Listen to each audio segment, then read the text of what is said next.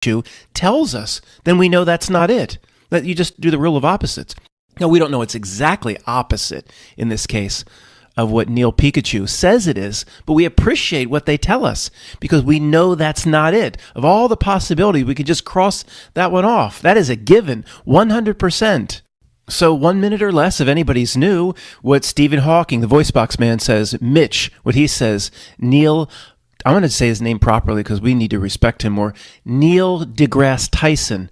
Who else? Brian Cox, all of these puppet frauds of the Ministry of Information. What do they tell us? Okay, 30 seconds or less. Man, we know what they this outer space, the role of Carl Sagan, in my opinion, in the late 70s through outer 80s, the outer space, you're already breaking down, Matt. His role, Carl Sagan's role, was to stress the billions. If you remembered one thing from him, it was the billions and billions. Not just solar systems. Now there's billions of galaxies. And it makes it so infinitesimal what you are in this little blip of this little thing inside these billions and billions. That was Carl Sagan's role.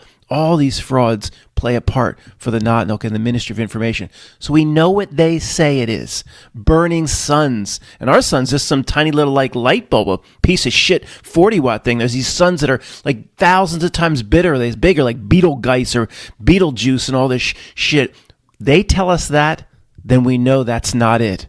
If Mitch Pikachu stands before you holding whatever, a banana, and he declares this is a banana, we know 100% it's not a banana.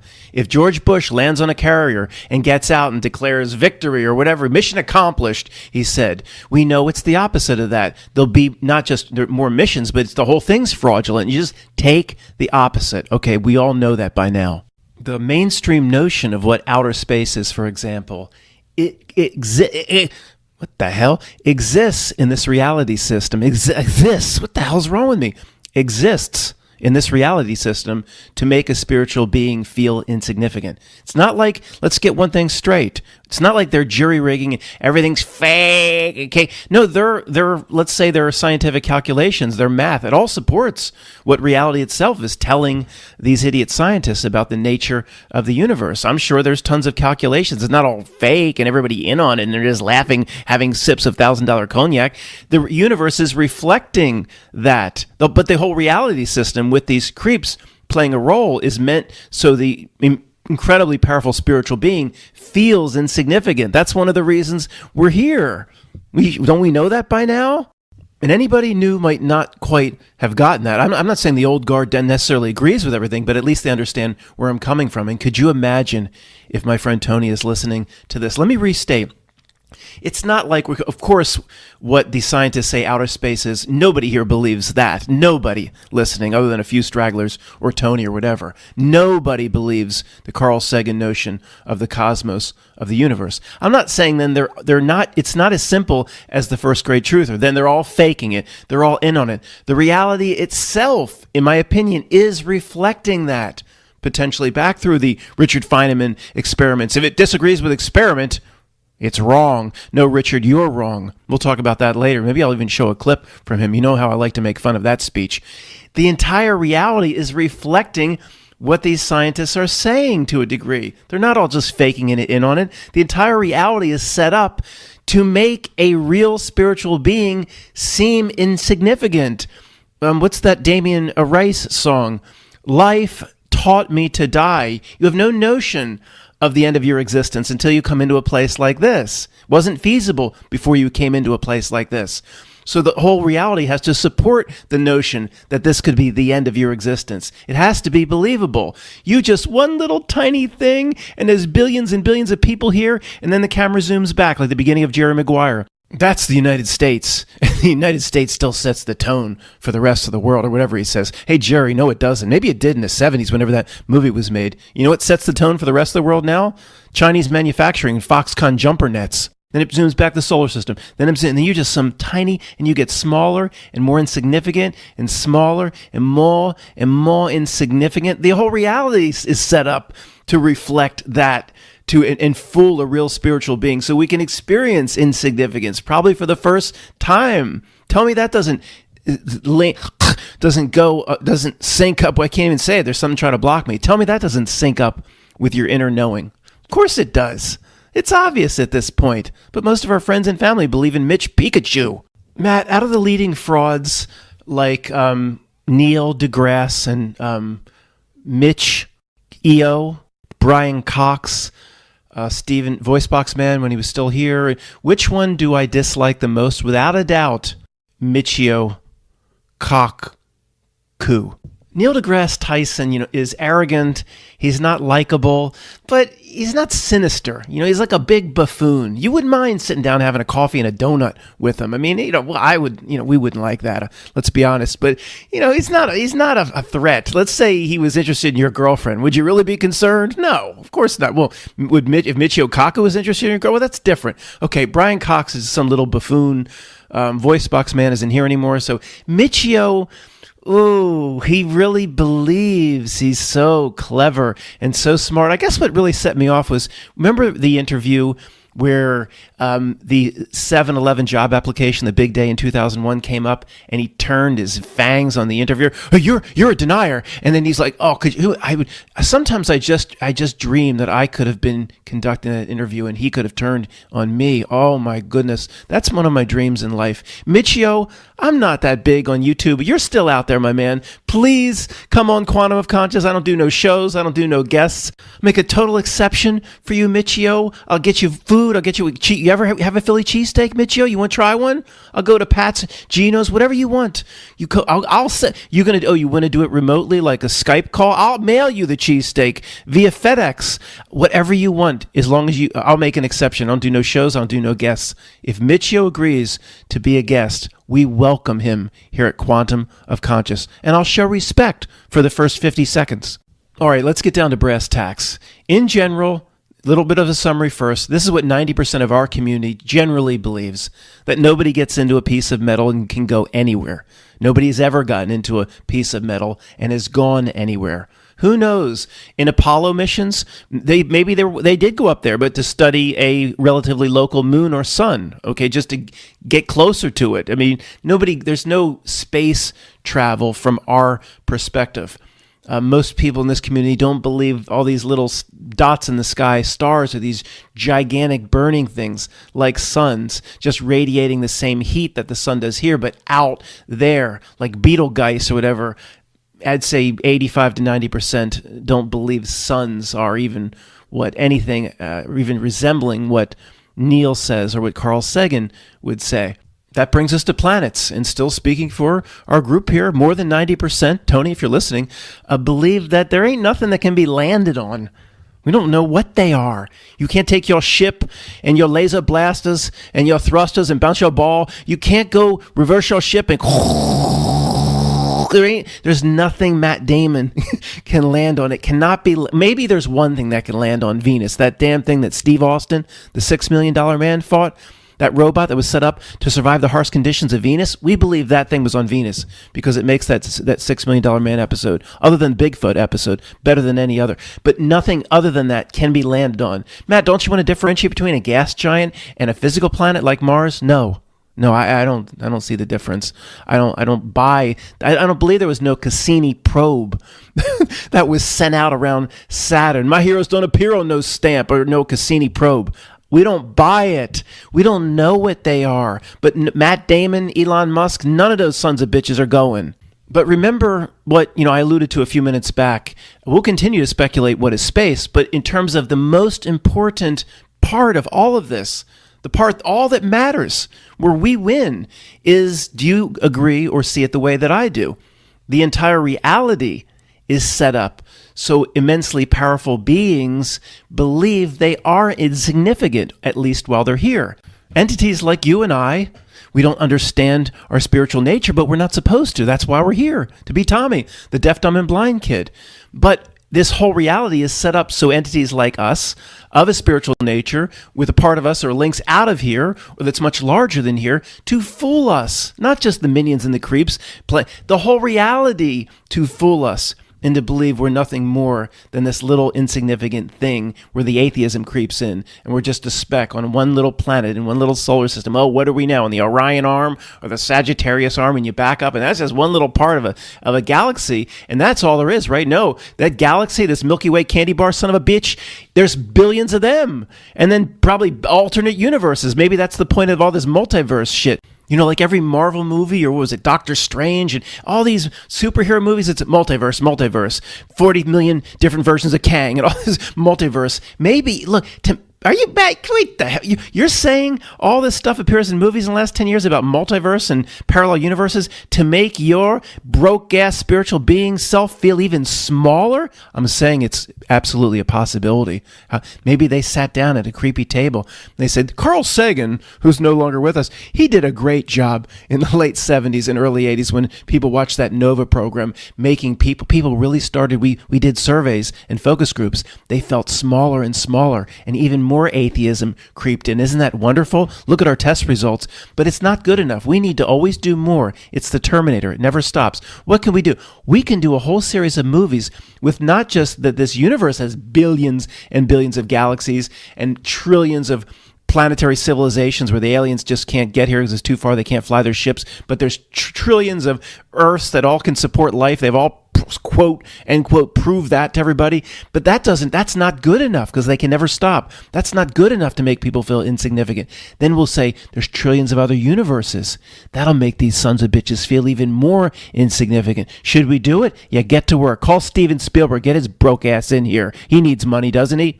I think most of you would agree. I can speak for the old guard. The big picture, the final question, we already have answered. We've already won. The whole reality, every bit of it, is here to make you feel insignificant. And here we go again, the same two sentences, to hide your true nature, to hide and cover up one arm of, as the way we put it, the Vitruvian man, sleeping on the beach your entire life. One hand's in the sand. You don't even know it's there. That's the spiritual arm. One hand's in the sand. You just think you have one arm. You don't even know. All you got to do is roll over. The other arm comes out. Boom, there it is. Nobody knows. The whole reality is to hide that. One way it hides the spiritual nature from people is to make the reality they're in seem much, much greater than themselves. See how this is resonating with your inner knowing? How first grade this is? So now it's time to pick on Richard Feynman. Richard Feynman's a likable guy. He was the first physicist in the known universe to ever have a personality. That's why he became so famous. Now, he was brilliant in many respects. He could put that calculus in front of me. I don't know what to do with it. I'd have a bowl of soup on it. He's smarter than me, of course, in most areas.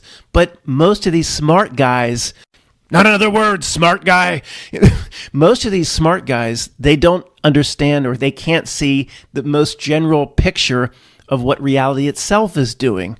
You don't have to be no Mensa member to see. In fact, if more Mensa you are, the more you're fooled by the reality. To see through reality and its trick is all that matters. The intelligence of operating in this place doesn't matter. I'm dumb in all those areas, but people here, we see the basic trick. That's all that matters in this entire experience.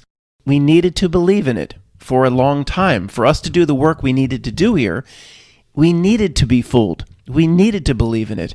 Matt, wouldn't it have been better if we woke up the way we are now at 5 or 10 years old? No, it wouldn't have. We needed to be fooled. That's part of the whole experience. Be happy. Be thankful that you were fooled. So back to Richard Feynman, the physicist. He gave that famous speech to those college kids. He said, if it disagrees with experiment, it's wrong. Oh, could we go back in time? Me, you, a few of us, we could sit in the back row. When he said that, we could be right there in that class and raise our hands. Ooh. No questions till the end. Now, I demand to ask this question. Now, what is it? You just said, sir, if it disagrees with experiment, it's wrong. Well, that's right. No, that's dead wrong, sir. Then Richard says back, what you mean, boy? You better explain yourself. You in this class, you're going to get an F. I'll see to your professor. Richard, you operate right now inside of a false construct. that false construct gives your senses that basically work for the reality itself, basically a false set of information. So your brain interprets what the reality is per what you would call real information coming from your bullshit experiments, comes in through your senses. Your senses see are double agents for the reality itself, as your body and your ego mind is. You're interpreting exactly correct, but what the reality is wanting you to interpret about who you are and your place in this place, which at the root level is false. Now, Richard, did you understand the words coming out of my mouth? Well, no, I didn't, but you better explain yourself, boy. You got one more chance before you F. Mr. Flanagan, F. Cocktails and Dreams, F. Okay, Richard, now here, you said if it disagrees with experiment, it's wrong, right? You said that. Oh, yeah, of course. That's what I said. Okay.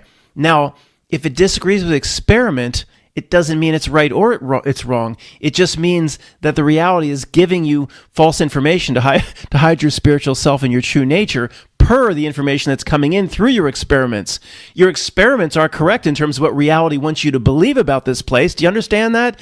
Your experiments are correct in terms of what reality wants you to believe about this place. But what reality wants you to believe about this place in yourself is wrong at the root level. So your experiments can never be productive. Do you understand now? Get this fucker out of here. Okay, so we're let out of the classroom. Let's leave Richard Feynman behind. But basically, per this reality, I'm now just talking to you, we're no longer in the classroom. The biggest lie of all time is what Richard said. He's trying to do the best he can, trying to work with empirical data, whatever that means. If it disagrees with experiment, it's wrong. No, if it agrees with your scientific experiments about this place, then per the only thing that matters, who we are, navigating this place, rediscovering our nature, then if it agrees with your experiment, it's wrong. It's exactly the opposite of what he said in terms of the only thing that matters. So in terms of the main purpose of this video, or at least getting back to it, what is space? We could say we'll start with the stars. Okay, what are the stars? They're in terms of our community, of course, this is all over the place as to what all of this may be, with all of us agreeing that we don't agree with the physicists and NASA and things like that. So some in our community would even say the stars, or the number of billions that are up there, actually match the real souls or spirits that are here. And one of those stars is actually a reflection of yourself, or it could be all the real people that have ever been in this reality system. You're in a way seeing them, related to the as above, so below, and like a lot of way out theories. I mean, we'll dabble in a few of them, but that's not the main point of my presentation. The main point is that, the basic point that was just made, that the main question, I think we agree, or we've already answered, that no matter what is out there, the cosmos, it's designed, in the stars might not be yourself or anything like it. Literally could just be part of the trick here, because the main part of the trick, to me, it's clear, it's obvious, it's one sentence. You come in here, Tommy, and you are fooled into believing that you're nothing. And that's exactly the experience we're supposed to have. Okay, it's not a Saturn moon matrix recycling. Blah, blah, blah. That's the experience we're supposed to have. Doesn't that resonate with your inner knowing? You have to come in fooled. That Damien Rice song, Cannonball, life taught me to die. Where you learn about death. You go to some classroom, be a spiritual self, says, I want to take the class. I don't want to do that thing called Earth. I should put up Bill's poster. Welcome to Earth, as it as a big top or whatever. You got to go in. It's the only place you can probably get a sense of mortality, the end of existence. I don't want to go into Earth. Can't I just take the car? You said this as a spiritual being before you came here, say the equivalent 150 years ago, Earth years. You said, I want to take the correspondence class for the Spiritual University of Phoenix. I don't want to go in and do it. It's too hard. I'm sorry, there ain't no spiritual correspondence class by mail. You can't experience truly understanding that with the end of existence, or questioning that you may be nothing or insignificant inside of billions and billions. You have to go feel that. Somebody said to you, we ain't got no class here that tells you about complete and utter feeling of insignificance, because you go into that class up here, quote, knowing what you are. You go down there, you will feel, at least for a short while, complete and utter insignificance. So much so that I believe this is the main driver of religion, that you need something else, something much bigger than yourself to get you out. I believe the notion of religion backs up exactly what I'm saying. It's, once again, making you feel very small. You have no way to do it yourself. You need something else to do it for you. I don't buy that. Now, the way I've put that, and I've put it that way many times over the years, and I appreciate the Christians that are here, but it is amazing in the comments, they don't slap the Satanism tag on that. Oh, you got your Jay-Z t-shirt, Matt. Do what thou wilt. And Matt, you can do it yourself. You don't need God. It's amazing in the comments that tag hasn't been slapped. It's not Satanism at all. But isn't Satanism then a worship of needing that root to get out? Oh, we need the Satanism would say, right? We need Satan or Lucifer as the. I'm saying I don't think we need none of it. I think the reality is fooled into making us believe that we are nothing and we are on our own, much greater than this place. It's that simple. There is no tag to put on it. We existed before birth. It's very simple. And when it's this simple, you can't place no tag on it. We existed before birth in some form. We're supposed to be Tommy here, deaf, dumb, and blind kid. We're not supposed to know who we were. We're supposed to be fooled. For a while, supposed to believe we're insignificant. We existed before birth. We'll exist after death, and we'll be better off from this experience. That ain't no religious tag, that ain't Satanism, that ain't Lucifer, that ain't nothing, but it's just a very basic belief that resonates with a lot of people's inner knowing. That's it. Make more out of it if you want to. So in terms of what we started talking about initially, what is space?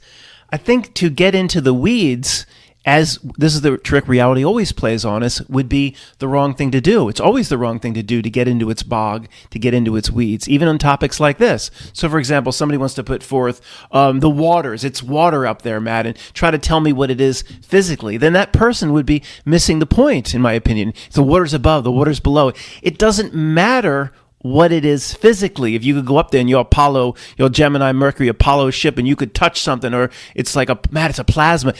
That's getting into its bog and its weeds. It doesn't matter what it is.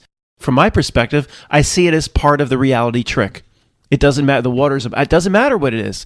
It's part of all of reality trick to get me to believe that I'm something here while I'm in the flesh that's not really me. I'm not going to get into its bog, into its weeds. I'm not going to say, here's exactly what I think space is, or up at the upper ionosphere, if you could fly up there, here's what you would touch, or that. Then that's getting and playing the game that it wants. Here's a rule of this reality that I don't think has ever been broken. Any sort of Richard Feynman examination as to the physical, or how this works in the physical, or out there in the rings of reality, any examination or experiment, not if it's done to try to improve your washing machine, so it cycles better, that's fine. Or so a car gets 10 more miles per gallon, fine, whatever.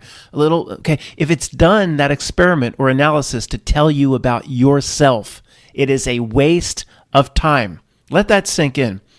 If the research or experiment, or think even the trap we were going to fall into here, what is space? Oh, it's the waters, it's a plasma, it's this, it's that, it's foam, it's that. If you are examining anything physical, and out of that examination or experiment, you're trying to get something that tells you about yourself, where you came from, it's a 100% waste of time, part of the trick. Therefore, any experiment that is trying to prove or disprove Darwin's theory of evolution, anything along that line, if the person is trying to understand themselves, they've wasted their time. 100% never violated from the beginning of time, in my opinion. I can't talk too good today.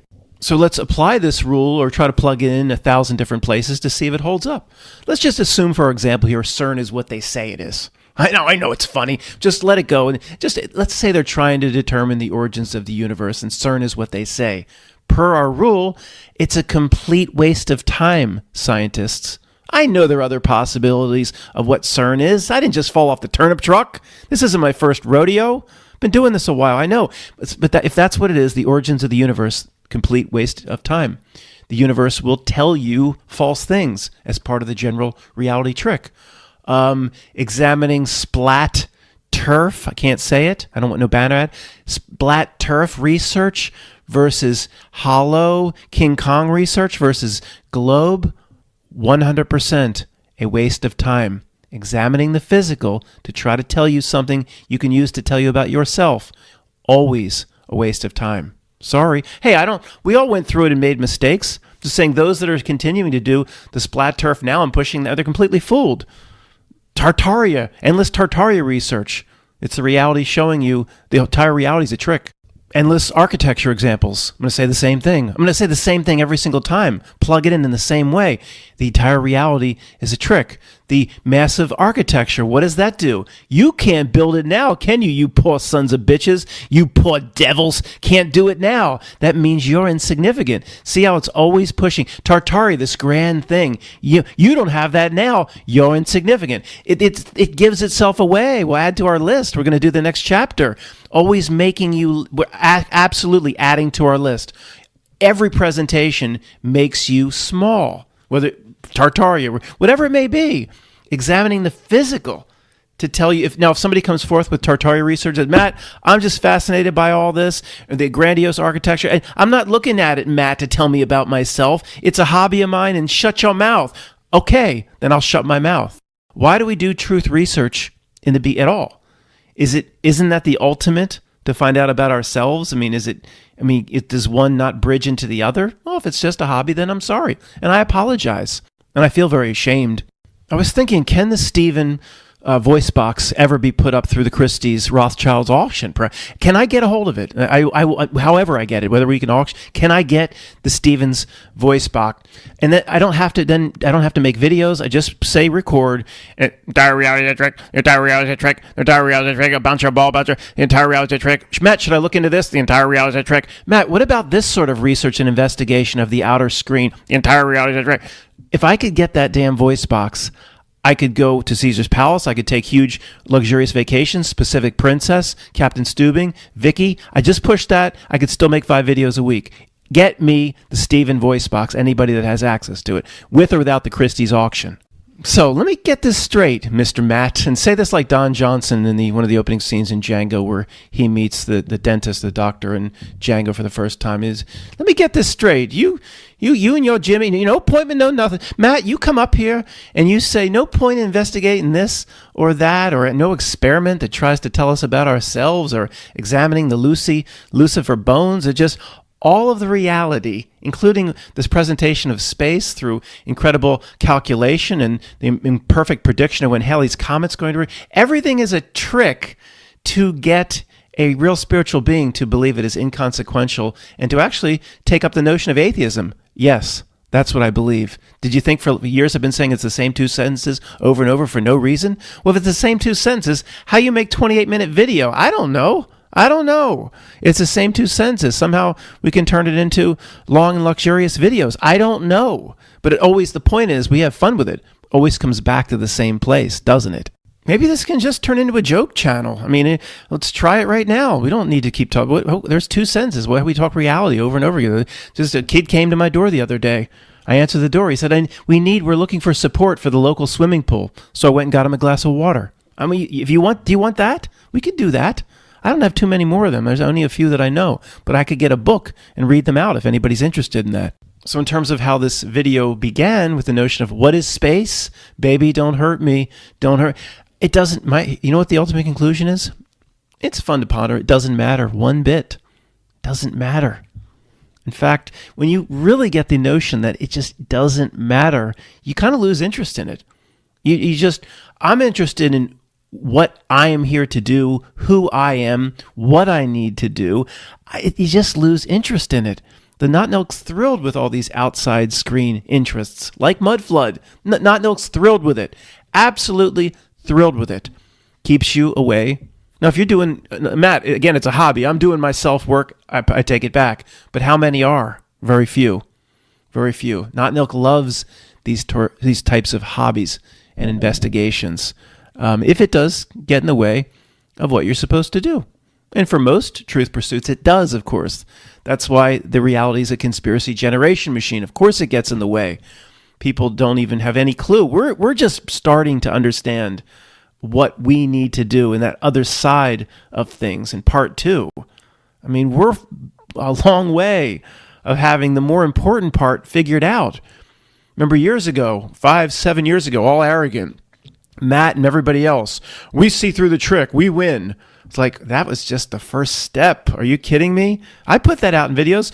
That we see through the trick. We're only the 1% of the 1%. We're the winners here in this reality. No, that's just entering kindergarten, dude. Yeah, I was wrong. The idea in general of false reality, it's nothing new, that concept, to, say, the people here. We're doing it right now via the book chapters. First section's done. How reality gives itself away is false. The second half, another hour coming. How reality gives itself away is false. If you're, say, Mandela affected, you don't need anything else. Just that one thing. Reality's false. If you're not Mandela affected, well, there's like 17 or 18 other major categories. Once it's false, then if it's false, then it's false. If one part of it's false, then all of it's false. Then why examine it like it's real in any way? I mean, give me a break. What a waste of time joke. If I come to the conclusion that reality is false, and I have 18 major categories and 2 hours of different examples, then why do I care if what the mall event's being presented or the school event and what happened, and people still send me that stuff? Look at this news. Why would I care? Why do I care about the detail of one story if I've already come to the conclusion years ago the entire reality is false? It's false presentation for a lot of reasons. The main point in this presentation is to make me feel insignificant, and once again to hide who I am from myself. The same sentence. Once I come there, why do I care about the details? People will send me details of an event or something in the news. Why? Now, if it's funny and it should be presented on Free Voice and we can just make fun of it and laugh, that's one thing. But some sort of serious, Matt, do you think this mall event is for school events? Why would I care? Well, how are they pulling it off? I don't care. It's a reality breakdown. The things on the ground are pulled off.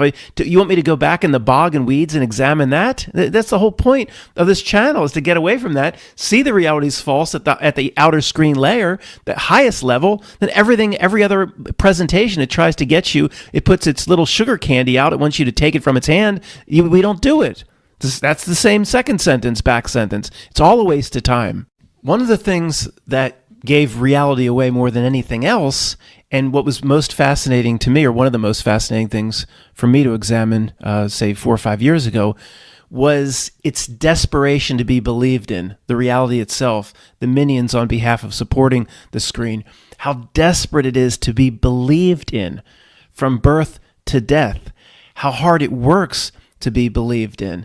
And at first it seems like, well, that's part of its trick to harvest energy or loosh. But yeah, these role players, they work for themselves, but they also work for reality itself. They're also doing the job that they're intended to do. Because again, for us to have this experience, we have to believe in it. We have to be fooled for many decades. Most people go through here, of course, being fooled their entire lives. What percentage? It's fascinating to think about that have gone through here, going back thousands of years. I mean, who knows how long? The bog wants us back there too. The screen wants us back there too. All we can say is, ourselves and maybe 4 or 5 generations back, and history completely breaks down. But how many have gone through this thing called Earth from cradle to grave fooled? Because we think of the old generations of the 17 or 1800s as simpletons, just with their beasts of burden in the plows and the fields. And we think of them as simpletons. That's the way it's been presented to us, with their black powder muskets and their swords and so we would have to say, oh, almost all of them were fooled. But we don't know. I mean, they're presented to us as simpletons. It doesn't matter. Most people, we agree, right? Most who have ever lived, most go through cradle to grave fooled in this reality, fooled about what this place is. Not that we have it all figured out, but at least we're open-minded and we go into different places. They're fooled about what this place is, who they are, where they came from. They 99% go through fooled. And I'm not saying we have it all figured out, but at least we've broken the pattern. I think it's very positive. I'll close with this. It's kind of like I want it to be a scene in a sci-fi novel. And I don't even know how this is related to what we've been talking about, but in some way it is. It's stalled century, but in some way it's related, I guess, to the master trick that's being played here. If this was ever done in a movie, I don't know how it would be done. It's fascinating to me. So let me just tell you what the idea is, because it's not going to come out right initially. The scene involves Vanna White. Yeah, you're not going to talk about Vanna White again. Yeah. Just stick with me here. This is fascinating to me. And if I can set the scene in the sci-fi opening chapter, I'll try to do that. But okay, Vanna White. Let's just say she started turning letters on Wheel of Fortune, 1980. Okay, it's been around 45 years. I don't know. I'm not going to look it up. It's been around 45 years. Say it's 1980. So she's still doing it now, is my understanding. So roughly, I didn't spend weeks in the Library of Congress in the census area, but roughly 5 billion people have come and gone, birth to death, knowing nothing other in their entire lives than Vanna White turning letters on Wheel of Fortune, or still turning letters. Roughly not 20 people have come and gone, roughly 5 billion people have come and gone. So the scene from the sci-fi short story or movie, the camera's 5 billion people with infants or babies in their crib, whatever year it may be, 1980, 1985, 1992, 1995, showing Vanna turning letters the week or day of birth. They're in their hospice. They're in their hospital. Now, nobody, because the 5 billion, it was 1980, nobody could say depending on when she started, could be much over age 50, or it wouldn't be birth to death. But for those 5 billion, a lot of people obviously don't live past 50. About 5 billion have come and gone, in my opinion. I don't know, okay? But it's been billions. So that person, unbeknowing that Vanna White was turning letters when they were in the crib the first few days, they're watching the same thing, the same woman in their hospice as they pass away. I mean, this to me is just, it's mind-boggling to me that many people could start and end their life between the turning of the letters of the same person.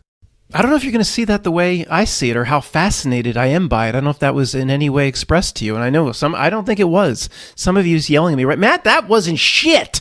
That was boring. I waited to the end of this video for that horse shit.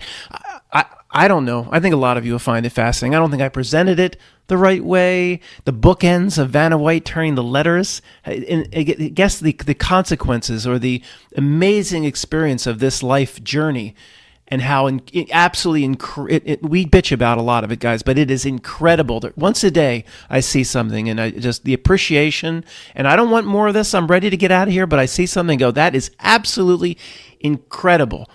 Or, I mean, I don't know. I'm so different than I was 15 or 20 years ago. So there is amazing, some of the experiences here.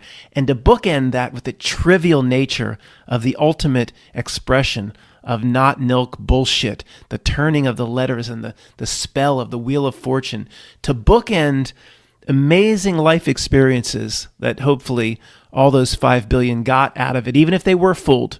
The no consequences people, and Tony, the other Tony, they say, the higher self takes from everybody, from every incarnation. It takes what it needs, even if that incarnation was fooled. And to bookend an amazing life experience, even if someone was fooled with the absolute, I don't even know what's worse than trivial. I mean, I don't have the synonym. Maybe this is why I should consider the Ray Kurzweil brain chip. Matt, if you had the brain chip, the Ray Kurzweil 1.1, you could then download the synonyms as you're talking and then sound smarter. I don't know. Ultimate triviality. I maybe just make a word up, of Vanna White's turning letters as the bookend of life itself. That fascinates me. Matt, that wasn't shit. You better do better. I don't know. I'll try to do better next time. Thanks for listening.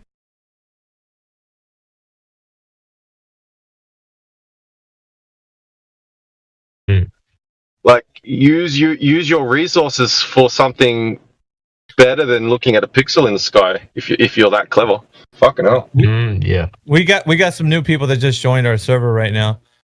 Go ahead, fellas. If you come in here brand new, looks like you got VC verified. Heretic, are these new people that they're coming in here? Yeah, they're new. Damn Sam, he just showed up. Who's the other one? Let's see. It's me, Washbosh. Washbosh. Yeah, I just checked in Washbosh. He's a globe skeptic, heliocentric skeptic, geocentric. But yes. Yeah. Geocentric. Okay. Who's speaking right now? Damn Sam. Hey, what's going on? Wash Bosh, fellas. Thank you. Appreciate you guys coming in here. Thank you. got We love to another be one. here. Let me just get all the people that are brand new to this server, so maybe they want to speak up. We got, I don't know what this guy's name, Appreciator. I'm just gonna unmute you before you guys speak. Oh, he dipped. Okay, so Depreciator didn't want to talk. We got Funk in here as well. Funk, I'm gonna mute you. Funk, are you there? Hello, Funk. All right, I'm gonna Funk, mute you if you don't. Talk up. Funk, if you're not there, I'm gonna mute you. Go ahead and respond if you're there. I'll leave you unmuted, but if not, I'll have to mute you. Okay, he don't want to say anything. That's cool. Just let me Would know. you like me to mute myself or? No, you don't. Yeah, if Okay. you're unmuted or you're able to speak in here, we want you guys to contribute. So basically, just Okay. go ahead and. So we're on the topic of the shape of the Earth in this forum, and you Mhm. guys are free to contribute as far as any questions you want to talk about some topics about that, or we can ask you questions and figure out like what you think about the topic. So, but I do want to give you the floor, Wash Bosh and Damn Sam. So go ahead and Nice. let us know, maybe your journey into this or what you think if you're thinking that the Earth's a globe or whatever. Go ahead, guys. Would you like to go first? Damn, Sam. Yeah, I'd love to go first. All right, so at A level I took geology, and it kind of just didn't really make any sense, a lot of the history towards it. A lot of the models are still very old, still all theories. They couldn't prove properly anything. Mhm. And I started looking into it online. Started with like NASA and whatnot with the moon landing, Mm. and I just wasn't really buying it. It didn't really make any sense. Mhm. There's no way they could have achieved it, in my personal opinion, anyway. But I'm still kind of on the fence. I've been looking into it a little bit. Wanted to kind of get my foot in a little bit more, learn a little bit from people that know a little bit more than me. So that's basically why I'm here. I mean, personally, I wouldn't say I'm an expert myself. I'm very new to this area, but I have a question for you since you are a trainee geologist. But my question was for say stalagmites and stalactites. How are they growing straight up if the planet is round? Surely gravity would bend them around one way or the other. Gravity, actually, yeah, it should bend it down. There's no way they could have physically evolved the material to be able to withstand gravity. If you look at it, they tell you it can, but when you actually like looking into it yourself, Mhm. there's just no physical way. The I forget the name, but the outer part, which usually preserves in fossils, there's no way that material is strong enough to get some what's it called, fossilized through sedimentation. But Mhm. it's not very likely to actually be able to hold up the structure itself. Mhm. Yeah. I'm So not sure what that has to do with the shape of the Earth. Or hang on. okay. Yeah, we actually have a moderated forum, so I let you go ahead and ask that question because I don't know if you guys know each other or whatever. But I'll tell you how this works here in this forum. There's people in here who run the forum, so you can ask us questions. I don't know about any outsiders answering any questions. We are 24/7 moderated and live streamed. So we have a live stream running right now currently for all you guys who are brand new to the server, and we're documenting everything that we're saying in here. So we want there to be information that's from this forum to you guys and to you guys to us, asking us questions, right. and we I respond to see. those questions. So sorry, I don't didn't know, mean 'cause to. we- I didn't mean to break the no, rule. it's fine. That's fine. You're not breaking a rule, but I'm giving you a heads up as to how things are run here. So if you do see. want to ask questions, you ask us questions, and then we'll respond to those questions.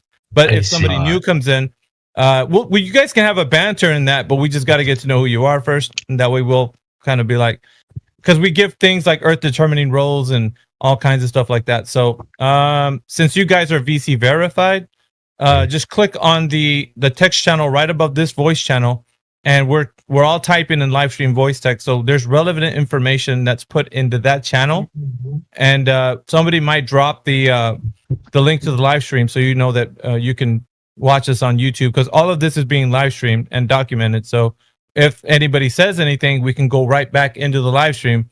And it's like, let's just say you said something and we're like, hey, you said this thing. And you're like, I didn't say that. We're like, yeah, let's rewind the live stream. We'll play it back for you. So Was there a problem with what we said? No. I'm just saying, like, we're always keeping a record of what we do here on the voice call 24/7. So it's just some information for you to know. But if there's anybody, is there anybody else that came in with you guys? Because I see some new people that came with you. Is Snef with you? I've been in here since like 2021. Okay.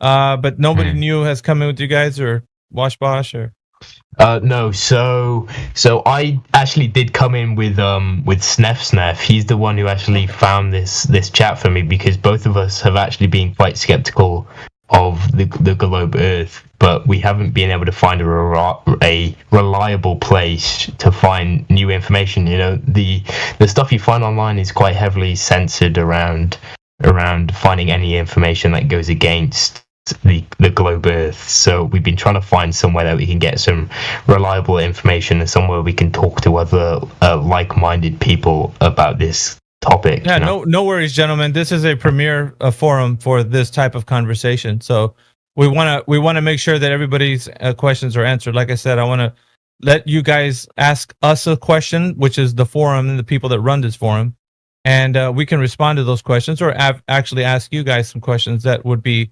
leading us to a better dialogue for the Shape of the Earth conversation. So I'm just gonna, because he hasn't spoken yet. Snef, I just unmuted you. If you'd like to say, hey, what's up, or whatever. But your boy Washbosh was saying that you came with him. Yeah, I came in with him. Pretty much what he said. How we're skeptical of what we're taught, and how that's not actually matching up with what we're seeing. So we decided to come here. All right, some people, well, because of the subject matter, think that this subject is a troll, right? I'm just going to give you a heads up on that. Like, this place here has been curated to know that if somebody's coming in with that kind of attitude, we have swift ways that we deal with that. So if you guys are inquisitive, we're going to answer those questions. Okay, so make sure that if you do have something in your mind of how you think the Earth is working, as if it's not a globe and that, just ask us. We'll tell you. And there's a lot of great minds in here. Sorry. Whoever has a question, whoever has you, Washbosh, or Damn Sam, if you have a question, you can ask that question. Let the forum respond to you. Okay. So my main question was, you the speaker, what is your personal belief about the shape of the planet, or where the planet is placed in the universe or the solar system? The cosmology aspect, right? So what is this? What is this whole thing? Well, we would describe it as the floor of everything that there is. So imagine a cosmology that you have right now. It's built upon this preconceived notion that you're in a ever expanding cosmos, right? With planets and black holes and all kinds of stuff. Items like, erase that from your mind just for a moment, right? I'm going to start from a clean slate. So think about the Earth being the ground level of everything that there is. So the floor, right? It's the floor of the universe. So everything that's above us, that's all that there is. We can't travel to those places because we live in an enclosed system. I'm going to give you an idea of what this looks like in your mind, okay? As far as the shape of that enclosure, we don't know. This forum doesn't claim that. But there has been speculations as it being a dome or some sort of like firmament or covering, but we don't speculate in that in this forum. We go directly on what can be measured, tested, and proven. So this forum is built on people who are, for all intents and purposes, empiricists. So you have to test, repeat the test, and falsify the information. You can verify the things that we tell you. So everything that we're going to talk about here in this forum is going to give you great information to verify what we're saying. So there's a lot. I'm going to just make a quick distinction because, like I said, we're the floor of everything that there is. Like right now, we're standing on Earth. Earth is the foundation, right? So all that there is above us, the stars, the lights in the sky, we're just going to tell you that we don't know what they are. We can't ever travel there. Are the other planets flat? We're going to say we don't know what they are. If they're physical, metaphysical, we don't know. What we do know is what can be discovered from the place that you're on, which is tangible Earth, which, you know, where you're walking upon, and you can go places here on Earth. These places that are known to us, we can examine those places. Mm-hmm. So there isn't an ever expanding universe. We don't know what's outside of this enclosed system. We just know what's here where we're at. As far as like going to other places outside of this system, it's not possible if you're in an enclosed system, because you can't go outside of the thing that you're in. And if there's an edge, like if you go walking to like a flat surface and then you reach the end point where there's like you fall off into whatever, we don't claim that thing because nobody can discover that thing. What we will say is that if you're in an enclosed system, if you're inside of something, you have to go outside of the thing in order to find out what's outside. But we can't go outside because we're inside. It's enclosed. So, and the reason why it's enclosed is because we have gas pressure. So the only way to have gas pressure is to be inside of something that has pressure. And the only way to have pressure is to be inside of an enclosed system. So hopefully I kind of ran through some of the basic ideas, but our specific way we look at the Earth as the floor of everything, and the lights in the sky are, you know, we don't say that the distance to them are known. We don't say what they are. We just know that we can visually see, like if I go outside with you, I can see everything that you see. So to us, that's what we see. The representation of what reality is to you and us and me would be the same thing that I would see the same thing you see. So it's like, I'm not seeing flat planets or whatever. We're just seeing what you see through a telescope and all that kind of stuff. So, okay. So as long as you know, like, this is kind of like where we're coming from. If you have any other questions about that, like, I don't know where you want to go with that stuff, but so the metaphor I was kind of thinking of is we're kind of like a baby, and we're trying to, you know, crawl our way out of I'm not sure if these words are allowed, so I'm gonna, you know, use a bit of a slang, but we're trying to crawl our way out of the JJ or the foofy, as you might say, and try to discover, you know, like a new world or a new way of looking at things. Right. So basically with the glow paradigm, you've been fed stories, explanations, assumptions. Sorry. And so if I was to tell you if you were to ask any question about the lore, because just like any good fantasy story, you need lore. So the globe Earth is in a cosmic experience, like the idea of it would be filled with lore. So the fantasy of the globe Earth has all the trappings of any, you know, good fantasy would have, like all the lore. You got dark matter, dark energy, black holes, galaxies. You got exoplanets. You got, you know, you could land on these rocks that are floating around in space. You got space time. It's just filled with all kinds of lore that can never be understood or attained as far as like human knowledge can achieve. These conceptualizations are something that people have been showing other people, thinking that they're waxing themselves intelligent by talking about these things. But it's like one of those guys who really loves Harry Potter talk about all the things of Hogwarts. And so to us, it's like, how do you know that's true? Have you verified any of that stuff? And people are usually like, no, it's just, you know, it's space time, or it's black holes, it's dark matter. It's like, okay, that's great. That's great that somebody told you this information, but have you checked into it? Have you looked into any of that stuff? So that's the crux of the issue, is that you've been fed a story, a narrative that you can't verify. So anything, talk about like, well, what is the moon? How do you know? Well, we got humans that actually landed on it with a rocket. But then you go back to like, well, how can they leave this enclosed system?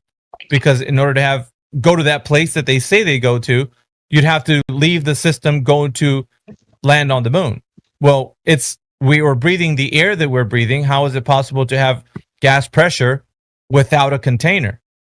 Because if that was the case, then all the air that we have here would disperse into the void. Because the natural state would be high pressure always moves to low pressure. And the low pressure of, you know, the vacuum of space would then let the air that we have here kind of rush off into it. So it's not possible to have that concept that you can leave a system if the system itself needs to be has pressurized, and so you need to have a container that holds that system. It's a dynamic system, but yeah, you need a container. Yeah, no, you'd have to have a physical wall around the world in order to keep the air or anything within. Well, yeah, I wouldn't call it a wall, but it definitely is a container of some sort. So I don't want to give it physicality, or not physicality. Excuse me. I don't want to give it a specific connotation, because giving it a connotation would mean that you have to follow up by. If you said wall, then people would think, well, I know what a wall looks like, and I don't think there's a wall up there. So you have to be very specific with your words in this forum, because things like that can. So, but go ahead, you guys. Now that you know, I'm giving you kind of the rundown of the system that we're looking at. So, and it differs. Okay. It differs from the one where people are looking at this disc floating in space. It's not that, gentlemen.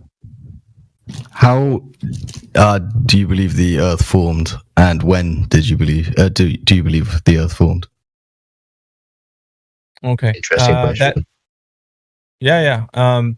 So we're always okay. So finding out that the information that we're saying verifies the place that we live to be a created place. So all this is going to tie in once I tell you. So void of religious discussion. This gets into the antecedent of creation. So for the antecedent for creation, all of the things that we see here on Earth, right, like the trees, the animals, the people, would need a creators, because you have to look at it in a way that if information is given by someone who's informing the things that are here, you have to have someone who gives the information and one who receives it. So it's just the idea to say that, okay, so the necessary antecedent for creation would be a creator, right? And we're going to start from the point where if we're examining the Earth in that and through that lens, we're not going to say that it all just happened by nature itself. Nature doesn't spontaneously do things like that, because of the fact that everything that we see has volumes of information inside of it. So definitely a creator. If you're going to burp, please mute your mic. That's pretty disgusting. That's pretty disgusting for all of us to listen to you belch over the mic. So please mute your mic. Fucking pig. So anyways, just going to that idea there that we're talking about, the necessary antecedent for creation is a creator. Then we're going to talk about, like, if you're asking us, we would say that would be the answer to the creation of all things that we see. So from the beginning, the creator put forth all of these things that we see in creation. That would be the answer that I would give you to the question that you just asked. Do you believe that it was formed in the biblical time period? Like I said, void of religion, because there's a lot of narratives, right, with religion. So you're just like agnostic, like believing in a higher power? No. I have my own personal stance on this, but I'm telling you from a standpoint of not involving religious text, right? We would say that in any way that you would look at this, it would be a necessary antecedent for creation. You'd need a creator. There's no, you can't get around this. So, but if you did create it, then are there any processes that continue formation today? Because otherwise, it would just be all eroded away. So you must believe in some sort of like system that keeps the planet in its shape, and here. I disagree. Right, actually, I would say you're talking about the laws that govern the reality of our existence. Is that what you're saying? No, I'm asking, how would the flat Earth continue to stay as a planet if systems like rain and frost and mainly water that freeze, thaws, and waves that erode, so rock gets eroded over time. So how do you explain the formation of the planet? Because it's got to continue to form to stay alive, or it'd be eroded away. I would say the way you're formulating that question is not conducive to the way we were talking about the things that are made here now. The processes that we would talk about, the ecosystem, the way it runs, and the laws that govern it. So you have in your mind still this notion that we're talking about some sort of like entity in the vacuum of space. So you refer to like the flat Earth as a planet. Like, still, how is that held together in the void, like in the vacuum of space? So we're saying that's the wrong thinking already. That's not what I'm thinking. You said I'm planet, saying, didn't you? but not planet, but I just mean. What do you mean? What would you call it? Because that's the only term I would know to describe it. I don't know the extent, length, breadth, and width of the entire place that we're living on, so I couldn't tell you what it all is in all encompassing like idea. But, what I but can you're say kind of is, just avoiding the actual main question. The main question is no. The thing is like that. When I'll say it this way, we can only speak on the things that are known, right? The things that are unknown. I'm saying something known is that you can visually see erosion in the Earth. So how does the Earth continue to form without being eroded away completely or weathered away? I don't understand how what are you conceptualizing? I don't understand what that question formulating itself into like how does that eroding, like, what do you mean? What's eroding? You don't know what eroding or weathering is? It's the breakdown of I'm rock. trying to tell you. Right. So what are you saying is happening? So you're saying there's constant erosion, and we're I'm just asking. Did nothing? Did the creator put in systems to keep it running? Because there must be formation processes still going on today. It's a dynamic system which continuously operates on a death life cycle. There's so what entropy. Let's say. What do you mean by that? You don't know about entropy? No. Okay, so what is your knowledge as far as like the laws that govern our reality? I just have to put it out there because there might be some misconceptions, because even with erosion, I think you have this idea that, maybe the Earth being a globe explains that well. And no, it's not. It's not being a globe. That's not the argument. I'm just asking. Yeah, but what I'm telling you is because you have this conception about erosion. And then you're using that as... That's not a conception. That's an actual thing. I'm talking about like as a globe. It's not. It's not the way erosion works. Okay, so why would that be a question then? If it's not something that's... No, because I'm asking how does the flat Earth work? It doesn't... What do you mean, how does it work? Well, how does it continue to function as a planet? How does it continue to function? So erosion works on a planet on the same as it works on a flat Earth. I don't understand what you're talking about, mate. Yeah, I mean, erosion is erosion. No. I'm asking how does it continue to form? You got volcanoes. You got is that still all in place? We still have volcanoes on a flat Earth, you doofus. Everything's still the same, dude. Like nothing changes. Like it's just your mind of like I even told you this is why I was saying what I was saying. Your mind is still set. How do volcanoes hang on, dude. Hang on 1 second, Mr. Guy. Hold on. What I'm saying is your conceptualization of the idea is wrapped around a globe, thinking, okay, so if it's not a globe and it's a flat Earth, how is everything still working? Like that's kind of what you're asking right now. Yeah, because are there now layers to the flat Earth? I know. Sam, I know. But the reason why I'm saying this to you is because you're thinking one way of like, okay, it works on the globe. Now let's look at flat Earth. How does it work on flat Earth? And so your idea of how you're conceptualizing this question is wrong because we've always been existing on this Earth, right? There's no dichotomy. So let's just erase that. There's no flat or globe. It's just Earth is what it is, right? So as it demonstrates itself to us, we're going to tell you it's always been this way. So we don't have to explain because that's just its natural process. Like what the one you described with erosion, that's always been happening on Earth. But you just thought of it as a planet floating around in the void. So I'm telling you, that was the story that was put in your mind. So now you're trying to build up like this false dichotomy of globe and flat, and there isn't one. There's just only Earth, we've always known it to be. And the processes that happen on the Earth have always been happening on the Earth. And the one you mentioned with erosion has always been taking place. So it's just your conceptualization. But I'm asking how then does the formation of Earth continue? Because you need volcanoes to continue to renew the crust, and you still need systems like tectonic plates. How is that forming on a? Do volcanoes still happen regardless of Timbo just chimed in. Yeah, but how are you moving this amount of molten rock?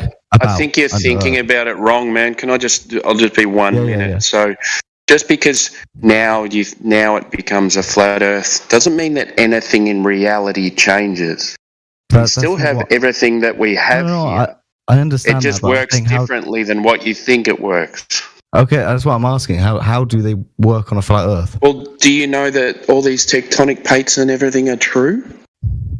How have you proven I haven't this? seen them. Visually, I haven't seen them myself. That's true. I haven't seen them. Yeah, we're making a distinction. You just got to think of it in a different kind of way. Like it's not. You're right. Yeah. Let's just make a quick distinction because you said erosion. Now you moved into tectonic plates, and you're lumping. 1 second, Sam. You're lumping everything into the certain things we can discover as like we can work with certain things that you just mentioned. Other things that you just said are things we can't discover. These are other theories and ideas and conceptualizations that people have come up with. So there has to be a dividing line between the things we can know about and the things that are just thought of as these ideas for, like, let's say, living on a globe. So you're lumping everything into one category, as in all of everything, plate tectonics, erosion. You're saying all of these things, and we're saying, wait a minute. On certain topics you're going to bring up, we have to divide the things that we can know and then the things that are not known, as far as like, have we discovered that going down into the earth, that the earth has like a core or mantle or any of the other things they talk about with the earth being a globe? Like that stuff right there is brought to you by, the educational system. And then now your mind's thinking of the earth in that way. So you're lumping it all together with like erosion and processes that we can observe, right? Mm-hmm. So what I'm telling you is that you have to make a distinction between you go on, because you're trying to say these processes, if there's no means by which way they continue, then it's wrong to say the earth is flat. So I kind of get where you're going with that, but you have to really make sure, go one by one. If you're going to ask one thing, say, okay, let's talk about erosion, or let's talk about plate tectonics or whatever, then we can examine and expose why that information is not correct or it is, right? Like we can do it that way. So how would volcanoes work on a flat Earth? The question is just, I'm sorry, but it sounds crazy, but go ahead. Yeah, go ahead. You're just repeating the same question like several times. I think AI wants to come in here. Usually when he gets on his mic. Go ahead. Oh man. So the general idea about volcanoes is that there's deep underground rock, which is highly pressurized by the weight of the earth above it, right? And then it comes out when it reaches too much critical pressure. Okay. Now notice how nothing what I said has anything to do with the shape of the earth.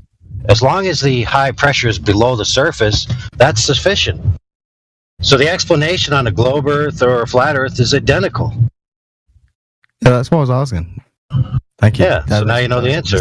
Yeah, thank you. You'll find that a lot of the answers to these questions are the same.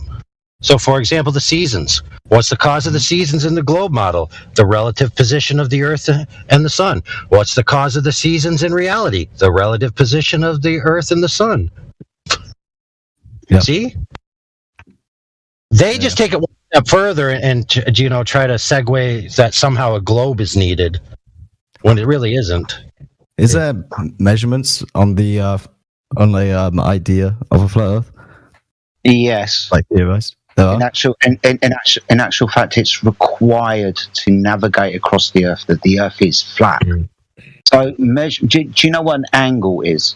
Like 45 degrees, 90 degrees. You know what an angle is, don't you? Yeah. So you understand what celestial navigation is? It's measuring angles above the horizons to stars, right? Mm-hmm. Mm.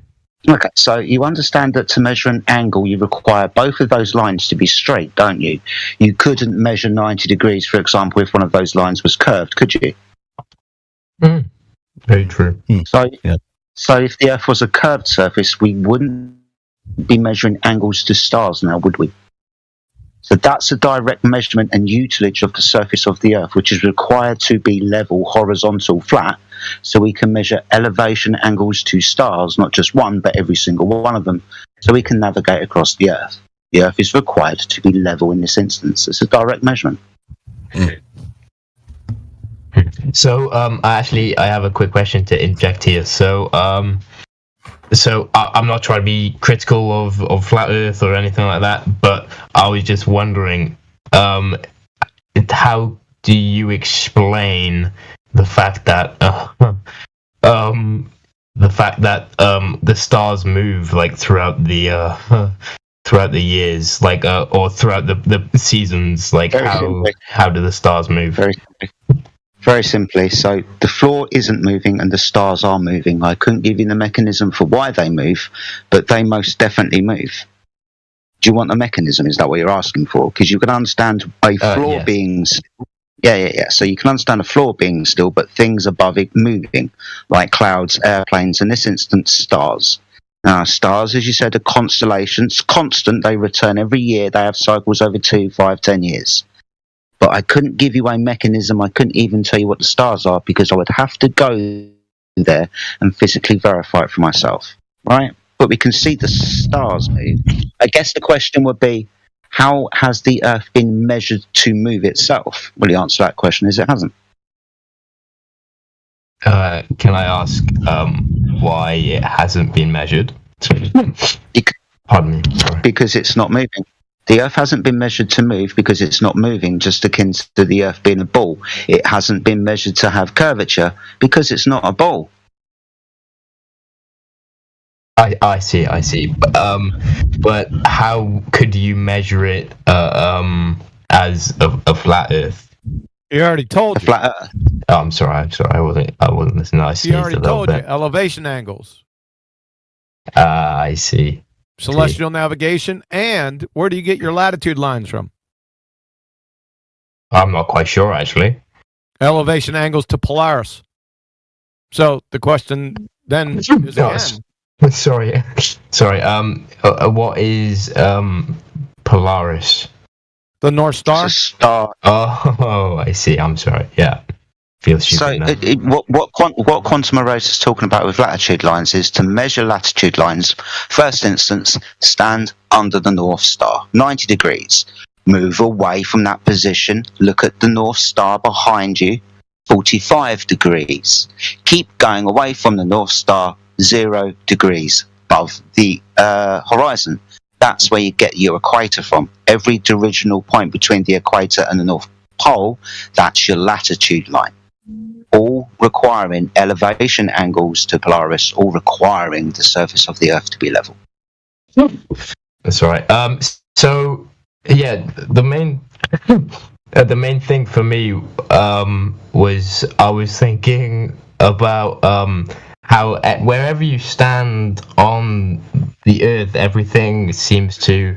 Sorry, I have another sneeze coming. No matter where you stand on the Earth, everything seems to be looking at you straight on.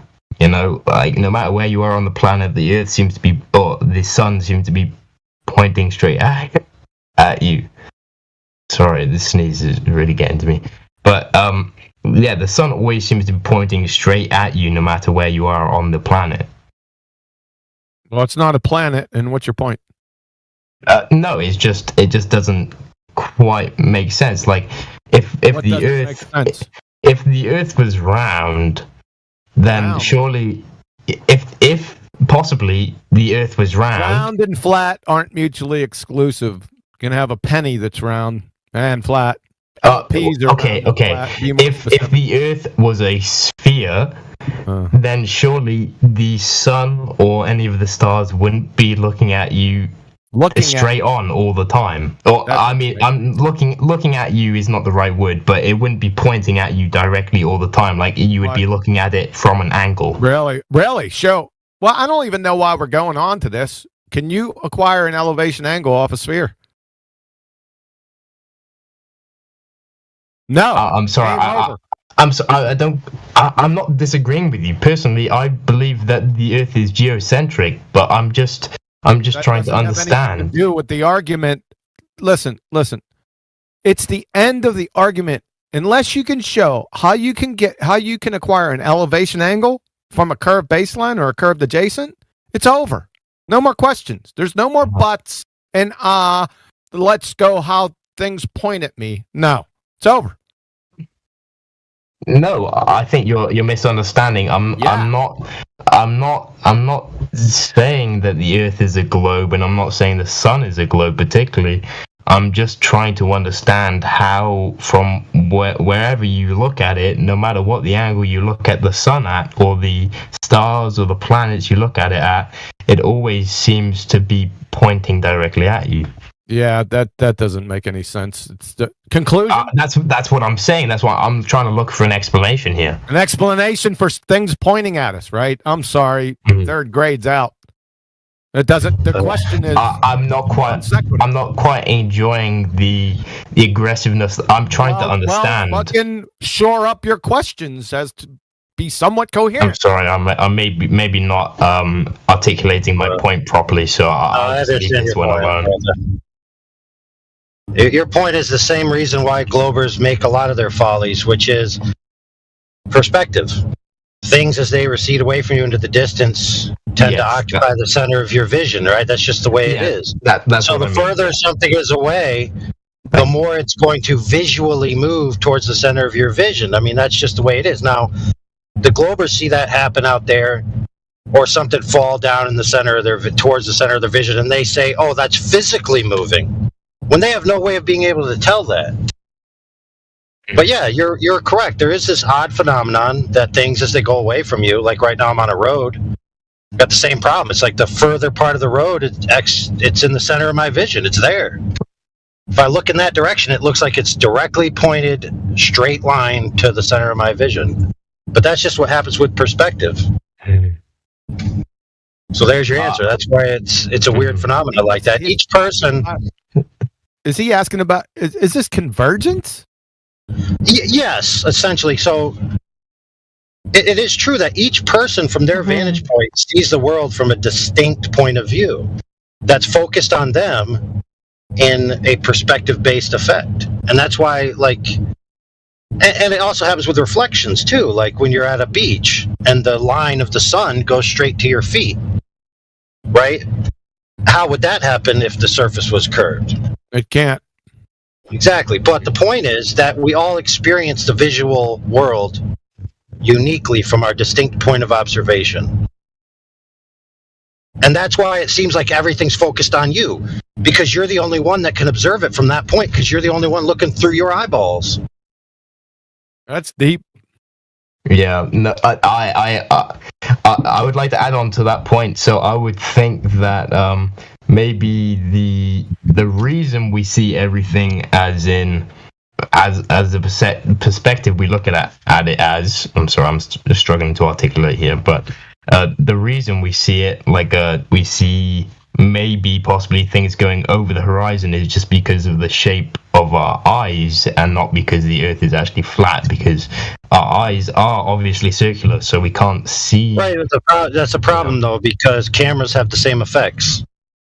Okay, cameras have flat sensors, right? Sometimes they even have relatively flat lenses.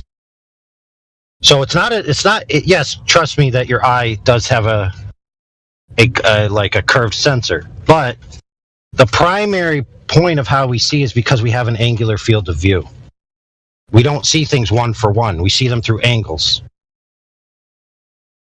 Right? And all these angles appear to converge on us because that's the only light that we can perceive is the light that enters through the angles that we're able to resolve. All other angles are disregarded. It just so happens that when you approach 0 degrees and you fall below the angular resolution of the optic that you're using, that all the information will be lost.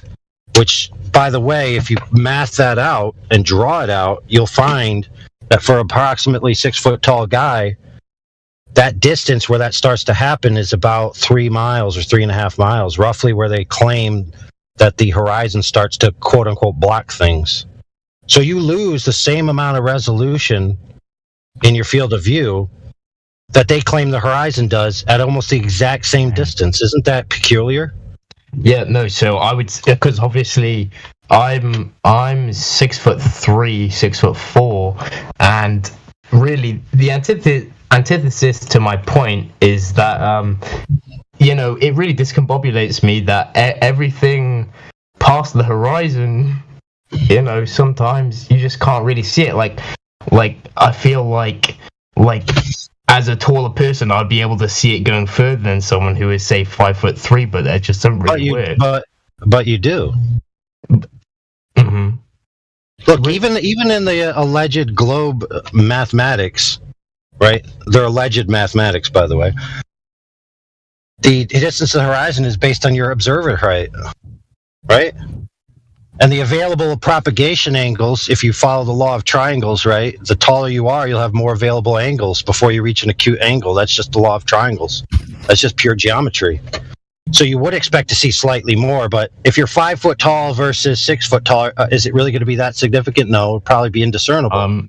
Yeah, no. So I'm 6'8", but yeah, no. It's obviously the law of triangles. So I would see this as a 6'8" person. I would see the same as someone who is, say, 5'3", 5'4". No, you'd see further.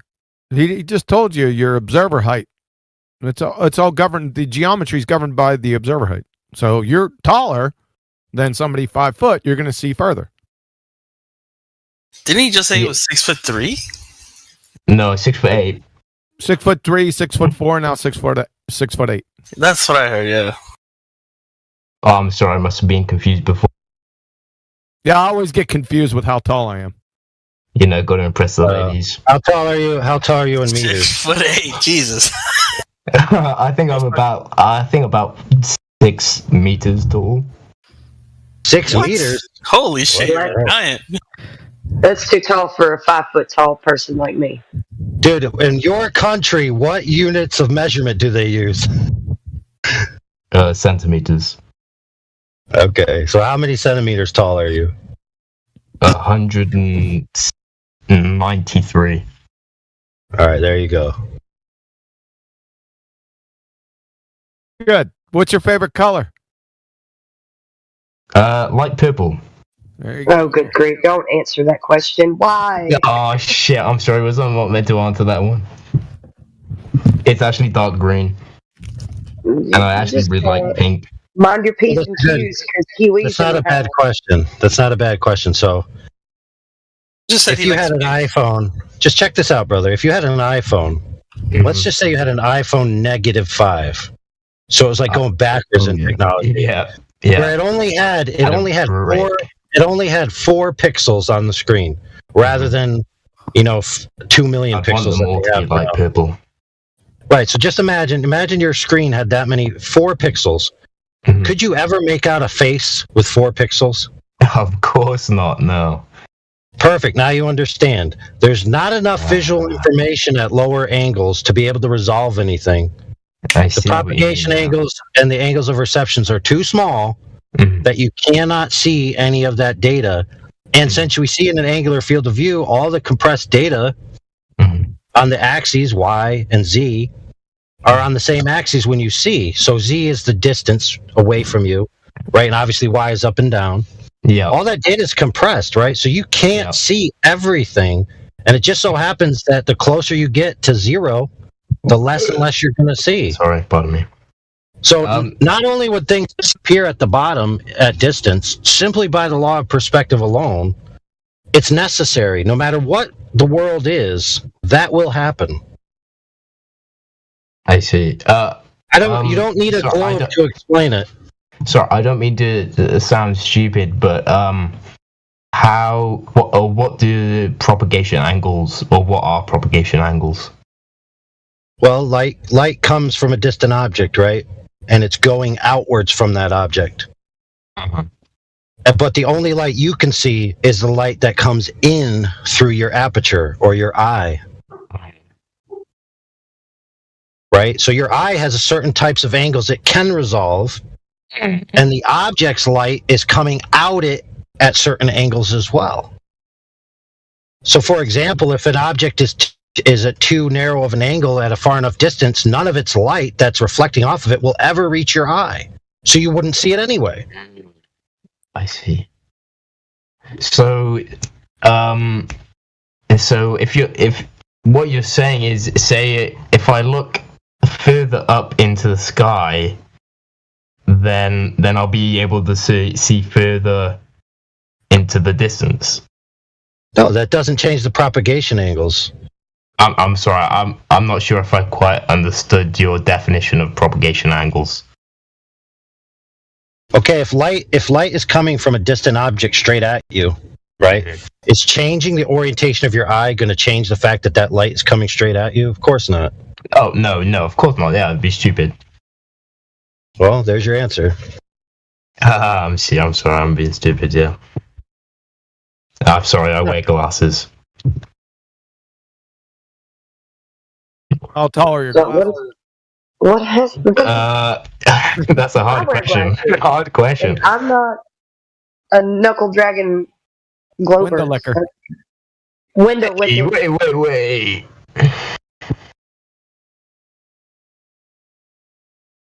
All right. Any more questions?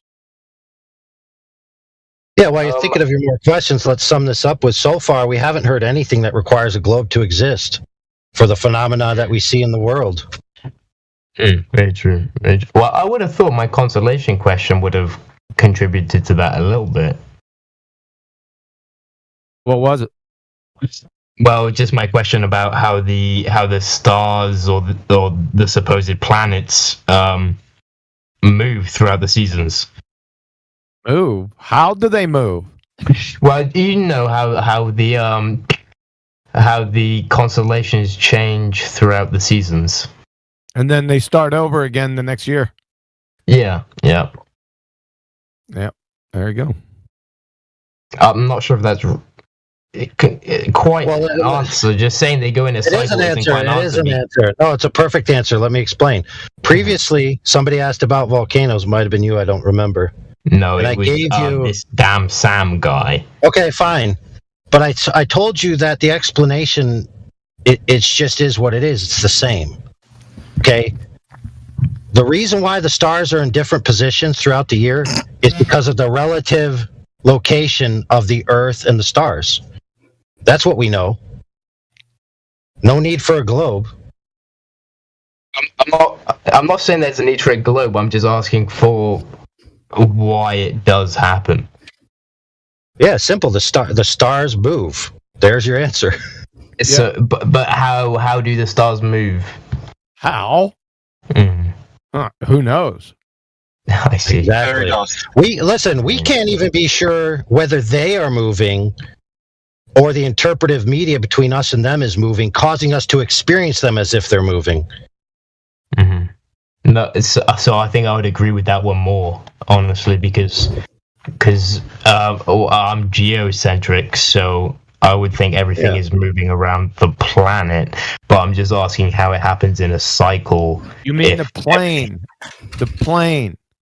No, the planet. No, it's not a planet because we already went over elevation angles. Yes. No, I'm sorry. No, the plane. Yes. Thank you. Plus, a planet would be a wandering star. The planet is a wandering star. Right. Let's just call it the Earth. How about that?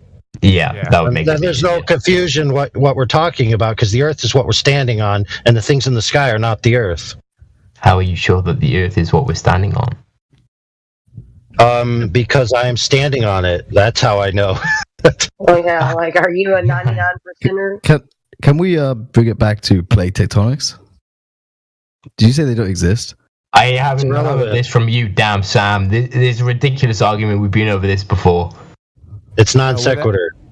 Would ask you to plate tectonics. Number one, you have to show their existence, and number two, you're going to have to show cause and effect relationship. That would be an experiment. Can you do that? But what evidence do you want exactly? Do you want like a measurable thing you can see real life? I want you to show me. I want you to support your claim of tectonic plates. All right. And then second, this is what I'll do. Not done yet. Then I want you to demonstrate via. Obviously, this is going to be a cause and effect relationship, a natural one. Well, we have something we call the scientific method that's used to adjudicate natural cause and effect relationship. So, after you show us these tectonic plates, we want to hear your claim, and then to support your claim, we want the scientific experiment. You don't have to do it. You just have to show us where it is so we can go get it to validate what you said. How about that? Okay. So, do you want some evidence then for why they exist, or would you not accept the evidence? I didn't. I don't know if you've been keeping up on current events. Do you want me to repeat this over again? So you don't want evidence? No, I didn't say I didn't want. I want evidence after you demonstrate tectonic plates, then provide scientific evidence of an experiment. What do you want to demonstrate? Then I experiment. You don't know. Okay, so I don't know. It's your fucking claim. You can visually see it in Iceland, and you can see it. If I measured the distance between Britain and America every year, you would see a distance of 2 centimeters per year. Let's see it. What do you mean, let's see it? Let's fucking... You just made a claim. You said I could show you. Show.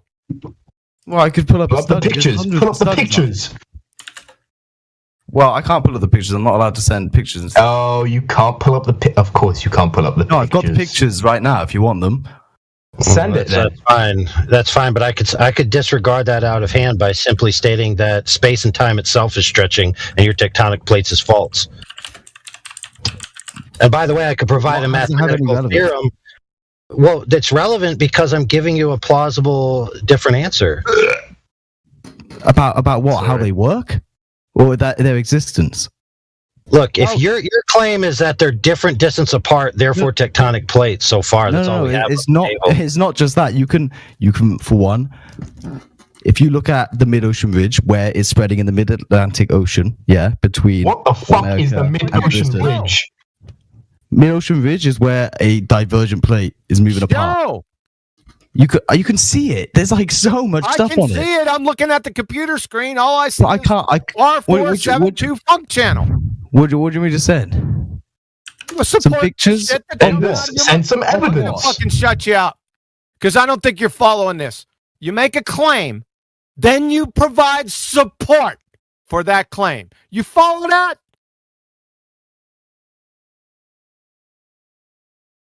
Does everyone understand what's happening here with QE? As he's trying to ask them to provide the evidence and they're not doing it.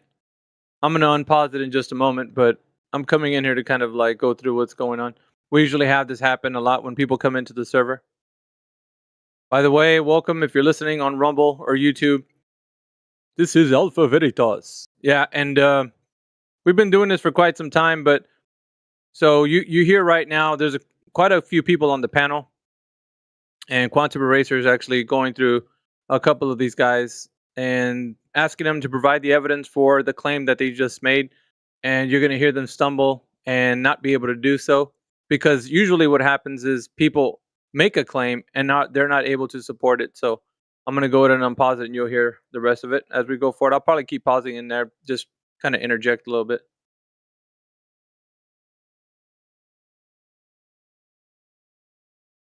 You! Not me, you. Yeah, man. Yeah. Jeez, so show us the fucking mid-Atlantic ridge, and then go on. But what do you? Okay, the middle. Like, what do you want? It's a high point in the ocean. Oh, bro doesn't even know what he's talking about anymore. Why are you asking us what we want? Give us the evidence which supports the claim. I'm asking. What are you confused about? What are you confused about?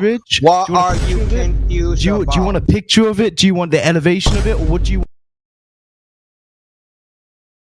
Yeah, so now he's not able to provide the evidence and he's now scrambling to try to figure out how he can get out of it because now he's asked to produce some evidence and this is what happens with all these guys.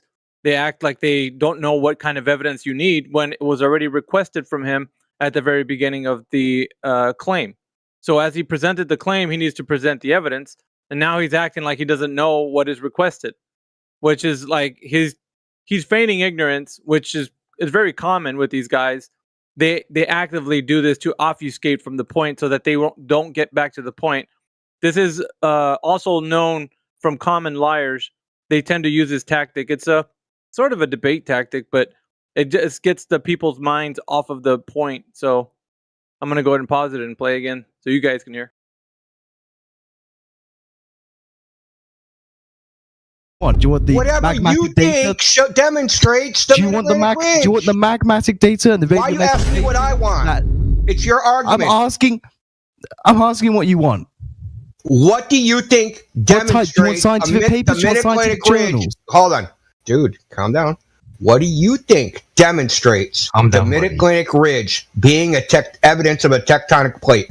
I want that evidence. Okay. Yeah. Whatever you think that is, because it's your claim. I'm not going to go find your evidence for you. You go find your evidence for your claim. I'm right. Yeah. All right. Yeah. Yeah, I know it's tough, man. You got him there. So do you want like? He has nothing. Yeah, he has nothing to say now. I guess I needed to translate QE into like I don't know, whatever. Gaga. All right, so that's Indio kind of giving it to him, but it seems like the crickets were chirping. That was a good soundboard moment for you guys, and it also shows that the guy didn't have any evidence, not even anything to present. He didn't rebut in any way, and give an explanation as to why he said what he said. So he's coming up empty. Shows the reason why we actually do what we do in here and expose these clowns for what they are, frauds.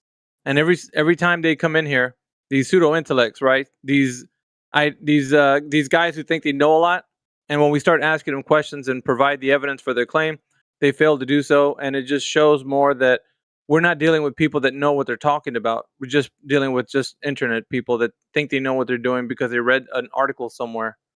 So I'm gonna go ahead and play it again.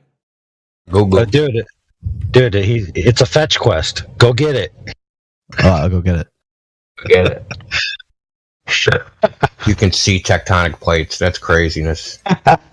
The thinnest tectonic plate area, according to the globe model, is 150 kilometers thick. Okay? So stop with your dumbness, dude. Yes, but what does that have anything to do with it not working? It doesn't matter, dude. You're supposed to be going to find the evidence. Go get some evidence. What works? Go back up your claim, bruv. You guys are forgetting. The rule number 6 in the 10 Flat Amendments. That goddamn citation, get it. You think a globe be backing up their claim, man? Forget. All right, I'm going to pause it there. There was a logical fallacy that he committed.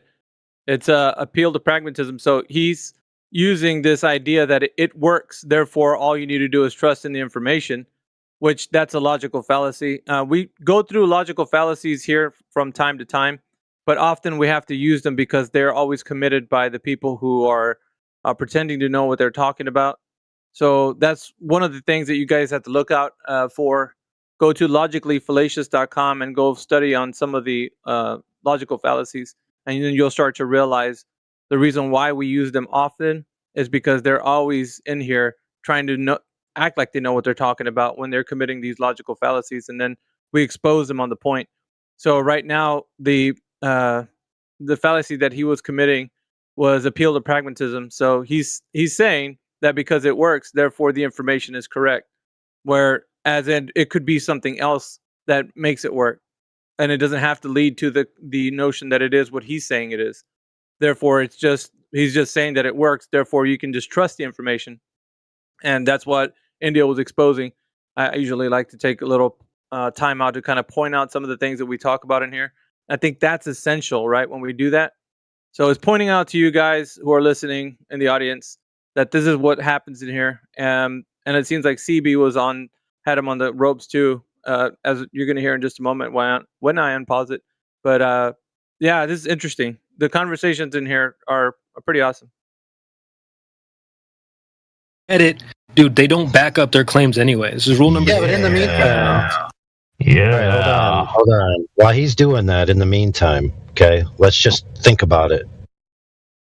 Can you have a table that's flat, then put some stuff on top of that table, and then put some other things on top of that table that are not connected to each other, and the table still be flat? Well, the answer, of course, is yes. So tectonic plates are non sequitur to the globe flat Earth argument, except to prove that people don't know how to argue for the globe.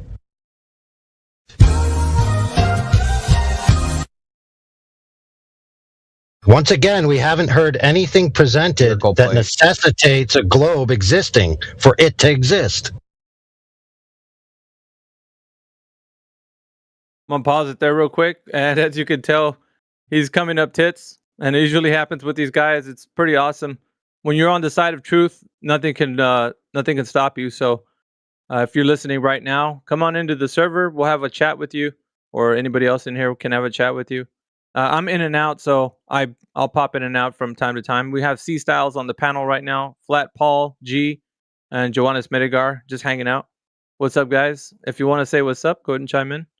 Otherwise, I just keep narrating over the video that's been playing, audio/video. And most of these clips are coming from TOS UK. Yeah. What's up, Flat? What's up, bro? I was just telling you what's up. Thank you for what you do, bro. For sure. We've been doing this for a while, man. We got a pretty awesome team on 24/7 Flat Earth Discord. We've been doing this for a minute, so we've learned the archetypes of people that come through here. We're very knowledgeable about like why they say the things that they say. It's more to deal with psychology than it has to deal with actual evidence to support any case. Because what people have in here is what, I don't know, you guys might know the term cognitive dissonance. It's when they actually believe the truth that's being spoken to them. They think it's true, right? They call it truth, and then the Earth being a globe and all the things that precede it. But they carry that belief, a blind belief rather, that when presented as how they know what they know, they come up empty. They don't have any information to support the case. So it always, for us, it's just kind of undoing that mental, stumbling block for them, and getting them to realize they don't really know what they think they know. As you could hear, the gentlemen that were in here, one of them was actually he's being kind of quizzed, about plate tectonics, and then the other guy is in the back. He's kind of like a wingman to that guy, but he doesn't want to jump in and be on the hot seat himself because he knows what's going to happen, right? So he's kind of staying at arm's length, and I guess he knows better. He might jump in. I don't remember this interview. I come out in it as well. But Indio's in there, AI, you heard CB. Yeah, we're all in there. So I'm going to go ahead and play it. But yeah, if you guys want to chime in real quick or whatever before I replay it, you guys are welcome to. And if you guys are listening right now on Rumble or YouTube, come on in here. We'll have a chat with you. I will, if I can. I'm in and out, so as much as I can anyway. I'm going to go ahead and play the clip. I want to see you eat off a tectonic plate, bro. Something that's shaped like a tectonic plate. Plates are flat, dude. They came in here saying that they wanted to talk about the processes that happen on the Earth. To how does it work on a flat Earth? Basically, that's what they were saying. How does this work on a flat Earth? And he went into like erosion and started talking about tectonic plates and all that. So that's kind of what they're trying to figure out. If the Earth is flat, how does this work? And it's like, so erosions can't happen on a flat Earth. Jesus Christ, dude. Yeah. This is where we're at. Yep. You guys ever been to a kid's science fair? No, check this out, friends. This is so hilarious. You ever been to a kid's science fair and seen tectonic plate demonstration or a volcano demonstration? Let me tell you about it. They set up a volcano on a flat table, and then they put some pressurized chemical in there, which erupts on a flat table. And for the tectonic plates, they put some floating things in a flat bucket of water, and then they float around. The base of what they're presenting it on is always flat.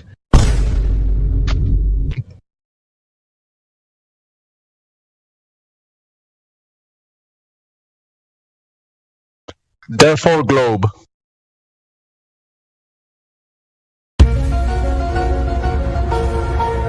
I just don't understand how the argument would eliminate a flat Earth. That's what I'm not understanding.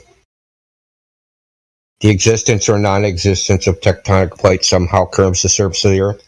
How does that work? Yeah, you can't defeat us, man. It doesn't. I know that.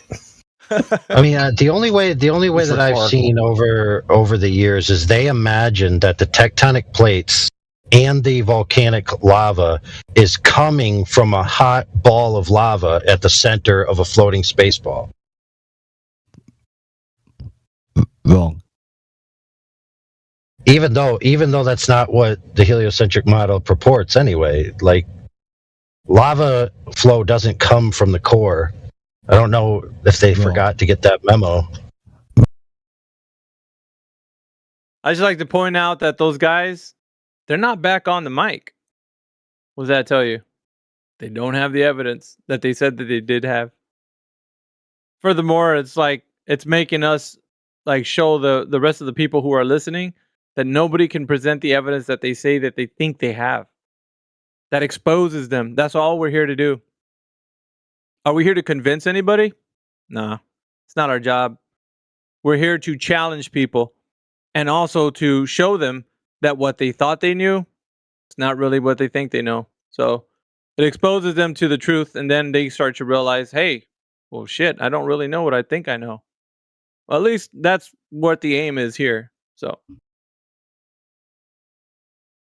Wrong. What's wrong?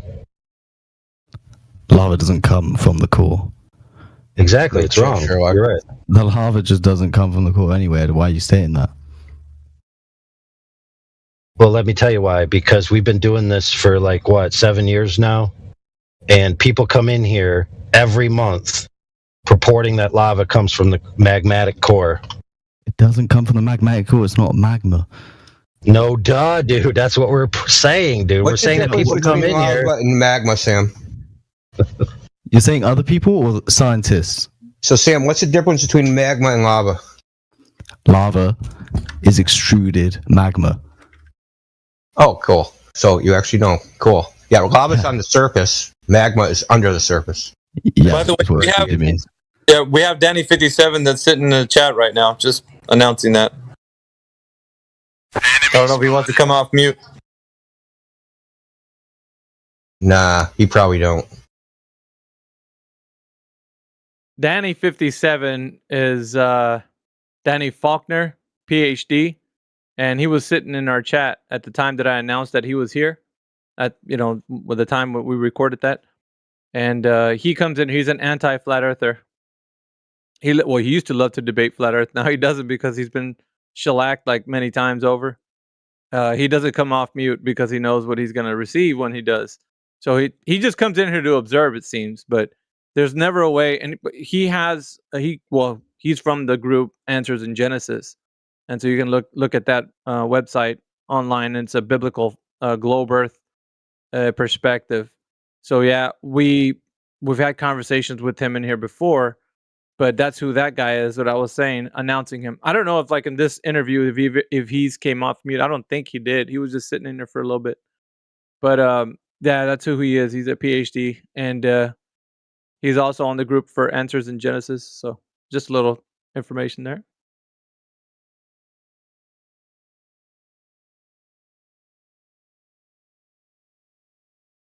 It's a little feisty in here for him. He's got a calm demeanor.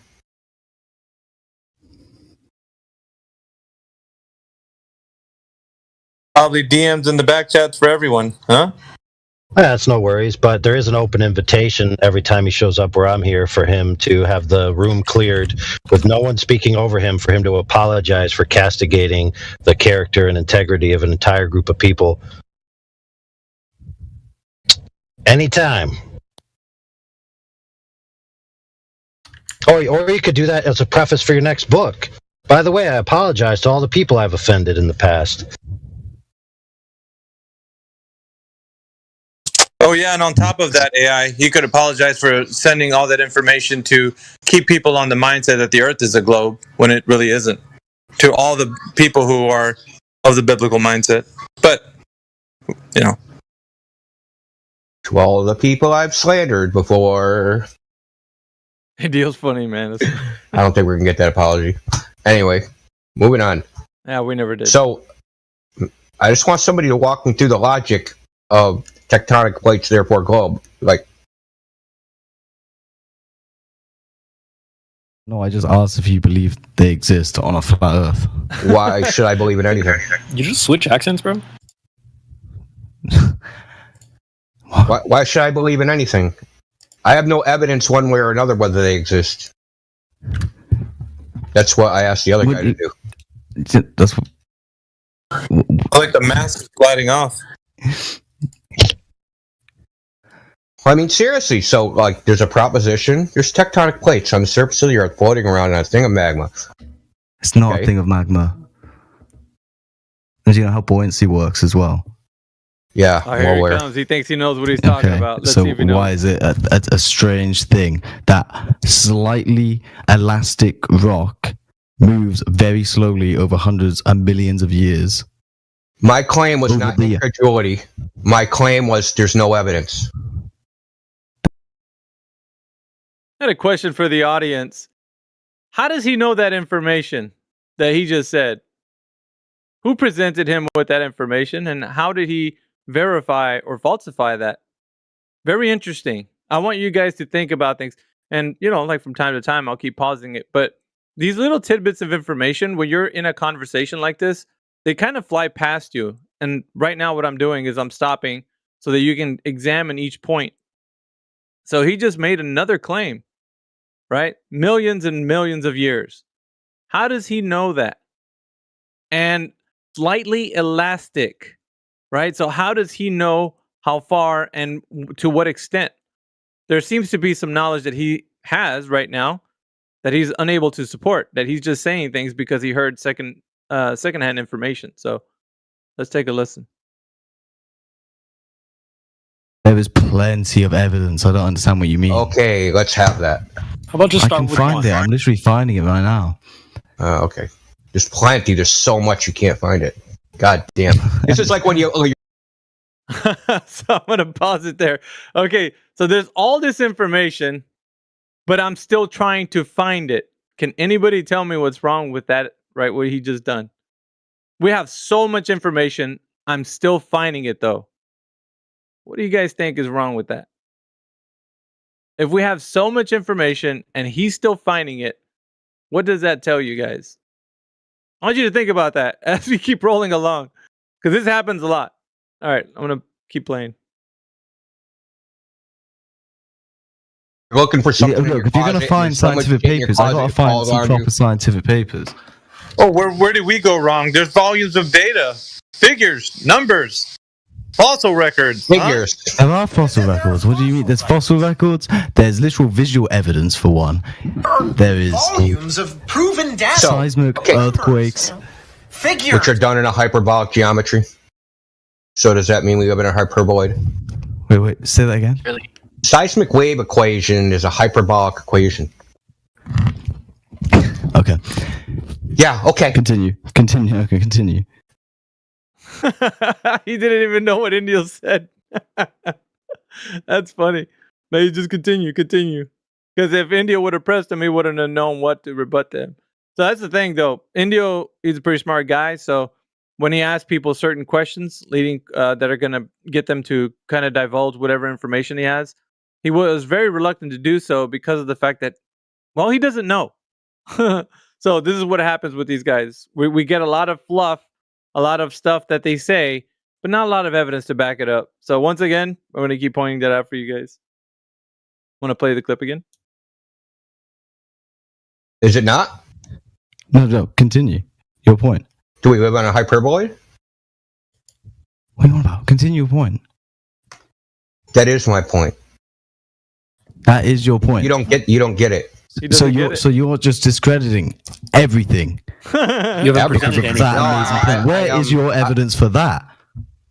What's my evidence for what? Okay, so seismic, hold on. The seismic wave. Do you know what hyperbole is? Can you give me the definition of hyperbole? Okay, that was very classic what he just done there. Can anybody tell me the logical fallacy that he just committed? What he done with Indio right there? That's called a burden of proof reversal fallacy. What he did was he shifted the burden onto Indio's shoulders so that the burden wasn't on his shoulders any longer. So now it looks like Indio's defending a point when Indio was asking him to bring some evidence for his point. And he was having him on the rope. So what he done is a classic debate move. He just reversed the burden and pushed it onto Indio's shoulders. So now Indio has to defend a point that he said about his claim, which is very interesting. This happens often in this arena. But yeah, let's listen to some more of it. I didn't say hyperbole. Holy crap, dude. You did. Holy crap, bro. A hyperboloid, hyperbolic geometry is a geometry that has But you said An hyperbole the intrinsic second Gaussian time. That's curvature what I of heard. negative. Listen, stop. An intrinsic Gaussian curvature of -1. Sorry, I'm looking at my old. I'm trying to find some evidence for you, bro. So why are you asking me the question if you don't even know the answer? How are you quizzing me? What you? All right, did you hear what Indio just said? Why are you quizzing me? I'm the one quizzing you. Why are you quizzing me? So this is what happens, right? So he didn't know what Indio said, but he still wants to attempt to quiz Indio about it, even though when he heard the answer, he still didn't comprehend what the answer was about.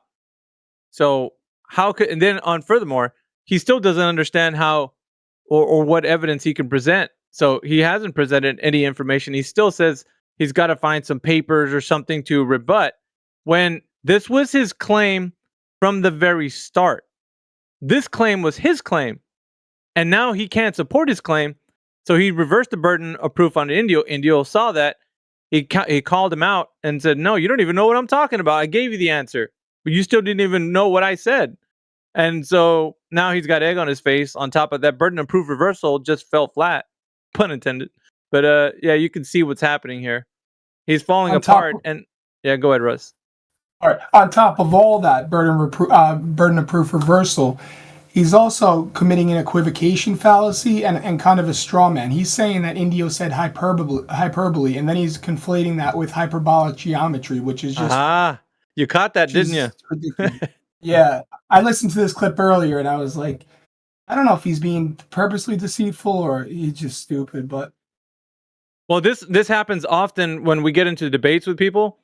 I think more often than not, because of the fact that it's so fluid and it's in real time, that people don't catch a lot of the like little jabs that they take, like the burden of proof reversals or the mistaken like things that they think that we said but we didn't say, and then they try to make a point out of nothing. There's a lot of red herrings, so we don't stop and pause like these afterthoughts that we do, like reviewing. Then sometimes we miss it. So a lot of the times it's kind of good to hear a clip and then kind of pause it in between. For the rest of you guys. But I'm gonna go and play it, and I'll stop it again. But I like the fact that the team was here to kind of like keep him on the ropes on this. So for you guys that are listening right now. Quizzing me on what you're just discrediting seismic waves with whatever the fuck you seismic said. waves exist, but their behavior and where they started at and where they end up and all that stuff is inferred from a hyperbolic geometry, not a globe. So if you familiar yourself with what's called a Poincare disk, so they take the Earth as if it was a cross section of a Poincare disk, and take seismographs and enter them into the equation to find the locus where it started at. It's completely speculative. Nah, it's just wrong. That's just wrong for one. Okay, so all you're doing is you're measuring the earthquake from one location to another location and measuring the speed of which it traveled, which shows you the distance. It's not even that hard of physics. So it doesn't depend on the medium the wave travels through, right? Or refraction, or reflection. If you're speaking about, are you speaking? Or whether I need one of these in here. Oh, that was a smackdown, dude. He just denied the medium that it travels in. What the fuck? And that's what you need, right? Because it's going through the Earth as a globe, through the ball. Hello? That was fucked up on his part. All right. Travel through water or anything like that. None of that matters. That's your not really if it's going through the fucking Earth, bro. The Earth is made of different material, right? Look, even if you were like I don't know, a second or two off because it went through a tiny bit of water, but we can calculate the speed of fucking waves. What are you on about? Yeah, no shit is transparent. Yeah, because it's a liquid. But that's not going to affect it. It's not going through any water. It's going straight through the crust of the Earth. Dude, you need to slow down and listen to what Indio's saying, because you're starting to sound like a foolish idiot, mate. Slow down, that man. He has an idea of how it works, but no actual knowledge of how they actually do it in practice. Oh. See, he's seen a diagram somewhere one time. A diagram, a seismogram. A diagram, dude. A diagram. You saw a diagram. Of? And you... Never mind, dude. It's like talking to a fucking monkey.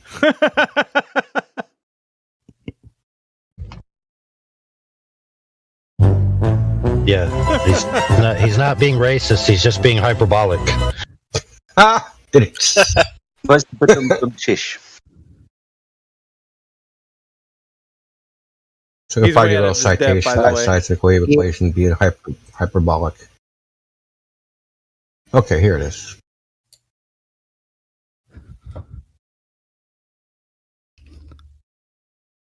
So is the University of California, San Diego a good source? Or are they just like a shitty flat earther college? That's why I said you're not going to take into account any actual geological evidence. Bruh. What evidence? You haven't presented some evidence first, bro. Do you know the constituent parts of the Earth through the middle and out the other side? Well, of course you fucking don't, do you? What? Do I know what? Do I know the layers of the Earth, or what? What did you say? All right, the constituent parts of the Earth. What is the Earth made of in between the area that it's being checked out from the point of like where they're saying that they're seeing these seismic waves go through the PNS waves? Like he's asking, what medium is it going through? Through what types of medium? Dirt, rocks, water. That's what Jedi is asking him. And this guy, he doesn't know what Jedi just asked him. So he's all about, well, what are you talking about? What's going on? What do you mean?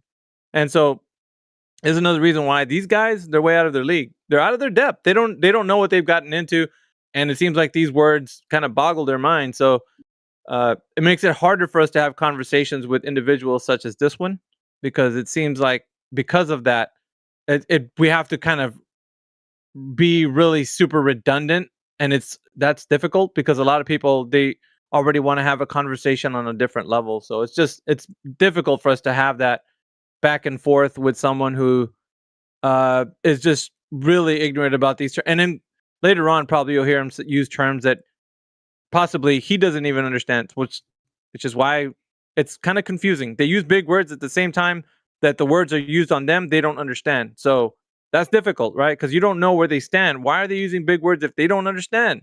So we'll see what he's talking about. Constituent parts of the Earth are made up of. You know, when you go into the ground, what's under there? Yeah, what the layers of the Earth go. Get him, Jedi. Yeah. So when you pass your PNS, so the crust, the lithosphere, the asthenosphere, the upper this is why I interrupted you earlier, mate. You keep talking through people, and it's fucking annoying.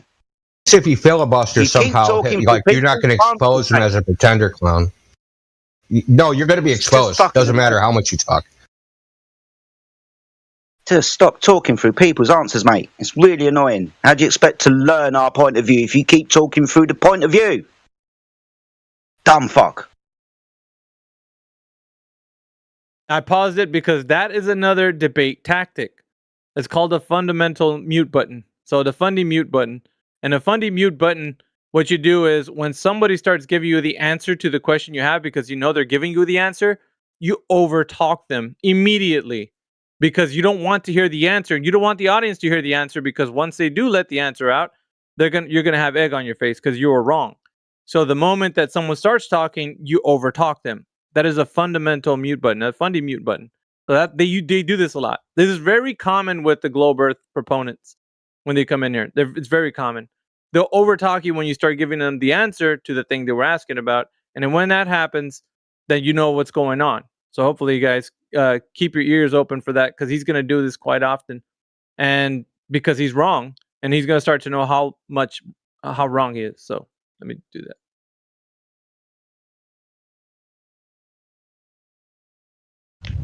I'm done. I only jumped in for 5 seconds. Bloody hell.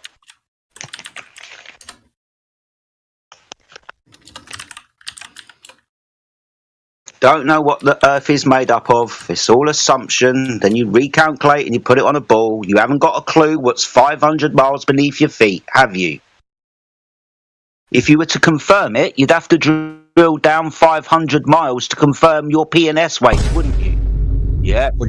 Well, just 2 years ago, they maybe it was last year, maybe. Yeah, now there's an ocean 3 times the size of the surface water under the ground now.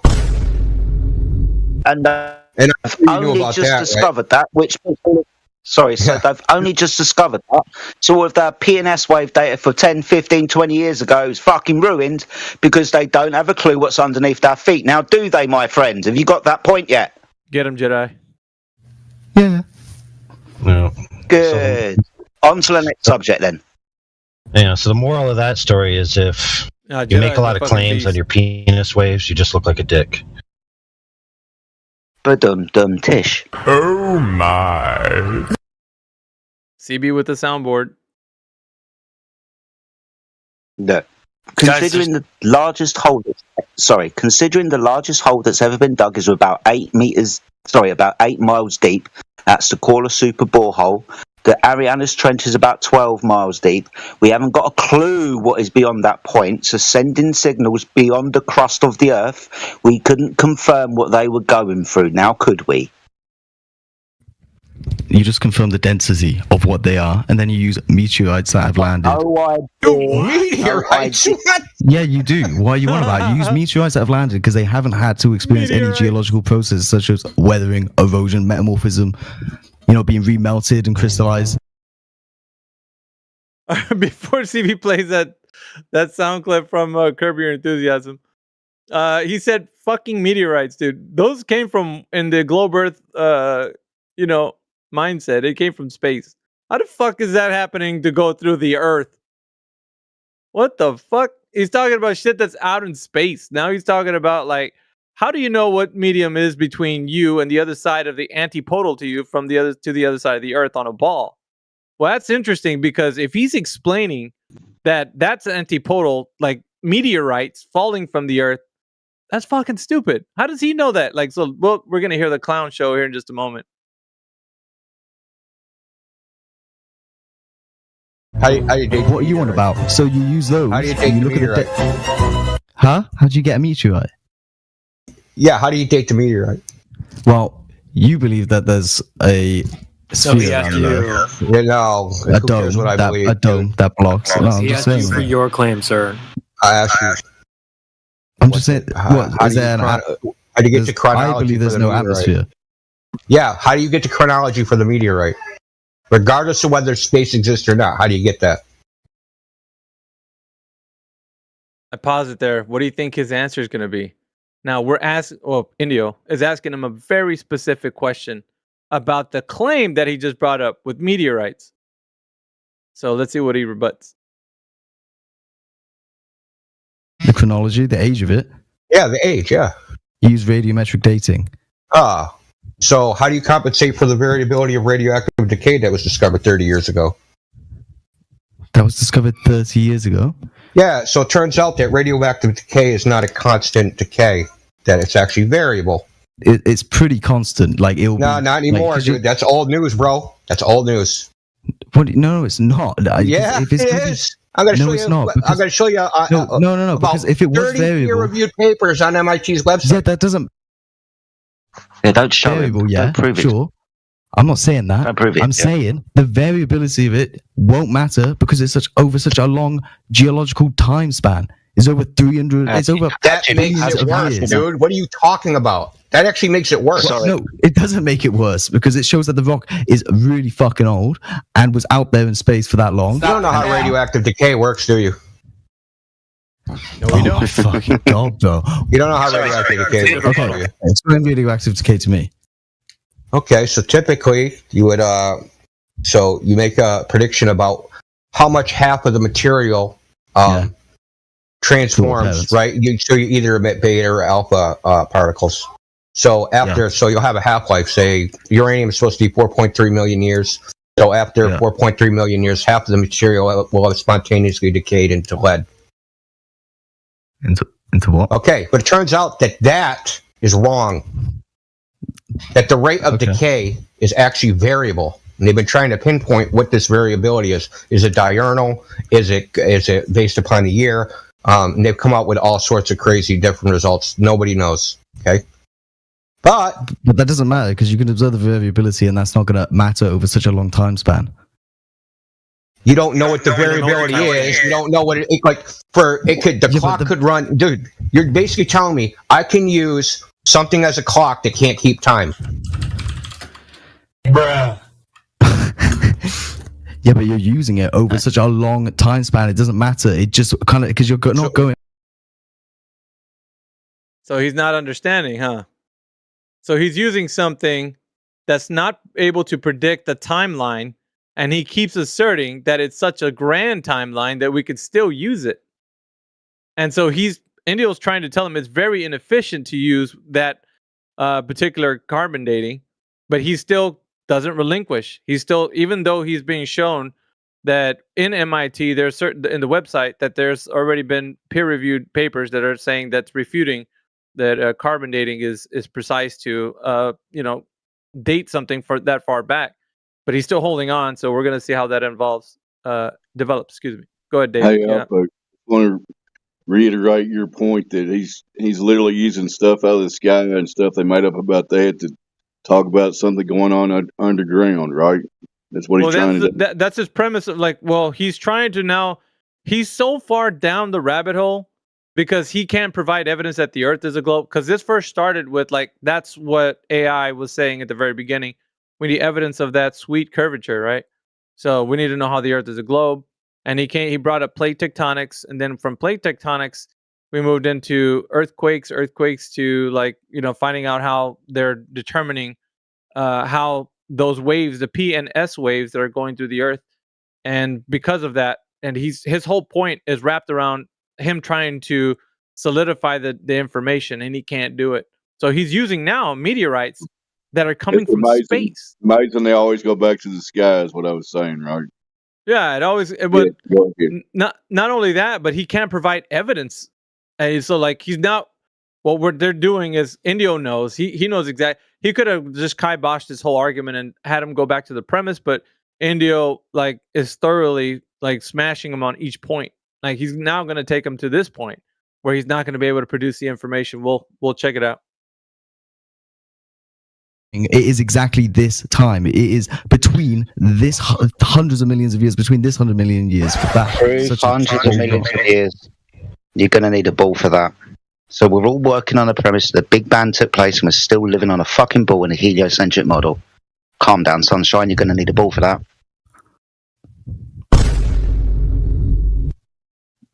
Whatever you're talking about from this point, so there's a link. You're going to need... Sorry, Indio.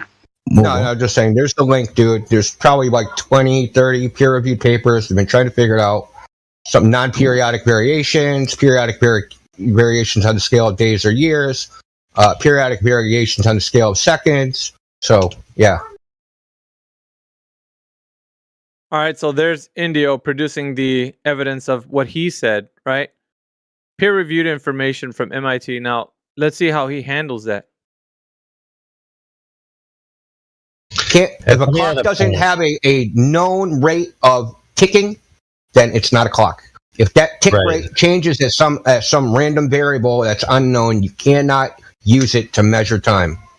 I think you know this. I mean, intrinsically, that if you had a pendulum clock and how the pendulum swings varied wildly, that it would not keep time. It's not dependable. I need to add another point since we're talking about science, and science is based on philosophical assumptions and conclusions and logic. This is as far away from science as you can get. I was just sitting back. But sure. That's the fucking boss fight. Hey, what's up, Frenchie? Did you want to say something? Go ahead. We're reviewing this audio clip. There's a couple of Globers in that clip. We're getting shellacked. But did you have something you wanted to add? No, I'm sorry. I actually just accidentally unmuted myself in front of while I was at work. My apologies. Yeah, no worries. So, retroactive uniformitarianism is a philosophical assertion. Can't be proven. So your idea about what happened millions of years ago is conjecture at best. All theory. It also violates the laws of quantum mechanics, by the way. Yep. It wouldn't be theory. Radioactive decay is a probability or probabilistic event. So, where's the information and the knower 100 million years ago, please? Okay. I just can't prove it. Maybe you're right. Yeah, I know I'm right. And what's the scientific evidence of radioactive decay? Do you have an experiment to prove its validity? Oh shit! Here we go. Do you not know what an experiment is? Do you? What are the no, I don't. Parts of a scientific experiment? Well, you want the control, independent, and Jesus, the dependent variable. Correct. Those are the three constituent parts. So, for radioactive decay, observe natural phenomena, please. I mean, you can use something with a lower half-life than... I'm not... Observe natural phenomena, please. Observe. You can see the fucking atomic particles coming off it. You can see atomic particles, really? With your eyes? With equipment, yeah. You can see with your eyes. In nature. That's a concrete now. But you can't... you got to make the conditions to be able to see it. All right, so what QE is asking him is... Because he says that it's out in nature, where in nature do we see this happening or occurring? And so now the burden is right now on his shoulders to provide the evidence of where do we see this happening. Naturally observed phenomena, please. That's what QE is asking him for. Let's see what he comes up with. Because that's what we have to notice first, right? Something happening in nature. So let's see what he says. Concrete noun. Crayon cruncher. So, observe phenomenon, please. Remember, a phenomena is something happening, not a concrete noun. So you want me to see it with my bare eyes, just in the natural world? We want something happening, not a concrete noun. I'm not going to point at the floor. I want something happening, a phenomenon. Years ago, by the way. Yeah, something we can assert the cause of something happening. We're fucking doing science, mate. Come on. So you said dependent variable. No. Yeah. Come on. So what do you want? What did you say? I don't understand the question. Okay, so why do you think he's struggling right now? Why do you think the gentleman is struggling? For the audience, what do you think is happening right now with this guy? He has no clue what he's talking about. To start with. That's right. And he's struggling because he doesn't know where to go from here. So he's looking for an out. Let's see what he does for his out. I'm interested to hear because this happened. This interview was done a couple years ago, I think. This one. And so we're going to find out what happens here. This is what happens to a mind when it doesn't know where to go. The dependent variable. What's the dependent variable? You know, the thing happening, the dependent variable. Of whatever your fucking claim is right now. He said of what? Yeah, but no, because you've changed the subject like 100 times. We were speaking about your evidence for radiometric dating. No. Yeah. Yeah. So, fucking weasel. Observe natural phenomena, please. You would measure if there was a change in the atomic weight. Measure? Observe. Observe a natural phenomena. You'd measure? Of course you would measure. Really? You're not taking measurements of shit? What to measure? Oh, so we want to observe the atomic weight of the fucking thing, of the, the fucking element changing. You want to observe the atomic weight of the fucking thing. Of the element changing. Are you a clown? He is, but you don't know. Clown, dude. Am I? Yeah. Yeah, I told you he is. He don't know it. It's interesting. It's one of those clowns. I just don't know it. I know. We all know that because it's a non sequitur category error that you're. But you can't explain to me how any geological. Wasn't that great? We just heard him. I don't know. How wonderful is that? I don't know. Coming from their lips. That's amazing. Round of applause for the team, man. You guys are awesome. But that's what I'm saying, though. You guys don't know, but these guys think they know. And when they come in here, they find out that they don't fucking know. And now look at them. Look at him. Now he's just putty. There's nothing else he has to offer. He just said, I don't know. And now what he's done because he wants to save face, is turn it right back around to us and say, well, you explain it to me. It's not our claim. We didn't come in here saying anything about the Earth being a globe. He did. Now, important that he changed the subject because he's got to shift that burden off his shoulders because he's in the hot seat. So let's see what else he's got to offer. Because he's already busted, but I don't know. We'll do it for the funsies. Features actually explain to me. Geology is not science. Oh. Fucking. Why you want a computer right now? Why you want a computer right You now? don't fucking ask me any questions. You're the dumbest person in here. We're going to ask you more questions. You said geology. Is geology a natural science? It's a geoscience, yeah. No, so it's a natural science. It's a study of the Earth. Okay, can you? It's a study of the Earth. That's amazing.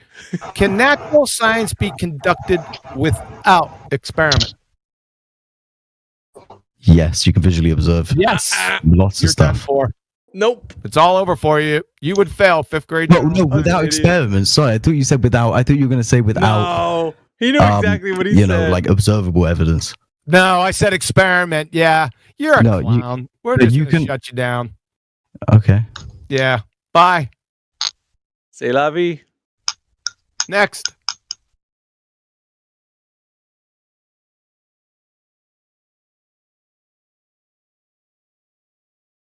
So, Globers, what did we learn here?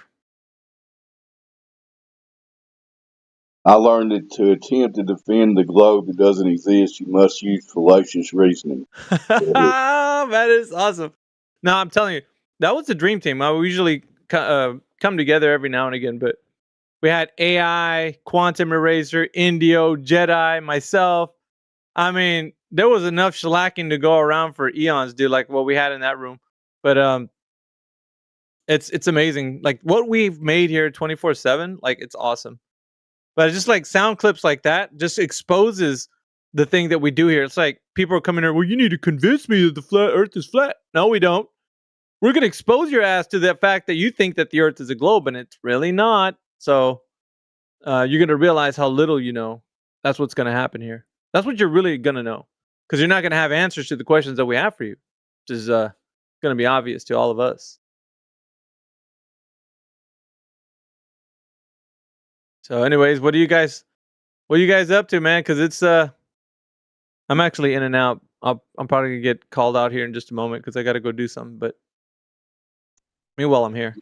I'm about to go mobile and start roboting, so we still need step 1, measurements of Earth curvature, please. Anybody's got that? Please join. Go ahead, me. NASA's got that for you, bro.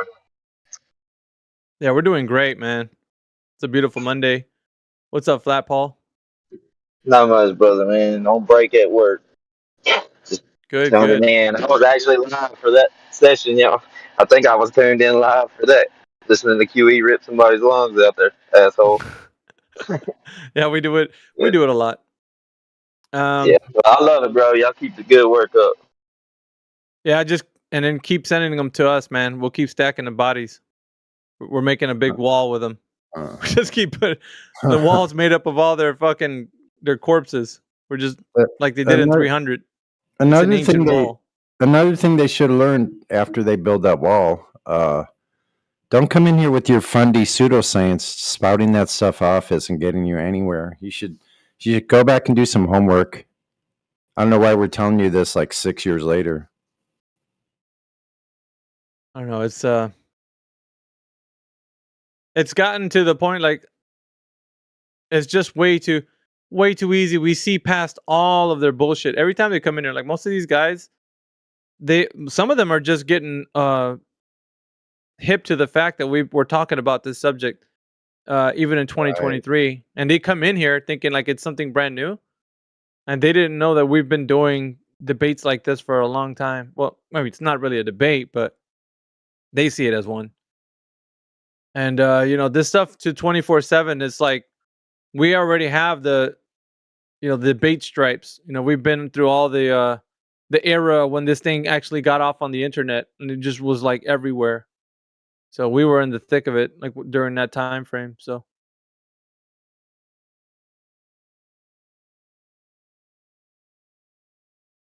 Yeah, no, I've been listening to some of the guys come in and out, and have their ideas of what they think the Earth is and such, and it's been an honor to be hanging out with these guys, these intellects in there.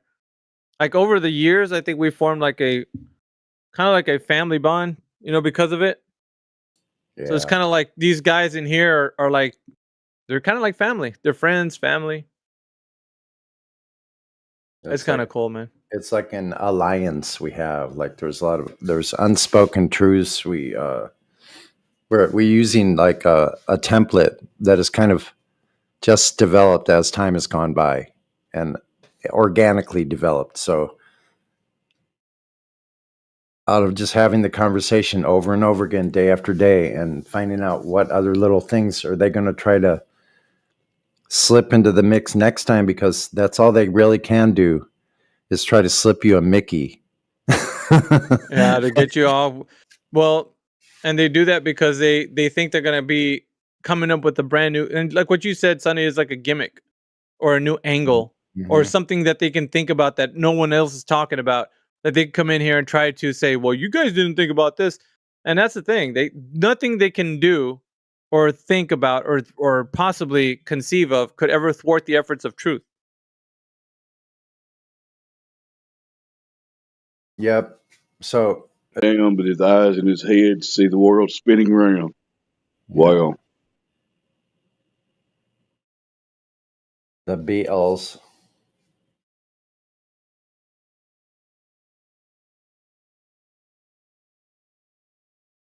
I like the part about keeping perfectly still. Mm-hmm. We're not in emotion, as far as I can tell.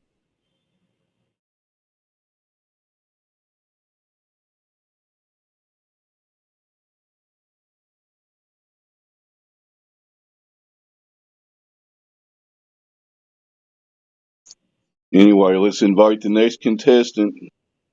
If you're out there listening, you think you live on a globe, come in here and tell us why. Sonny has all the answers, or he'll tell you he has no clue, one or the other. I'll pretty much tell you when I have no clue. I mean, we got you back, son.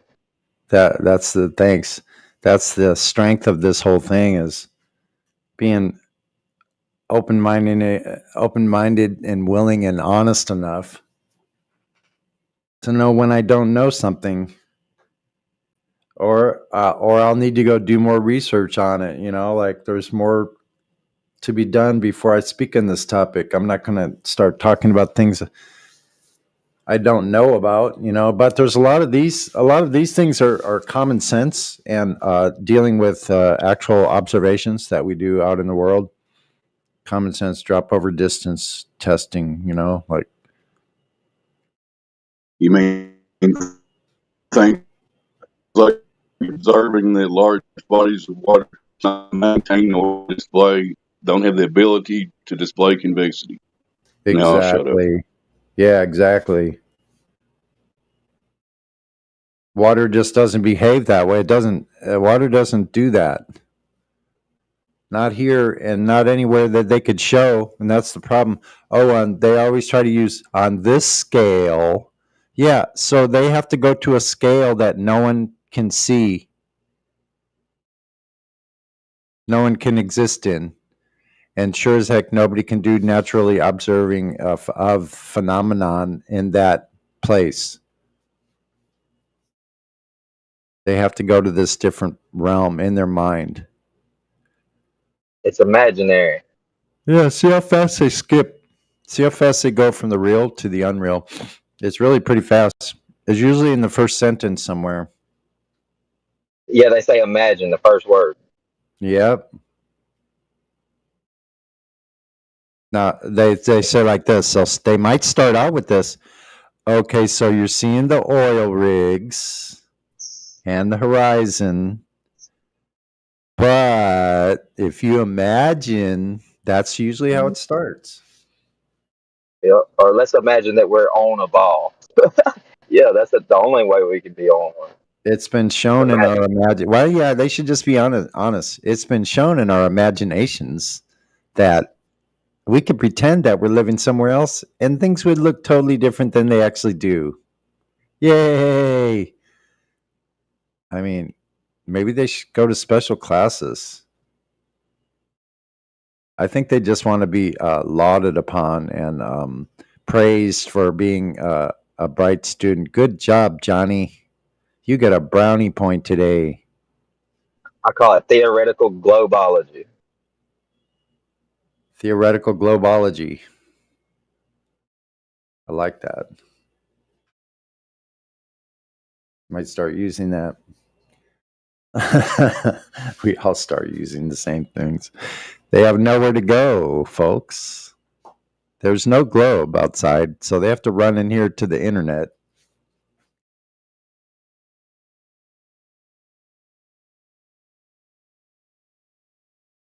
And talk about their make-believe globe.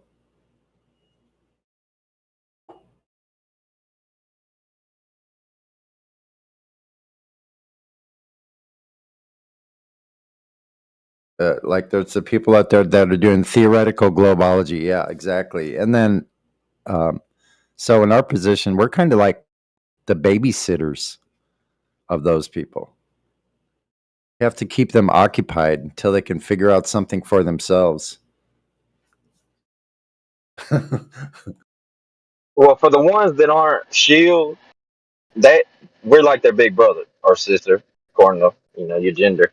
But the ones that actually want to learn something and do believe in the actual scientific method, yeah, we're big brothers to it because they're eventually going to come to this side. But if you can't reason with them, then they're probably not to be reasoned with, and we should just move on. Find somebody else to or get me in there to rip their lungs out their asshole. You can do that, but other than that, I don't know what to tell them. It's pointless. Yeah, because some people get a rise from just arguing with people. Like that's how they get motivated. That's like they can't get motivated with anything but their own anger. So at that point, it doesn't matter if they're making up shit to be angry about. They really are. I mean, they're just small-minded people that have to be angry at somebody, and they feel so low in themselves that they have to like feel like they're one-upping on somebody else. It's really a sad state of affairs if you think about that. They're not really coming in here with any information at all. They're just coming in here that their butt hurt. And they think we never did believe in the globe.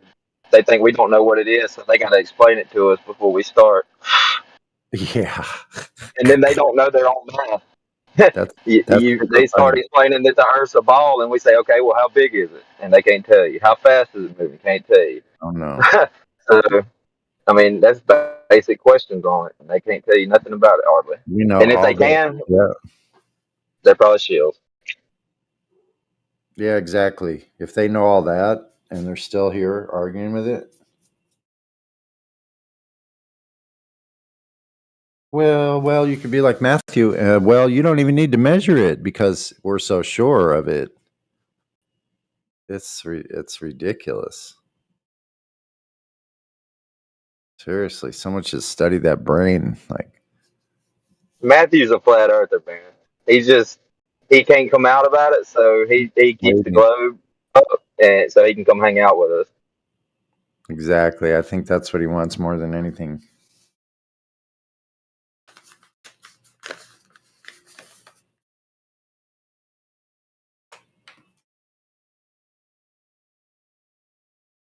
It's really strange how there's categories of anti-flat earthers,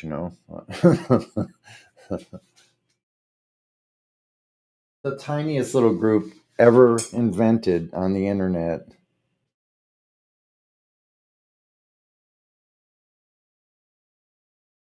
And how many zeros is behind that? I don't know, but I bet you some of the smartest people in the world is in the flat earth. I guarantee you that. I think so. And it also brings out people's true knowledge too. Like we have a way of bringing out people's abilities and knowledges that we all adds to the pot. Like if you're in a card game, it all adds to the ante. Everybody antes up. They bring in their little part, and that makes that pile a lot more lucrative. Let's just say that's the right word. You can't pay the pot though. You got to pay that pot when you lose. You do. Yeah, and there's going to be times when we have to relinquish control and go, okay, whatever. Like, I mean, there's a point where all of us kind of just, I don't know. It just depends on what area we're talking about. On the earth, not so much. Like, I'm not swayed by anything as far as that goes, because it just is what it is. I measured it to be that way, and everyone else I've seen measurements or tests, if you want to call them tests or observations, long distance observations, it just confirms it. That's all. They got it all wrong. Like, I think most of us, once we figured out, we went out and tried to look for ourselves, tried to find out whatever way we could. If we didn't live near water, we tried to get near some water. We tried to do other things, but so we've used our own knowledge and gone out and done our own testing and observing ourselves. And then what the YouTube videos are doing is just confirming those. That's all. For most of us, I would say that's probably true.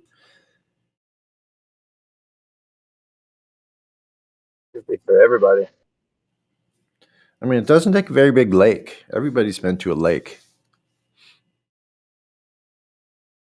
Go to a lake that's 5 miles long. I mean, they're pretty much everywhere. Do observations there. You can see how things disappear from the bottom up on a lake 5 miles. 5 miles long. It's just convergence, though. Yeah. It's true. It's true. Refraction. They don't even know what refraction is. Refraction is really meant for how the light rays are supposedly coming into the atmosphere. On the ball, when the sun hits our atmosphere, it supposedly refracts at 45 degrees and goes down to a 90 and hits the surface of the earth. It's supposed to do that everywhere that the surface of the earth is lit on the ball. You see what I'm saying? Because it's supposed to hit evenly where it's lit and then kind of taper off at the end. But that's weird. Yeah, it doesn't make sense because you have angles of the sun just like you do on a flat earth, on the ball earth. They explain it with Aristophanes. You know what I'm saying? Like, so they debunk themselves. They contradict themselves. It's crazy. Like, but the refraction, man, like the way to use that term is how light refracts when it hits the atmosphere. And when it hits oxygen and all the stuff that's supposedly in our atmosphere, it's supposed to refract at 45 degrees. It goes straight to the ground, not parallel, not in sideways, straight to the ground. But they're out of their minds on that account. And so refraction really actually is only a diminishing of your length of view. Your focal point is going to diminish because refraction is caused by those different effects. There's only 5 different effects. Like if they're talking, like you said, terrestrial refraction, they're debunked by using a 7/6R. They can't they can't beg the question and have a slider scale so they can just adjust to all you have to do is ask them where's the curve, and that's just that gets them. They'll get mad as hell and show you a picture of a satellite image of a ball Earth and ask you to debunk that or something. And it's like, why do I have to debunk a satellite CGI? Like, why do I have to debunk that? Why do I have to debunk any photo? Like, that wouldn't make any sense. Everything you see in a picture or on the phone, anywhere, if it's not in person, it's not a personal observation, and it's CGI. Exactly. As far as I'm concerned. They want it to be true so badly. Oh my God, they're just like prove this ain't real. Like what? I can go outside and prove it ain't real. I can take my own measurements. I can go outside with my tape measure and show you that the Earth is flat. Like you cannot do that and show me a ball. So they want to do this. They want to say photos from satellites, but look, there's no photos like you just pointed out. But shout out to my upside down homies. I was going to say something else about that. I kind of lost my place. My bad. So no photos. Listen, I got it. I remembered. So listen, they want to use photos from satellites. They want to use them as a measurement. They're not. You're not measuring anything with a photograph. How are you doing that? Explain how you're using a photograph as a measurement. Do you have a graduated scale off to the side of the photograph? A grid pattern? No, they don't. They're trying to get me with. They say that because they ripped it off the satellite themselves and not off of a website, that it's more real than it would be if they got it off of a website. And I'm like, bruh, like it doesn't matter. It's still CGI. And then they want to go to airplanes as measuring devices and moving things, cars, trains. Like an airplane would be a better measuring device than what they're claiming a satellite 400 miles in the outer atmosphere. Well, like no, a plane isn't either, because if you actually saw a straight line trajectory of the plane, it's being buffeted up and down by winds, like maybe even like a couple hundred feet at a time. It can drop, it can lose elevation, like go down and then up and then to the side, back and forth, adjusting for those things, moving, keeping it steady. You're losing time there. So you don't have a straight line trajectory. You don't have any idea what the straight line trajectory of that plane looks like. It looks all cattywampus, just like a sailboat, because you're being hit by waves. Go up 3 feet, go to the left 3 feet, down 3 feet, more to the right, left, up to the right 3 feet, back and forth 4 to 5 feet. It's like using the ocean as a baseline don't really work either when you got like the waves or what have you. Because this is my thing. When it wakes, that's changing in elevation. And if you're only changing just a little bit, that wake might show a curve in like parabolic equation or what have you, but it's not showing the curve function like what they talking. They just see a curve in their formula because maybe they did a laser test or whatever. But that's still reading off of uneven ground. You got to establish sea level and then come off of that and establish a level from there. But you can't go off of the ocean itself in the water, because water finds its level, but the water in the ocean moves, because it has I guess it vibrates. I don't know why it moves. I know it moves, and you can't measure off of that. So what you do when you're on board a ship, you have the blueprint of the boat. If you don't, you'll have to make a guesstimate, because what you're really going off of is the water line of the boat, which is painted on. Right. And then to the inside parts where you're standing on the deck that's in the cockpit, that's lower than the normal deck that's up higher, right? So you account for how high above. Let's say you're standing on a small sailboat. Let's say you're 2 feet above the cockpit deck inside on the cockpit. You're standing, let's say, 2 feet above the water line. Then you're a 6 foot. So your eyesight is about 5'5" plus the 2 feet. So you do 7.5 as your dip correction. It's very precise. You get a really good estimate because of the water line of how far you are off the water, the mean level, because obviously a water line, you have water going above it, water going below it. It kind of it laps up on the water line. It goes a little above, a little below. The water line of a ship or boat has a way of mitigating the waves. Like as they hit it, they kind of are diminished because of the shape of the hull. So what you just said was perfect. The mean is what you got to get on the uneven surface. Not the mean. Because like getting the average, you see, because that's why I tried to explain to Jesse about his evidence. Mm-hmm. I was like, it doesn't mean anything because you're not taking an average of what the sea level would be right there, because there's waves, and like you can't use that. It's just not good evidence. Like you need something legit flat to go off of, and then see if there's a curve off of that, or see if it stays with it consistent. You see what I'm saying? But you can't go off of something moving. Exactly.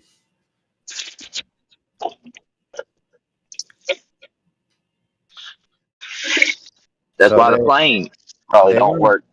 They want to say that water's not a good way of doing this. They're totally wrong.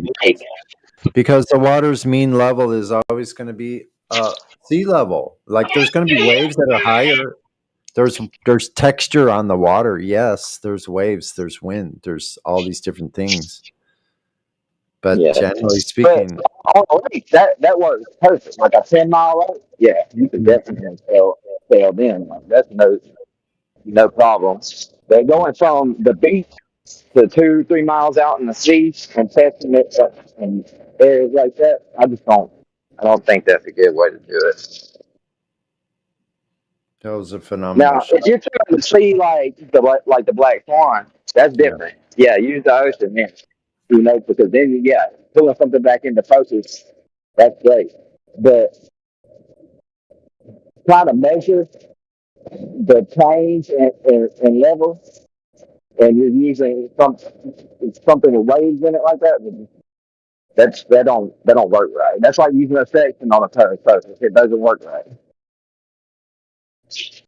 Yeah, well, also like these are like the beginning stages of like you're going to celestial navigate across the ocean, right? So it's like they get this whole idea wrong about what the purpose of navigation is. I don't understand how they can keep getting it wrong. They come up with these things that has no purpose in the navigation part itself, and they want to leave that part out because it's on the surface that we're actually traveling on. They want to move that to say that it's not a straight line, even though that's what we're measuring with is straight lines. That's where we're doing our elevation angle, and the horizon are straight lines. So we're doing our measurements from straight lines, and they want to superimpose a curved surface beneath that. Anyone can see that you're going to be in the wrong location then. That could be significant. Absolutely. Because think about it. In 5 miles, if you're looking straight out, let's say you were looking at the sagitta of a sphere, and you had the sphere of that size, 3,959, what you would be seeing left to right, you'd be seeing left to right curve, like a angle on every horizon. And we see those all the time, and the movies have awesome panorama views of the oceans, and the filmography is so good that you're getting almost the real aspect of that place. Like look at the sceneries in like Lost. That was filmed on Hawaii, right? So look at the some of those views of the horizon. Like it's going phenomenally far out.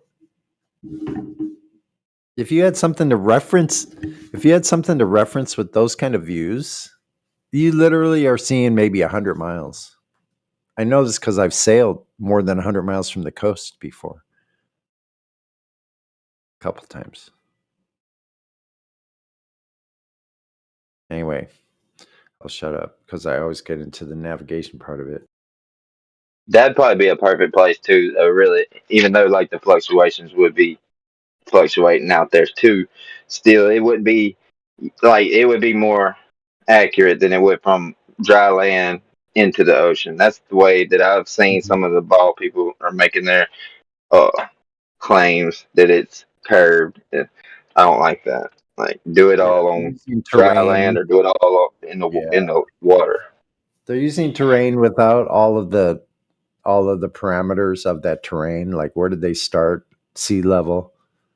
What did they begin? And then where did they end up?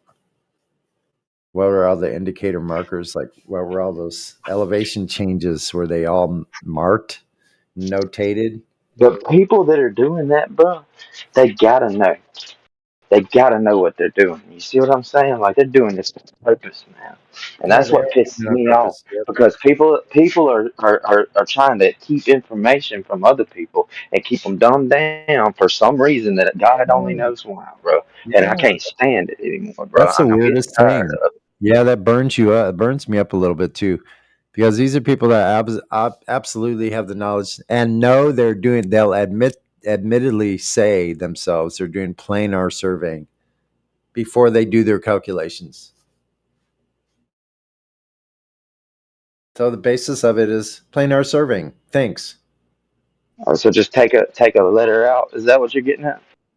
No, they're just doing planar surveying to be in the very beginning. They're starting with planar surveying, and they're Like taking a letter out of adding the up. equation? They're adding up all the pluses that are up elevations, up, up, up. They only add the up ones. They delete the negative ones, so they make it into a sphere by using the excess. See what I mean? That's how they're doing. That's what they're doing. They're lying about it, though. That's the part. Those are the most dishonest ones. The ones that are claiming they're doing geodetic surveying, that they're not doing planar surveying in the first place. They're being really dishonest. Because if that weren't the case, then why would you even need to go outside? You could just do it inside somewhere. Wouldn't even matter if you were outside. So that's what probably some of these people are doing anyway. They're just not being honest about the whole thing. They're saying they're navigating with a one station. What do they call it? A total station?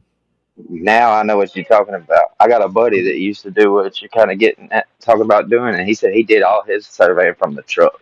Said he never had to get out the truck, and he said every now and then he'd get out and look at his instrument. He'd see a light off in the distance, boom, and it was back to the truck. He didn't have to do none of the field work they thought he was doing. Exactly.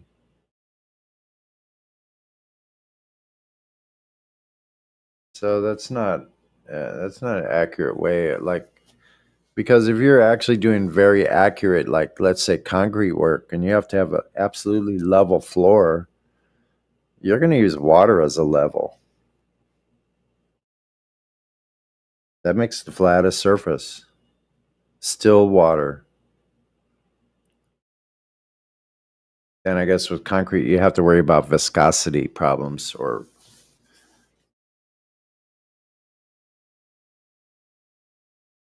some of it evaporates sooner. That could cause problems. But yeah, they just use water. That's the same way you varnish floors too, like the really shiny floors. They need to be really level because like in the old days, the basketball courts and the bowling alleys, they were all those things were all varnished by hand before.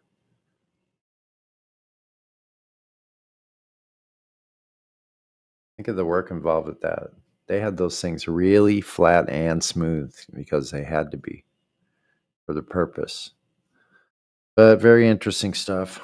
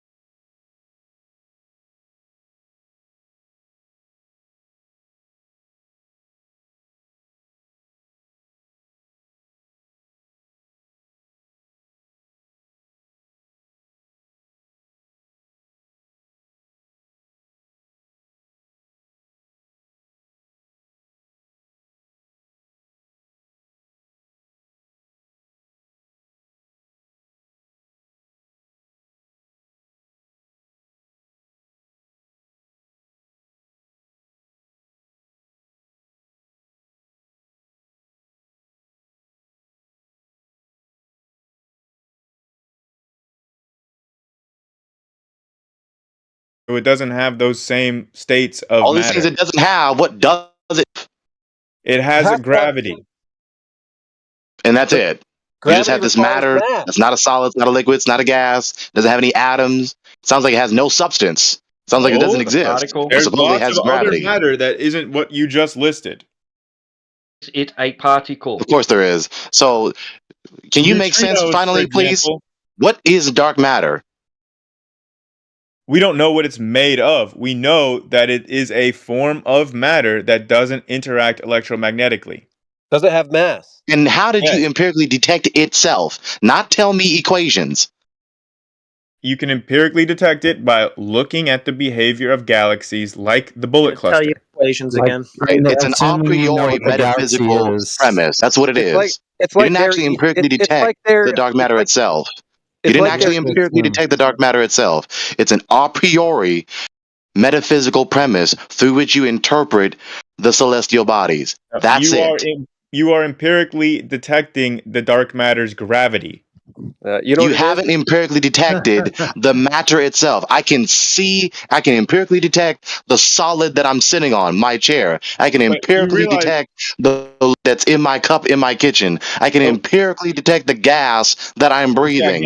You didn't do any of that with dark matter. Knock it off. So you It's realize an a priori metaphysical premise through which you interpret the empirical data. Get over it. Okay, there you go. You made your grandstand. Now, wait. I want to respond to that because he just talked for like fucking long. Nah, we don't need to hear you say the equivalent. I think Wait a dark minute, matter is I'm like gonna it's ask like Critical one it's the question. heliocentric ether. You know, it's similar. It's like I your just ether. want to ask him one question real quick, and then I'll get on my way. So, do you have any original material, Critical? What do you mean? Like original? Like as Yeah, in when do you like, when do you whip out your like original compositions? Because this is all old news. We've heard this composition before. All the same fallacies, all put together the same way, strung together in a haphazard fashion. Okay, well, I don't have a based lab. on something that is not knowledge. You just string together words, trying to Okay, well, I pretend would like like they to exist. address Greg because he got to say a whole lot there, and I just want to say all those things that he was talking about empirically verifying. He empirically verified all of those because of the electromagnetic interaction. That's every single example he went through was because of the electromagnetic interaction. Okay, so you said So my refutation stands. yeah, you said that dark matter was empirically detected. Oh, and also that its gravity was empirically detected. So, did you see the curvature of space-time? Yeah, through gravitational lensing. No. Directly, did you see the curvature of space-time? That is a direct observation. No, it's not. It's a completely indirect observation, and it's an inference, and you know it. Did you see the curvature of space-time? Yeah, in those examples. No, you didn't. You saw something else, and then you attributed the curvature of space-time to it. We all know it. I'll move to the next one. Did you see dark matter? You see its gravitational effects. No, you see the effects that you attributed to a thing you didn't see. Did you see dark matter? Through its gravitational effects, yes. No, you didn't. You didn't see any. No, you didn't see the curvature of space-time, so you don't know that had any effect on anything. You didn't see dark matter, so you don't know that had any effect on anything. You're just going to lie in circles. That's pretty clear. Does anybody actually want to talk to him still? Should we move on? Or we should move on. Can I just make the point that whenever you see... No, you don't have a point. You've lied about everything. Every single thing you've done. You say that the main surveyor figured out first that there was no deflection of the plumb lines, and we asked you for the citation that shows that, and then you just reasserted the claim over and over again. You're trying to say that you've empirically detected gravitational or the bending and warping of space-time and dark matter. We ask you if we can see those things. No. You just go back to your inference and then assert that you directly, empirically detected it. You're a complete weasel, dude. You're a waste of time. So, whenever you directly observe anything, No, dude. I'm not going to listen to it. Just concede already. We already know what A bunch of bogus horse shit. Like I wouldn't. I may not be the best judge all the time, I know but what he's going to do every single time. It's just. I think it's fascinating though to watch someone keep digging their black hole and it just keeps getting deeper and deeper and to get out of it. That psychological torment of trying to make things up. one point. can I just make one point and then I'll kick I don't know off? if you can, but try. Let's have a vote. Let's Okay. see if we'll ask the panel. Do you want to hear him say one more point? I feel like I've heard all. enough. He hasn't backed up Nay. anything he said, and he's not going to. Mine's But a I'm just negative. trying to let's see make if he can make a point. I'm just trying to make the point that anytime that you observe anything, what you're actually observing, it's electro.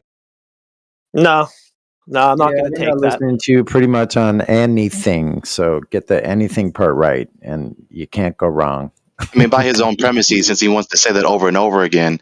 So we empirically detect what we do empirically detect because of this electromagnetism premise. Dark matter doesn't have it. So it doesn't have what is required to empirically detect it. So you couldn't have possibly empirically detected it. Thank you for shooting yourself in the foot. Yeah, good point. My point was that you empirically detect things due to their interactions with forces. We heard Gravity. you. Why are you repeating yourself? magnetism. We heard you. What, Greg? Right. You just stuck on this mode. You just stuck on stupid. We heard you. Why are you saying it again?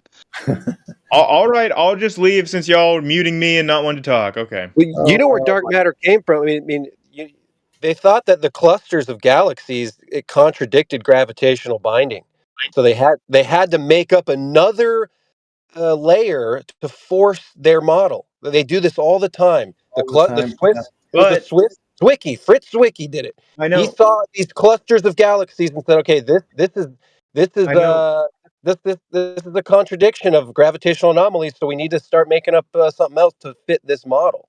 But brother, what you're forgetting is that it was corroborated by cosmic microwave background, which is an independent method of testing it. Which is flat, by the way. It's still inference, too.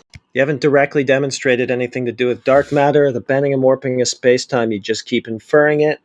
Yeah, Zwicky did not test that. I mean, this was just a theory, and then it kind of gradually became bigger, and people were like, "Yeah, let's hop onto this because it's the best we got." Yeah, but it wasn't proof. Brother, No one was I'm acknowledging what you said. What you said is accurate, brother, about Zwicky. My point was that there was another method besides just looking at the movements of galaxies to test dark matter, and that's observing the power spectrum of the cosmic microwave background. It's totally independent, and it gets you the exact same amount of dark matter as that other method. You don't know that. You haven't empirically detected dark matter itself. Stop talking like you have. You forgot about Rubin and Ford. I've seen the math. They're looking at the rotation and the curves of spiral galaxies. That's what happened after Zwicky.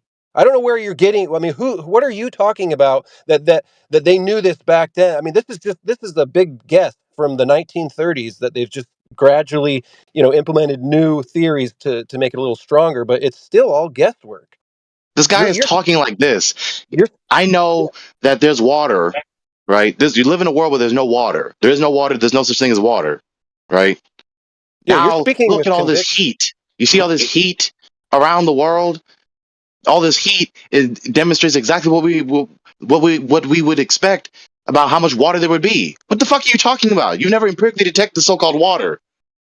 Yeah, the same thing. The spirals of these galaxies again contradict what gravitational rotation would cause. I mean, it's crazy what they have to make up because there's nobody too ever many saw holes. Nobody ever saw a galaxy rotate. Yeah. They don't see it rotate, but they're saying, okay, there is some sort of curve or rotation to some of these galaxies. They're saying, but gravity, I mean, that wouldn't cause it. It's too thick, too dense. So let's make up a new form of energy that you can't see and can't test that's even more negligible than gravity. They're just playing hopscotch. As the further they go out, they're just playing hopscotch with these fantasy ideas of what is really going on. They use one presupposition. Oh, because something's curved. Oh, that must mean it's turning. Oh, then they go to all these different things. They skip around. It's just playing mental hopscotch with guesswork, like someone else said. Yep. I mean, in the world, when we feel things pull, for instance, with the previous gravity, I know is I've been pulled, and I've pulled other things, right? I can feel the exertion from myself, right, trying to yank it towards me, or I can feel the exertion, something trying to pull me towards it. I felt pulled before. I don't feel that standing on the earth. I don't feel that at any height above the earth. So quit talking to me like the gravitational pull is real. By the way, I've also seen things curve. I've seen a ball. I played basketball when I was younger. Okay? Good grief. Y'all are the dumbest people I've ever met It's not in my that difficult. life. You don't look at space and time and see it curve, right? I've seen glass be made and make it into a pretty little glass ball. You don't look at space time that way. You don't detect space and time the same way you detect a ball or molten glass, nor do you detect that you are being pulled by the earth. So there's an obvious contrast between the two. But you people are so devout metaphysical paradigm that you just keep talking as though it's such an empirically rock solid, obvious fact when it's not. You obviously don't feel the earth pulling you down. You obviously don't see space and time itself curving. You don't even see an effect of a rotation either. I mean, they say the only thing is the bulge. I don't get how the Earth is bulging at the equator at that with all that centrifugal force. But then, like you're saying, you're not feeling anything, or you're not, you know. And if gravity's so weak, maybe we start focusing on the strong forces. Maybe there's right. It's so weak that it's so weak and overpowered by every other force that you can't even detect it by their own premises. Yeah. We should be focusing on the forces we can detect. Maybe there's more to that than forcing this gravity. I mean, I get there's a rate of fall. That makes sense. In the medium we're in, there's a rate of fall. Thank you. I mean, to talk about gravity that way, that's like saying, here's law enforcement, right? But society is so corrupt, right? And society is so unruly that you can't see law enforcement at work. Well, then, goddamn, there is no law enforcement. Yeah, let's play with the forces we can see, can touch, can manipulate.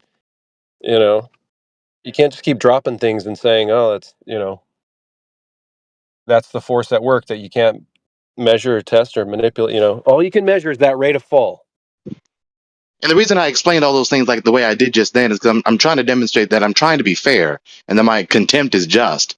I'm not just sitting here just refusing to acknowledge what he has presented. He has not presented to us any empirical detection or demonstration of what he's talking about. Like I just said, no gravitational pull. I'm not being pulled by the earth the same way I've been pulled by everything else or things that I have pulled. You don't see space-time curving like a ball.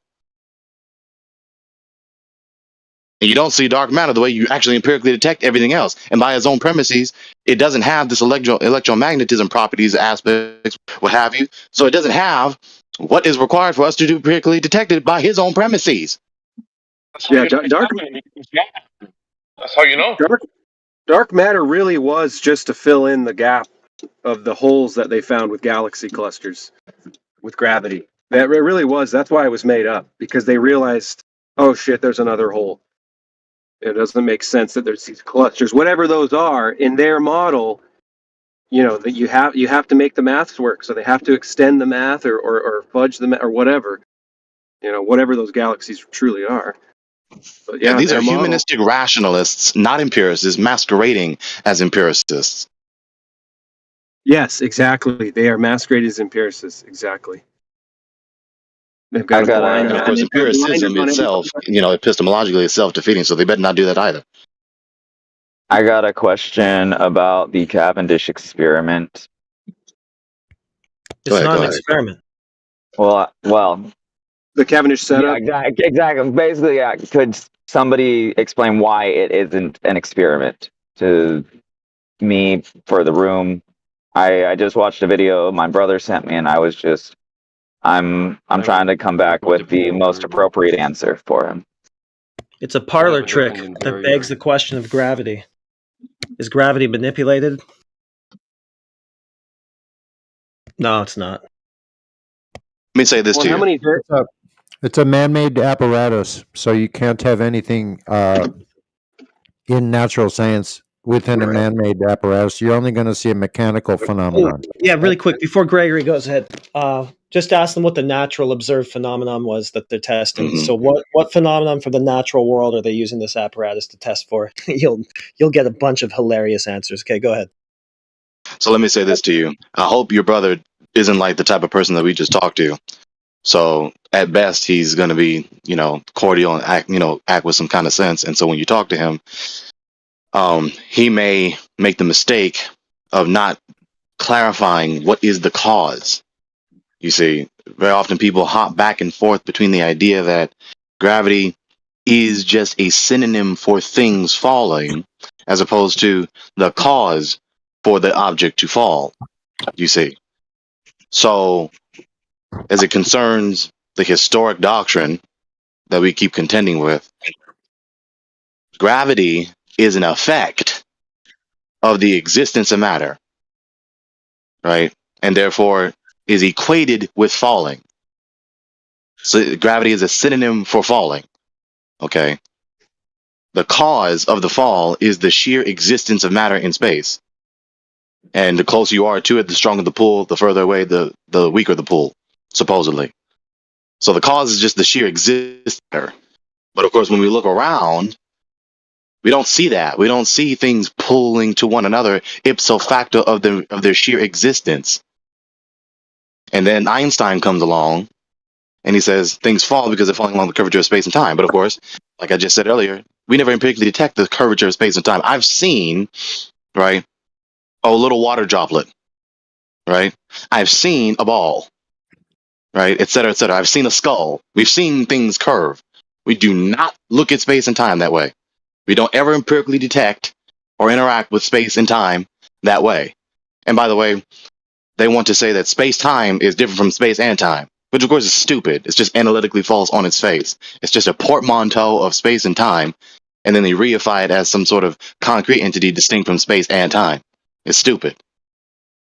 Well, and does that test show that, you know, does it attract on the Cavendish setup? Does it attract every time around the same duration when they set it up? Because I've seen this work with apples. It works with every thing you can think of, but it's the same amount of attractive force. So you'd think, you know, the bigger the mass, the smaller the mass. Would it take would it take a shorter amount of time to attract? I think there's too many variables within the environment as well that could cause a disruption or could cause an imbalance on the torsion. How can they say that the only variable causing the effect would be the distortion of space-time? Yeah, considering, yeah, exactly. There's too much going on. I mean, have you seen the original setup that they did, that Cavendish did? They had used a telescope. He had used a telescope from many yards away. Had to be in a almost vacuumless room, which I'm curious how he got that depressurized. He tried to make it into the walls, but then he doesn't account for the walls being a factor. You know, there's vibrations in the earth that could move the torsion balance. It can't just be space-time curving, right? It's the only. They didn't even think was a thing then. They're testing Newtonian gravity at that point. Yeah, exactly. Claim to not exist, so we can just throw that away. On the most simplistic level, it's claimed to be a balancing scale. So then the cause of an imbalance would be that it's not balanced, not gravity, that it's imbalanced. So what is not balanced? Like for the scale to be, you know, not balanced. Gravity is not uniform. So whenever you guys are talking about, someone had mentioned what's the natural phenomena being observed in the quote unquote experiment. What should be answered in that question? No, you not know, in the experiment. In the experiment, in nature. The natural world. So, like when you're doing an experiment, the first thing that you're supposed to do is observe something happening in the natural world, right? So what is that thing that happened in the natural world that he's now going to use this apparatus to test the cause of? And that's a really fun question because that is okay. No I understand that question a little better now. Thanks. I mean, the answers that you'll get from them are just going to be hilarious. And the worst persons. Again, I hope your brother is not like that. But yeah, Heretic has in mind, you know, these unruly, just disrespectful people.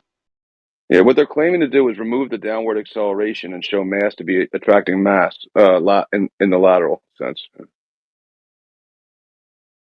That's what they're claiming to show with a scale, with a balancing mechanism to show that there's an imbalance in the mechanism, proving that mass attracts mass. It's silly.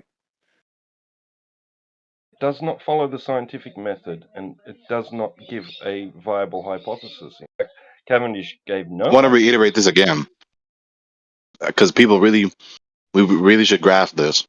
Their position is matter exists, right? With Cavendish gravity, matter exists, The existence of matter causes things to be pulled to one another, which includes, ergo, things falling to the earth. Right? That's the cause. Now, of course, if you the only way to manipulate the cause, if the cause is just existence, the only way to manipulate the cause is to cause it to stop existing. But of course, we can't cause the earth to stop existing. And the Newton didn't even exist when the Cavendish was going on. It didn't exist, for 135 years. So, I don't know what they were measuring even at Einstein. that point. They didn't even have G. There was no G to even use. And Newton said that if you were to hang two balls a fourth of an inch apart from each other, they wouldn't contact for even a month. So even he knew this is some shoddy science to even set up. They didn't even Let's have appreciate G. this also. Let's appreciate this also. The word gravity is just an anglicization of the Latin word gravitas, meaning weight or heaviness. We didn't say gravity in the sense that we have to be bothered with today until these humanistic rationalists contrived this garbage.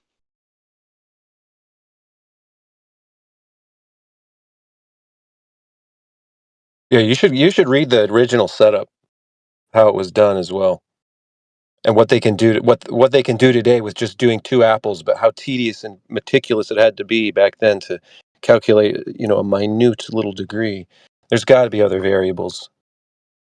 That was my plan. Next was to read the actual experience, well, the paper that was written or whatever. Yeah, the operation. Mm-hmm. I was gonna, yeah, almost gonna sit up again. I mean, what I learning here. describe them is they are removing gravity and then showing that mass attracts mass. They're removing the downward acceleration by putting on a torsion bar, and then showing that mass attracts mass when you remove gravity. That's what they claim.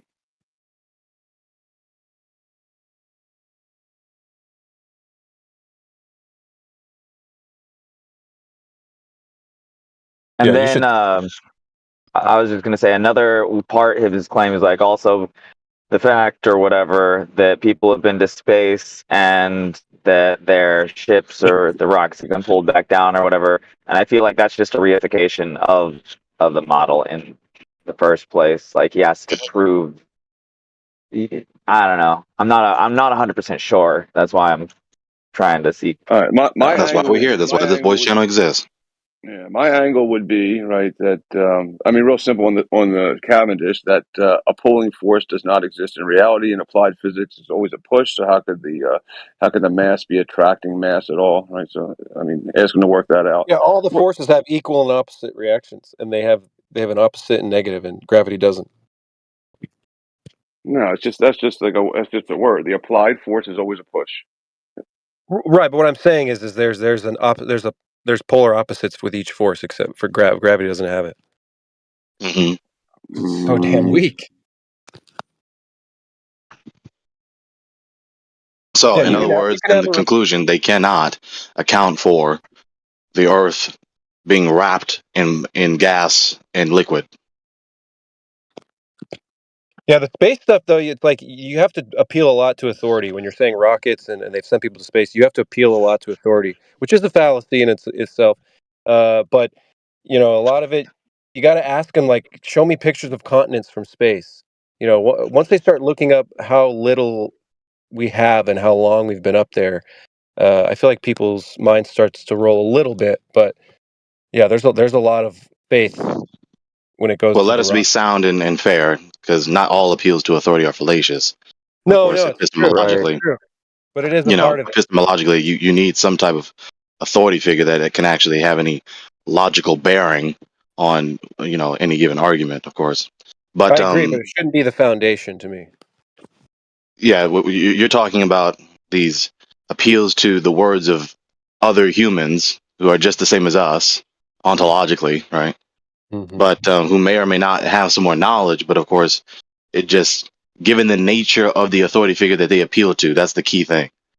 Yeah. Given the nature of the authority figure that they appeal to, it's not sufficient because it just kicks the can down the road. How do they know? And how do you know that they know? Yeah, I encourage people to rewatch the moon landings, all 6 of them, and if you still have no doubts, you can live in that world. But I couldn't watch it, and people that I've had watch again, there's instant reactions of, all right, there's something off about this. There's just, you can't help it. Doesn't mean you're an idiot. But I think just dive in and rewatch a lot of that old stuff that they put out. I mean, some of the really old stuff looks even worse. And watch some of the Chinese space programming. I mean, that's quite the production. Yeah, so space does exist in reality. Length, width, height exists, right? But the issue that they're claiming is that there's a vacuum, like a low pressure next to a high pressure system, without a barrier in between. So that's an issue. When people say, "Hey, well, what about space? What about things in space?" Like, okay, well, my bedroom's in a space, right? But it's not next to a high pressure or low pressure system, where entropy will increase. So there's an issue with space if outer space is outside of space, outside of length, width, and height, and it's a vacuum next to a high pressure that we breathe here. So that's an issue if you believe in some kind of different space, the one that we all experience. Right? So I mean, is that his claim? And then his claim of, is he removing? Like, I would just ask these people, like, people say, like, you've seen it before. People say gravity. Just ask them, can you define that? They don't know what they're saying. Sometimes they don't know what they even mean. If you say what is gravity, most of them have no idea. It is word. That's what we have Dr. Tyson and Dr. Kaku on record saying in no uncertain terms. Even Steve Jobs.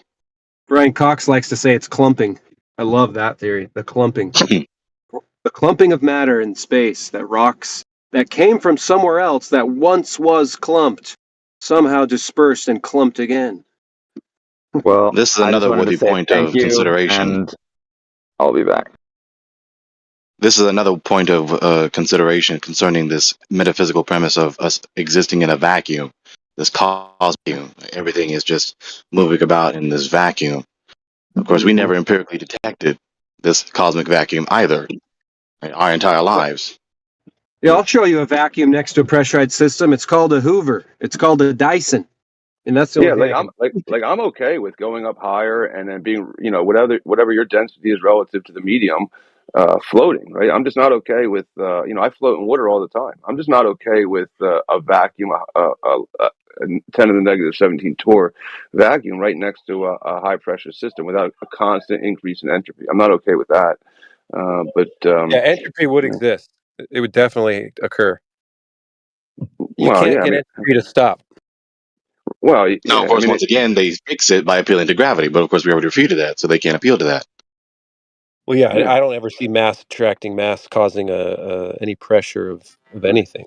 And then I combat anything attracting anything with the most simplest of explanations, as in there's no such thing as an attractive force whatsoever. You can't show me any sort of attractive force ever anywhere. There's no such thing. So how could it possibly be that mass is attracting mass?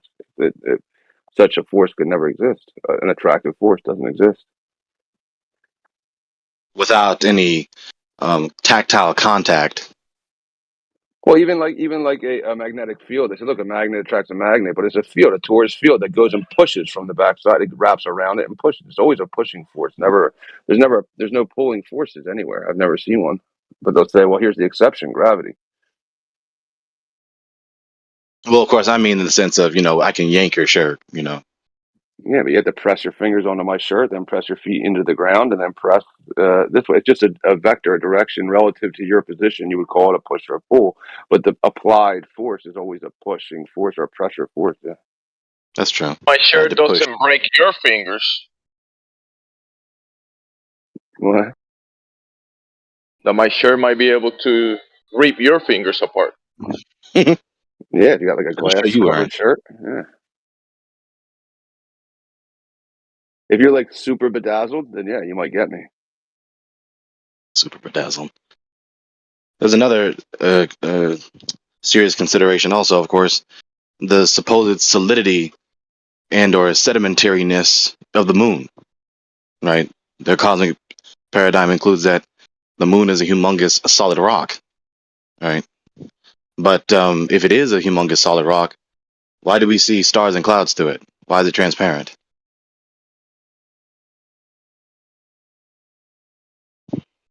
Ain't no rock I've ever seen. Just like when you're looking at a plasma TV, you can see the image of it, but that doesn't mean you can go play golf on that image.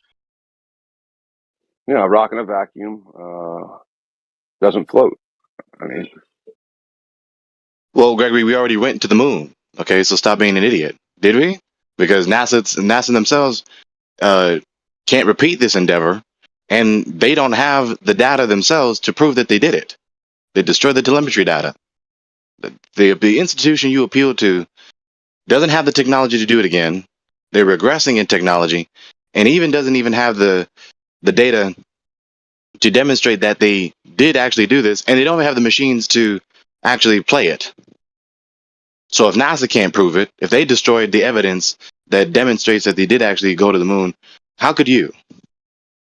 I mean, listen, if somebody did a really good job, like, you know, on a stage and did, you know, with a play or a movie, did a really good job, and there's no way I can debunk it. I mean, does that make it that true? I don't know. I mean, if they did a great job, they make it true. I mean, what goes up? It's a bold claim they're making, right? Like, what goes up must come down. They're making the antithetical claim that something goes up and doesn't come down ever. I mean, I've never seen that.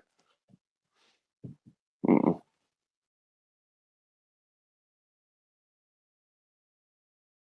And even given their own, again, given some more of their own premises, the so-called Van Allen radiation belts. Right now, they can't get through it. They can't go to the moon. They can't even leave low Earth orbit because of these so-called Van Allen radiation belts. But back then, they just whistled right through it.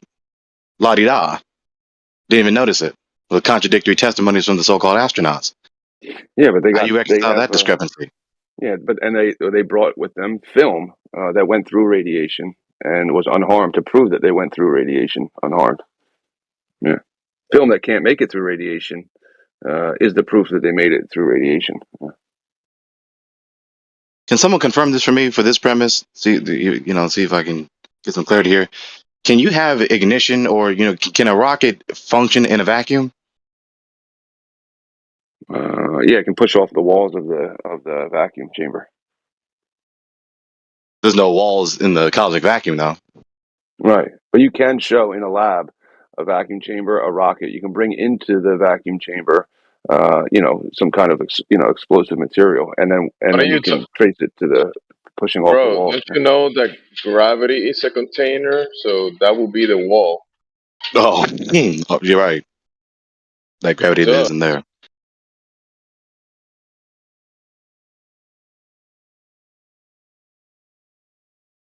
So anyway,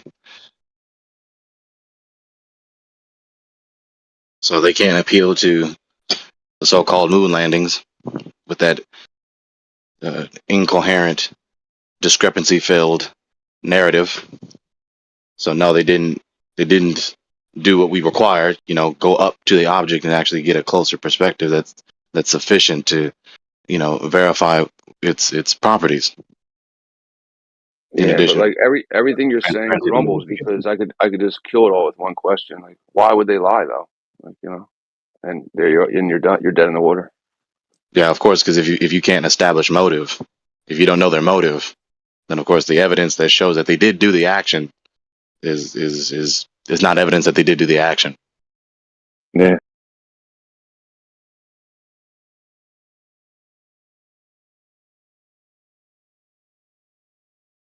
Yeah, I like the Apollo liftoff video. Like, that's really all it takes, I think, in my opinion.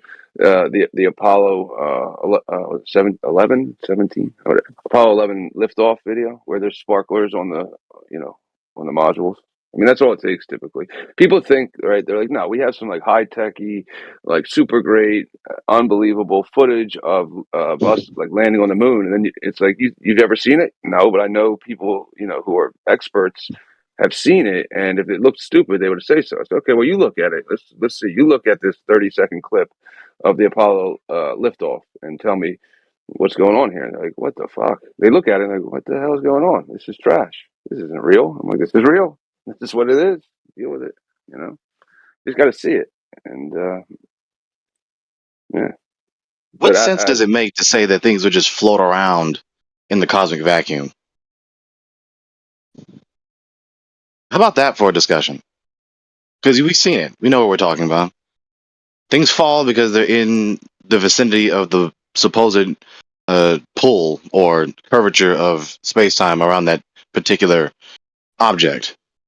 So what is the sense, what is the rationale behind saying that you would just float around? Well, they do have an explanation that we are in perpetual free fall. So Perpetual free fall. yeah, we are currently falling, in everything's falling right now. Like the Earth is falling, the sun is falling into a black hole. Like that's a real answer they give. That it is happening. It's just the forces that like equal out to like a net zero, and we're in perpetual free fall. It makes it. I thought that That's caused. I thought that caused a zero G environment. Yeah, that's geometrically absurd. You can't even coherently conceive of that because in their paradigm, it's just a vacuum, and then the point, which is an abstract entity with all space and matter and time in it and energy in it, expanding, right? Not exploding, not pushing out, but it's going to irritate no tanks, pulling, right? The source of the expansion is outside of the point, even though there's all space and matter and time and energy in it. So there's nothing outside the point. So what did it expand into? But let's forget that point. So it's expanding, right? Expanding in the midst of nothing, right? And there's no extremity, right? There's no limit or extent to, the so-called reference frame. Like, this is geometrically absurd. It makes no sense. You can't intelligibly and coherently say it's falling, because the only way you recognize something to be falling is you compare the object moving in free space with the macroscopic reference frame it's in the midst of. I can tell I'm falling because I'm descending lower and lower and lower, right, down to a lower extremity, the lowest extremity. So if there is no upper or lower extremity, if there are no extremities to the reference frame, then you cannot know and cannot intelligibly say that you are falling. Falling, ascending, right, moving to the left, moving in any direction is relative to the extremities of the reference frame in which the object is moving.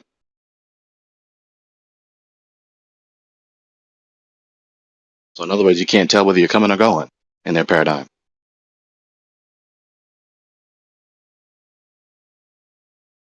Yeah, I mean the proof that we're free falling is because we have to be.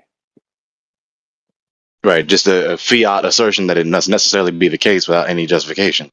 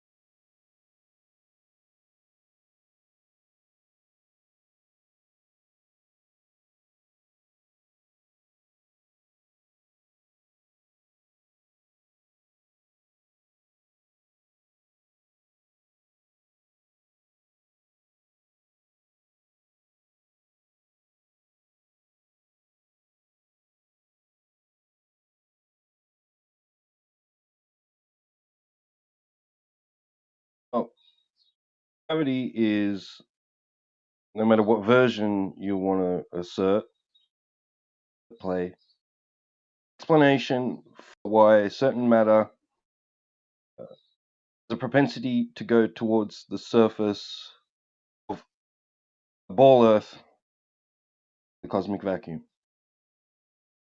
As a heretic, show me that. Show me that ball. Buddy.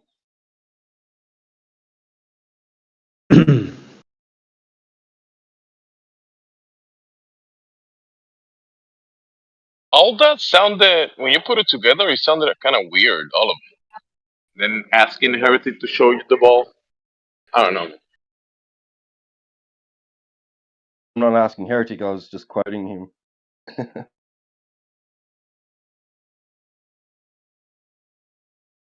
What did I say? I missed all that. Someone is asking you to show them the ball.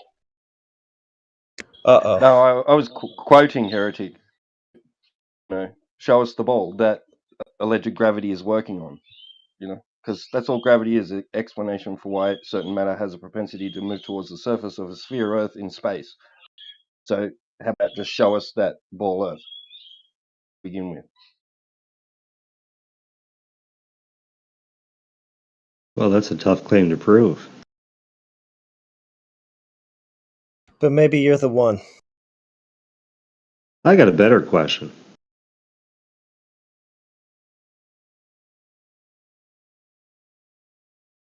Good talk.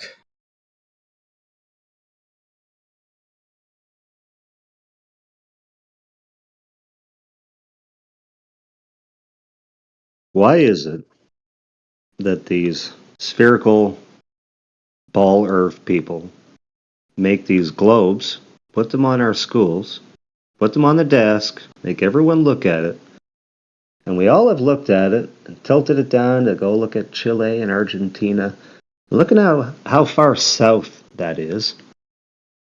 And then we see Antarctica and how close that is. But in actuality, you could just go on Google, what's the distance or what's the closest city to Antarctica? It's going to give you some big number, and the distance from the tip of South America to Antarctica is the same width as goddamn America. How the fuck does that even make sense? Because the maps are not the terrain. Nobody travels on these projections. That's not where we travel on. It's nonsense. No, but I mean, like, they got to try a little bit better. They got to make the distance from South America to Antarctica a little bit bigger, because some people's going to start to notice some of the bullshit they're trying. Yeah, if you're saying that the tip from south to the Antarctic is the width of America, that's a lot. Yeah, but you know, if you look at the globe, you're like, well, that ain't right. Of course it's not right. Maybe it's left if it's not right. It might be a lefty agenda, I'll give you that. There you go. Figure it out finally. We got it. I'm just saying, I just wish they'd make the globe a little bit better. Like, I mean, okay, I'm with you on the narrative and the lie thing. That's cool, okay, but can we make it better? Some people's going to start You asking. can remember, because a piece of furniture like the globe, right? You're talking. You gotta make the globe better. You see how every company is gonna build a globe and put it on their retail store, and they all look different. So it just can't make it. Maybe they tried, but it might be impossible to make the ball better. You see? Well, Yeah, shouldn't get they it? just, like, Impossible. shrink down Antarctica to make the ocean look a little bit bigger, or raise South America, or just make Chile and Argentina less long? Just kind of make it believable. I mean, that's all I'm asking. That's all I'm asking. Yeah, I get you, but it might be an impossible task. Because you gotta compress all of this extension of the terrain, because the circle away from the middle, it just gets bigger and bigger. You see, you do a circle around the center, then you move south and do another circle. It gets that's the bigger circle away from the center is bigger than the one closer to it, right? It's larger. The circle is it? No. Allegedly. Yeah. So once you reach that region, like the tip of South America, and then you go towards across that water, and then reach the shoreline of Antarctica. That circle, it's even bigger. So to compress all of that into a furniture on that you're gonna put on your table, it's a difficult task, don't you think? Hey, it's above my pay grade. That's why they get paid so much. And it's still impossible, even though they get paid so much. So you see, maybe they need more money. That might help. Yeah, definitely.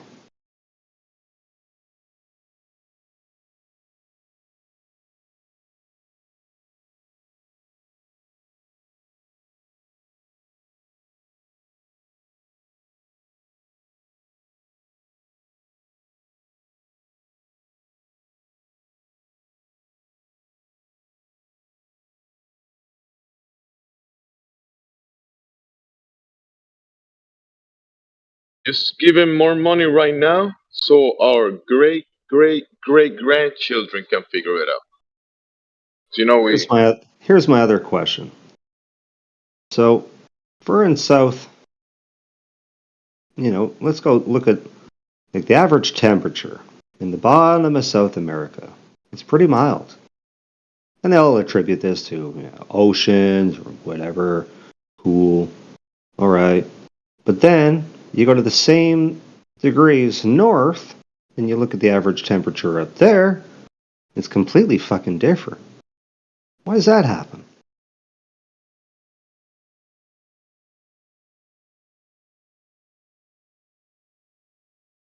isn't that called weather?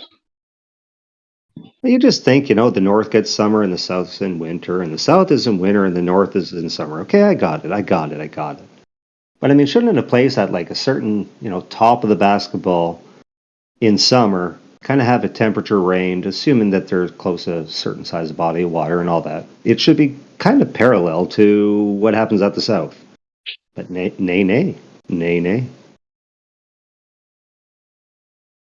But that's on the furniture. It should be similar in the furniture globe. But in reality, it's not the furniture.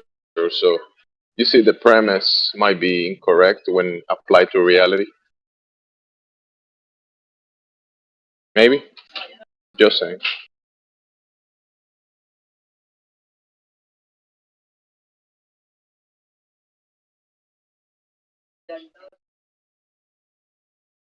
Because in reality, they have different in temperature, weather in total. So that's reality.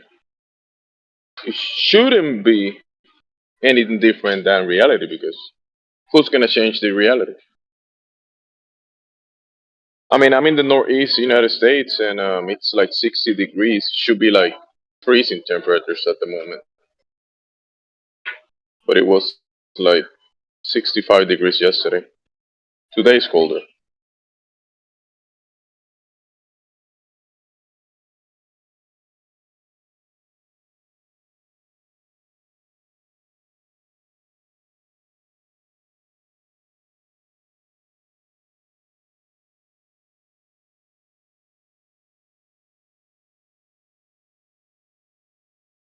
It should be 32 degrees, but it's not.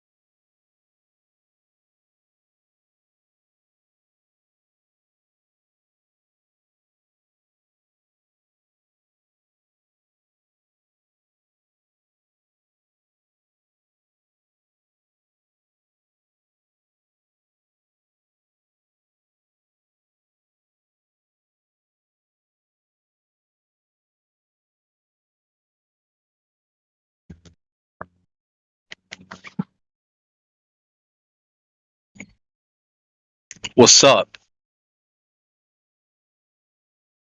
The sky and heaven above that. Based. So does anybody know any like government like any country's government that has resources on flat earth shit? Yeah, NASA. They told you that they wrap the ball around the flat map. Yeah, they have it. Yeah, but I mean, like, surely there's one country that like says that, even if it's like Micronesia.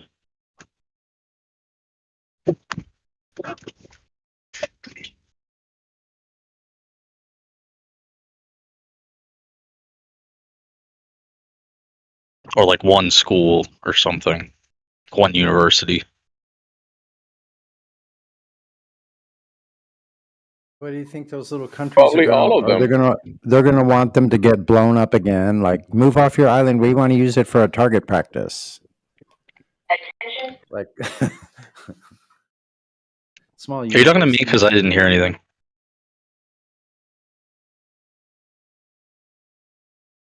Check. Hello? Check. Yeah. Yeah, I was just saying, what a Micronesian or small island country like that, what do they want to do? Get, like, if they go against the mainstream, they'll get blown off the map or be used as a target practice. Is there like a university, like ever, like has there like ever been like any university in any country that's been like, oh yeah, evidence says the Earth is flat? Yes, they all build their structures based on a horizontal and level. So to build it in the first place, they have to take that into account. There you go. Look up William Carpenter. There we go. Who's William Carpenter? He's like from the 1880s, I think. He had a bet going for something like $3,000 back in those days for anyone that can provide truth. So, of a spherical Earth. Well, that's not what I asked for. I don't care about this I know dude. you asked about, but you asked about universities, so that might be a trail of clues. But Sonny, isn't the university structure built on a horizontal? Exactamente. What does that even mean?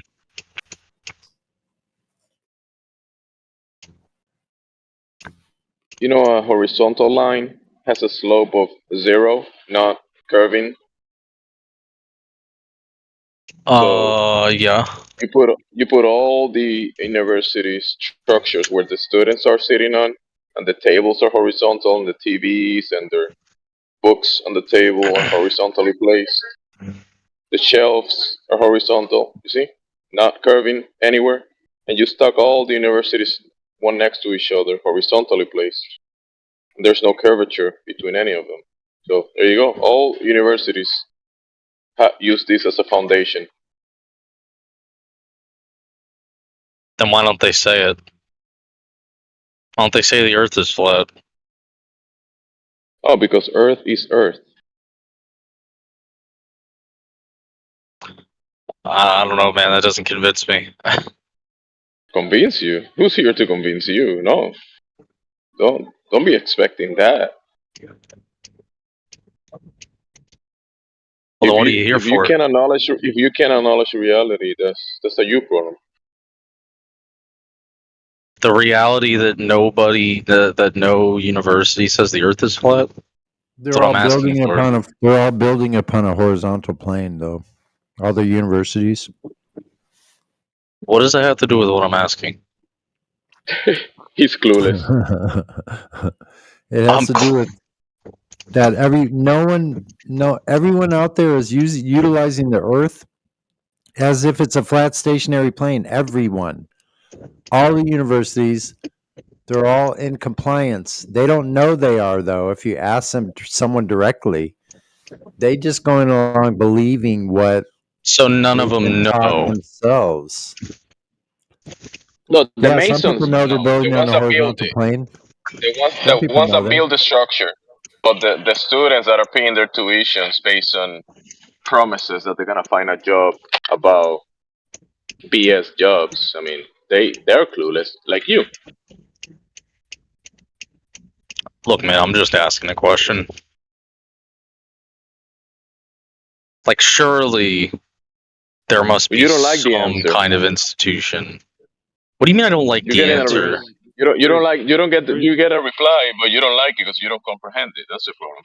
Because it has nothing to do with what I'm asking. I'm asking what university is saying the Earth is flat, and you're saying, oh, well, they build the school flat. That doesn't tell me anything about what they're saying. Hello. Physicists that study fluid statics. There you go. Fluid statics. There you go, another answer. He's gonna say, nah. Physicists that do fluid studies say the Earth is flat? Study fluid statics. Surface of liquid at rest is horizontal level. Again, are they saying the Earth is flat? Yeah, Do you know have to be, because what's an ocean? Who? Ocean is liquid, right? Uh-huh. If it was at rest, its surface would be horizontal and level. That's what they're saying. So why don't they say the Earth is flat? If they're like, oh, all this evidence says the Earth is flat, why don't they ever say that? Like, that's a pretty big deal, right? You know, because there's topography, hills and valleys. Because they're being specific and they're not giving you a description of Earth is this. When they talk about Earth, they talk about the composition of it, the makeup of it, right? But the term that you're asking for, that's a description. It's not what something is. Get it? I don't know what you mean. I'm just looking for any kind of Have you ever watched the university movie? in the entire world. Have you ever watched the movie Clueless? No. No. Does it have something to do with universities or something? I will recommend you to watch that movie. It's called Clueless. Why would all the universities that are basically in lockstep with each other across the entire Earth, they're all in lockstep about what they teach in that area. So why would I don't think they're in lockstep at all. Yeah, they are. How are they in lockstep? Because they're all. You're telling me in Somalia, all the people study the same shit as here? I was about to explain. They all teach the same space religion. You got that part, Sunshine? Space religion? Yeah. So who's giving them all the same? So you're saying they get taught the same thing in Somalia that they do here? You apparently don't know that all the curriculum on Earth is made by about 4 companies. Really? Yes. Really. What company is that? You go figure that out. We've done our research here. You could start with the Rockefellers back when that all started, and that has to do with medicine tomfoolery. Like the Rockefellers make the college curriculum in China? Yeah, Rockefeller education. You ever heard of that? No, I've never heard of that. Well, they control the education in China? Of course they do. Their constituents do. Why would they not? They've profited from every war since before the revolution in this country. Why would they not? They own everything. They have more money than imaginable that anybody could live. Even hundreds of generations would be rich beyond belief. As much money as these people have, they don't care about money. They want power. So they control your mind. They control the resources. They've got the power. Bottom line, that's it. They control the knowledge. It's 1984, my brother, that you're living in. Okay. You ever read that book? Yeah. You have? Okay, that's good. If they control all knowledge, why do they let you read the book 1984? I mean, that's like school curriculum. That's where I read it. You have to. Yeah, I know. You have to read between the lines too. But if I controlled all knowledge in my little like empire of all my slaves, I probably wouldn't give them like Yeah, sure, because anti-slave you're not books to giving- read. Yeah, you're not giving them anything that they really don't already know, but people are just dying for a leader. So they give up their own agency to someone that they think, some authority they think is more qualified than them, dumbing themselves down by proxy.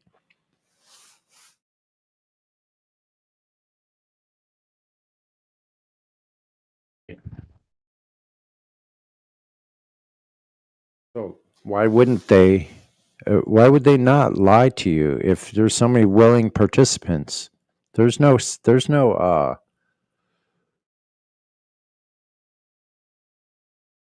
sacrificial lambs. Like there's no victims here. There's only volunteers. Thanks for coming to Bottoms Ruger. Mystic match? Yeah, the C-Dot came caught Morgan away from that bridge. The Marley's going away for a long time.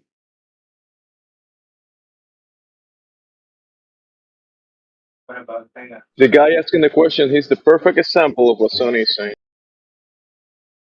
Paperwork will say that the gun evidence came from an anonymous tip. What happened at that school will stay there. Well, like I said, they all teach the same space monkey spinning water ball magician's trick ball earth. My space might clear it. I was an enforcer for him. Recruited me out of Chogi. He made a deal with me.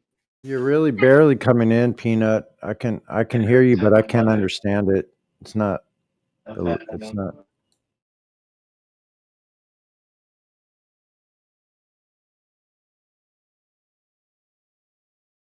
Either turn up or get closer to your mic. I'm not sure what.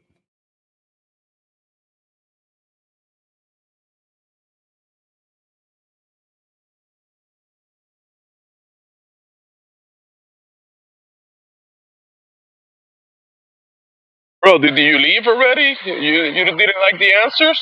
What's happening? Yeah, what's up with that? Is it something I said? Who was that? Sonny, what about the pilots that are taught to treat the ground that they're flying across as flat and stationary? Yeah, exactly. All the pilots, flat stationary. The trajectories of balloons, of saddle-loons, of anything else that's up in the sky. Elevation angles from the horizontal. Yeah, what about the navigators that are taught to draw triangles? I mean, to use angles to navigate. Yep, and That's how they know definitely not a something. globe. How they know a certain body is up in the sky, let's say a galaxy that they're pointing to, because of elevation angles. And those places have always been there for as long as mankind has ever known these clusters, or whatever you want to call them, like where the Milky Way cuts across like that. There's features to it that have always been in the same position every night, night after night after night throughout the year until they reset again in the same position. Yeah, they'll even tell you things like, to help this make sense, imagine you're on a big flat surface. Mhm. It's like, What? Like, what the hell? Where did that exactly? Yeah, but yeah, that's true for the globe, bro. Right. Yeah.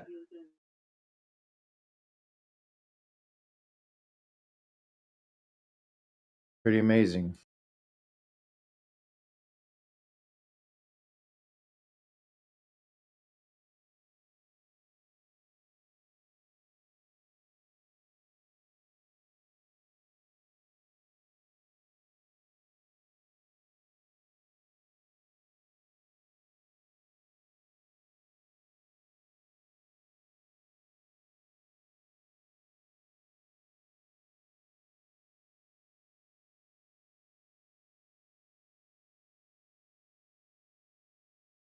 That's how you know it's a globe because it's not moving.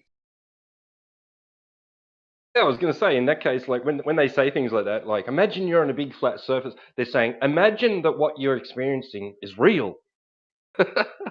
Yeah, pretty much. Like,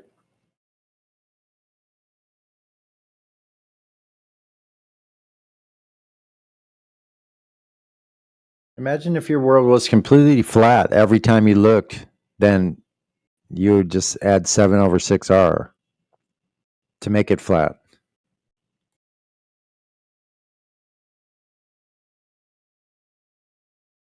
And it can be as flat as you need it to be. Isn't that astonishing?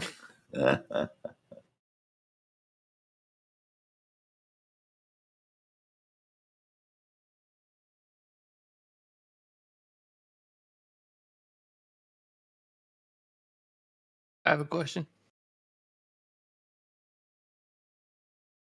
Sure.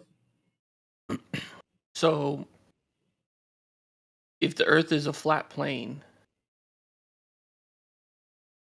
have you guys ever met anybody that's like been beyond our quote unquote borders? No, I don't think anybody's come back to report back to us. If anybody has made the trip, they're not telling any of us. They're certainly not teaching it in schools. Well, it's just if there is something beyond our known maps or whatever, I don't know how to put it in a better term, but how do they keep people from finding some new land or? Well, because for one thing, the further south you go from anywhere, if you go south, you're going to run into ice and cold and higher elevations and dry. It's a desert. It has like hardly any precipitation per year, but it's made of ice and snow. Is that They've made a limit to free independent exploration past the 60th South Parallel as well, so that makes it a bit You can't go there. What about north? Same thing. You have what's called the detection early warning. What about east and west? You can go as far as you want, east and west, as long as you obey the rules of the road regulations when you're out at sea, and when you come into a certain port of a foreign country, you have to have your papers in order. Or follow flight routes, designated flight routes. So you will be. You don't go anywhere without them knowing you're going. If you're on a boat, you have to notify them, the authorities, when you're leaving a country and entering into another country. I check. Yeah. Yeah, but I mean, if you let's say you ask about anybody has been beyond. I mean, a well-known admiral from the United States Navy, Admiral Byrd, he reported that there is a landmass as big as United States beyond the Antarctic region, beyond Little America in the Antarctic. So he spoke about unlimited resources, coal that will provide the world for generations. Mm-hmm. Oil, coal, probably precious metals and things like that. This was a well-respected admiral. He was like the Indiana Jones of real life. I'm familiar with Admiral. I've never heard this. Is there out of his own mouth? This is not writing. It's actually him saying it. Is there like a video I could look up or? Yeah, it's called the Longines Chronicle. Longines, Longines Chronicle, or something like that. I think it's spelled like a chronograph or something like that. But it was a TV show in the 50s where they interviewed him several years after he came back, and several years before he died. In the 50s, I think it was 1954 that he did that interview. Let's see if we can find it. I'll look. Yeah, because I know about him from like UFO shit. Yeah, So I found like a 14-minute video. It's like the whole episode of that interview. Yeah, that's it. That's probably it. Is it from Public Resource Org? Let me post it here in the chat. Okay. I posted this YouTube video of the. It was like a well-known TV programming back then. I think that this was the 50s. I think it was, if I remember correctly. I mean, I wasn't there, but I remember seeing the video. Okay.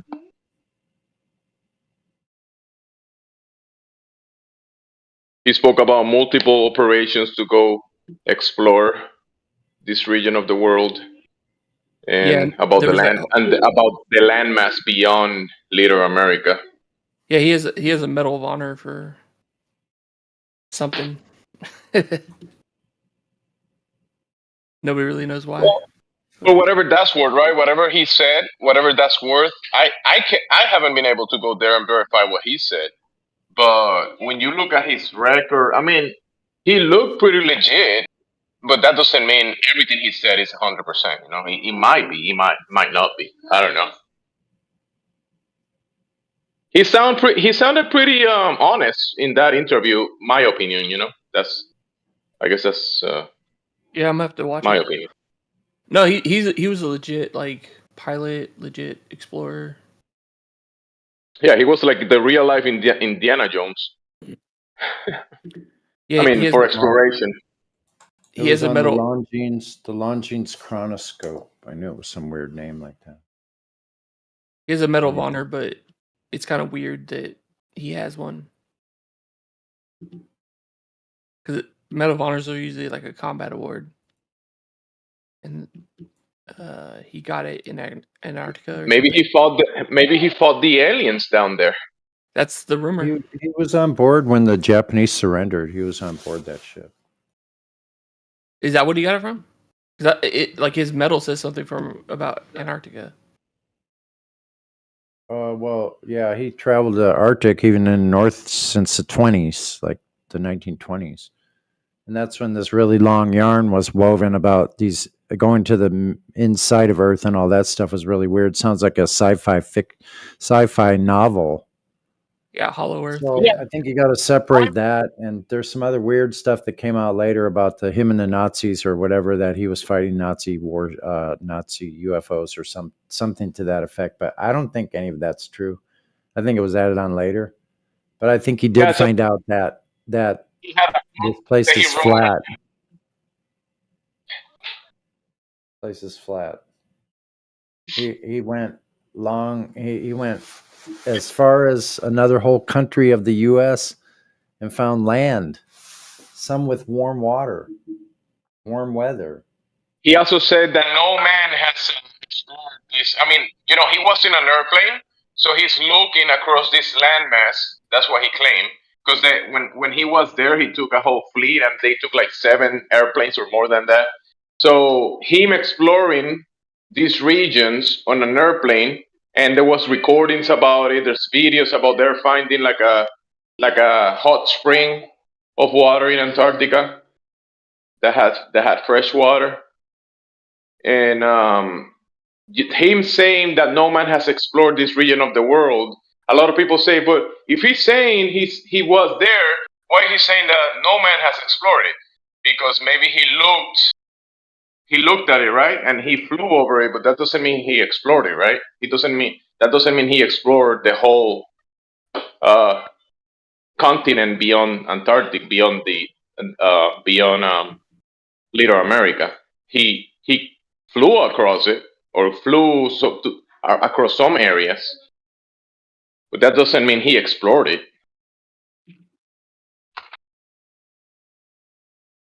All right, I'm gonna go watch this video. Yeah, I'm gonna watch it again. It's been a long time since I heard it.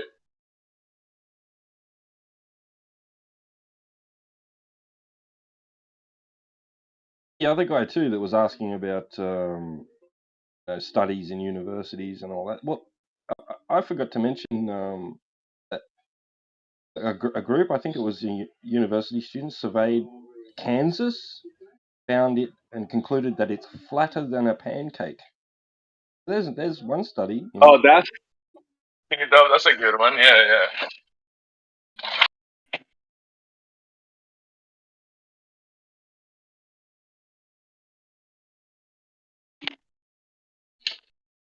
Yeah, that was a good one to mention to him. But he was kind of like, I don't know, dismissive of what we were saying.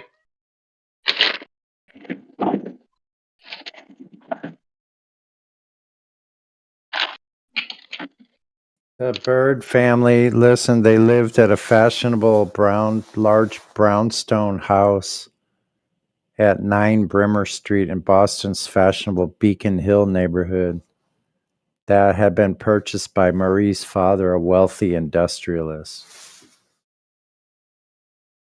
I'm like 2 miles from Beacon Hill. That's why I mentioned it. So January 20th, 1915, Richard married Marie Donaldson Ames. So he was kind of riding the coattails of her rich father. But he was also from a family of kind of aristocrats, I guess you would say. A descendant of one of the first families of Virginia. His ancestors include planter John Rolfe and his wife Pocahontas, and William Byrd II of Westover Plantation, who established Richmond, Virginia, as well as William Byrd I and Robert King Carter, a colonial governor. He was also descended from George Yeardley, Francis Wyatt, and Samuel Argall, brother of Virginia Governor and a U.S. Senator Harry F. Byrd, a dominant figure in Virginia Democratic Party from the 20s until the 1960s. Their father served as a Speaker of the Virginia House of Delegates for a time. His family was a Democrat family? Discard everything he said then. And the Byrd family was friends. They were family friends of Edsel Ford and his father, Henry Ford.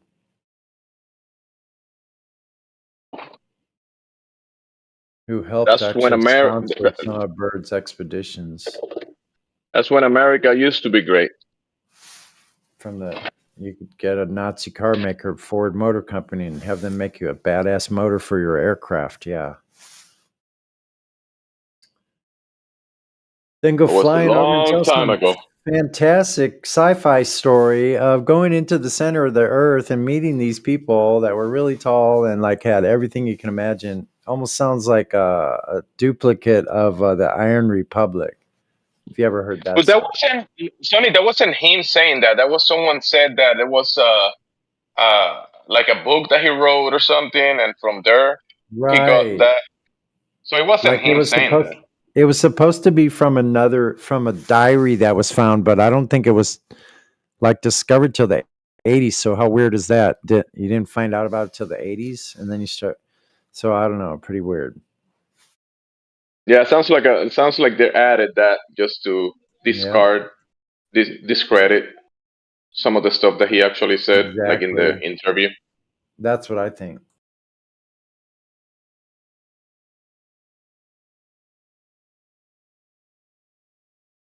I think there's like a VIP section down there. That's why they don't allow people to travel. I mean, VIPs go down there. Lots of them.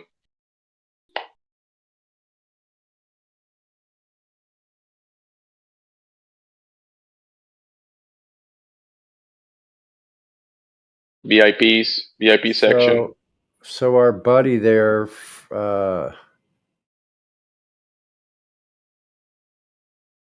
Richard Evelyn Byrd, he was also on a gunboat, the USS Dolphin, which also served as the yacht of the Secretary of the Navy.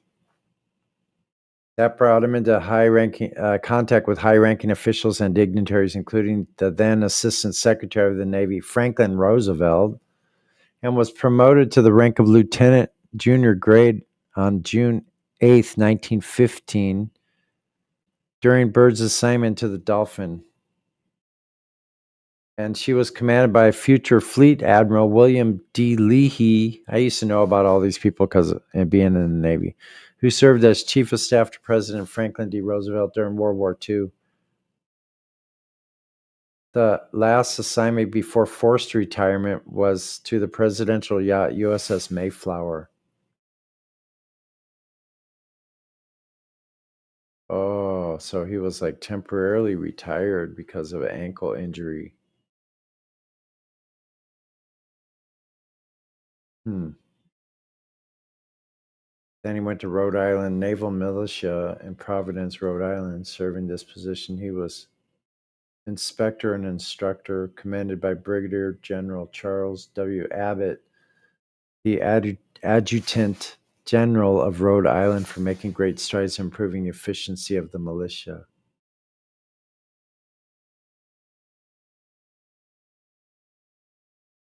Huh. Pretty illustrious career. Wow. And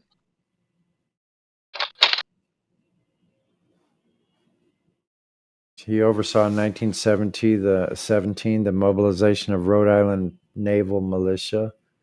He was recalled to active duty and was assigned to the Office of Naval Operations and served in a desk job as secretary and organizer of the Navy Department Commission on Training Camps.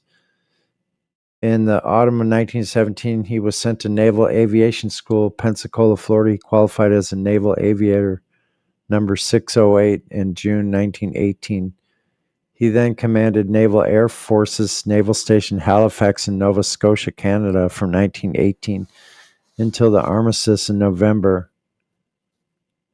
And that assignment, he was promoted to the permanent rank of lieutenant and the temporary rank of lieutenant commander. Goes on and on and on. I'll just post a link.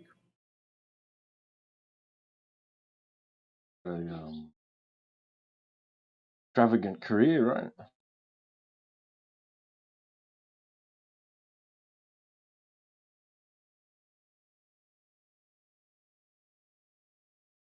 Yeah, he had a stellar naval career and like was meeting all the right people at the right times. And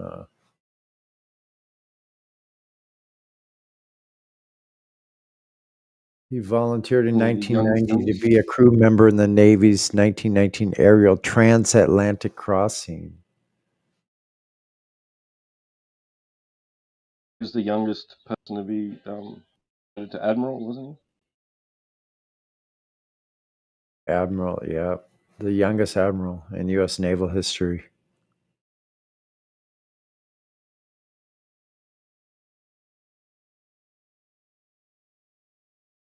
He started getting into these flying boats, and they flew all the way across the Atlantic at the first time. Of course, they were flying boats, but still.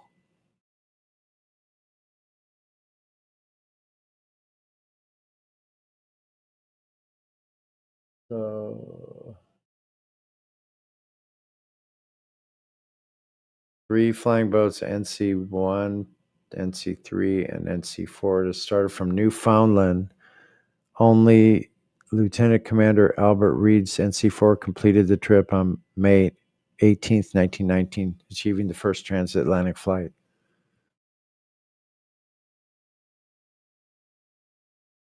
Did you just say Newfoundland? Newfoundland? Newfoundland, yeah. Can you spell that? Yeah, it's spelled N-E-F. Oh, wait a second.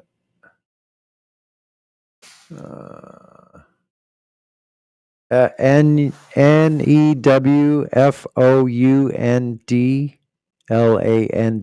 Newfoundland. It's in Nova Scotia. No, those are some different provinces. Near Nova Scotia.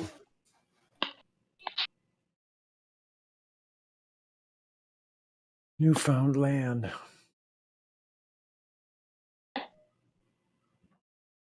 Then he was flying a German plane, a Fokker.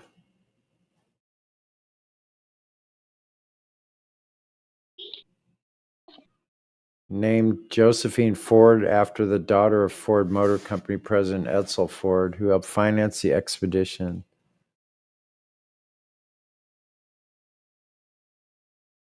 The flight left from Spitsbergen, Svalbard, and returned to its takeoff airfield, lasting 15 hours, 57 minutes, including 13 minutes spent circling at their farthest north.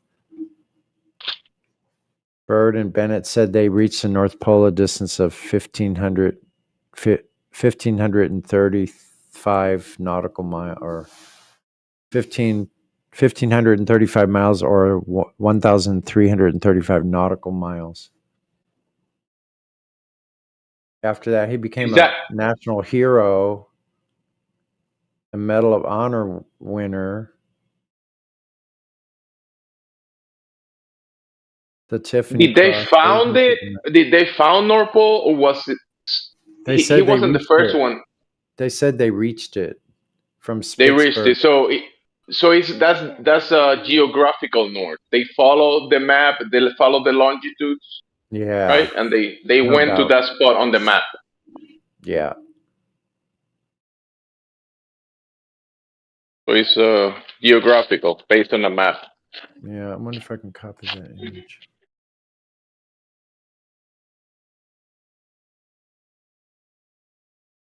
There it is.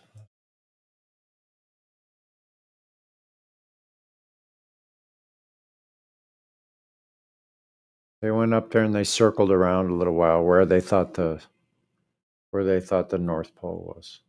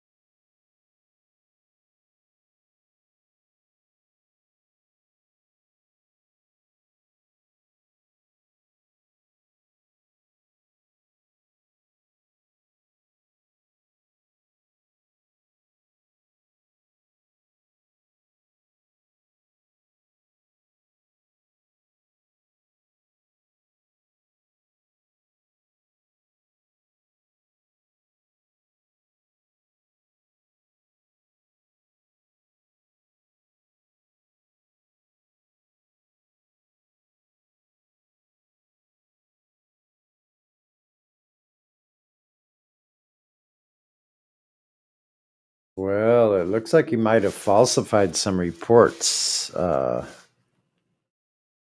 about his sextant readings that were erased but still legible on his reports, and then later reports conflicted.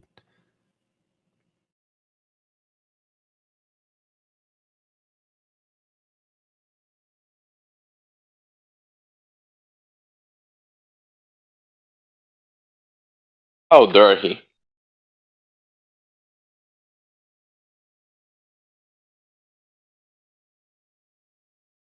Wasn't he amazing? So he probably didn't tell the truth about more than one thing.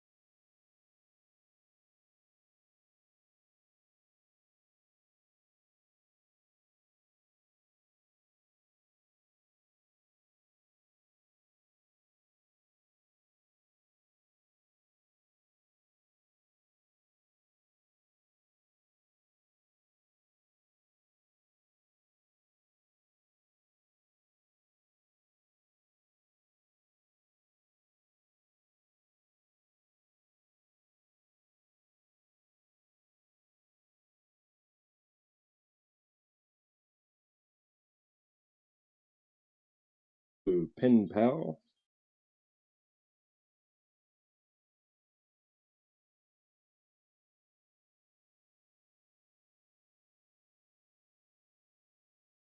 I don't recognize that name. Have we spoken before?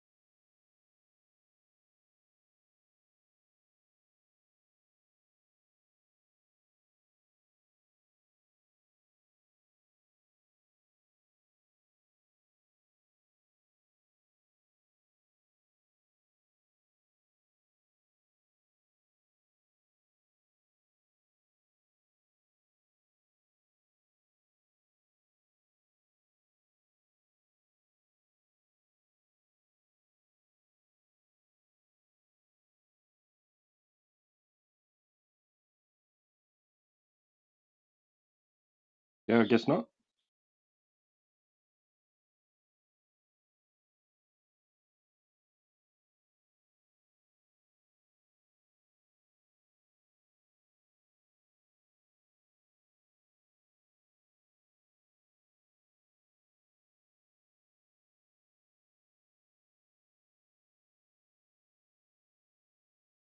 Hello? Hello. Admiral Bird was asked by the interviewer is if it's true that no woman has ever been to Antarctica, and Admiral Bird said that besides a little island of Antarctica, it's true that no woman has ever been to Antarctica, and that is the most peaceful place left in the world.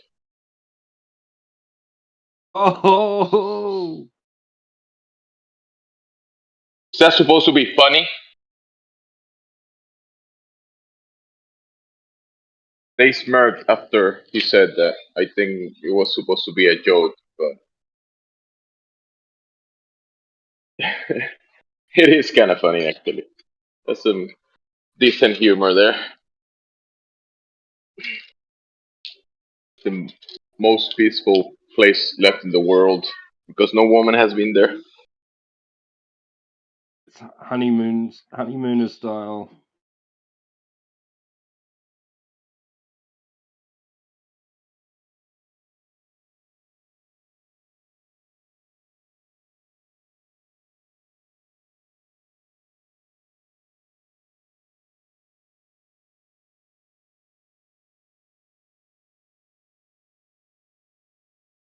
Check, check, check, check.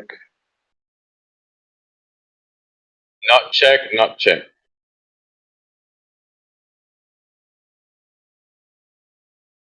Where them Globers at? Come on, man. I'm dying here.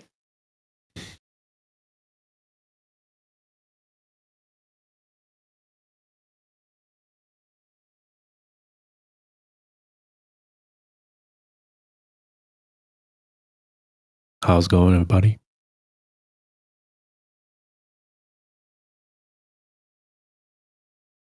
Yeah, good. Thanks. So, Yeah. All dandy. Chilling.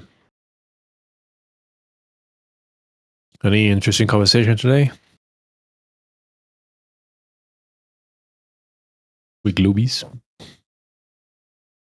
Nah. I mean, there's been a few. Any worth mentioning or just the same old crap? I mean, same old customers. This one was asking about universities that talk about flat Earth or whatever. I told him that all universities are built in a level horizontal. He was like, "What does that have to do with flat Earth?" All right. It's not curving horizontal lines to build the structures where the universities are at. See, but yeah, but the students or the professors and the students talking about it, no, they're clueless, just like you.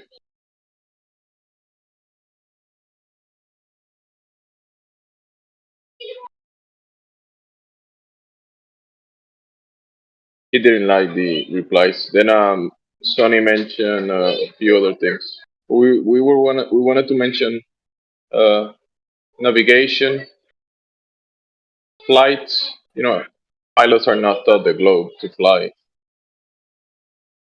Yeah. but he didn't like the replies and kind of like jumped out. Yeah. I was like 10 hours ago, maybe, or maybe more. I don't know. It was morning for me anyway. I heard the bear guy talking about the water level hose thingy with the Duncan. Yeah, was you were there?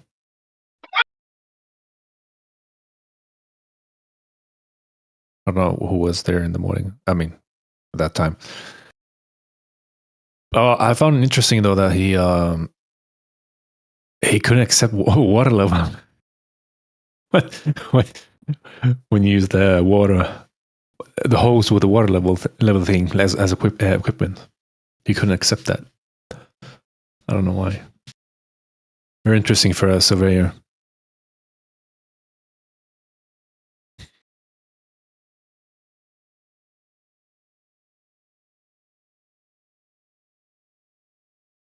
They only work locally, right? Well, yeah. Well, I think you showed him up to 100 meters. The big guy that you can buy. He didn't believe that even. He had the Duncan guy. He couldn't believe it. So he said, "No way! Someone uses that as equipment for leveling."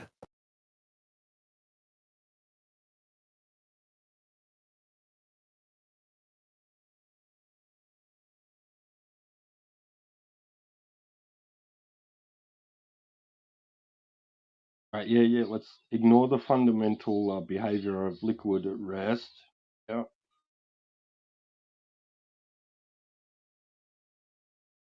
Ignore the practical use. Yep.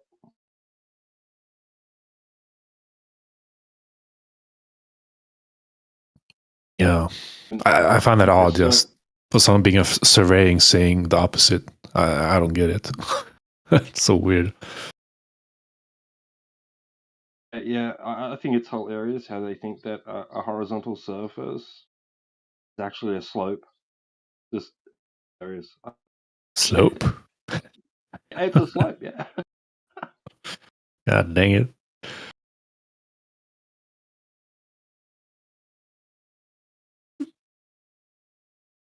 Hmm.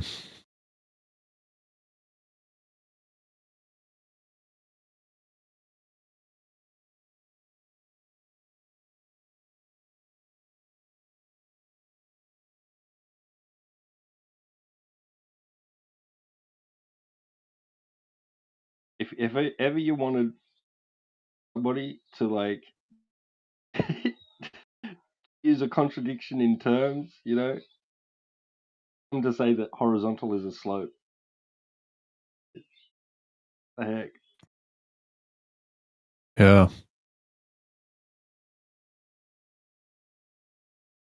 It's like when they're saying level is curved.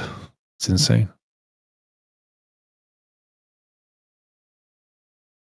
Twisting definitions.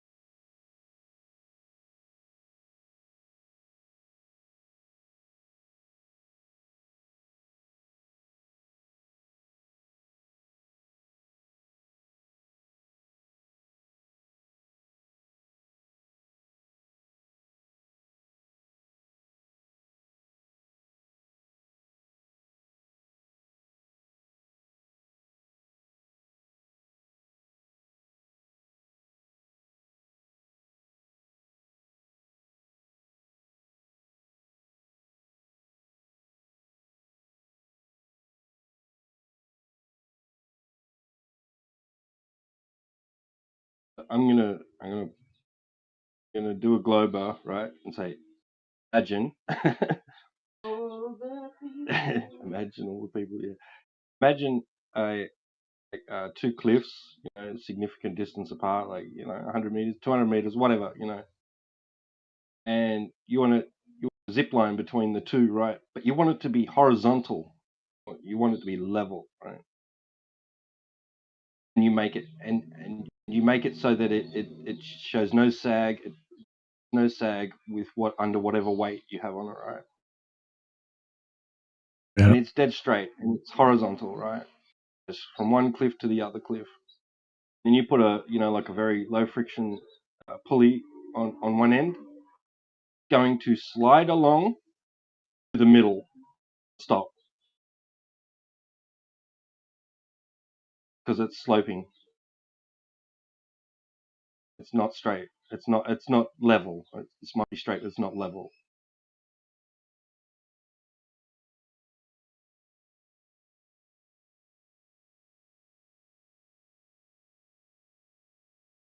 Level as far as horizontal is concerned, but according to the globe, it's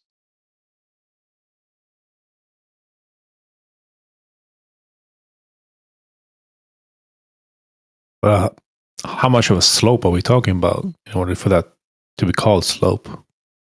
Usually, I mean.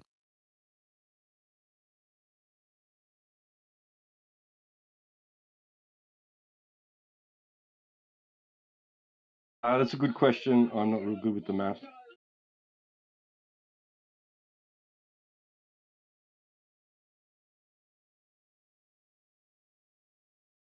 I mean, generally, slopes will be like on hills or valleys, yeah?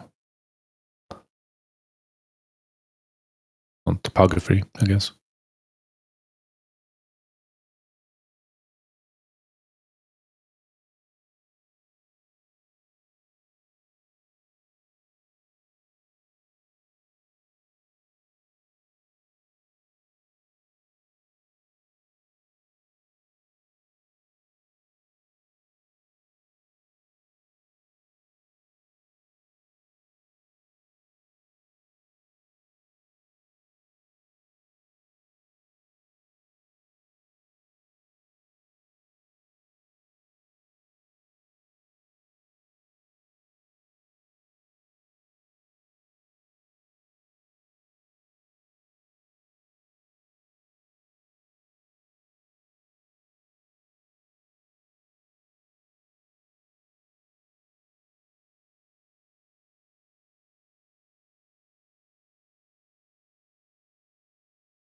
Wait, I might be wrong about that, because you'd have to establish a point from the center of the zip line, so for it to for a like a low friction pulley to like the center.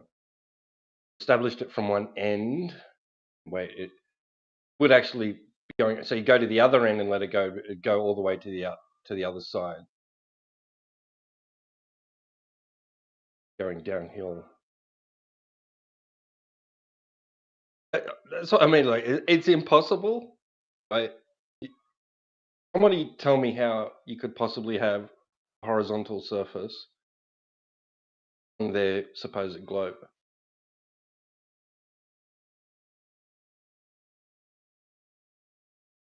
I don't see how it's possible.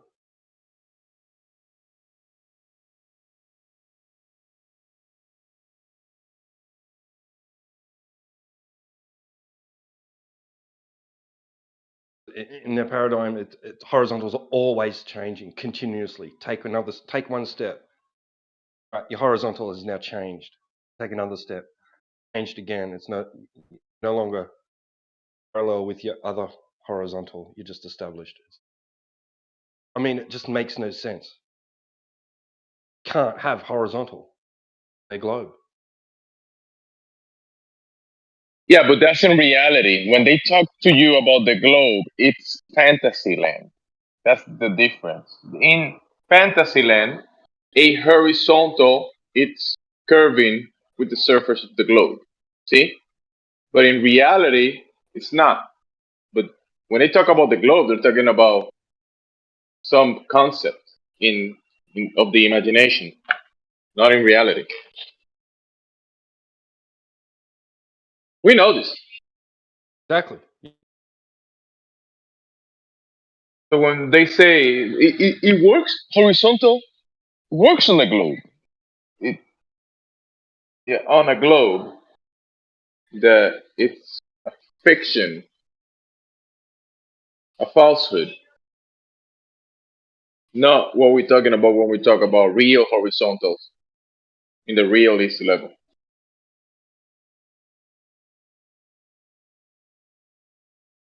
Right. Yeah. I'd love to go to a construction site and that they're establishing a level horizontal foundation, and I'll say, you do realize that that's sloping, right? They're gonna laugh at you. You see the horizontal line you got there? It has a slope of non-zero.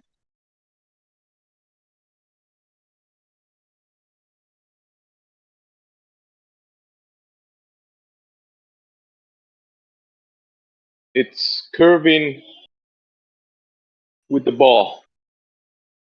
Where? Somewhere. Show it. You can't see it. Can't show it. But it's there. That's how you know.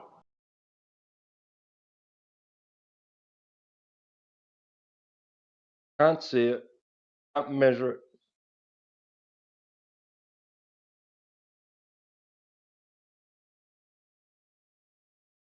How you know? Yeah.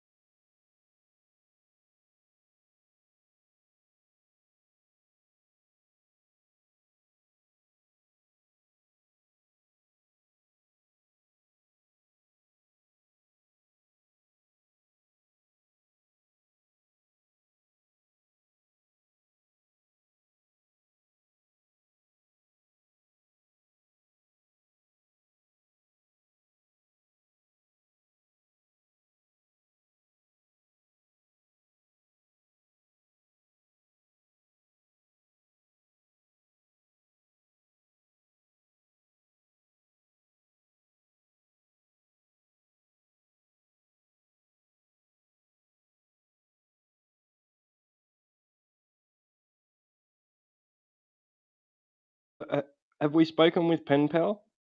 Pen Pal regular or you?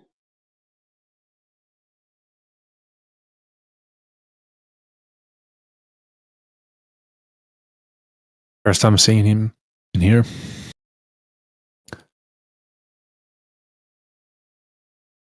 Hey, Pal, you want to say hello? Yeah, PayPal. I need a refund. Something I purchased. I paid through PayPal. Are you there?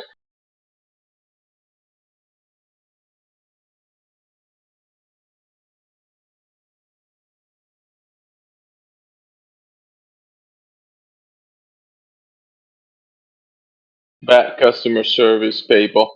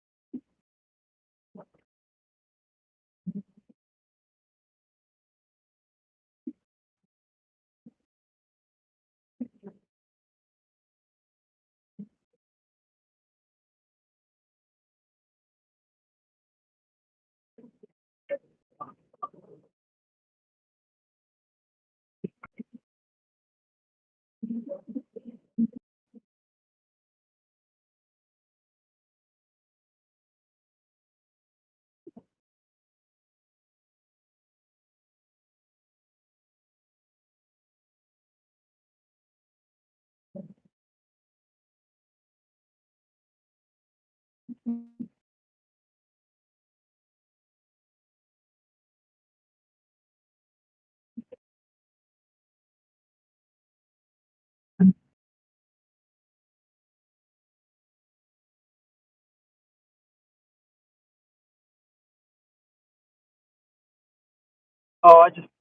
I just did that to disrupt his text he was trying to write.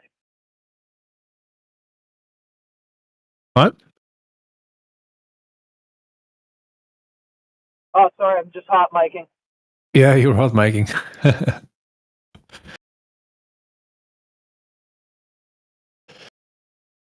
Ay.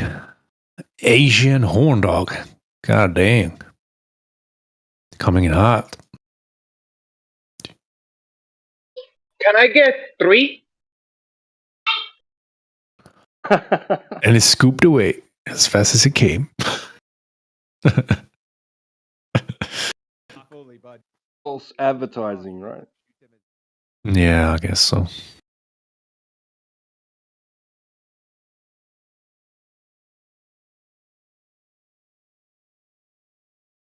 Maybe we need to start saying, hey guys, we know where the edge is. We can show you. We got pictures. We got proof.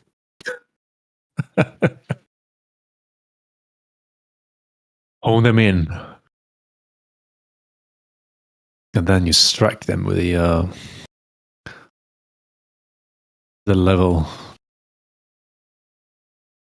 talk. The ocean. Show them the beach. Look, the edge of the Yeah. world. The edge Yeah. of Earth. Exactly. Yeah. After Earth is water. Don't you know that?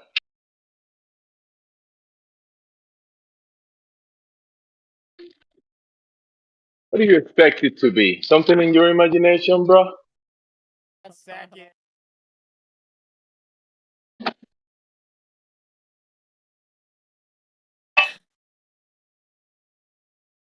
Only talking about the edges in a single axis, right?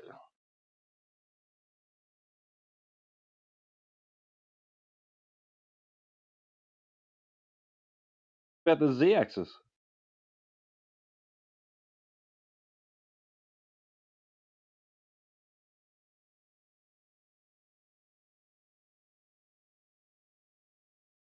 Z-axis? How about the G-axis?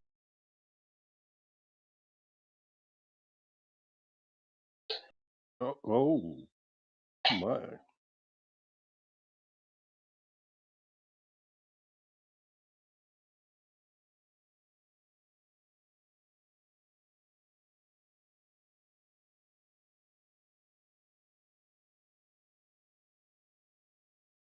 Just spilled some of my coffee.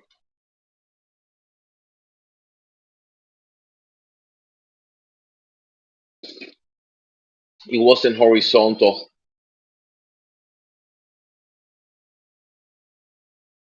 Deviated from horizontal and it spilled a bit.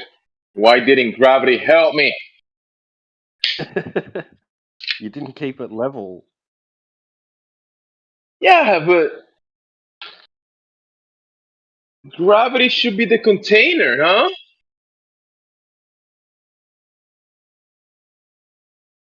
Where's my gravity cup? Yeah. The gravity is the container. Doesn't matter what side of the ball the liquid is in, gravity is gonna hold it. Isn't that how that works?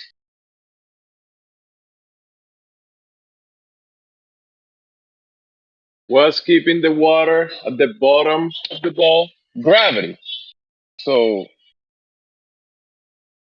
I mean, why isn't it keeping the liquid inside my cup? So confusing. Gravity is too confusing for me. Like, maybe I'm just stupid. It doesn't do a very good job of holding water to the sides of mountains.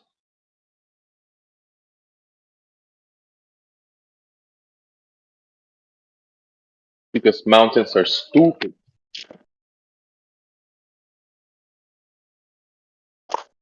Yeah, yeah. Water has this funny tendency to want to run down a slope.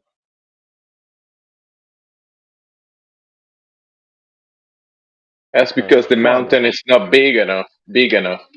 Mountain is Oh, right. not big enough. Yeah.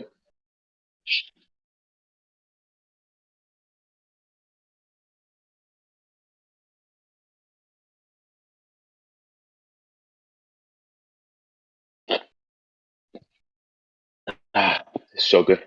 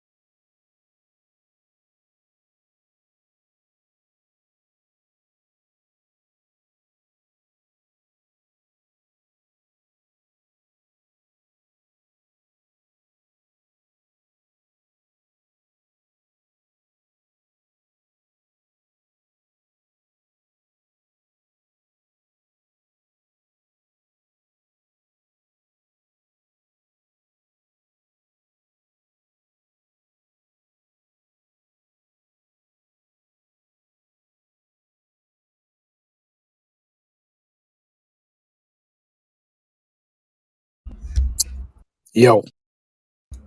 Greetings, planeters. The Earth is a vampire. If you're gonna keep up doing that crap, you're gonna get fucking booted, man. Do you guys? Talk seriously. Is Yeah, there go any on. Sorry. Is there any people like, those crazy ass people in here? Are you one of them? The Globers. Are you Do one you of guys them? believe in flat Earth, bro? Are you one of them? Hello. Am I I'm one of asking. what? I asked you like 3 times. Are you one of them? One of who?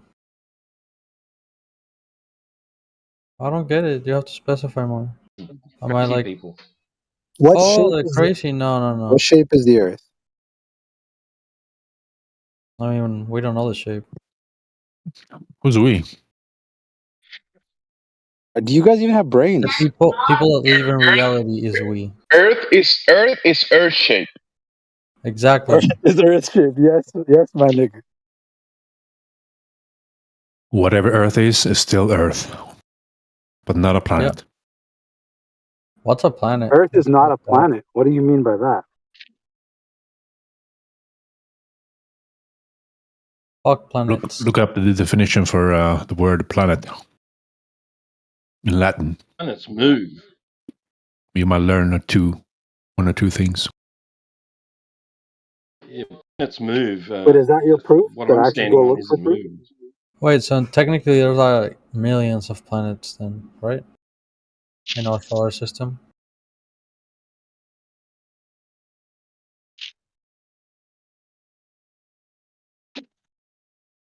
I don't know what you just What if said, but space okay. is a lie and NASA is just taking your Yeah, tax because dollars? the definition of planet is a heavenly body other than a comet, asteroid, or satellite that travels in orbits around the sun. And would that translate to a wandering star? What was that? Would that translate into a wandering star, perhaps? I don't know. I don't understand the question. Does that translate into a wandering star? Yeah, the definition you just spoke up I don't about. know. What do you mean by wandering star?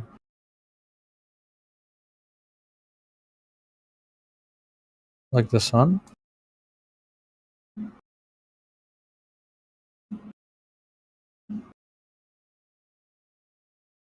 I've never seen anything go around the sun. Yeah. Have you? I don't know. I don't understand and what you're saying. Is that your rebuttal for everything we say? I don't understand what you're saying. Every It's time. because I don't understand the point. It's like What is a it you don't riddle. understand? What is it about you don't understand? Have you seen Okay, I anything? gave you a Have you definition. seen anything orbit around the sun yourself with your own No, I eyes? haven't. Naturally observed. No, I haven't. Maybe like the Where you stars, go? but I don't know if they're orbiting the sun or not. I just see the stars, but I don't know if what they're doing. So no.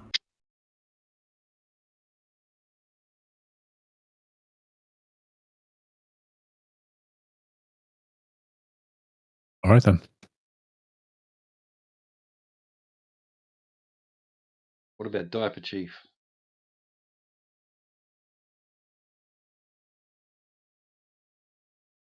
Chief, have you ever observed anything going around the sun?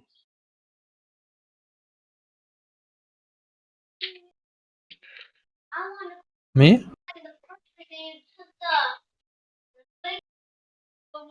No, not you. You don't go around the sun. No, is he Oh, asking you say you? you. I don't know who he was asking. You know that you never seen yourself going around the sun. So why would that be the answer? His question. Huh? I think Diaper Chief believes in that. Maybe he wants to tell us about it.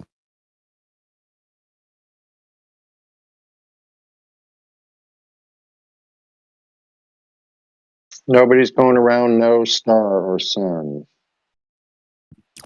Or maybe he can't speak because he has a diaper on his mouth. Who knows? Dude, if you're talking to me, I don't know when. My name's Henry, so if you want to talk to me, just say Henry. No, there's another guy called Diaper Chief. Oh. Are you not looking at the VC? Oh, Diaper Chief. Okay, okay. I thought you were saying Master Chief for some reason.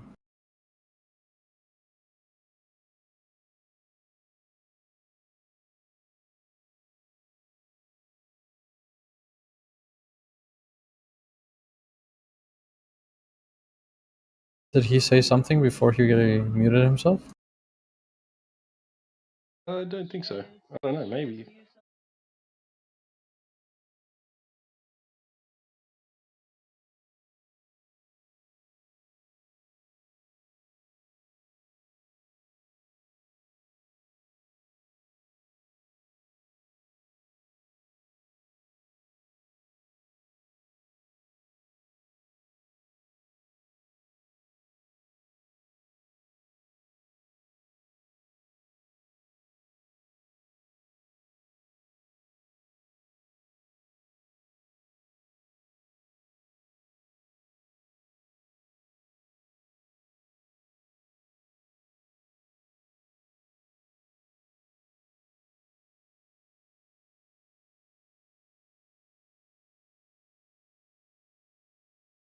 Yo, Quetzalcoatl.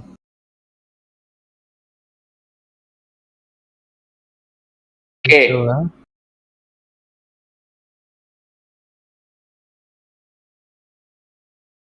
What about you have an Earther?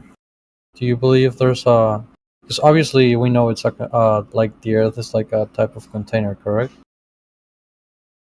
The Earth is Earth. The container is the container. Oh, okay, okay. Earth has a container. That's what I meant.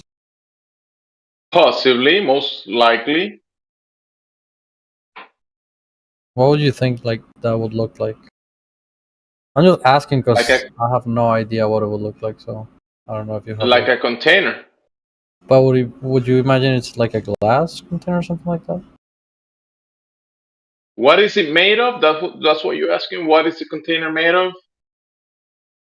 Yeah, I mean, I'm not straight up asking that because I know nobody knows, but what would you think it would be kind of? That's a really good question.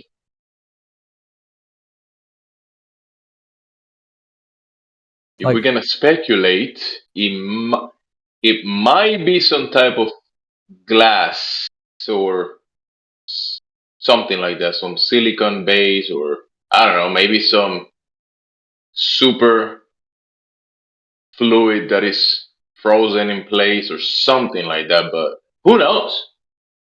Maybe it's neither of those things. An electromagnetic field or whatever that shit is called. Would that work? Maybe the container has a field. Maybe it's both things, the container and the field on it.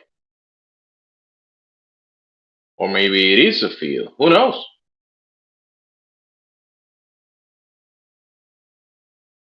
I hope we find out one day. You know when you're cooking and you put the lid on top of the boiling whatever you have in the container, Yeah, and the liquid kind of like starts like going on the lid. Yeah, vapor or condensation or whatever it's called. Yeah, so you might have that below the container, but that's not the container.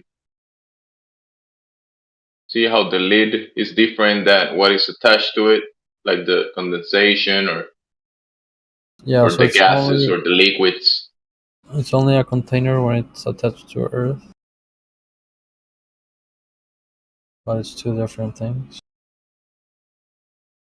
Hey, that's another good question. It will have to be because we have gas pressure here on Earth, right? When you use your muscles to expand your lungs, expand the volume of your lungs, and the gas pressure around you rushes towards the expanding volume, right? Mm-hmm. So the antecedent to that gas pressure is containment. Yeah. So there has to be, because if there wasn't, we wouldn't be breathing and having this conversation. Because the first thing I remember doing, besides opening my eyes this morning, was taking a deep breath.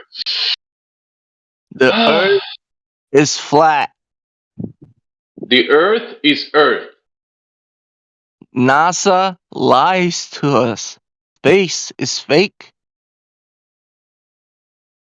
No, space is real. The space between you and me is real, and I'm glad for that. I'm happy that it's real. The Earth is flat, okay? No, it's The not. Earth is Earth. There's a giant wall of ice separating us from space. Is that like a cartoon that you're watching at the moment? Which anime is that? I want to watch it. Why does his voice fit with his profile picture so good? It's like a chihuahua with parasites suffering from the inside out. It's a piece of bread. Oh, The it's bread, bread with the bread is parasites. as flat as the Earth. Everything is flat. It's flat. I'm telling you, the government lies to us, and the birds aren't real. The birds are recording you. Is your mom flat? Your mom's flat. So not everything is flat, right? Telling you, space is fake. If space was fake, there wouldn't be any space between you and me. That would be annoying. No, sir. The outer space, the satellites, they don't exist. Everything's fake. The space outside between my house and your house is real. That's No, out I think he's of my talking house. about Star Wars. We're talking about He's Star talking Wars, about. right, Bork? Are you talking like about cartoons and Disney movies? Is that what you're talking about? Yeah, I'm pretty sure he was like, or either Star Trek or Star Wars.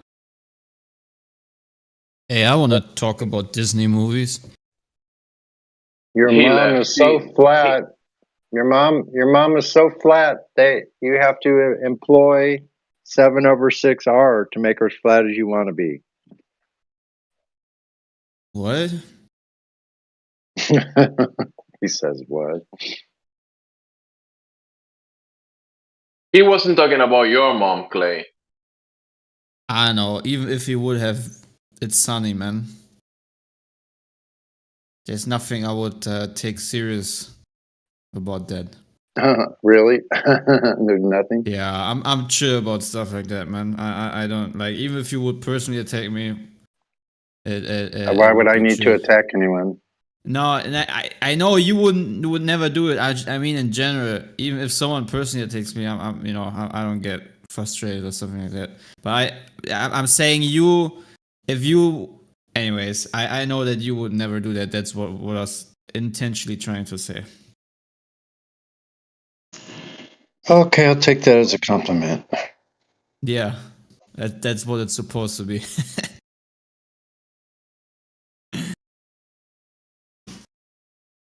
It's just sometimes hard for a German to properly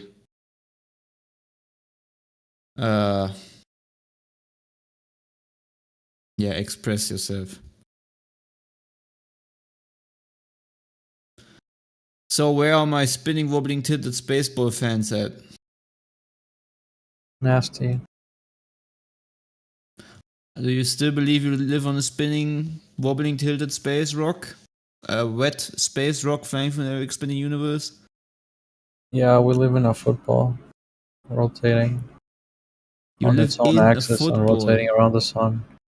Wait, you live in a football rotating? Yeah. That's different than living on a football, because in the football, you'll be inside of the football. And, hey, the football will be the container. you will be in a pressurized system inside of the football, right? But if you're on the football, that will be a different case because you'll have to keep your balance, and if you don't, you're gonna fall from it. Yeah. So, since you live in a football, are you like a very tiny person, like a very very tiny midget? Because I mean, living in football, it like with my size, that wouldn't work. I mean, you're inside the football, so. Wait, no man, I'm right now inside the house.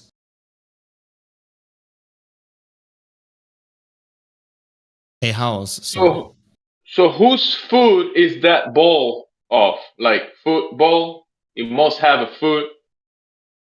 Because it's Nah, a I just really football. I want to understand. This dude must be very very very tiny. Like, how do you fit in a football, man? That's cray cray. It's a very very big football. And first of all, who puts you in the football, man?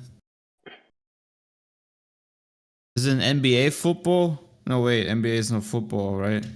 Or is it? I don't even know, man. Well, they I'm not use their American. foot. They use their feet to play with the ball, but they hold it with the hand and walk with the feet because you need feet to do anything. I mean, not anything, but most things. Huh? I think he doesn't want to talk anymore.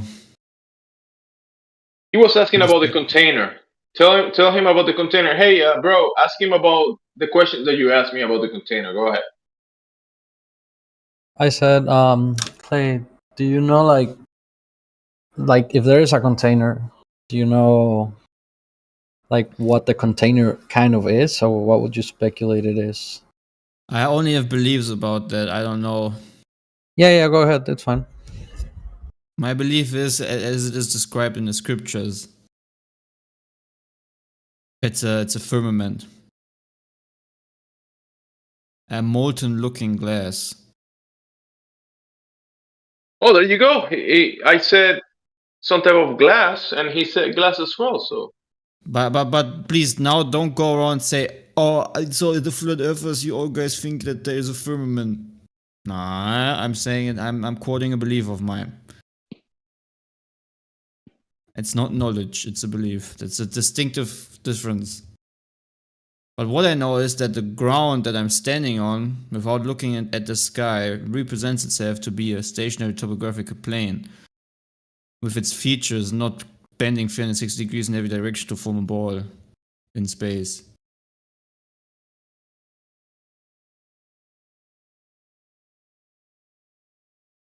is that a good answer, bro? I hope so. Yeah, it's interesting.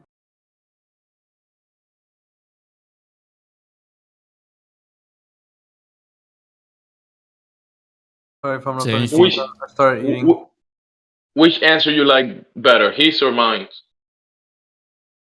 Probably they're similar, so but I think yours a little bit better. Enjoy your food, man. Bon appetit. Buen provecho.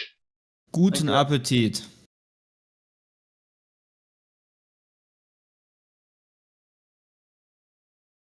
Amish. Change Make this sure you profile pray. picture. Make sure you pray over your food. Make a prayer. Say thanks. Amen. Let What it be should I pray cleansed to, by the though? Most High. I always pray this: Father, please cleanse my food and make it perfectly digestible. In the name of And Yeshua nutrition. Mashiach, Amen.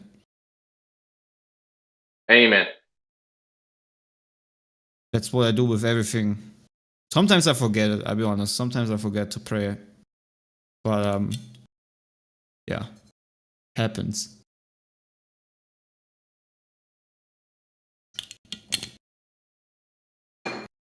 But I can also pray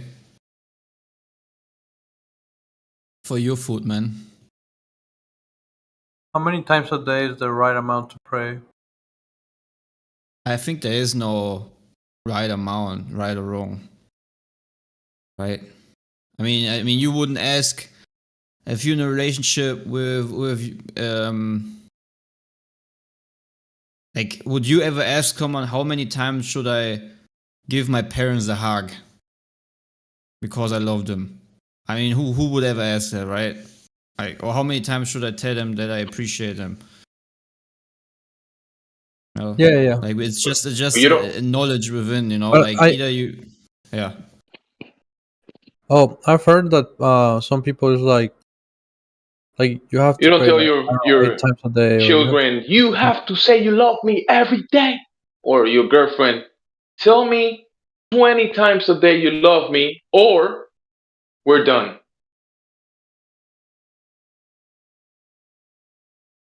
Yeah, I think a father is always happy when he gets praise or communication that is genuine, not like religious prayer or talk where you just say, okay, I need to pray at like 8 o'clock in this direction, and I need to sit on my knees, and I need to do this prayer after and after and after. That's not genuine. You're just doing it because your religion told you to do it. So, right? I'm not saying that's that everyone is not genuine with that, but you know. But if they want to do it, they can do it as well. Sure, but I just say I think a father's happy when you pray because you want to pray, right?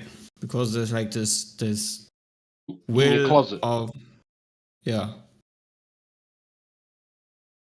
Not because your religion tells you so.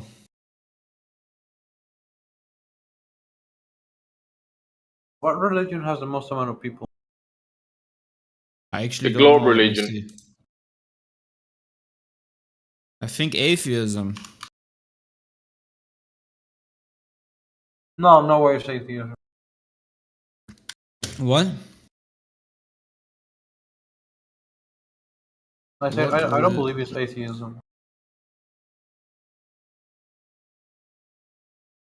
Maybe the globe religion has the most people, right? I mean, today. Yeah, but what religion is that? Like, I'm talking about like Christianity, Catholic. Yeah, the gravity religion. They don't even have atheism as a religion on this list. So it says Christianity is the highest, but I would say, because there's no atheists, I think atheists is the biggest religion. And dude, as an atheist, you need to believe so much more. For me, it would be exhausting to believe so much, coincidences and, like I could never be an atheist.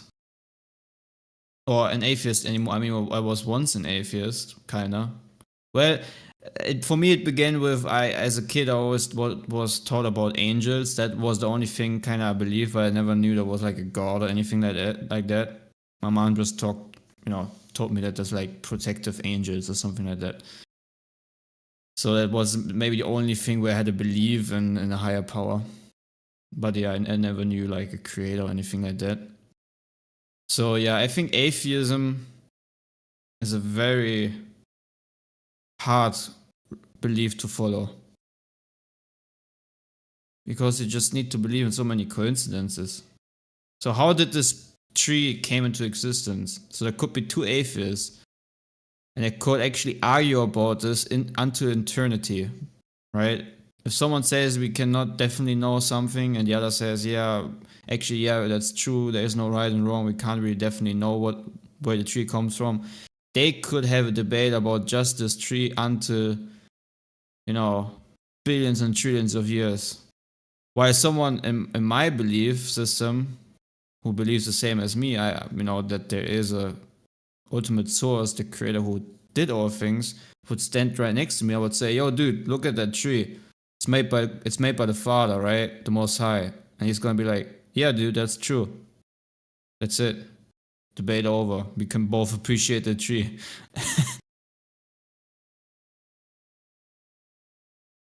If the atheist asks the other atheist, yeah, where does the tree come from? Well, there's multiple explanations. One could be nothing suddenly exploded, and then after trillions of years, there could have been a possibility, and then this possibility, and then this coincidence, and then this magic, and then this and that. Man, there's so many miracles you gotta believe in as an atheist.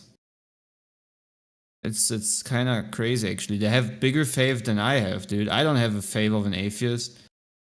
believing all these miracles of coincidences. That requires a lot of faith. Yeah, I'm kind of in there, in between atheist and believing in something. It's like I want to Respect believe it. in something, but I don't know. It's just like I don't think like I've seen anything that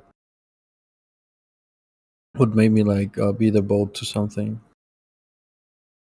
Would you agree if that's something that made your personality and all all that what comes with you as a human, what makes you human? Would you agree if he also has his own personality and can be personal to you? Do you think just asking would be a viable option? Just saying, if you are real, whoever you are who made all this, including me, how can I know that you are real? For example. Yeah, I don't know. It's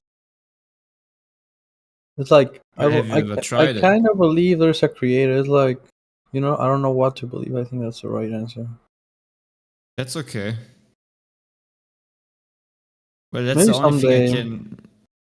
Yeah, I mean, if there's one promise, right, from my belief and what the scripture says, the promise is this: if you sincerely seek, if you knock, the door will be opened up onto you. You will find the Creator.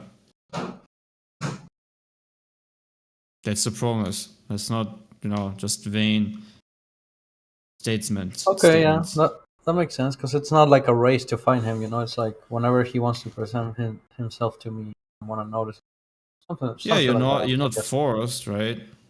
Yeah, no, I'm It not says in against that. Matthew. Against that. It says in Matthew 7:7, ask and it will be given to you, seek and you will find, knock and the door will be opened to you. For everyone who asks receives, the one who seeks finds, and the one who knocks, the door will be opened.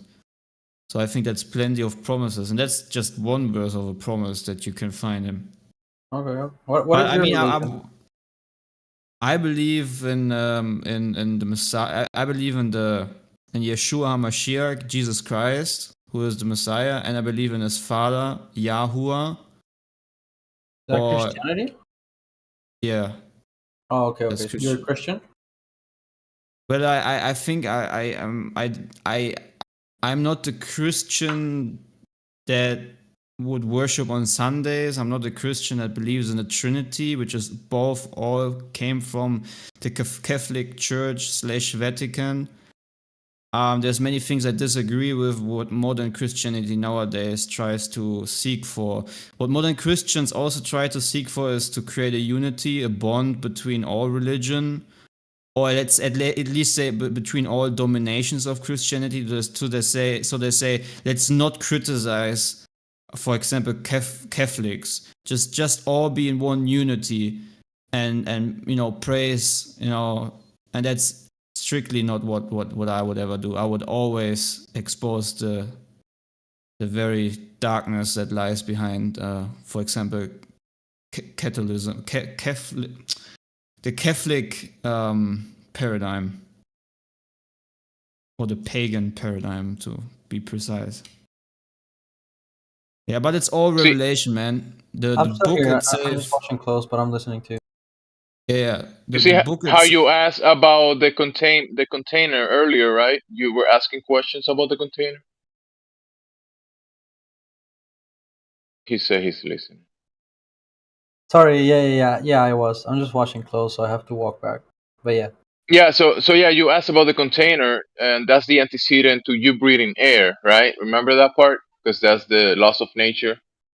So what do you think is the antecedent to the container? It's a designer or a creator of the container. So there you go, you found it. It's really not that complicated. The antecedent to the container is a designer. So you saying I'm guessing the creator varies on religion. The creator of the container. Oh, people are gonna make religions and ideas about the face or the nature of the creator, but that doesn't take from the fact that there is a designer, a coder, an architect, a creator. Because how can there be creation without it? And when you see the design of things, how everything is being designed, how can you have design without designer? Exactly. But I think he already is on that. I think he is already at that point of understanding, I would say. Right? That everything had a beginning, including you, me, everyone in here. It came from somewhere. Yeah, I hope so. I mean, I kind of like to speculate on the Big Bang. I know that shit like goes against everything, but it's just a fun theory. I know it's not real, and it's probably like that's probably the least like true, like the least one to be like more possible. But it's just still like a fun thing someone came up with.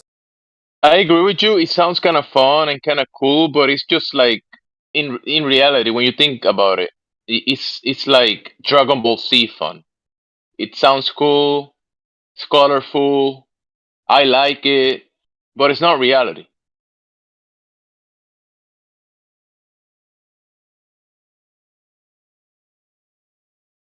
It's just some man making lore, you know?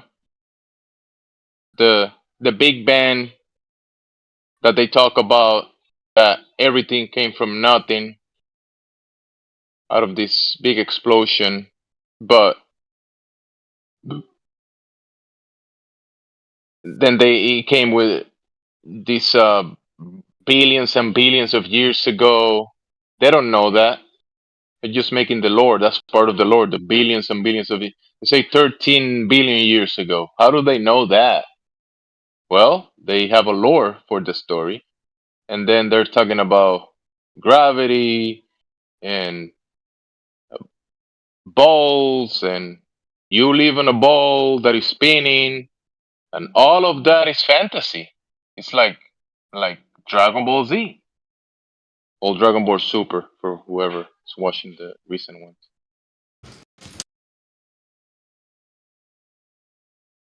And you say you like it, it's kind of cool.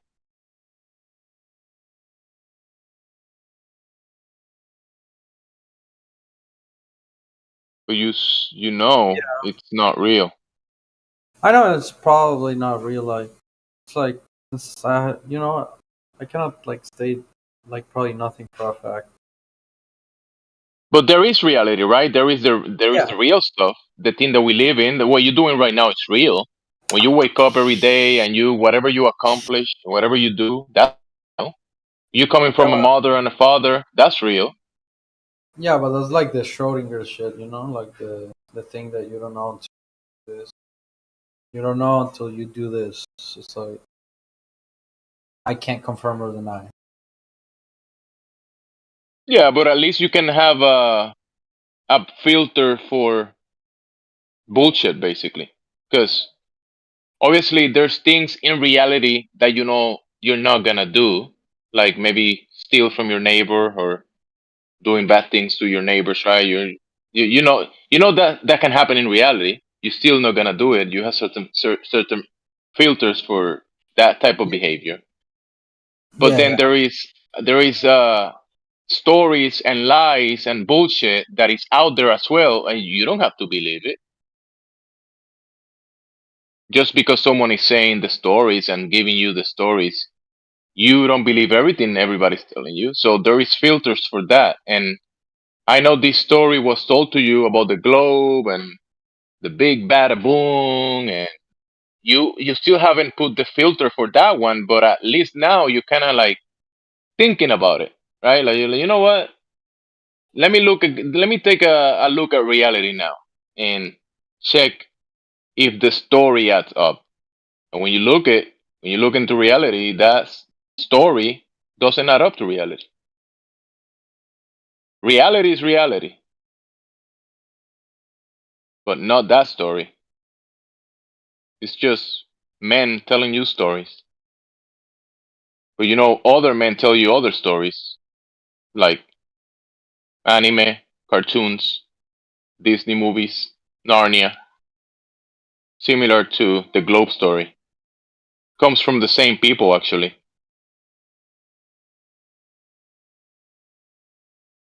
NASA, Disney, Hollywood, Bollywood, Chinawood, same thing.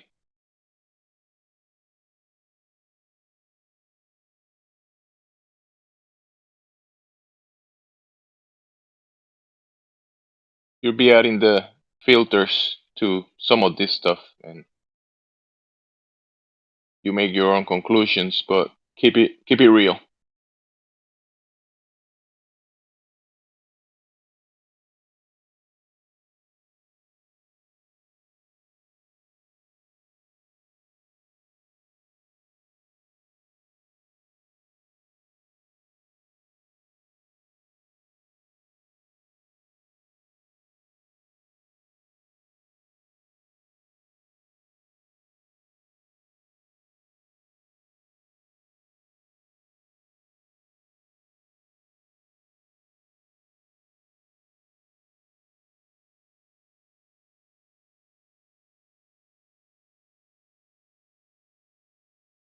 Oh, this channel again, eh? I'm here for it. I'm here for it. Hey, Hey, what you want? You want a globe earther up in this bitch? I know. Let's not talk about your mom. Let's keep it friendly. Well, that was fucked up, bro. Let's Why you just keep actually? it like, you know. Nah, I'm not gonna lie. That was so fucked up. Why I know. Shit. You're a I fucking know it's asshole. fucked up, but she's your mother, so just don't just. It's okay. Again You with have the to accept joke? it the way it is. You're a piece of shit. I mean, if you're gonna be projecting in here, that's you. I wasn't But projecting. You were. just keep it I'm pretty upfront and friendly. honest with my opinions and emotions. You made me Just sad. relax. Take a deep breath. Take a deep breath. It's okay. I am relaxed. You just open your mouth and started shouting into the mic, bro, and I was not talking about shouting. bitches. I'm not shouting. You're If talking you thought about that was shouting for bitches. you, if that's shouting for you, I feel bad for you now. You feel bad? Man, I if you felt bad feel for bad, myself, and now I feel bad for you. just go to the doctor, ask for your prescription medicine, and you feel What are better. you on about right now? Feeling bad is a medic. You just said you feel bad. Feeling bad is an emotion we can't have anymore. I mean, if you feel that bad, I mean, that's Bro, a you problem. I don't know what you're on right now, but you're looking pretty fucking stupid at What the are moment. you on that you joined the VC and started yelling and acting like a dumbass? What? What are you on? Why you actually always come back, Yoslav? Are you like possessed? Huh? Have you ever been Hold up, part idiot, of an idiot! Stop exorcism? talking! Stop talking! Someone else is talking. What'd you say? Leia, I'm talking to Other him. guy? So yours left. Have you been part of an exorcism? Don't talk. It sounds like you need an exorcism, just left. Oh, I bet you feel real nice and powerful with that Or new button. it might be like a parasitic infection. You're actually. Have you Actually ever pathetic. done like a deworm protocol? No, that's a no. So how about the exorcism? Are you gonna answer that one? Huh? Have you ever been part of an exorcism? Listen, bro. I'm not sure. Like, do you feel like you're winning this debate right now? What debate? This is not a debate. Like, I'm out here. I come into this channel, and you're like, "Oh, mom jokes, haha, I'm so funny," and I'm like, "Dude, that's not You were funny." talking That about actually, bitches. hey, let me finish. Don't be a 5-year-old. Don't interrupt me. Wait your turn. All right? Okay, Daddy. Good boy. I told you. Shut up.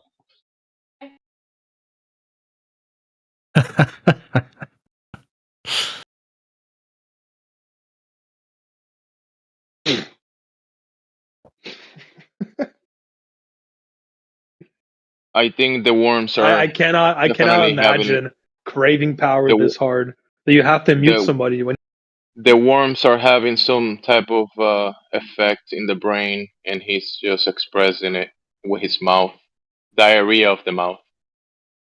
Does this suffice? Does having the mute button, being able to mute somebody on a Discord, give you enough power? That's pretty pathetic, my guy. Like, this is it. This is your top moment right now. It's your top moment. It's like that guy who jerks off the hen. You're on top of the ball, George Leffy. You're on top of the ball. It's your top moment. Always on top of the ball. That guy that jerks off the hentai. Damn, he actually got. George Leff has guys jerking up in his mind. Can you imagine that? I think you should definitely get an exorcism because you're thinking about guys doing that. That's kind of disgusting. It's like, fuck, man. Why are you having these gay things in your mind, bro? Don't stop doing that. And yeah, man, you can do that, but stop like expressing it here in the VC. We don't need that. That's disgusting.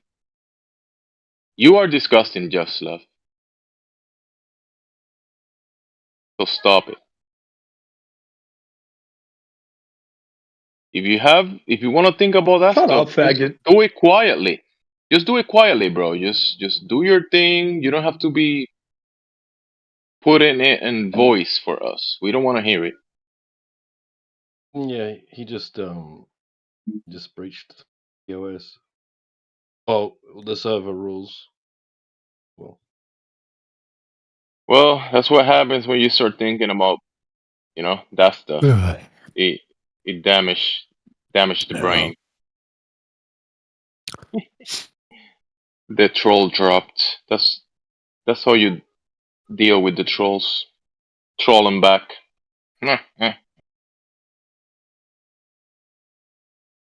Earth. The troll got trolled. We got Maxwell Hill.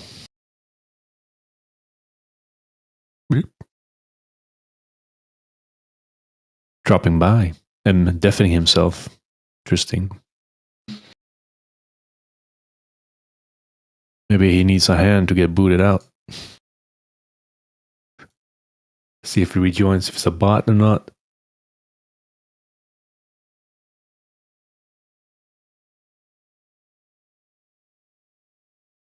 Let's see if my hypothesis works.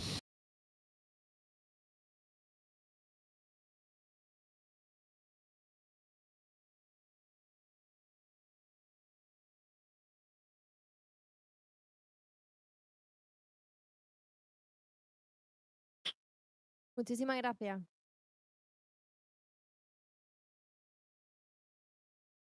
Gracias, Luismi.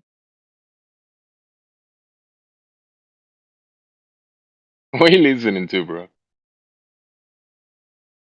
En español. La España, señorita. That's some music.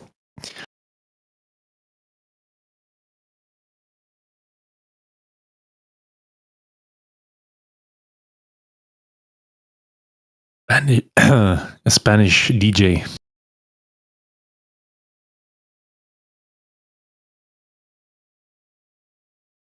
Spanish señorita sounds good.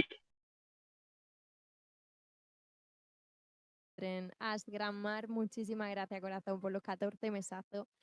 Gracias por seguir renovando, por seguir aquí apoyándome, que se agradece un montón. ¿Qué tal todo? ¿Cómo estás? Gracias, de verdad. Can you translate that?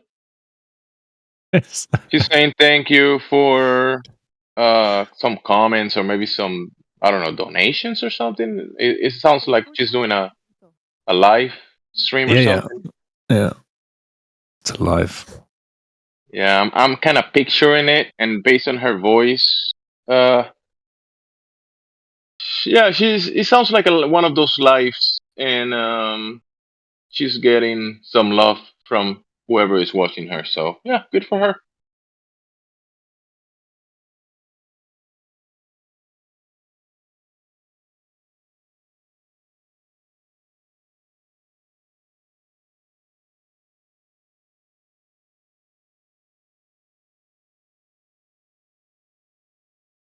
Hey, sunglasses, what's up? Yo. Hey. Sunglasses is like one of my favorite Globetards.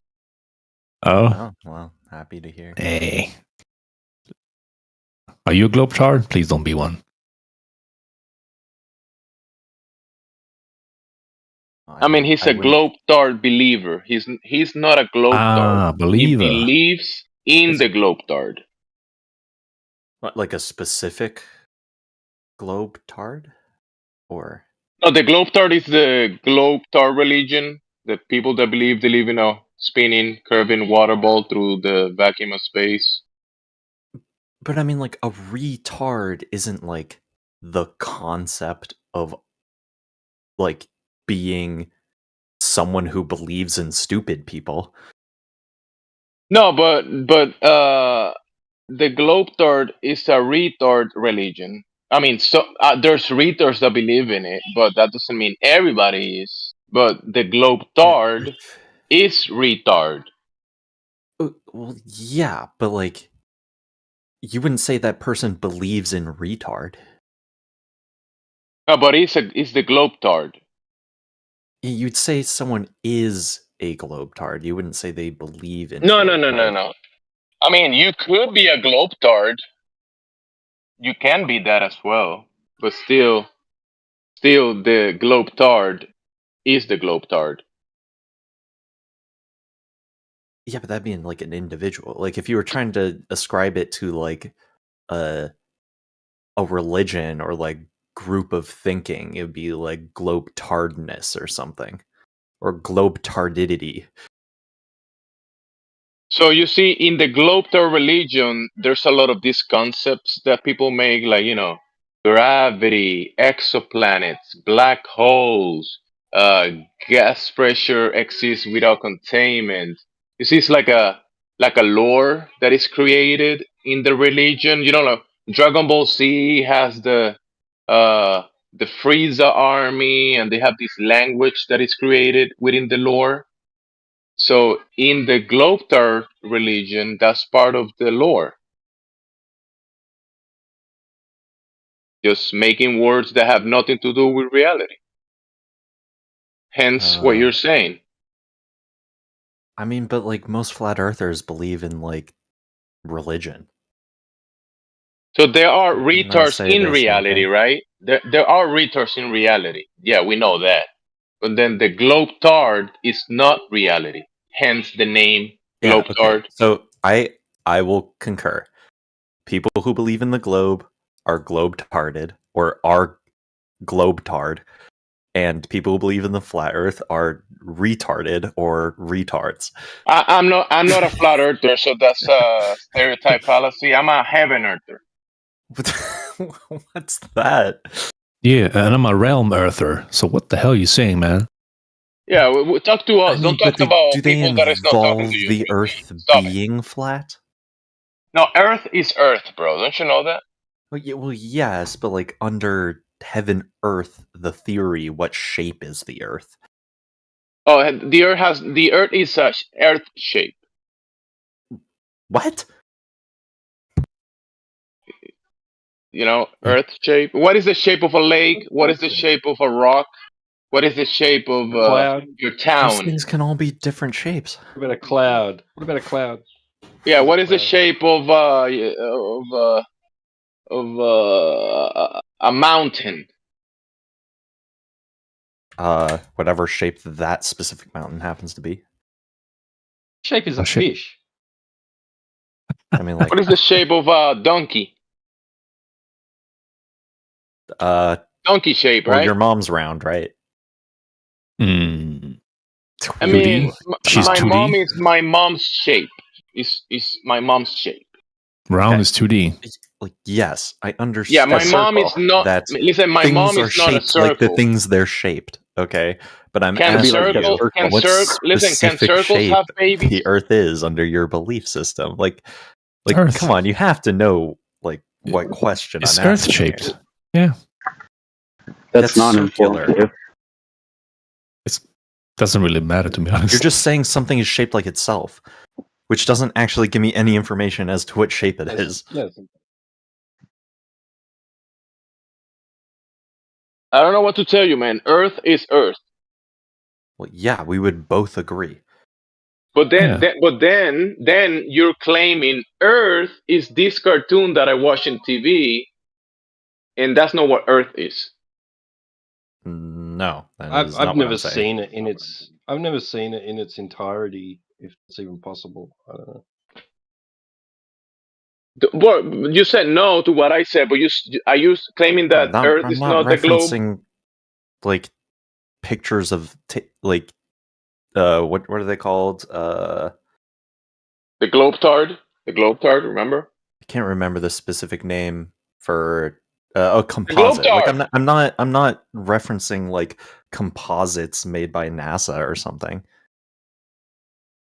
The Globetard. That's what you're talking So about. The what Globetard. cartoon are you talking about that I apparently must have derived my interpretation of the shape of the Earth from?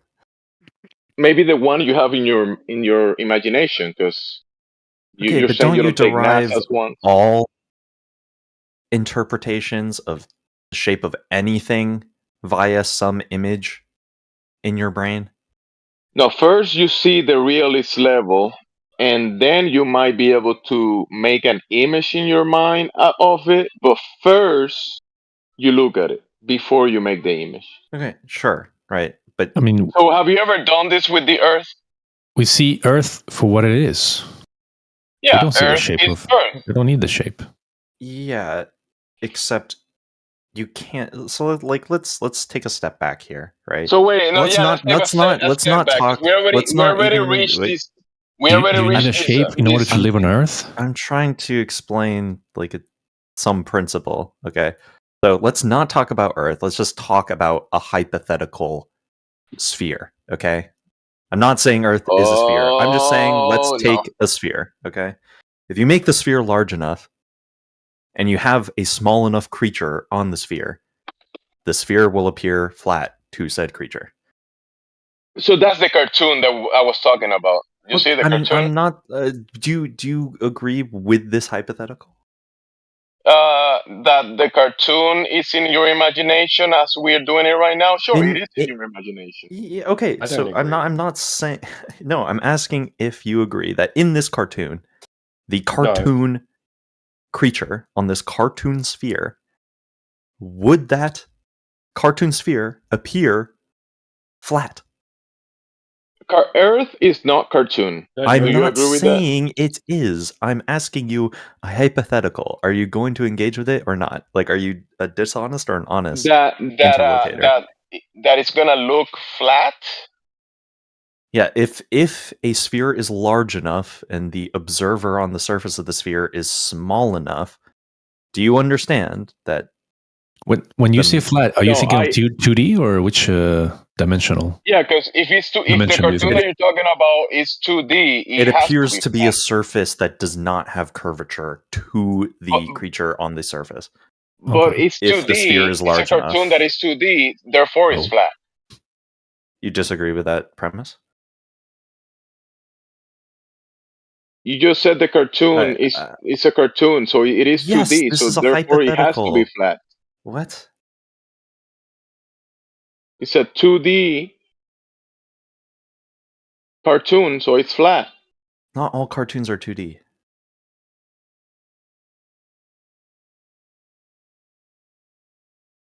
Don't you watch it? Don't you watch the cartoon on a flat screen? I mean, your profile picture is 2D. I mean, if you want to engage like this, like I'll just stop talking. It's fine. Like, sure. Why we don't could you just guys like just engage honestly? we can just engage with the pretend like we're not talking about anything. Ooh. Fun. Oh, wait, you want to talk about Exactly. When we're talking hypotheticals? about the Yeah, when we're talking I'm that talking about reality. I'm asking you to engage in a hypothetical. We want reality, man. Why do we have hypotheticals? We got enough I mean, of that. you're daily basically basis, just saying that you're too stupid to engage with a hypothetical, but okay. No, it's just boring because on a daily basis we have that talk with numerous different people here. We want reality, facts, factuals. Okay, well, you factually don't have a model of the flat Earth, so, So be the it. flat Earth you believe in We is still live on also just a Earth. hypothetical, bro. So what? We still live on Earth. We don't need a model to live on Earth, do we? You see the problem that you have in you asking him to go into Your perception of fantasy. what the Earth is also hypothetical beyond just like your immediate visibility of it. Have you ever been to Australia? He's calling you. Yeah, I put him down to 1% because he's just incoherently babbling. So he was talking about reality, and then you said, "Yeah, let's talk about models." Blah blah blah blah blah blah. Okay. I just said that you were my favorite globe dart, one of them. When he stops having some like 3-year-old tangent, he can ping me, and then I will raise him up from 1%. He's muted until he raised me to 99.9%. And I want a screenshot. We don't have a cartoon. He's got us. We don't have a cartoon to show. Events are cartoon. Therefore, the globe. So we don't show you. If you don't show a cartoon, the Earth has to be a globe. Yeah. That's not sequitur. Where'd you go? I muted him because he said he put me at 1%. Yeah. Chad Z, are you a globe opponent? Yellow. Yes. Proponent or opponent? I don't know. Which one are you? Sorry. I'm a proponent of the globe. Yes. Maybe you're a propellant. Oh. Maybe. Nah. My wife doesn't think so. Could be a propeller. Where have you experienced the globe? Like you're a proponent of it. Like where have you experienced it? Just with everyday life. Like where? Observations, I guess. Okay, so the Earth looks like a globe. Is that what you're saying? Where in nature do you observe that? No. The Earth looks like a topographical mass. Plane. I wouldn't say a plane, right? though. You can't say a plane. It's a topographical mass. Plane, right? No, not a plane. Oh. How about that? You're denying If reality. you're just going strictly observational, no, it's just topographical. You can't say it's a plane unless you live at the ocean, and I don't. Sorry? How would I determine if it was how would I determine if it was a plane or not? Like how would I what tool would I use to figure out if there was like slope or inclination to the Earth? You'd have to use surveying tools, I would think. Or mechanical apparatus of some sort. Like if I put like a bowling ball on top of a hill and I said I want to see if this is a hill or not, like, and I just let the bowling ball go, will that tell me if it's a hill or not? It would tell you if the hill is a hill, sure. Okay. So like if I lay a bowling ball on the ground, will it tell me which way is up and which way is down, or like could I use that as a tool? Yeah, you could use that as a tool to determine the slope direction. Okay. So do you experience the Earth as a slope or? Yeah, quite a bit of it actually. And what tool would you use to determine if there was slope? Well, I could use a toboggan. I live near the mountains, so there's lots What about of slopes like around here. what about like I don't know? Let me see. What about like what if I got like a level and I put it out? Would that tell me if something was sloping or not sloping? If I use a level? Yep. You could use a level. Use laser level too. Well, sorry. It's really icy here. I'm just walking my dogs. So I could use like a level, like a water level, and a spirit level combined. I could use both. I could use a water level and a spirit level to determine if the earth or the land or something is sloping or not sloping. Sure. Okay. So if I'm going to use the water, right, to determine, right, like I'm going to use the two ends of a water level to form like a horizontal plane, right, and then from that I'll be able to measure if there's slope or inclination, to the earth. Well, if you want to be honest, all you're doing is measuring what's there in front of you. What do you mean? You're measuring the water that's in front of you. You can't No. extrapolate that to the whole earth. No, you're right, yeah. But what I'm doing is I'm taking the water, right, and I'm going to take two ends of the water level, right, and I'll take like some sticks, right, and I'll like mark it down. I'll be like, all right, I got one end of the water level. I'm going to put a stick in the ground. I'm going to mark where the water level says, and I'm going to go to the next stick, mark it, next stick, mark it, and then if between the mark and the ground, there's like a as I go forward, there's less distance between the mark and the ground. Then I'll know that it's rising. The earth itself is rising there because there's a change from that horizontal measurement established by the water level. I'm familiar with elevation. Sure. Yeah. So, like, what tool would you use to measure elevation change? I would use water level. Oh, well, to what scale? Like, are you talking small scale? That's a good approach. Not even. String, I mean, you small could use any scale. string. You can Wow. use up to 100 meters. So how about that? Like, if you want to, you could use a level. You could use string, and you could use a tape measure, a ruler, or something. Ruler. Do you think it's possible to extend a straight line segment over distance? Like to extend a straight line over distance? Like adjacent to the surface, like tight to the surface, or above the surface. Above, yeah. Can I extend? Oh yeah, for sure. Yeah, above the surface. So I could take those segments that I established with the water level, like putting the sticks in the ground, making the mark, and I could extend that over a distance. That will always remain a straight line. Is that true? Well, the amount above would be the same. If you were to tie a string in between each of those segments of sticks, it'd be interesting to see if it actually touches the water or not. If what touches the water? No, I have a water level. I'm holding it string. up in the air. I don't need the air. I got a water level. I'm holding it in the air. It's like 50 foot long or something, right? So I go 50 feet, make a line, 25 foot sections. I mark a line on a tree, right? And I can check that those are the same distance, 25 feet or whatever, like consistently. Well, see, the issue is though, like with elevation, even on the sphere, let's say it's 1 foot above the surface, it's always I going don't to be know. 1 foot above the surface. Well, that's how I would measure the surface elevation if it's above or below that horizontal line. So That's you're what trying I'm. to see if there would be a hump or something Well, what do you think coming would up. happen? Oh yeah, it conceivably should. What On should a sphere, yeah. What should hump up between the water? The water itself could hump up. If you're talking on the no, well, it wouldn't be a drop though. It would be a hump. No. Wait, Yeah, the water. at least I'm using the water level to establish a horizontal line that you said we can extend over a distance, a straight line using the water level, and you're saying that using the straight line that the water level creates, that would create the water would hump between the water.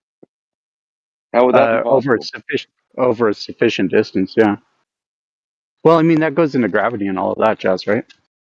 No, it's just a straight line, right? Well, I don't know. Like, this is just a straight line over a distance. Established using, And they're both say 1 foot over, 1 foot above the water surface, right? they're just, yeah. I mean, I guess you could go over you would use water to measure water. Maybe. Well, I'm not familiar with water levels. I'm familiar with bubble levels and laser levels. What the water Yeah, level?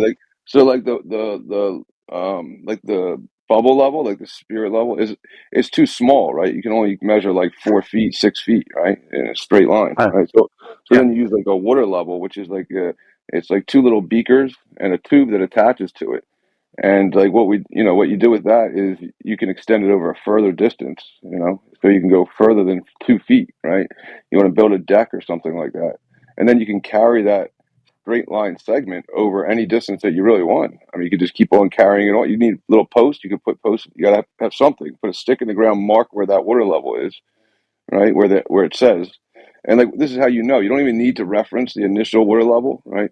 What you do is you just hold the one end in your hand, and when it's at the line, you know that you're holding it horizontally. But like if you're walking away with it and it's not at the line, you have to raise it up or lower it to get it to be at that line. And then you can just, without referencing the first one that's 25 feet away, you know that the second one is also at the same elevation.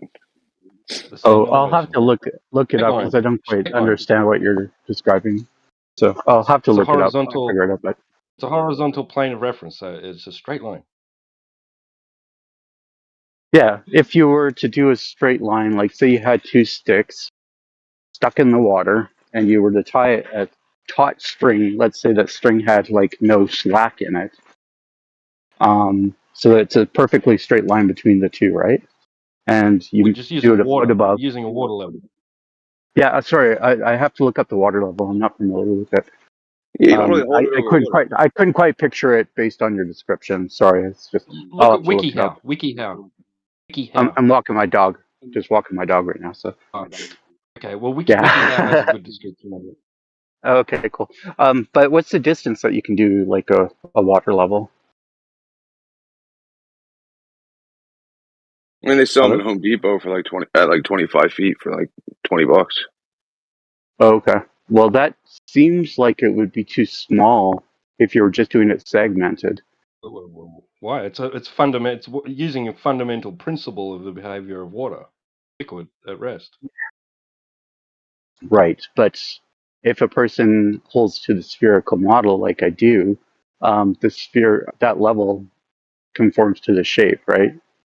Well, the fundamental principle goes against your imaginary. Well, that's what I Well, was asking, Chad. Like, what tool would you sure. use to measure Right. That's what why tool would you use to measure?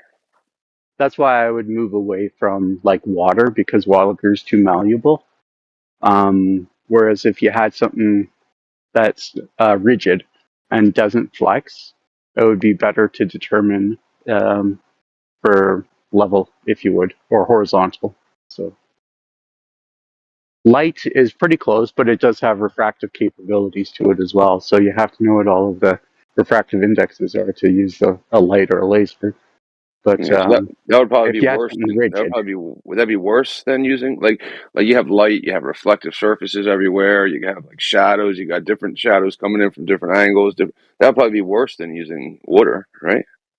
At least water, like it's only in that little tube. Like you only have like what 8 ounces, like not even 8 ounces, like 4 ounces of water, right? oh sure. I mean, water, like conceivably, what you're describing would be fine, but due to the fact that, well, okay, due to I'm going to put air quotes around the fact that there's gravity and water is very malleable, it would just constantly conform to that center of mass. Right. So you're like saying water that level, if I had the other end of the water lower, should like the other end of that water level, should it like we use it in reality to form a horizontal plane, like to build a deck or to build a house or right, over a short whatever. distance. Right. Yep. But It works in fine for short reality, distances. right. So but in reality, are you saying that the other end, like I have one end at one spot, the other end would be higher or lower than the starting point? A negligible amount. You wouldn't be able to determine how much over like a 25-foot distance. Yeah. But the whole purpose of that tool is that if I know, right, I raise it higher or lower, right? So Right. until it reaches that little mark on the beaker to tell me, and that tells me now, it tells me I'm horizontal now that I have it. Sure, but it's a negligible amount. I mean, if we're talking like microns of a distance, there would be no way for you to actually visualize if it wasn't. That's why 25 feet is too short of a distance to try to measure Right. Well, that's why I a asked you, horizontal for Earth. can we extend a straight line over a distance in reality? Like my house is not 25 feet wide. I mean, Yeah, well, and like I work in architecture, I'm familiar with tolerances to buildings and how much of an error there is in construction. There's you could put a marble on your floor Doesn't and watch it determine roll from one side to the other, right? No, it doesn't. I agree. So back to the shape of the Earth, a bubble level wouldn't be an accurate way to determine it, I don't think. Yeah, no, yeah, water level a little bit different, right? But so now let's imagine I had one that was, I don't know. Let's say I had I was at a lake that was like a mile long, right? So and I used the same principle as the water level, right? So I'm just going to get a cup, right? And like we got the 25, then we got a 50 foot, right? Now I'm just going to get a cup, right? And I'm going to make a mark on it, right? Yeah. And if I lower it down to the lake on both ends, it would still form a straight line between both of those points, like a straight line. So right, How so I would you mean, maybe, yeah. how would you determine that it is? That's the question, right? Well, because the shortest distance between 2 points is a straight line. Sure. Yeah. But if you're looking at the surface of the water and you extend the surface of the water, is it going to be a straight line? If it's 2 points, the shortest distance is 2 points between 2 points, straight line, right? Yes. Yes, it's a straight line. It's a fundamental principle of the behavior of liquid at rest. Yes. Right. So here's the thing, though, and why it's a bit of a challenge to try to use just the water is because there's the contention where people who are globe proponents will say water bends. Really. That's unfortunate for you guys. Yeah. Yeah, but in reality, Well, we can construct like the deck, right? So, or and to find out if there's a change in elevation, right? Using the water level, I can find out if there's a change in elevation using that exact tool. That's what it's used for. sure, for short distances. So over a It's short fine distance, for short distance. is it a straight? Just over distance. Just over distance, not shorter distance. Distance. No, it's fine for short distance. Is it a straight line? It's fine over a for short distance, not short distance, not long, just distance in general. Yes. Well, I disagree with that. But that's Well, fine. is it a straight line over a short distance then? It's straight enough, yeah. I mean, is it a straight Straight line? enough for the utility. Like, is my deck bent horizontal? Is it bent in the middle of my deck or not? Yeah, Well, I don't know what timbers you use. Is it horizontal? Yeah, pretty well. Again, I'm just going to assume that everything is square, plumb, and all that jazz. Then yeah, it's horizontal. Okay, but you imagine, right? Like that in reality, I'd have to lift the second end of the water level higher, right, to make sure that it forms like a horizontal line in between the 2 points. I could then put markers in the ground all the way along that. I could move the that other end of the water level like towards and away, and at every point they're all going to line up, right? But you imagine that at some greater distance, as I'm lifting the water level up for that horizontal plane, there's also, if I did it over a lake, simultaneously, water is also lower, has to go lower to conform to Well, the thing earth. is, okay, so like as a very generic or rule of thumb, is the 8 inches per mile squared, right? So if you wanted a straight horizontal line between the two ends, you'd have to raise one up 8 inches from the water. But with using, sure, from the water. If we're saying that's where the starting point was. Well, I'm just saying we'd have to, so the water would then drop away from the water. That's the idea. The water would then drop, like from one end to the other? Yeah, so I'd have the water level that forms a horizontal plane, right? So it's horizontal, the water makes a horizontal line from A to B. But simultaneously, underneath of that tool that I'm raising up to make sure that it's horizontal, the water that's the guy with a water tool right below me, because the Earth's a globe, that water is falling down and away from the water above it. So it's confusing because you're using water. So let's just say the measuring device or something like that, or the level. Because you're saying the water with this and the water with that and water up and down. It's like, so you've got your level, right? One end to the other. You're saying it's a straight line. For it to be a straight horizontal line, it would be a straight line regardless, but for it to be horizontal, you would have to lift up one end of it 8 inches if it's over a mile. It would spill out the other end. Sorry? Would spill out the other end. And you're saying What would spill out the other end? water inside the tube. Yeah, like with the In bowling the ball, the slope, the inclination that we talked about earlier. Yeah, but it's liquid water, so it conforms to the curve. So I think for a person to actually test it, you'd have to check a lot of the spots in between to make sure that it is indeed still a horizontal line and not How actually would you know? curved. That's the thing. How would you know? Are you saying if you go off the roughly the 8 inches squared, if you'd have to raise it Yeah, 8 inches, and on one end. Yeah, establish your straight line?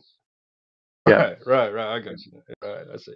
So if you were to do it at the half or at the whatchamacallit, halfway mark, the half mile, it'd be what, like 2.5 inches, just because of the squaring aspect. So you'd have to have like measurements all along to see if that's in fact actually happening, if one wanted to test the curvature. To make your line level, but it's not Right. level at the same time.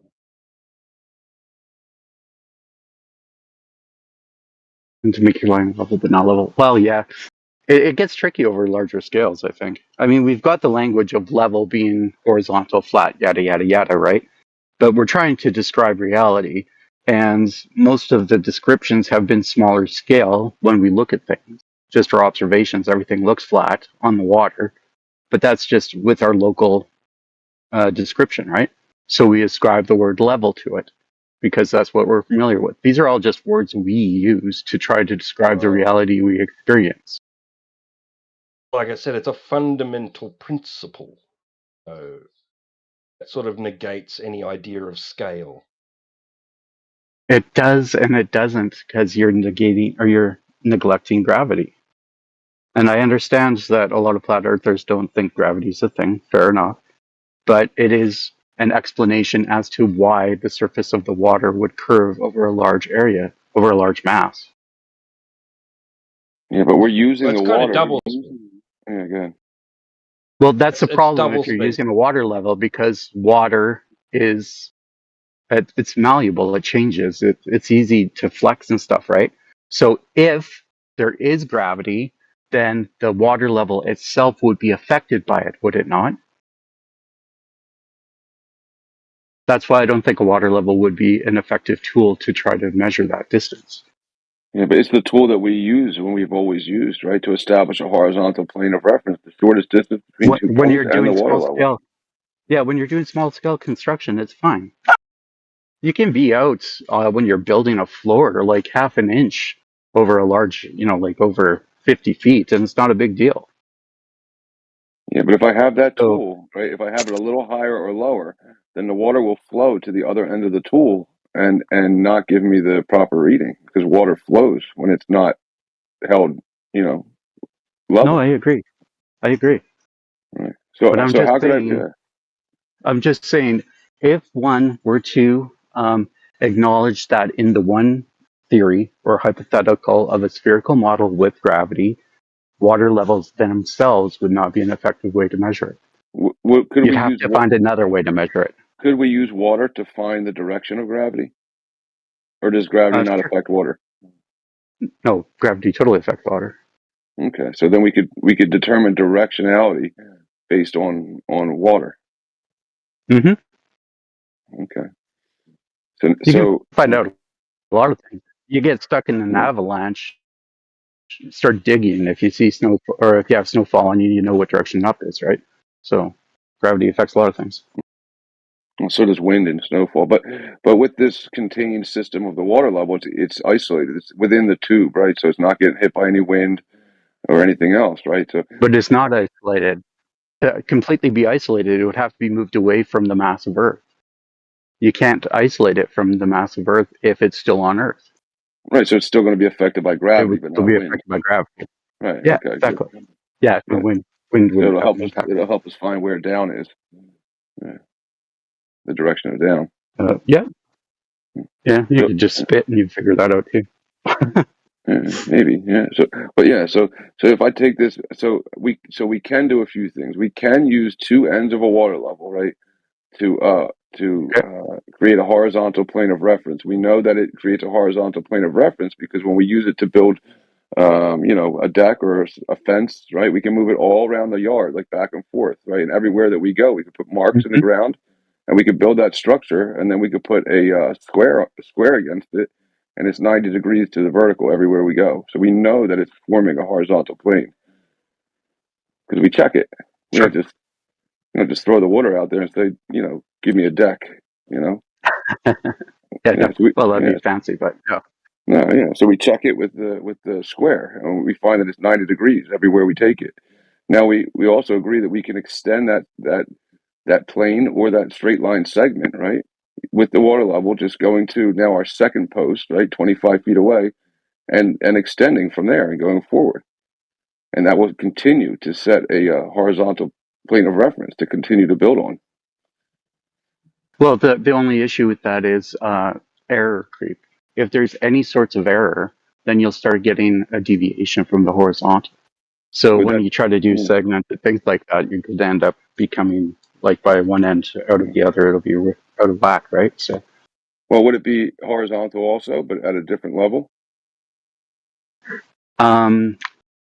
See, I think to truly determine if it's horizontal, you have to take it from the original base point, right, and extend it over check distance it from there. Yeah. Right. Yeah, So if you were to do segments and then you went back to the very beginning and checked it with the very beginning point across all three of them, say, for example. Yeah, that's what you do. If it's still horizontal. Yeah. If we had a 50-foot water level, right, we just go back 25 feet, double check it, and then that's what you do in reality with a fence or with a deck. You go to the center post, the columns, the supports, and you check it. And yeah, I mean that's what we do with Again, all of that's fine, but I mean, like when we're talking with the radius of the Earth, that's indicated, it's 8 inches over a mile. So how much do you think over 50 feet there's going to be a change in it?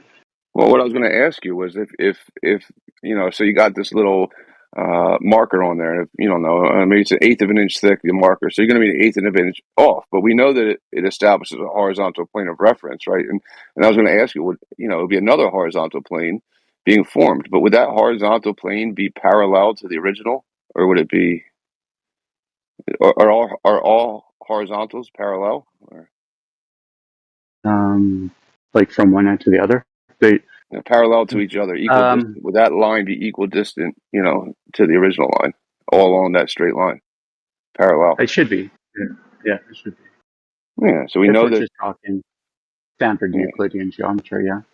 Yeah, so we know that straight line, even if I'm off by an eighth of an inch, is still going to be parallel to the original line that I marked out. Well, again, okay, like the distances are too short for you to be able to figure this stuff out.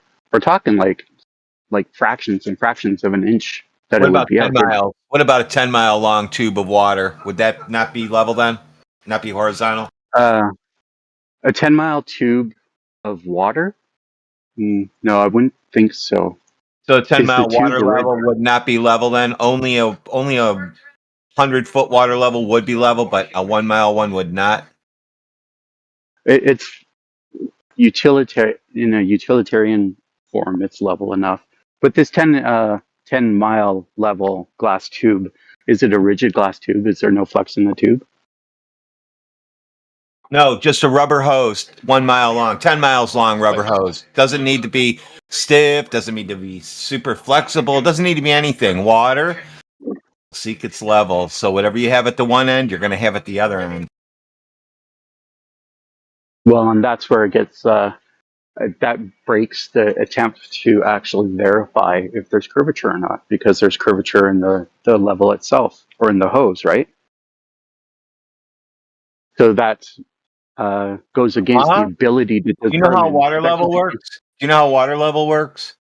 We were just talking about that. Is this sunny? I have a tube of water, and we have one tube full of water. I'm at one end, and I have my thumb over it, and you're at the other end.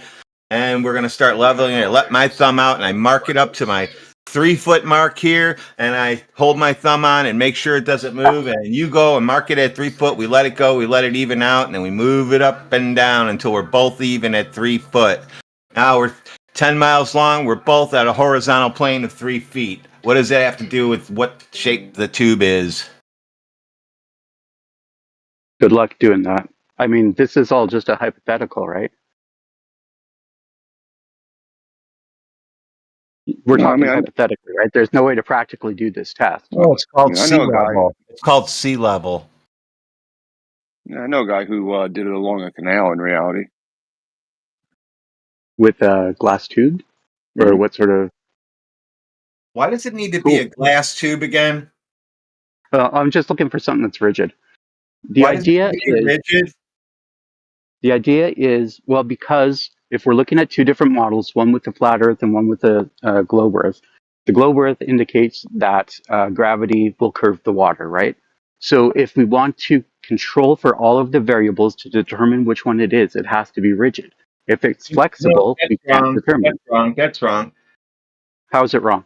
Because I can use the water level in a clear tube 1 mile long, and it'll work just the same as 100-foot long clear tube water level. It doesn't have to be a glass pipe. What are you, crazy? What's wrong? Is it rigid? Yeah, because is it rigid? Yeah, no, it's just working off the principle that if you lower, Yeah, if I know one end exactly. is And lower or higher than no, the other, the water will flow, right? I understand what you're saying, but that goes against the ability to determine if gravity affects the water or not. If gravity does affect the water, pardon? No, well, it is, because if you're comparing the two models, the gravity model will have the water curving, and it'll still be level, if you will, by 8 inches, right? It's not about the models. It's just seeing if there's an elevation change. No, well, it comes to a model, though. It does come to a model, though, because 8 inches, there will be curvature to the water. The water will curve 8 inches on a spherical model because of gravity, right? Yeah, didn't you just dismiss a hypothetical and now you're bringing in your own hypothetical? Can't we just dismiss your hypothetical as well? You can do anything you want. I wasn't dismissing. Okay, so we're going to dismiss the gravity hypothetical. How's that sound? Well, let's just not talk then. I mean, my idea was go ahead and go on, White Mike. I was trying to look at the two different arguments and figure out which variables need to be controlled to determine which one is correct. If we're Since there's no gravity, I mean, why would we even think about it? Is there a downward vector? No, there's not an exclusive downward vector for all matter, so there's no gravity. Is there for water? Exclusively downward? No. Have you ever seen a cloud before? Have you ever seen a cloud before? How about okay? So is that water vapor going up? Excuse me. Is the a lake under the influence of the downward vector? We're talking condensed liquid water. Yeah, that's the nature of water. It always flows to its level at the lowest point, right? I don't know if it has a downward vector exactly, because if I put water in my vacuum chamber and I remove the air, it turns into gas. So what happened to the downward vector? Oh, you guys aren't even engaging with the point. Jesus. I just asked you about the downward vector. If I remove the gas from a bowl of water in a vacuum chamber, it boils away and turns into a gas and leaves the vacuum chamber. Where did the downward vector go? Okay, so we're talking about a tube of water, are we not? I was. Is that not? Yeah, okay. So we're talking about a tube of water that's liquid and flowing. Does that water in that tube, is it affected by that downward vector? Yes or no? Yeah, we're going to find out by extending that straight line over a distance. Which downward vector? Air pressure? Because if I remove it, the water... 9.81 meters per second squared. That downward vector. It's affected by a change in elevation in reference to horizontal. Yes. Okay. So there is a downward vector. So what I'm saying, on either model, there's a downward vector. So we would need something rigid, because if it was a soft, flexible hose that curved, that wouldn't that would be accounted for by a gravitational pull, because in the gravitational model, the water itself will curve and still be considered level at both ends. On Earth, it would be by 8 inches over a mile, right? He doesn't get it. You're basically saying it's unfalsifiable using a water level. No, no, I'm not saying it's unfalsifiable. I'm saying that we have to find the proper tools to use to look at this. And I don't think a water level is the proper tool. Not over that big of a distance, anyways, because it's also the subject matter that's being explored. Does the water curve on a gravitational force No, or under gravitational force? Just measure the water. I'm not seeing water curves. We are, if we're using a water level, the water is going to be affected by the gravitational field if there is one, correct? What if we remove air pressure? So we don't want to, and we don't want to have any air pressure affecting. We just want pure water in a vacuum. How's that? That way we can isolate it. Well, you wouldn't be isolating gravity, though. That's because the part where I told you water in a vacuum chamber boils away, you just didn't hear that part. Well, I didn't think it was really relevant to the explanation or to this discussion. Water has a downward vector. That's why the lakes are flat. Why? If I remove the air, there's no downward vector. Is the air the downward vector? Because it turns into gas and goes in all directions. What are you telling me? Is there gravity? Air gravity? In this tube that has water in it, how are you going? So it's completely full of water, right? Yeah. Is it completely full of water? Well, then how are you going to determine if it's level? Doesn't it have to have air in it? No, it doesn't No have water air. levels. At each end. It's open at each end. There's your air. It's open at each end. Okay. So are you saying it's curved up slightly so it doesn't pour out? Oh my God! Does anybody have a cartoon drawing of what a water level looks like? Maybe he doesn't understand what they are. No, I'm out walking my dog, so I don't have access to the images. I already told the person I was talking to before I don't know what a water level is specifically, so I'd have to look it up. So I'm just trying to discuss based on the images that people have been trying to paint with it. So, because from what the previous person was saying, it's like the water level is basically, is it a tube with water in it? Or what exactly is the apparatus? Yeah, you wouldn't understand. It's too difficult with you just walking your dog. So, Well, try to paint a picture. Don't worry about it. I'll just look it up. I'll see what take a water clear level. hose. Go to the Home Depot with your dog. Buy a clear hose. Have him run 100 feet away from you, and then attach that to a post 4 foot high, and start filling it with water at the other end where you're standing. And when you get it, so it's not coming out of the hose at the 4 foot end, but you can see maybe 4 inches down, and mark that, and then set your other post, and mark that line, and those 2 lines will be horizontal. There you go. Somebody no tanks. Yeah, perfect. So And it's the hose with water. The water that's underneath it doesn't need to be flat, level, curved in a loop. It doesn't matter as long as the 2 ends are up in the air. It can be anything you want. Could be a tank. So I'm trying to ask a question. So the water level is a hose then? A tube? Yes, that's what we've been saying. It's not even made of glass. Okay. And then based on... Okay, I think I understand what you're saying. And then when it starts coming out, okay. I can do that over 20 feet, 200 feet, 2,000 feet, 2 miles, 20 miles, 200 miles. It's all going to be the same horizontal plane.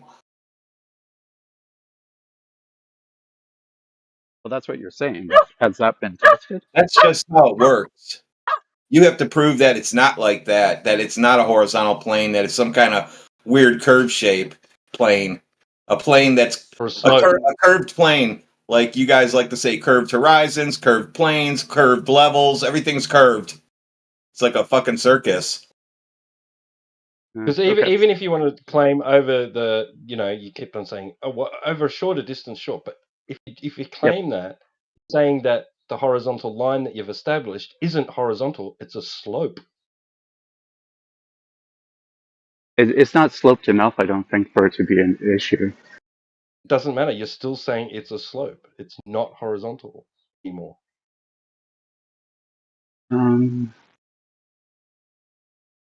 Well, where's it leveling from? Like 1 point, or is it from the center of the 2 points? You can move it around and you can check it. That's what you do with it in reality. You move it around. Like you can move it again, like in the backyard. I just keep saying this just so that you know you can do this in the backyard to prove it to yourself. But you can, do it in the backyard to build a fence and move it all around. And why it's called a tool that forms a horizontal plane and not just a horizontal line is because you can move it along that entire axis and establish that horizontal. Yeah, and all your verticals in reference to it will be parallel. Perpendicular. The verticals your were parallel to each other. perpendiculars. Yeah, no, I All your understand what you're saying. perpendiculars, right? Yeah. All your perpendiculars in reference to to the horizontal plane of reference you've established will be parallel. Yeah, you can check it. I mean, this is something you can check and Yeah, verify with I'm a just square. Yeah. I'm just saying that I don't think it actually works on a large scale as a large scale example, though, for trying to determine the two different, because water would curve on a globe. Which would make it stay still while being curved. That's what I'm asking. Like, how do you make water flow then on a hill? Well, it's affected by gravity, right? In the gravitational model. How would I? So Yeah, so how would I make it flow though? I want the water to flow. Like we want to save the starving, thirsting children, right? I want to get I want the water to flow down to them. Like, how would I get it to flow then? one end's got to be lower than the other end. Okay, one end is lower That's than. what you're saying it is. You're saying it is. No, well, by lower I mean in an elevation. Like if you have a sphere, right? A perfect smooth sphere. We're just working for that for ease.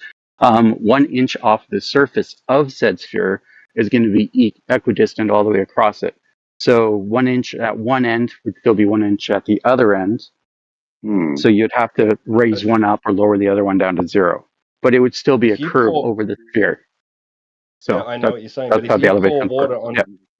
if you pour water onto an actual curved surface, you're going to see it flow. How's it flowing, right? On a curve, Yeah, but that's over a curve, right? You're saying you're that's going to have a because of the curve scale. on a curve. It's because of the scale. That's where the issue is. How big is the scale? What's the scale of the ball? Is it like a radius of 3,959 miles? Yeah, that's what's stated, anyways. Okay, so we would find that curvature of that ball where? Oh, Oh, it okay, so is. we're Where's the starting curvature of that ball? We're starting. Well, it's always going to come back to this. It's always going to come back to this. You're making an assertion, right? Your hypothetical is actually about the Earth that you think you live on. So you just need to show us where this curve is, and then show us an experiment that proves gravity that you don't have either one of those. There is a downward vector, though. Is there exclusive downward vector for all matter? Show it to me. Did I? Because I see stuff going up, down, side to side. Did I say exclusive? Exclusive downward vector for all all matter. Well, then there's no phenomena to observe, right? Well, there is enough with the different variables that are involved with it. If we're talking liquid water, that's affected by the downward vector, is it not? What downward vector? You're saying a downward force, or is it just flow down? I said a downward vector. Okay, so if water in its liquid state typically flows downward, right? That's right. Yeah. Okay, downward in relation to what? The ground below it. Okay, so the ground slopes, the water flows, and there is no ball in this equation, unless we beg the question, right? You're going to say it's equidistant, but we would have to have curvature for that. So in your scenario, water only flows down a slope, but no curve is involved. Only flows down a slope, no curve is involved. Yeah, you say Well, we're not going to beg the question of a ball in this equidistant thing that you described earlier. We're not going to beg the question about that. All we ever see is water flowing in a downward slope, right? Until it reaches a basin, and then it just finds its level. We only observe that. And we never see water curve on the surface, unless you want to get ticky-tack about waves and stuff. But we're not going to do that. We're not going to talk about meniscus, right? We're going to talk about the flat, level surface of water. Yeah, we're not talking about What about tide? Is tide still level? Nope. The tide is curved? Can you show that to me? Yeah, a tide would have to necessarily form a bulge, unless you're talking that a high tide next to a standard level or a low tide is what? Equidistant? There's a drop, a ledge? So we're not It's going to gotta talk be about waves since tides are long period waves. We've eliminated waves. Okay, so we're not talking about waves or tides then. So you asked about it. So well, you could show me the hump in the wave or in the tide. Go ahead. Tides are long period waves. There's no reason to bring them up.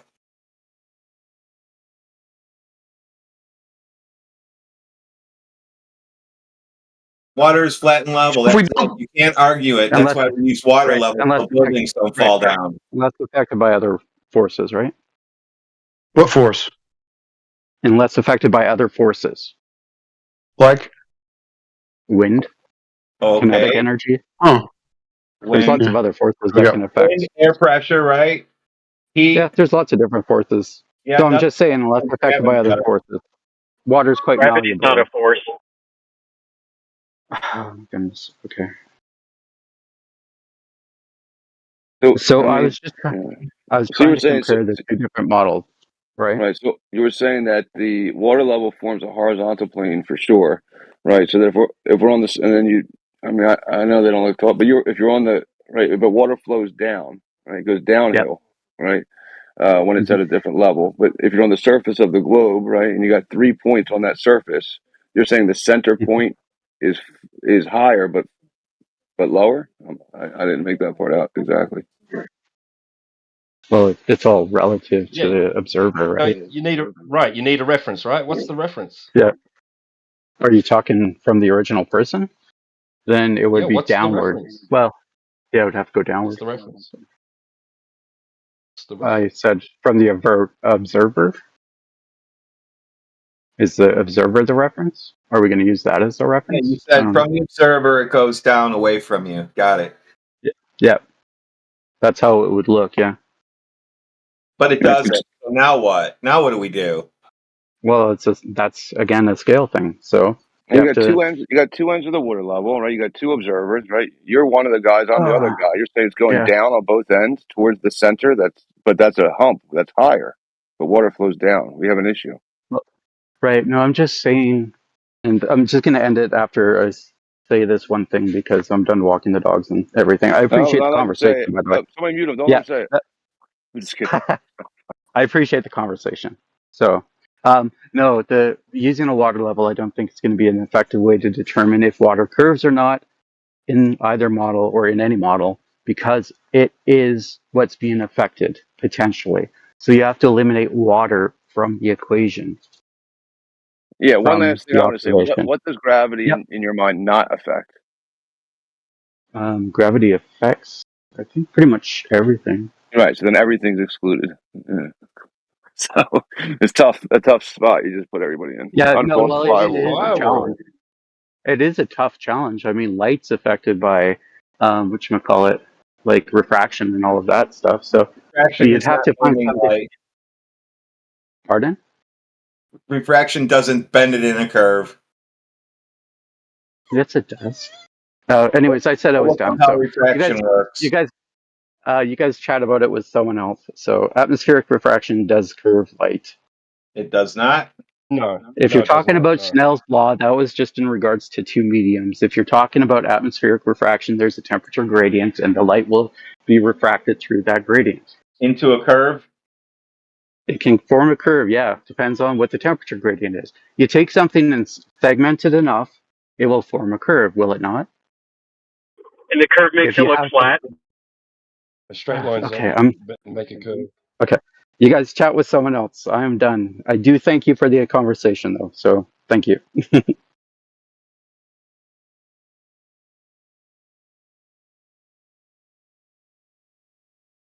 sport. Is.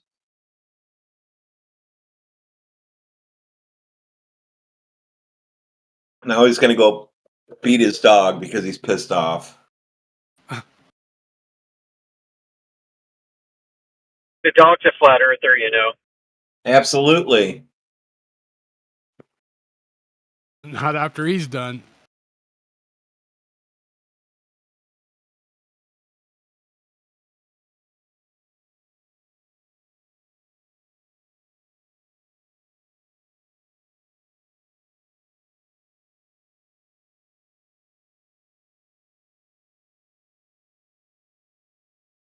I just started branching out onto Twitter, responding to Globey posts. It's ridiculous. Oh, dude, you don't want to go there. Yeah, these Twitter Globies are like 10 times more emotional than anybody we've gotten in lobby. That's because we don't allow people to. We just immediately get rid of people that are over emotional. You know that we can't have them crying and getting their keyboard ruined and shit like that. Yeah, I don't reply on Twitter. Yeah, I'm thinking of stopping it because it's just not going anywhere and it's a waste of time. No, and they have like a pylon too, right?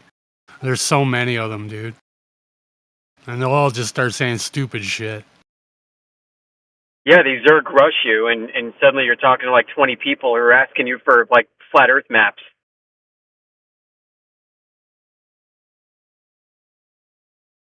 Let's give them a dust globe. That was created from flat Earth. You know, I gave one guy the World War II air map of the world, where in the boxes it says, "This is a flat projection of a globe. This is a depiction of the globe in the globe." And the guy caught it. He zoomed in on it, started screen cropping it, and he said, "Your flat Earth map debunks your flat Earth." So yeah, I started laughing. I'm like, "Oh man, this one can read." yeah, they don't like to hear that. First, they have to map it out, and it's flat. Then they wrap it around the ball, and then they cut off all the excess paper. Then they unfold it, and they fill in the blanks with water. I just watched that 200 Proofs of a Flat Earth by Eric Dubay. I've never seen that before. There's quite a few interesting things in there. I can't make it through anything, really. It's hard for me to watch. Dude, it's like over an hour long, man. He just keeps on going and going, like point after point. Yeah, that was like the first thing I watched, like fucking however long ago, years ago. I liked it then. Now I couldn't watch it again now, but yeah. A lot of those are not exclusive to flat Earth either, which you have to be careful about. Yeah, it's just 200. Pick one. When he says the horizon rises to eye level, the higher you go, that's not right. So that one has to be crossed off. Oh, so you have watched it before. I mean, there are too many caveats with that. I've heard people talking about it, and there's fucking news that say that in here. So yeah. Yeah. Yeah, there's one of a hot air balloon that lifts off. I think it's from his video that we have a meme of, and that should be crossed off and disregarded because the ground is below your feet. There's no way the ground rises to your eyes. Well, we're looking out in the distance. There's more land out there. I mean, technically, the angle that's subtended by that's going to be so narrow. But then you're stuck playing these games with the Globers, and it's just not worth it. Yeah, that would be. I mean, that would be contingent on if there was light everywhere, and a bunch of other things. But he gets pretty deep in with the airplane stuff, and like a lot of that just doesn't add up. Yeah, it's just I liked it then. I liked it then. I liked it a lot then. It's just a thing that opens your eyes to go look into it, in my opinion. Once you've already argued the points, there's no point in looking into those things. But yeah, it gives like if somebody somebody says who's new to the subject, like what do you mean? I would send them that video over and over, and then go test it. I mean, if in their mind, like a man needs to be wrong in order for for this model that they've never seen to be right, there's something wrong with them. What I mean is that, like, okay, yeah, the horizon appears to be rising. We're supposed to live on a globe where it should be falling. It shouldn't rise at all, right? So it's supposed to fall away all the time, not rise at all, not rise up through the perspective and then further off in the distance fall. But if that's what they need, is one guy named Eric Dubay to be wrong about something just a little bit for the Earth to be a globe again, then that's what they've already decided before they started. Yeah.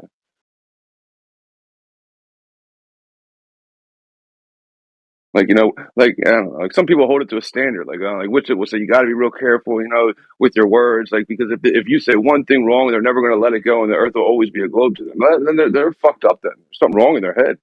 That a human being, some guy who like uses the bathroom twice a day, which is disgusting. I'm just saying, it's a human being, right, who will die and rot one day in the ground. Says something wrong, therefore reality is something else. It's pathetic. That's your standard.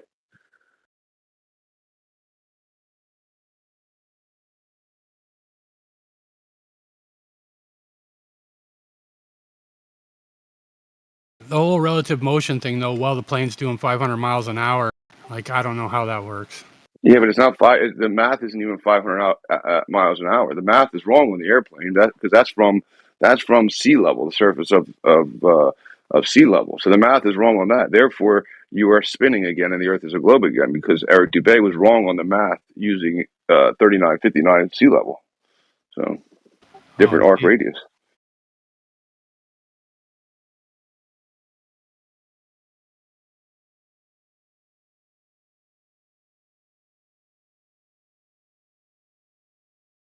But just anything flying in the air, though, right? Like, if it defeats the spin, doesn't it defeat the spin? The spin. I don't know if this Like spin. I mean, that's just that's the rate of curvature without the spin. Get the spin involved, it's a different animal.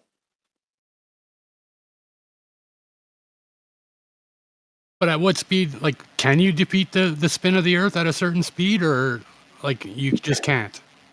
You're moving with it, right? But then how could you ever measure the difference then in rotation of Coriolis effect?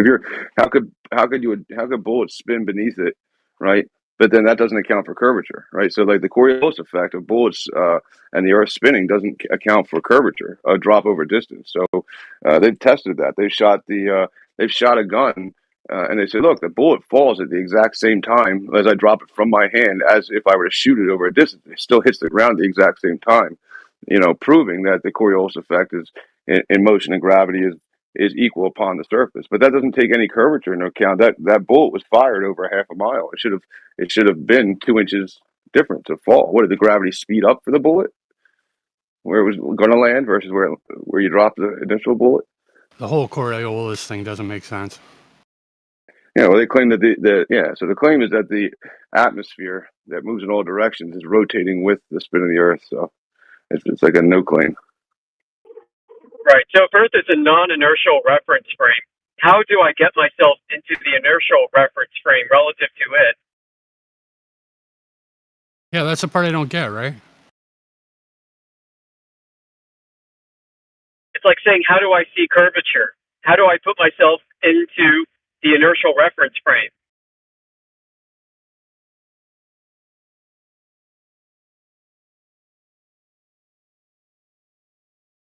I mean, suppose you're a gyro compass or gyroscope maker, and you get a contract for like the government to build military gyros, and you say, yeah, we're going to calibrate this into the inertial reference frame relative to the Earth's non-inertial reference frame. How long do you think it would take to do that?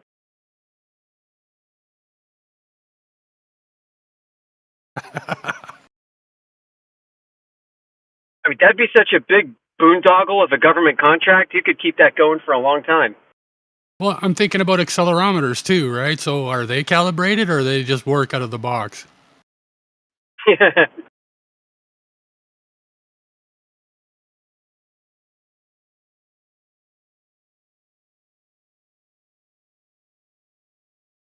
there any way to measure like the torque of Earth's rotation?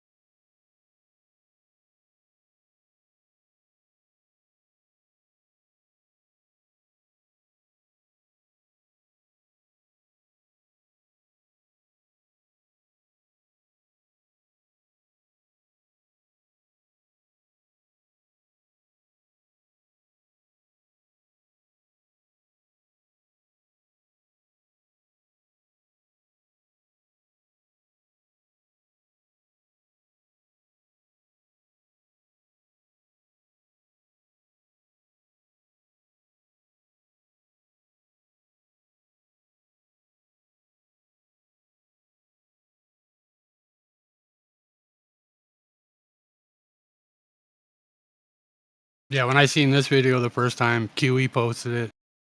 It kind of stuck in my head. Like, this is a drone time lapse, dude. You can see the moon's moving.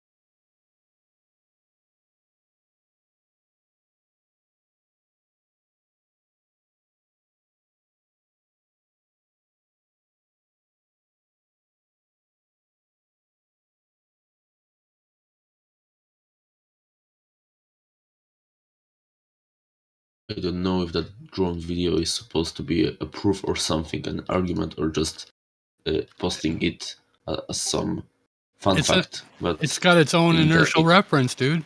That's a drone hovering, right? At a 25-minute time lapse.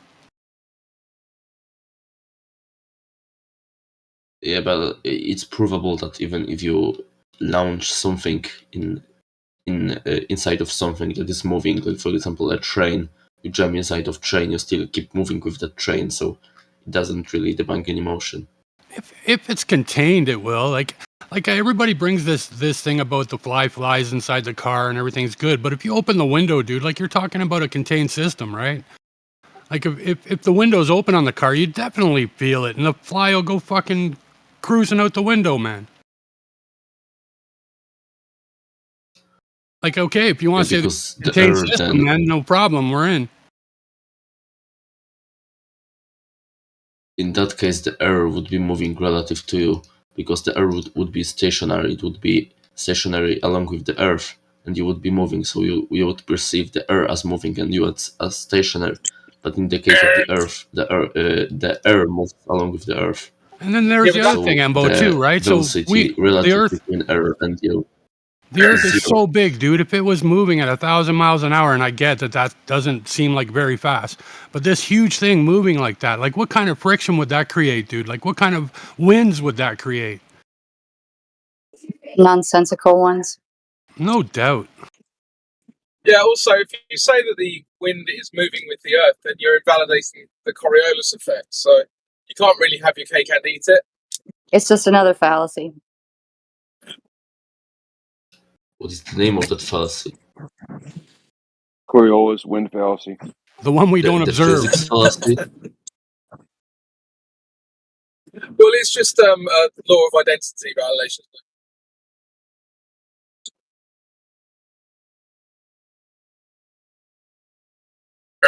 In what way? Well, in what way? Something has to have an identity, right? Yes. So therefore, the wind can't both be Velcro to the Earth and not Velcro to the Earth at the same time. Well, this ties it back to the definition of gravity changing on whatever, just depending on how they need to use it as a because gravity thing, because it changes all the time and it can't. It's like it's all the fallacies in one basically. So it's just their favorite thing. But yeah, or the thermodynamics argument because it's just like no, because gravity. It's all kind of like that. It's just a analogy for me. But yeah, always funny. It's just more spherical logic. Because Kepler can explain everything, yes, and gravity, but just those two things, and we don't need to explain any of the other things that are 96% less feasible, like in every aspect, or Like, provable that it's not. It's so big, like with the mountains and everything else. And if it was rotating at 1,000 miles an hour, it'd almost be like a fucking windmill, dude. Fuck, man, it'd be pushing air like crazy. You mean it'd be like an effective windmill? Yes, that's the reason why the air moves along with the Earth in the first place, because it experiences the, how do you call that, friction. Yeah, would you actually like to address what I said instead of ignoring Can it? friction exist in a vacuum? No. The friction isn't between the air and the vacuum, it's between the air and the Earth. No, he's just ignoring me. It's fine. I'm not ignoring you. I've never claimed the second thing that you're trying to say contradicts it, that the Earth doesn't move with the Earth. I've never claimed that. Oh yeah, okay, so you didn't Never address what I statement. said. My point was is that you've got a law of identity violation. You've got wind that is simultaneously Velcroed and not Velcroed to the Earth at the same time. Yes, you said that I claim that simultaneously the air moves with the Earth and it doesn't move with the Earth, but I've never claimed the second thing, so you made that up. Oh, so the And to Coriolis expand on that, can anybody prove or define, for that matter, any orbit ever in existence? No. But nobody likes to No. address that either. But then that means that the Coriolis effect doesn't exist, wind doesn't exist, clouds don't move, you know, all of that stuff. Refraction, therefore, wouldn't exist either. Refraction doesn't come from the air moving. It comes from the air having a gradient of refractive index. Have you noticed, Sydney, how I made 4 points and you made 1 point, and he only addressed your point because it was the easiest to address? It's hilarious to me, but I thought yours were much more strong points. I just wanted to expand on them just to give the double whammy. I did notice that. I'm not even having a go at you, Sydney. What I'm saying is that he's deliberately ignoring everything I'm saying. No, I can address the Coriolis effect. Which I find doesn't- hard to do for anybody when it's an Australian accent talking to you. I really just find that difficult. So yeah, weird. I'm not Australian. The Australian. Sorry, wherever you're, I'm terrible. But I'm also really shitty with geography, funny enough. But yeah. Sydney, you've hurt me really badly. Well, I would never ignore your voice either way, wherever you're from. Yeah, his name's Timbo. Oh, I'm English. That's Timbo Slice, really? No, it's not. He's lying. It's Crypto. We've talked before. What is your name again? Crypto. Oh, Crypto. Okay. Yes. Cool. Wonderful. Well, wonderful to properly meet then. I'm from England. The not Cockney area part? I'm just terrible. Just terrible at geography. Yeah. There's only two parts in England. There's the Cockney bit and then everywhere else. And then there's the Isle of Wight, which is just like its own thing that doesn't exist really, right? Only white people are allowed there. And Fog. I think Fog might be its own little entity too there. The Isle of Man has no women. So I heard. Well, I think it's ridiculous that he just chose to ignore your points because they were strong ones, and Well, you know. I just don't want to interrupt you. I'm waiting so I can address that. Waiting. Nah, I'll shut up. I'm just waiting at jail for like 13 hours now. It's a long story. So, killing time. Yeah, right? Fun shit. Reminds me of an old POD song. What was it? The things we do for love. Huh? Just killing time. Things we do for Anyway, love. What's this European saying? Something about the Earth is a globe because the air Friction. is Velcro to the Earth. Because But let's friction. ignore the Coriolis. Mhm. The Coriolis effect doesn't require the Earth to be independent of the air. It does actually. Let's sigh. Doesn't. It requires It the does. Earth to have different values of tangential velocity depending on the latitude. Right, so that means that the air then moves independently of the Earth. Hey, Crypto, you should ask for like just one exclusive, demonstratable, one exclusive proof that, you know, the Earth is rotating or that something is 93 million something miles away. Just one for each of those things. That would be great. But because we know we're not going to get it ever from drop over distance, so we might as well just keep on this one and hammer it home. You know, just one exclusive thing, not in the theory, you know, but like, hey, that happened, he's not, you know. he's not going to do that. There's no way he can do that. I thought it might be worth just saying. Darn. Well, it's worth saying, but it's not going to happen. So let's say that it's obvious that according to the globe model, the Earth has to rotate once per 24 hours. So that would be the velocity measured angularly. But at the same time, the Earth physically And has velocity is defined as what in this one? the velocity in general is defined as speed, also accounting for the direction. So it's like speed but vector. So when you when you doesn't change the speed but change the direction, you also change velocity, but not speed. Okay. This is where they use time and they do it as like a weird thing just that they can use for any given formula, but it's not like time. It's just always as like a weird little fraction part or something like that. You know what I'm saying, Crypto? Yeah, I get you. But I think what he's actually going to do here is he's going to point out that the maths is equal on both sides of the equation, and therefore the air isn't moving independently of the Earth, even though it is. That's where he's going with this. Yeah, there's no scientific method involved here whatsoever, but I think you're right. Yeah. It's all just maths. Yeah. I'm not going to talk about any equations. It's simply simple logic that the Earth or any simple What's sphere observable though? What's observable? The Coriolis force. The effects of it.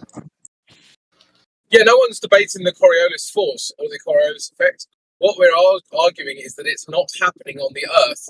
And what we're also arguing is that you can't have an atmosphere that's velcroed to the Earth and also have a Coriolis effect on the Earth. Correct. That's what I was trying to explain. So yeah, I was waiting for that. So even though angularly the velocity is same around all of the Earth, the Earth has like wider circumference at every latitude. At the poles, it's zero because it's just a point. And the That was a south, loaded sentence. That one sentence is so much to unpack there. why? It's simple geometry. Yeah, so As in, there's never been any like actual measurement and repeatable, provable, testable, tested, validated, and repeatable circumference measurement ever, except with a stick and a shadow or something. So that just one word in that one sentence, I'm like, let's just go to like, hey, if that's true, then we must start there. You know, it's just funny to me. If you ignore all of the geodesic measurements in history, then yes. Oh, you're the guy who Geodesic measurements by what? Eratosthenes or whatever? I remember this guy. He was the guy who didn't accept that they threw out a bunch of measurements for the surveying done in America. You're that guy, aren't you? They use line of sight to take those measurements, right? Really, they have to. That's why they focus in on the radius, hoping we'll never like look at the fake circumference or something. It's really funny. Yes, I don't know what it was, but they basically took a bunch of these theodolite measurements, and then, well, not measurements, optical measurements, and they had to be within a certain acceptable range, and any quote unquote measurement that was taken that was outside of the range, they just discarded. So obviously, if you're fitting the measurements to the model you already pre-assume, and then take an average of those measurements that are already part of the model, Exactly. then you're going Yes. to have your model confirmed by those measurements. Okay, but taking an average is a normal procedure that is used in all of the measurements to eliminate the measurement This error. is like talking to the CERN guy, the CERN engineer, Franco, who literally cannot define a virtual photon because he can't define a photon. And then he just, while not being able to define that, he was just saying nonsensical things that just like made it obvious that he was defining pseudoscience that he does for a living. It was so sad. Yo, dude, can you tell me what my critique was of your position, please? Because I don't think you Yes. know what it was. Yes. Okay, what was it? It was that the Coriolis effect is supposedly the air moving independently of the rotation of the Earth, but at the same No, time the not that one. air is Hold on. rotating along with the We were just talking about surveying. Did you miss that bit? Surveying. Yes, What was my critique of the surveying? they took an average. No. See, this is the problem with you Globers. You're not fucking listening. I was very, very specific as what I said. I said they took a bunch of measurements. The ones that didn't fall within an acceptable range were discarded. Right? That's the important bit that you missed somehow. And then they averaged the rest. So my problem isn't with averaging the data. It's with discarding the stuff that doesn't fit the pre-assumption first. Do you have a proof that they discarded that? They tell you. If you just read it, they say, oh yeah, we discard this. Because it doesn't fit. We don't think it's, I can't remember the wording, but they tell you they do it. I'll actually post a link in here for about an hour presentation of like 5 different documents that prove this in exhausting detail. Yeah.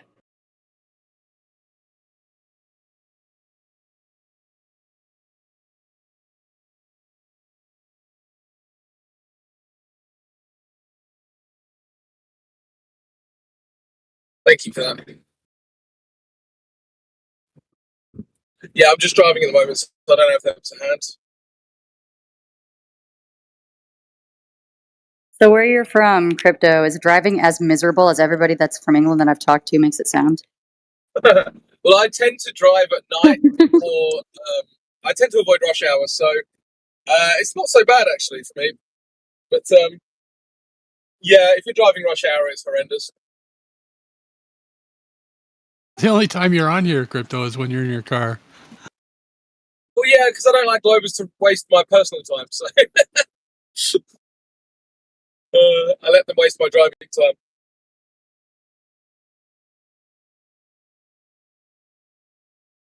I think that's fair enough, isn't it? No, I don't That's mind. probably smart. Never when you're working out or bettering your body and mind, and only when you're driving to avoid road rage. So it's a psychologically healthy decision. Yeah, exactly. He can vent on the Globers. Yeah.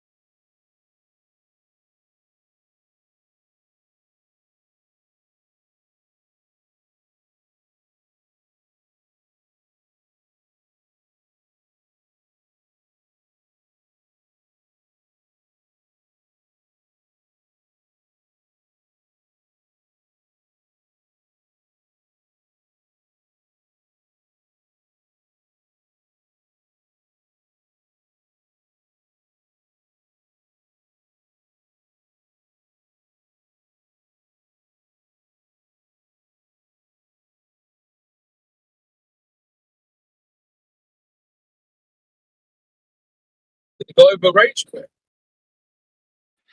This shit dead, nigga.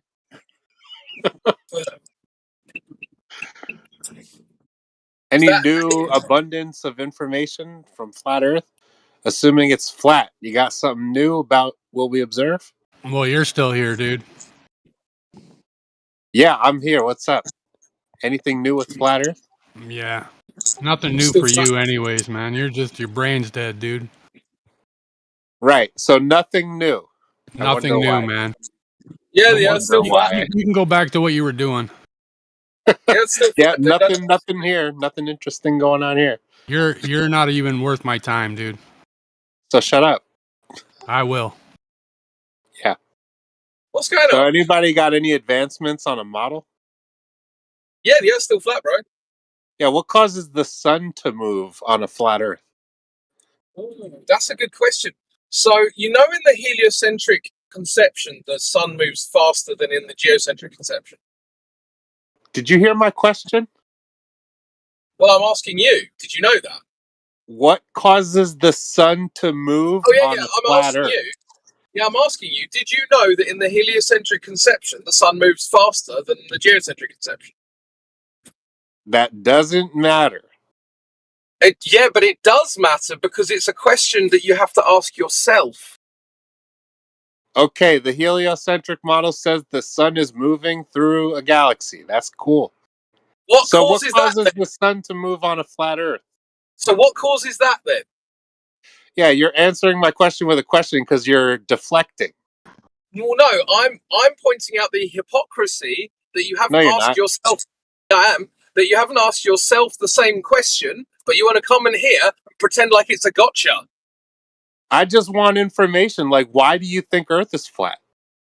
Yeah. So why are you being a hypocrite? You can't answer my question because you got nothing. You're not answering my question, so I guess we're even. Flat Earth has nothing. Again, Nothing. hypocrite. Yeah, I asked, what causes the sun to move in a flat Earth? Oh, in the heliocentric model, I've no idea. Because Yeah, it's you're moving deflecting. quicker. So does anybody have any cool information See, about the what problem causes the is- sun to move in their model? The problem is, my dude, is that you haven't asked yourself the most Hey, rudimentary. focus on the road, man. I don't want to hear you get in an accident. You haven't asked yourself the most rudimentary questions about your own model. You want to come here and pretend like it's a gotcha. Why don't you go and actually learn something? You think I don't know the heliocentric model? Are you serious? Well, apparently you don't because you're not answering the question. Oh, the sun moves around the galaxy. Oh my god, what a What surprise. causes that? What causes that? Apparently it's the supermassive black hole at the center. All We right, orbit okay. around that. Yeah. Right, yeah, cool. So you just make shit up. So do you So want are me you to ever make going to shit up? answer my question? Oh yeah, I can make shit up as well. Magical unicorns. Yeah, you're just making shit up for a model. Good job. Yeah, well, that's what you did, so we're even. Except your presumption has no base. You just say stuff because nothing. What, yours does? Oh, there's a People fucking massive make black hole predictions over as to there why things somewhere. happen in the model. Yeah. Shut up. The No, it's not made heliocentric any model predictions. makes predictions better than the flat Earth model, for sure. No. First of all, no, it doesn't. Second of all, you don't know what a prediction is because What can you predict with the flat you Earth model? have Can you taken a predict anything we observe? because you have taken a post-diction and then just called it a prediction.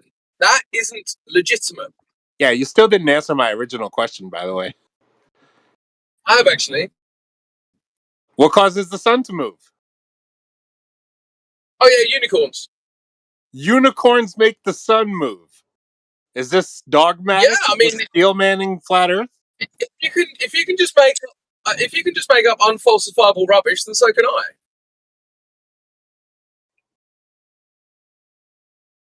Right. I'm talking about sidereal rotation anyway. You wanted to straw man and bring up the orbit around the center of the galaxy.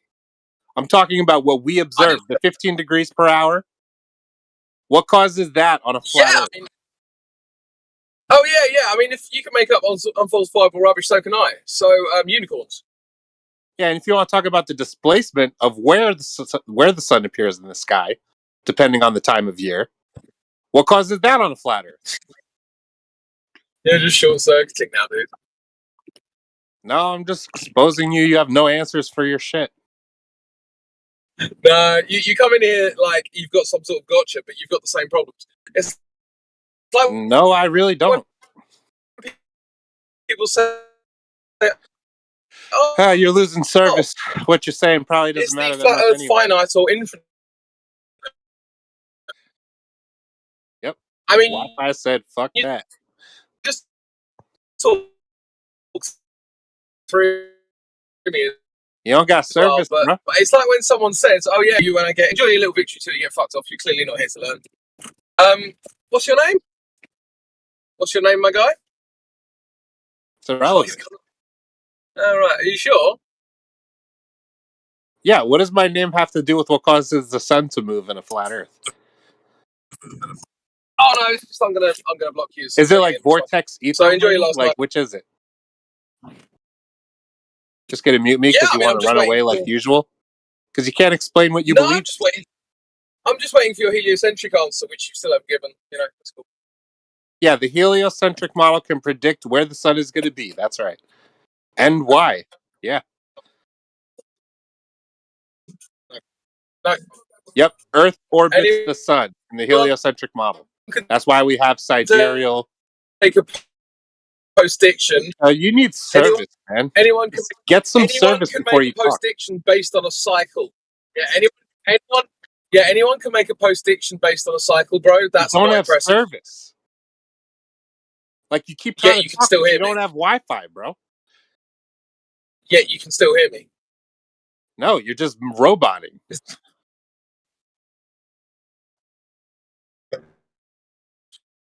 I keep talking while you're roboting.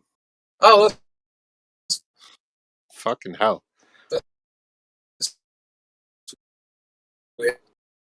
So does anybody that actually has a cause for the sun moving through the sky? Besides this guy trying to avoid the question? Still be replying to me. Yeah, you still seem to be replying to me. Heliocentric Okay. model, 'cause you Okay. have to Can bring you up please fossil relax rubbish. and drive? Like, be safe. You're roboting and you're panicking because you don't have an answer. Maybe someone else has an answer. To explain that, you would have to go all of the way back to the Big Bang. Yeah, I have a reason why the sun goes across the sky. Cool. What's that, Radwood? Slide. I see it go across the sky, therefore it goes across the sky. Is that a cause? Yeah, because I see it. That's the cause. So you seeing it move across the sky Just is why like it moves? gravity is the cause for you. You see it, So then you're- all gravity is the reason. So the light bouncing off the object into your eyes is what causes it to move? Yeah, I'm just going to go with that. Keep you quiet. Uh-huh. You know that's not a real answer, so. But, you know, I don't expect flat earthers to want real answers for things because, you know, you don't have them. You don't have any answers at all, son. Oh, wow. You know, that's a very compelling argument for flat earth, what you just said. All you say is it's round because it's a ball. No, we have observations that can be explained with earth being a ball. Except the flat water. Except, where's that? Can you show me a measurement of flat water? Yeah, go to the beach. Take a Or look. are you just presuming it's flat? Really? No, it is. Did you measure it? That's why they have levels, water levels. Create Even horizontal more planes. intelligent flat earthers can Did agree you that measure the simply water looking being at things flat? isn't the measurement, No, or you even didn't taking measure. photos. Of course not. Did you measure it to be curved? Oh, another deflection. There you go. Yeah, Earth has been measured to be a globe for the past thousands of years. No, Yes. it has? Yep, that's why we have a globe model and we don't have a flat one. There's no globe model. Really? Yeah, really. Wow. What are you Did you even hear what he said? arguing against He said then? that we have a model because we already measured the thing. Well, no, if you'd already measured the thing, you wouldn't require a model, numbnuts. Aw, are you okay over there, bro? Yeah, I'm Having a hard fine. I time? just think that you're a numbnut. No, you haven't. no, I'm not. I'm actually. Oh yeah. What? Because you So say what does water being level have so. to do with what causes the sun to move across the sky? The only hard time I had was with your mother last night. Yep, more not flat Earth evidence. That's great. The sun moving That's all right. equals not flat Earth. Is that what you say? Yeah, what causes That's the sun to provided move across the sky? He wants to make your mommy jokes. He doesn't really have any evidence of flat Earth. Unicorns. It's unicorns.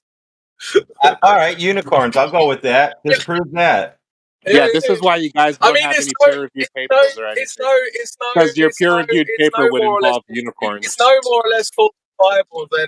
You know that's it's not no more how or less science or falsifiable than academia works, right? It's no more or less falsifiable than black holes. You know, so what's the difference? In case you didn't know, that's not how science or academia works. How does it You work? can't say that something is caused by Why unicorns. can't you use unicorns? No, that's not how science works. Black man. holes. Like, you really think shouting and losing service is an argument? Like, what is wrong with you? This guy doesn't have internet. Get some internet before you try to argue on the internet, bro. Black holes. You're still shouting and you don't have service. He's sending ham talking right radio through the robot. packets. He's talking through his robot. No, he's sending ham radio packets. You You understand notice how how like he just a asserts black real holes, scientific... and then when you try, and then when you, I haven't finished. Asserts black holes, and then so he just goes out and asserts black holes. He just asserts black holes. Yeah, you know how a real scientific claim should be structured, right? Like saying the cause for something is unicorns is just a joke. Like, you would be laughed at. Well, yeah, but you would also be laughed at for saying black holes. No. We're talking about It's the the same movement thing. of the sun around the center of the galaxy. Right? It's the same fucking thing. Oh, when I do it, it's fine. Yeah, we're not talking about the movement of the sun around the center of the galaxy. I'm talking about what we observe, the sidereal rotation.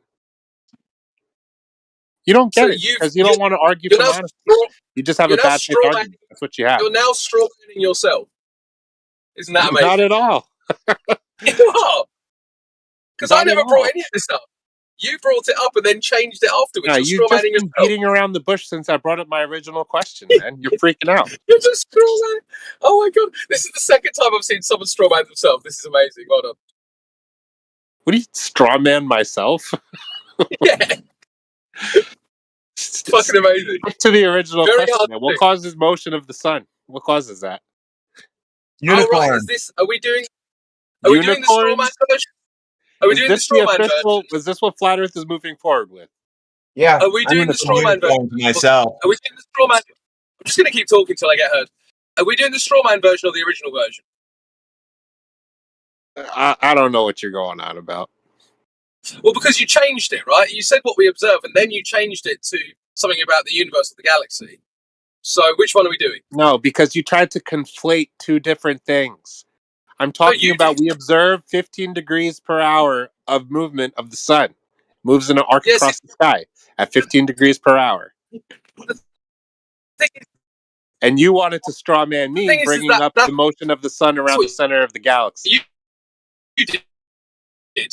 Jesus So if Christ. you're talking about Can somebody that could better follow a conversation like Radwood? Yeah. The problem is that I didn't bring either of those things up. So if anyone's conflating anything, it has to be you. No, I'm clearly making a distinction of what I'm talking about. Right. So Yes. how am I Thank conflating you. them? Yes, I am. So how you're am I conflating. conflating them? So how am I conflating them if you brought both of them up? Well, tell me what causes the motion of the sun. Yeah, you can't answer. In You the know you're globe model, it's Earth rotation that causes the sidereal hour angle. So, right. So what when we go causes back that on to flat Earth? your conflation, why were you conflating two things and pretending I did? Oh my God. You're never going to tell me what causes it on flat Earth, are you? Why did you conflate two things and then accuse me of doing it? Why can't you steel man what you believe in? Answer. What do you believe in? Pathetic. I just want to Pathetic. know what you think is happening, bro. Pathetic. You can't even be honest with yourself. You can't tell me what you think causes the sun to move. That's pathetic. Bro, you can't either. You just think you can. No, I think that it's what the globe model claims. That's what I think. Right. So that's unfalsifiable rubbish. The Earth rotation causes the sidereal rotation. That's not rubbish. That's actually pretty... It's agreed upon. That's not rubbish. That's what we study. It's what we observe. Okay, what causes that on a flat Earth? You're going to make me repeat myself. It's unfalsifiable. It doesn't matter what people agree on. Okay.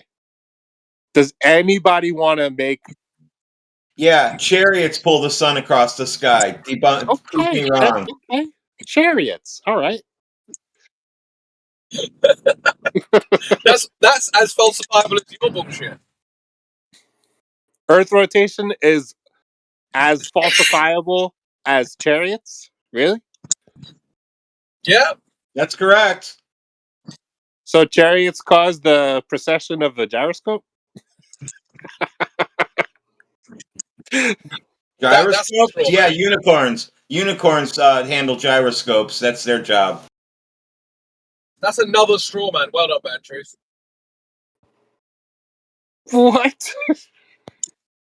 You just straw man us again. I'll you tell straw you man the- yourself I'll tell and you then the straw manning truth. us. You know, most people are actually interested in what you perceive as happening. Like, if Earth was flat and there's a sun and a moon, what causes the sun to move? That's what people are. Chariots are pulling the sun. Oh yeah, and if I thought you were an honest actor, I would address you very differently. Yeah, you don't have an answer. You can't just address the question. You're not here to learn, are you? You're just here to attack. But the problem is, No, is I you have don't. a genuine question. The problem What is causes- that is you it talk vortex? over me Is constantly. it a vortex? Is it an ether wind? Stop talking over me. Stop talking over me. Right? You can't do that. I'm going to fucking mute you the second I get home because you keep talking over me. Now, the problem is that you're not here to. You're such a learn. baby. You talk halfway through people's sentences before they can fully explain anything. Then you wonder why you didn't learn anything. Why is it taking you so long to explain the cause for the sun moving? First of all, because you haven't even asked yourself the same question. Second of all, because I you always. do. Of course I You've done it again. Stop talking over me. Ironically, I was just about to say the reason you don't learn shit is because you keep talking over me, and you couldn't wait long enough You to don't not got talk anything to over offer. the point. Fucking idiot. You never stop talking. You're not explaining what causes the sun to move on a flat Earth, so what are you even talking about? I wouldn't be able to anyway. You talk over it. That's what you do. Nah, you don't got shit. Yeah, so anyway, have you asked yourself that question in the heliocentric model and actually tried to falsify it? Didn't think so. Right. What the explanation for sidereal rotation on the globe model is Earth rotation. Yeah, did you try and falsify that? Sure. You can't really. Right. Yeah, go on then. There's too many things that affirm the presupposition.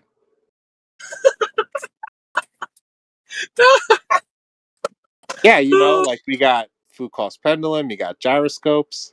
Oh, right, okay, cool. So if you just Yeah, affirm you know, we got solar cycles. that's literally the thing in contention. So you've got two affirming the consequent fallacies and one reassertion of the thing in contention. Brilliant.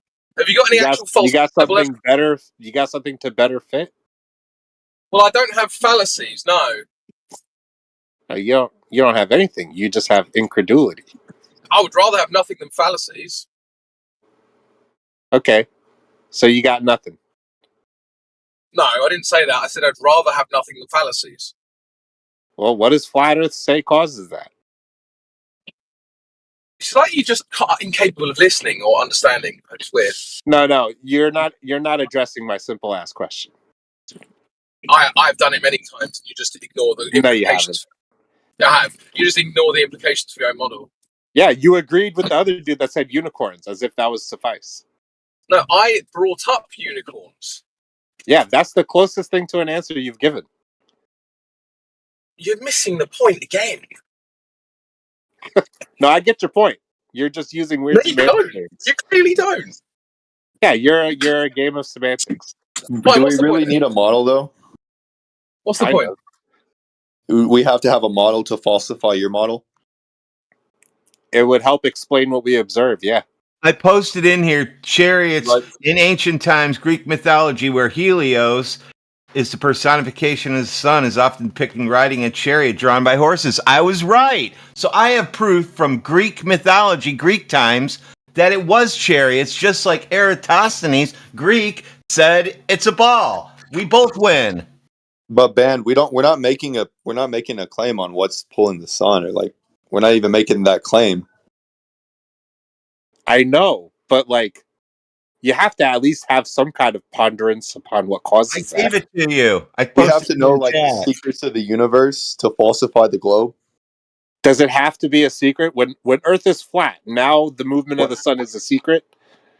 Well, what's causing it is like not known. Do you have any proof for y'all's claim of, like the galaxy pulling the sun? Yeah, when you presume the mass of Earth can cause something to orbit that mass, the math works out for like Well, why we y'all have say suns. sometimes gravity causes things to fall and sometimes it causes things to orbit. It's kind of like, do you actually have any proof of this though? No, it's a prediction. So it's It just a doesn't. It claim. doesn't prove. You can only, Okay. falsify other claims. So y'all just have a claim and we're just not making a claim. Well then, yeah, that's fine. Yeah, I Yeah, don't see if anything wrong you with don't want to that. make a claim, then fine. Prove it then. Prove your claim. You made the claim. No, there is no proving things like that when it comes to observational science and astronomy. You can only prove it on a flat Earth, right? No, I'm really, guys. This isn't a disingenuous thing that I'm trying to do right here. I want to know what flat earthers think causes the You sun don't to need to move. prove shit on the globe, but you need us to give you answers for flat Earth. Dude, I know what the globe model claims, right? I want to Well, know prove what it. is the Prove most it. refined. Prove it. Make it come to reality for us.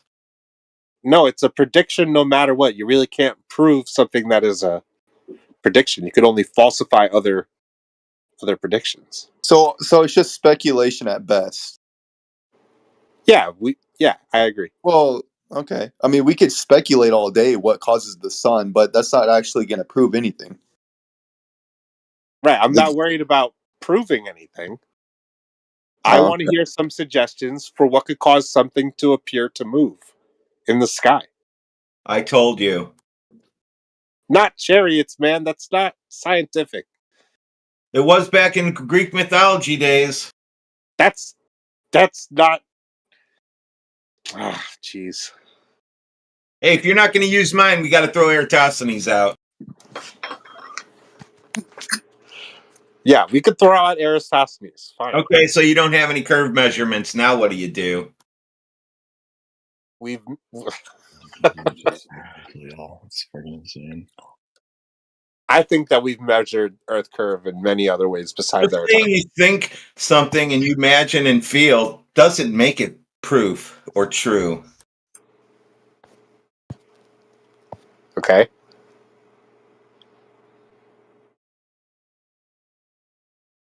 What makes...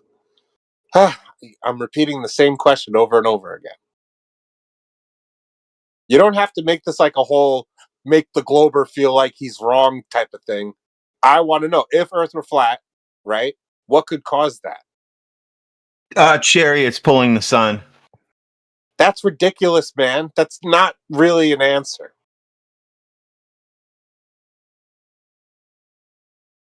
It's I'm no thinking more of something like... it's no more ridiculous than anything you say. Yeah, I'm thinking of something dealing with magnetism or some kind of quantum mechanics property that everything is... Oh, because you use modern words versus my old words of chariots, you think there's a difference? Yes. Chariots and magnetism. All right, have no I'm going to use ion propelled cars.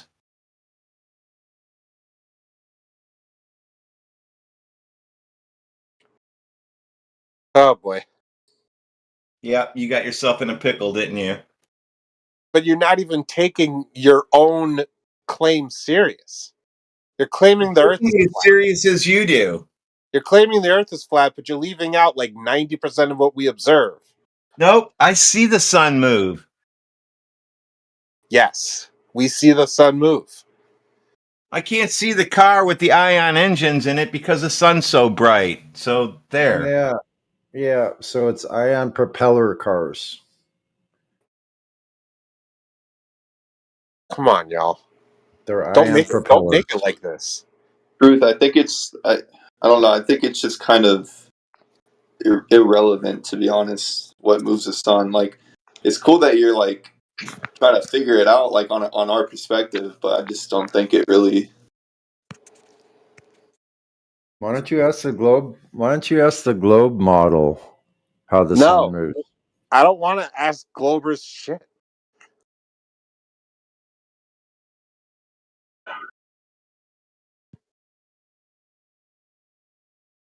Because the sun's moving in your model too. What's making the sun move? Yes, the sun moves in the globe model. Yeah. What's making it move? Earth rotation. Got any proof of that?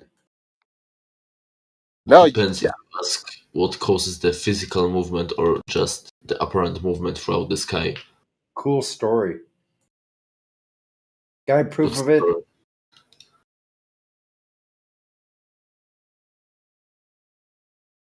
The sun apparently moves throughout the sky. It's just an observation. We need some proof of this Earth rotation now. Earth rotation. There's the Coriolis, but I was stopped when I was trying to explain that. But so I won't even attempt trying the second time. Yeah, we observe Coriolis. So I wasn't That even would ready be to jump in on that. That would be a byproduct. That would be a byproduct of the rotation. Do you have any proof of this rotation? Yeah, the Coriolis, as you said, would be the byproduct of rotations. Yeah, Coriolis would be the cause for the Coriolis effect. That's an effect, man. Yeah, Yes, and the cause of for it something is proves something. Where's the cause?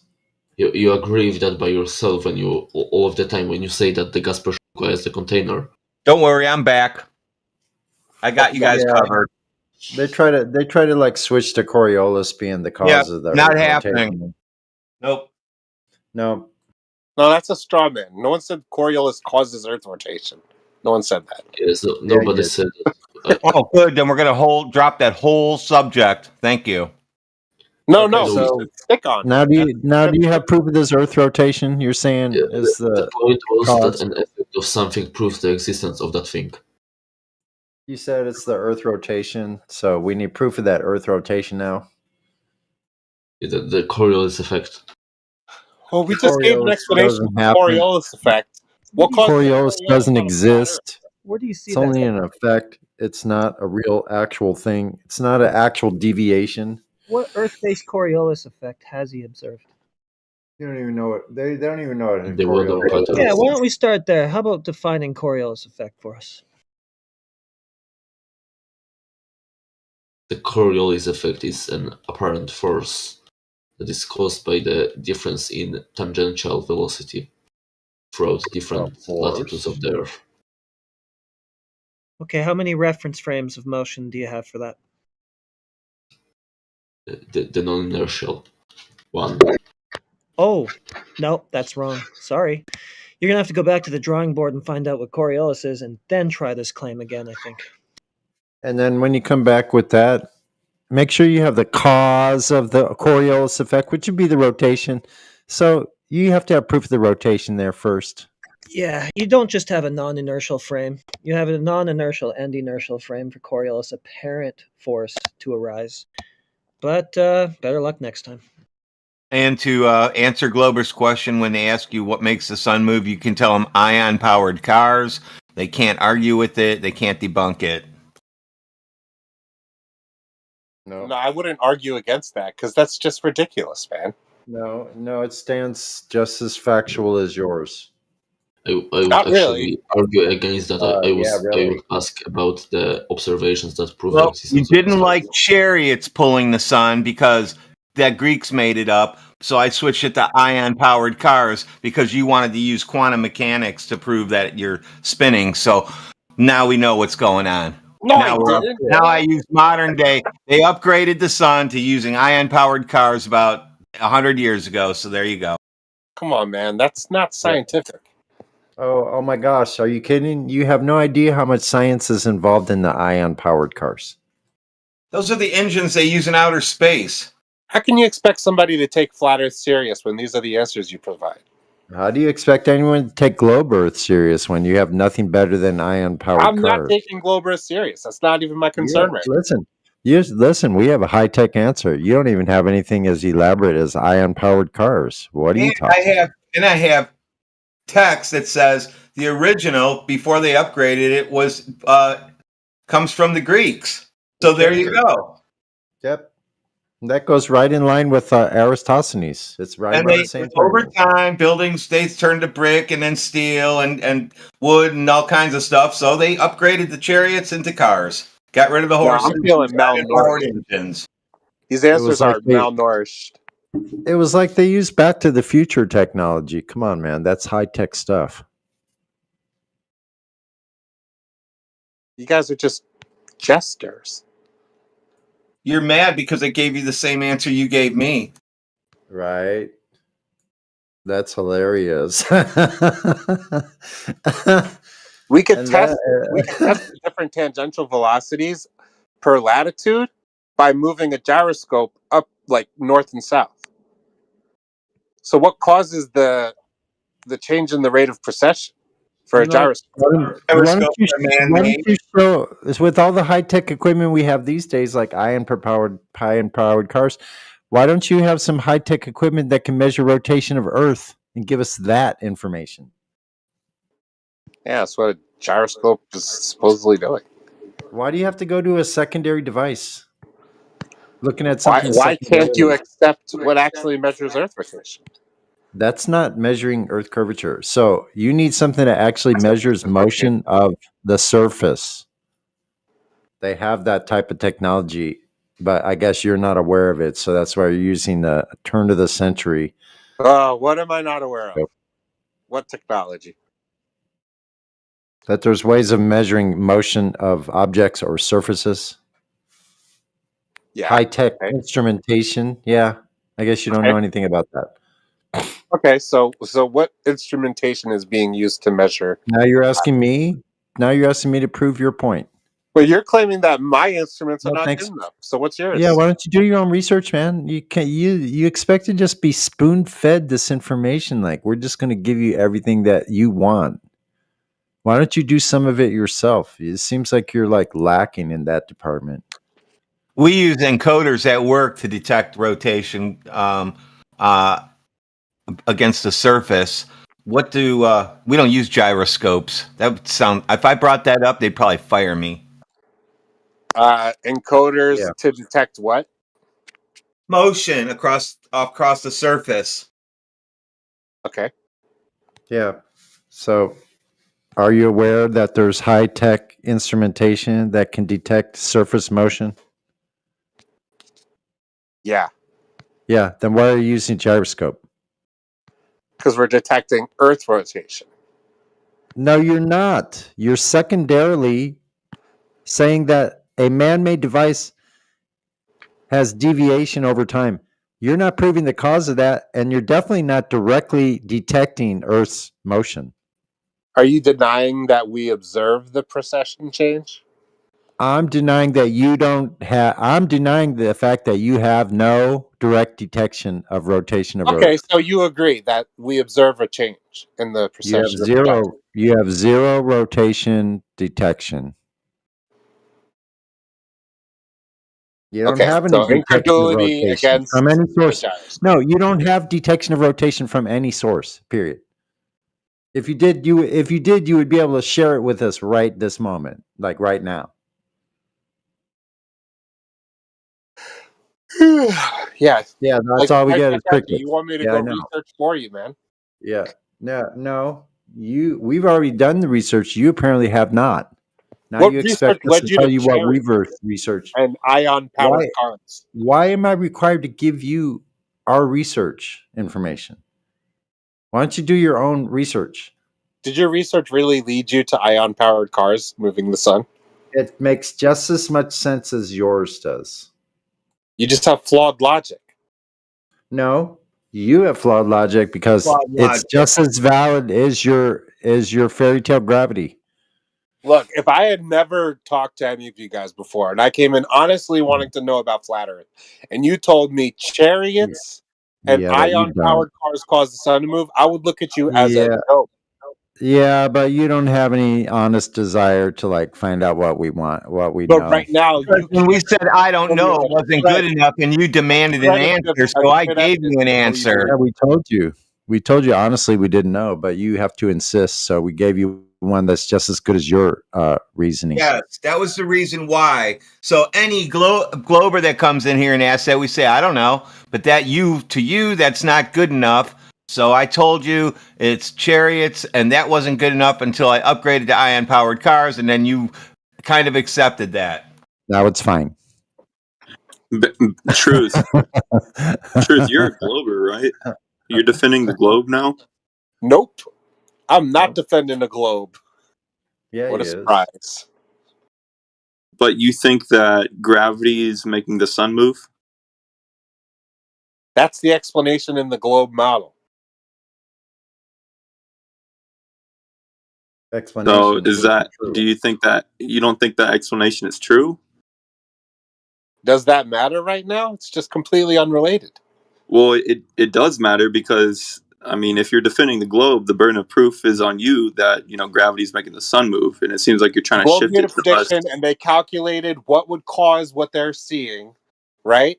And the math is pretty close. It's better than anything Flat Earth presents. Okay, you But we don't, presume the mass of an orbiting object. You presume the distance is going to cause it to have an elliptical orbital path. Okay, they worked out the math. They worked out the amount of mass, the amount of distance, the rate of the precession, all that stuff. Okay, why it's rotating. They worked it all out for the globe model. Now I want to know what is being worked out for the flat Earth model. They never said why it rotates. So now okay, that's cool, man. Are you not hearing like why I'm here? Like Why does I'm the Earth only here because I rotate? want to know Why does the more. Earth rotate? You're telling me why I shouldn't believe in a globe. That's great. I already Why does don't. the Earth rotate? Why should I believe in flat Earth? Why does the Earth rotate? because we can measure that there's not curvature. Okay, so if Earth were flat, then that means there should be an explanation for the sun moving across the sky. Well, we don't have, all the billions of dollars that the Globers have to try to make up their theories and everything. Yeah, we don't owe you a reason why the sun moves. You're asking us questions only God can answer, just because your side thinks they know. So nothing works out mathematically. So you're saying, like, hypothetically, let's say, if the globe were to claim pixies and unicorns move the sun, and you're saying, well, what else could it be? There's no other explanation. So I'm gonna just go with that one since it's an explanation. Yeah, but distance to the center and the amount of mass is way more explanatory than chariots. It's just not even on the center same. of what? It's not even the same. One is worked out mathematically to make predictions, and those predictions work. Any and one is a completely non-existent into any situation. in a jester-like argument. Well, I can make predictions that the pixies are going to raise the sun tomorrow, and the sun raises. That doesn't mean that pixies are actually doing it. I can even give you the math and how it works, but it doesn't mean that's actually causing it. Right. I don't know. So what's the math that causes the Earth to spin?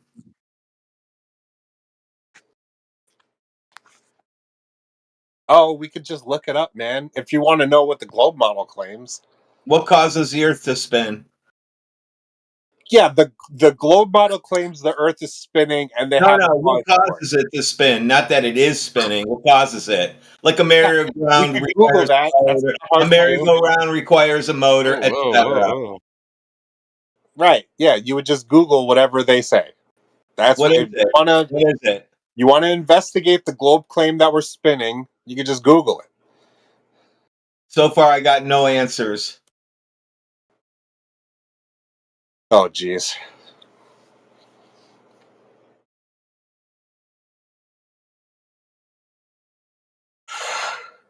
So if you ask for the flat Earth model, you're gonna get questions.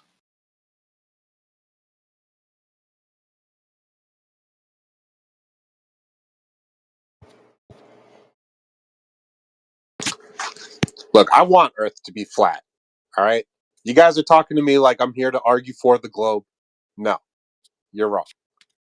You asked why does the sun move across the sky on a flat Earth, and I asked you why does the Earth rotate, and you can't answer me. Cool. Yeah, that's deflection, but we could be working together. Nope, because you said the sun moves on a globe because the Earth is rotating, and I said what causes the Earth to rotate? It's the same fucking question. You know, I don't 100% agree with the heliocentric model, man. I think dark matter and dark energy is an indication that we might have it all fucked up. That was debunked. Yeah, that's like, Yeah. yes. But we actually have measurements of. Well, there's no curvature. Like I've measured it myself. 1 foot observer height, 6.44 miles. So it should have been 13 foot of curvature, according to the radius value of 3959, and there wasn't any. So, I mean, we could prove that it's actually flat, but we don't need to prove like the mechanisms of what makes the sun move. I mean, like if that's what you want, like I mean, you're not gonna find it here, but that doesn't mean the Earth's not flat. You need to answer why is the Earth rotating first before you ask us why the sun moves. Oh, jeez. You're not going to get an answer when you ask that question to yourself. You can't even answer it. Ask it to yourself. Why does the Earth rotate? You won't be able to answer it, but you want an answer on why the sun moves. But on a globe, the sun moves because the Earth rotates. What causes the Earth to rotate? And you can't answer that. The globe model, I haven't looked this up yet. I will right now. But I'm like 99% sure that it's because of gravity. That's why the Earth rotates. So that gravity's a motor? No. It's an engine. So gravity is a container. It's an engine. What else does it do? Pulls things. Got it. Earth spins because it is formed in the accretion disk of a cloud of hydrogen that collapsed down from mutual gravity and needed to conserve its angular momentum. I thought hydrogen was Cool man-made. story, dude. Get that NASA propaganda out of here. I thought hydrogen was man-made. Either way, this is the globe explanation for sidereal rotation. So, if God that's made not the cause on a flat Earth, what is the cause for sidereal rotation? So a man-made gas caused the Earth. Bradwin, come on, man. You're supposed to be helping me out. What is all this conjecture like nonsense? Because I don't understand how a man-made gas formed the Earth. Cool. I don't agree with the globe explanation. That's why I'm asking what could cause the motion of the sun. Well, no one here knows, bro. The same thing that causes the globe Earth to spin. Oh, I'm gonna go get my answers from concave or donut Earth or something instead. Because come on, Go ahead. the heck you want me to think Go it's on flat then. for? Have I want fun. you to think it's a donut. See you later. See you later. Have fun with that. It's not fun. It's not fun. I'm like pulling teeth. Tell you either. They're not going to tell you either. They're gonna lie and tell you some stupid story, just like we did with the cars. So why don't you get off your high horse? Why don't you just get off your high horse and realize that no one is going to give you the answer to that question? Why don't you start asking the right questions. Go on to the Globe Earth servers and ask them what causes the Earth to spin. Look, you guys are flat earthers. You think outside the box, all right? Maybe you've pondered it one day. Some cool cause. I don't know. Yeah. Even if it was just in Yeah, passing, maybe me it too. I didn't know like the answer. invent It's the it. same Only thing that speculation. Yeah, it's the same thing that causes the globe Earth to spin. So that's your answer. It's only speculation. It's all speculation. So Is it wind? Is it ether? Is it electricity? Is Earth a giant magnet? no one Anything fucking that causes knows. the Anything globe besides the Earth globe to must spin. be If wrong. you So read the that Bible, it tells us God created everything and the firmament. So God created the earth flat. If you need to object to that, you need to show us why we're wrong. I wouldn't use the Bible as a historical text.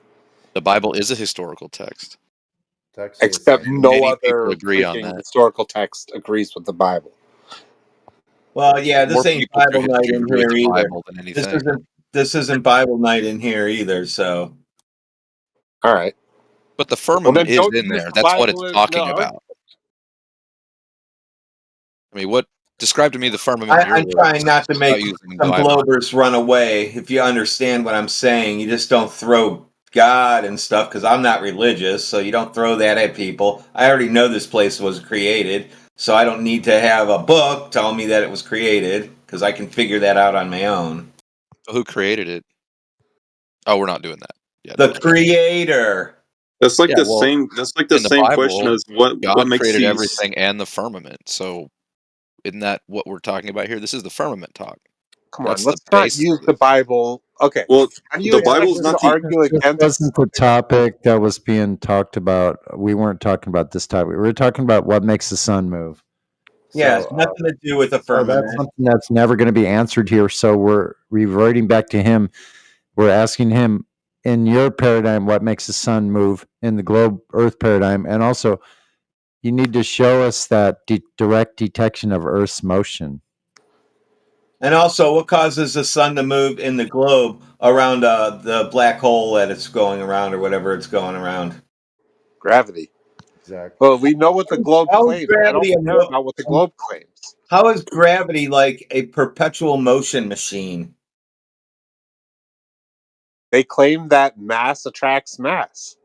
Or rather, Who mass claims bends that? and warps We have space-time and audio shows that where says mass can different go. from astrophysicists saying, nope, space pushes you into your chair. But you say, nope, they're lying. Right. So it Right. looks like the Space-time Globers tells mass how to move. can't make up their minds on how this shit works. So you got Glober saying gravity pulls things together. Glober saying space-time pushes you down. So does space-time push the ball around? Dude, I already know. You disagree with what the globe claims. That's great. I already know. Maybe I do too. Maybe I'm just pointing out all the flaws of the globe world. I know. That's all you're ever gonna do, I guess. Never That's all gonna I get to need the real to do. crux of your That's all I position. need to do. That's all we need to do here is just show you that you've been lied to. That doesn't substantiate flat Earth. Good enough for me. Does anybody hear me? Yeah, I mean, like, what if the Earth's not curving? Then what else would it be doing? Exactly. That's the question we need to be asking. If Earth isn't a ball, who cares what the ball claims? What causes Well, the sun to move? so in a machining, a table that's measured flat is not curved, and it's flat because it's not curved. So if things are not curved, what are they? Bro, if you ask me, we observe drop over distance. So you can't even say it. Well, we don't observe flat necessarily. I'm sorry. I just, it's not what I'm thinking about. We don't observe flat bodies of water like lakes. We don't observe those. No, we don't. No, we don't. So Yeah, true. Truth. 70% of the Earth is covered in water, and that water seeks level. Yep. You can use a water level to level stuff out. It's actually like highly accurate. Have you ever used the surface of a lake to find level? I've tested for curvature over a lake. Water's been used for engineering to find horizontal, especially when dealing with dams and so on. So yeah, water is used as a level. Yeah, water inside of a little tube. No, not inside of a little tube. I said dam. So a large body of water that has to be contained by the dam. Yeah, but the surface of the water in the dam, in the body of water, is not is being level. used as a reference for level. It's level though, isn't it? Well, water always It's not seeks its being used level. to reference level. Water always seeks level. Like when you pour water into a cup and you look down on it, it's level. And if you were to move that water, if you were to try to pour it out, it's gonna seek level on the ground. You got to show me an observation, somebody measuring both sides of the container of a large body of water, and both are on the same level, on the same Okay. horizontal. Okay, no worries. I can give you about 25 laser tests doing exactly what you've just asked for. A single laser shot is not, that's I not didn't one say horizontal reference. I said 25, not a single. So Oh, at least use the 25 right word. different lasers? Yeah, that's interesting. Yeah. You know what a laser targeting system is, right? It works on the premises of a direct line of sight between the device and the thing in question that it's targeting. Quite simple. Yep, I used those for laying tiles before. Awesome stuff. So the military use these for, like I said, targeting devices. They can be used to survey and to find level, but obviously we're looking for obstruction, that being the curvature of the Earth. But yeah, we don't find that. Right, laser targeting, awesome. I can use two different levels and make sure that they're, parallel to each other. Is that going to tell me the shape of the surface of the water? No, but if you passed a laser over a distance of water that should display curvature according to the model, and it doesn't, and you repeat this on several bodies of water and fail to find curvature according to the model, if any curvature at all, then the surface is obviously measured as observed horizontal. I don't know how we got off into this. Like, you heard me say something about lakes, and now we're talking about this. Well, we're talking about the surface of the Earth. But, I'm not interested in, water curving. Okay. So, no ball then. Okay, no ball. That's right, no ball. So what Good. causes the motion of the sun? Don't know what the sun is. Well, Do then you? what the fuck, man? What do you mean, what the fuck? That's got zero to do with the surface measurement of the surface of the Earth. Now, that's a different question about something else, which doesn't detract from the first point that the surface of the Earth is measured You see, the issue is we horizontal. can't even step out of square one. Like, What do flat you Earth mean? doesn't even My encourage claim's you not to about the figure fucking out. sun. Like, My you're claim not, isn't about the seeking sun. an answer. Seeking an answer. I realise there's only so much knowledge that I can obtain by something that I can't get to and is not tangible to me, like the sun. What's the sun? Tell me what the sun is. Tell me all about it. It's a bright light. Okay, so it is a bright light. Okay, what's it made of? Apparently, hydrogen and helium. Apparently, no. According to you, no, we're throwing their claims out the According window to because the spectroscopy. surface. According to spectroscopy.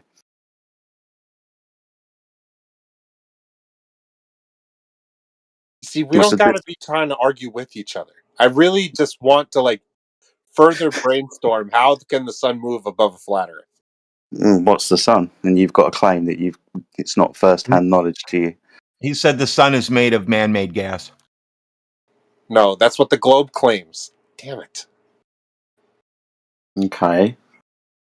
So we take what the quote-unquote globe claims, being as there is no globe, as Fuck the 100% globe right true. now. I don't care what the globe claims. What? So stop using our fucking evidence then. The globe claims this. Well, okay. Well, it's not that then. What is it? Okay, I don't know. yeah, exactly. Do What you is know a way of obtaining first-hand knowledge about the sun? We can attain first-hand knowledge about where it is and how it moves. How do we do that then? We observe it. from Okay, and what different does that locations over a long period of and time. okay, and that's been done. Okay. Yep. Yep, and conclusion, if any. How does that work on a flat Earth? Would you I like can't some figure it out, conceptions? bro. That's why I come asking people that can think outside the box with me.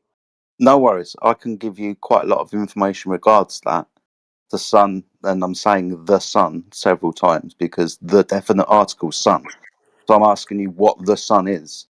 You don't know, I don't know, but I can give you lots of observations with suggestions attached to a model if you want.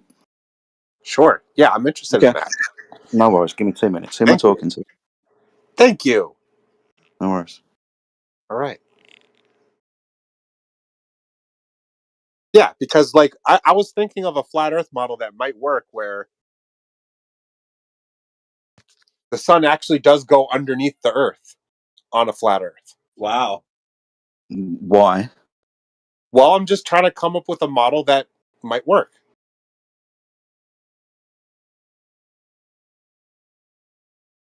What causes the sun to move like that on a flat Earth? Yeah, that's a great question. Well, you're the one asking that. I'm asking you. You came up with the. No, I You asked came first. up with the That's what solution that I would work. literally came here to get an answer. It's not like I know already. Otherwise, I It's, wouldn't be asking. it's right. Let's put it like this. Quite a lot of the time when we're talking about things that we can't or don't know about, like the sun, a lot of flat earthers are just going to say, look, we don't know. We're not even going to speculate. But that's all that we've got with regards to the sun, right? It is just speculation. And I don't think we should be ashamed of those speculations if they're treated as speculations, because we can't verify this shit one way or another. To do that, we'd probably have to go to the sun, right? But yeah, maybe we shouldn't be gatekeeping so much about this. Look, there's lots of conceptions, lots of ideas actually out there if you look for them, but it's hard to Yeah, find what's up. I came up with, I told him that mine is ion powered cars pull the sun across the sky. I upgraded from Greek mythology where they had chariots because now we're in 2023 and I didn't want them to fall behind. Sounds fair enough. See, I like the more. he agrees it sounds fair enough. Yeah, wouldn't you have to? You would have to know the medium the sun's in. You'd have to know what the sun is, what it's made of, to even have some kind of mechanic for how it even moves. So we need to figure that stuff out first. And if all of science weren't globers, then it'd be a lot easier to be asking these kind of questions, or like trying to figure out questions like that. I agree. But the guys with all the money and all the equipment and whatnot, they're all globers, and they've been trying to prove the Earth's a globe for forever. I mean, they've had So they're billions of irrelevant. dollars poured into their globe model. Yeah, I don't want to talk about a globe when I ask this question. Well, I'm telling you why. I'm telling you the steps that it would take to actually probably better answer the question. Right. Without it just being speculation. Potentially, at least. Well, I'll tell you what I've been thinking. The sun gives off a lot of, apparently, like, there's a lot of magnetism. Like, they say that the sun causes a lot of magnetism. Yeah. And if you look at a ferrocell, like, there's the field lines when you look at, like, it's like the magnetic field lines in a little, what do they call that? Like a ferrofluid? There's these, like, joints where the lines intersect are really bright. And it makes me think, like, what if that's where the sun is? It's like on one of those intersections of a field. What the fuck? You know what I'm trying to say? Yeah. Word. Well, yeah, I'd like to think that something like that could be possible, but just trying to brainstorm it out with some people.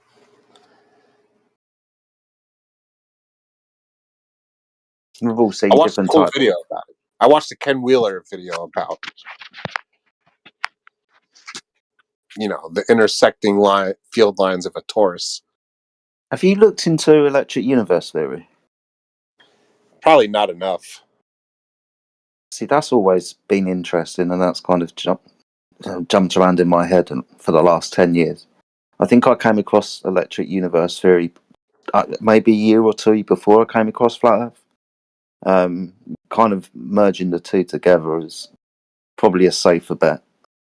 I don't think it's wrong to point out, obviously we live within an electromagnetic environment. The Earth has a field, the Sun has a field, and who knows about everything else. But if this is primarily what they are, quote unquote, then it wouldn't be a stretch of the imagination to say that this is how the mechanics of the sky worked. It was based on that type of working. Electromagnetic in nature. I have a graphic that shows the path of Venus and like all its retrogrades and all that kind of stuff. It's literally like a magnetic torus. Like Yeah. There's a lot of I'm struggling to find this video, and now I really want to find it because it's talking about the sun being electromagnetic in nature, whatever that fucking means. And by observing it, how it moves within a torus pattern, and can be conceptualized and explained, and quite easily described within an electromagnetic paradigm. I really want to find that video for you now. Yeah, I'll watch that. That's what I'm trying to find right now. Yeah, no worries, man. Here's my silly little graphic of Venus.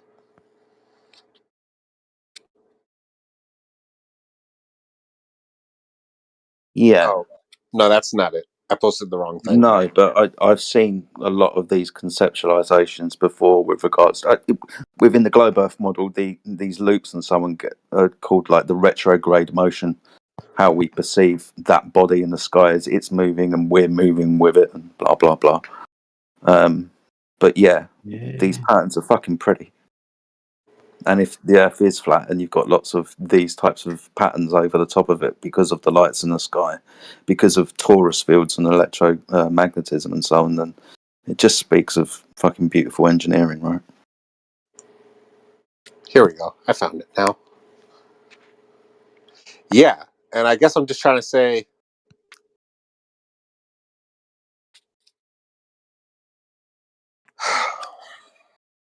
what causes this field? Let's say that the sun, the planets, the motion of the stars is being caused by magnetism. So what is creating the magnetism? Good question. See, within the globe Earth model, that's the core of the Earth, right? That's bullshit. We all know that doesn't work. Yeah. Hey, can one of the mods give me permission to actually post something in the chat, like a picture? Who's talking? Prometheus.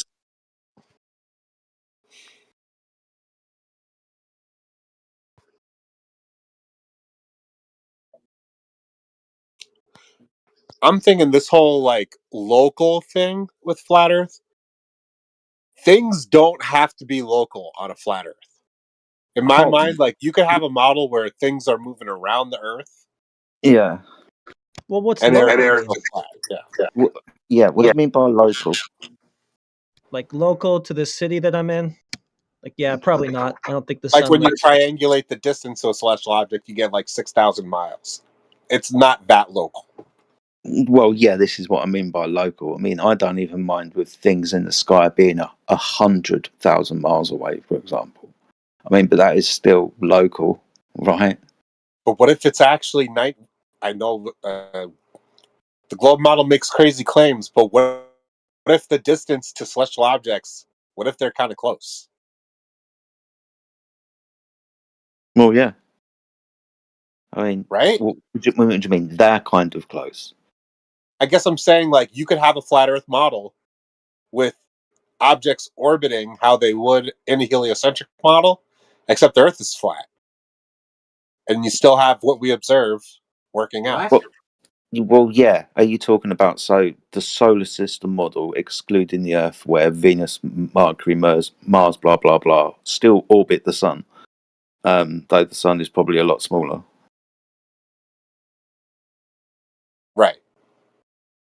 What Right, about where the we still, things that? What about the things that are further away, though?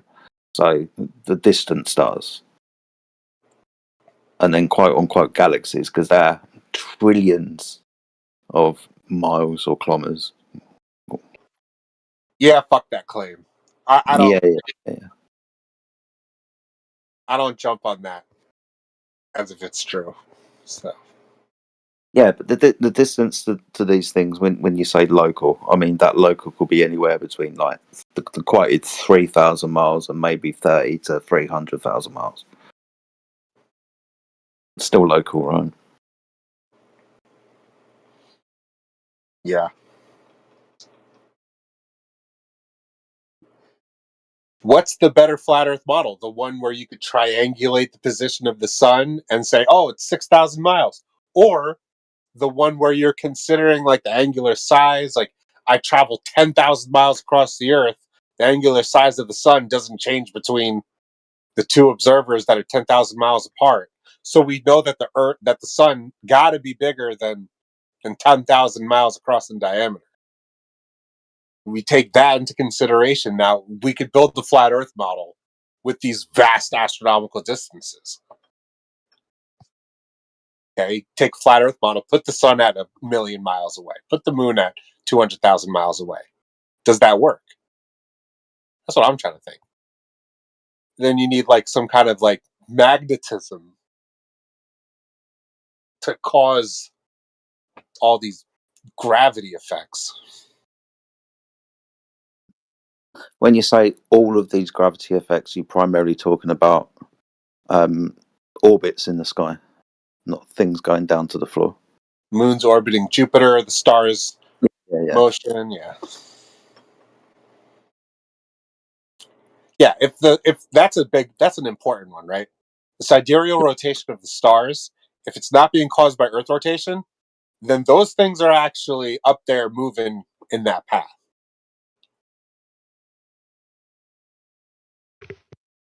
Yeah, but they were always moving anyway.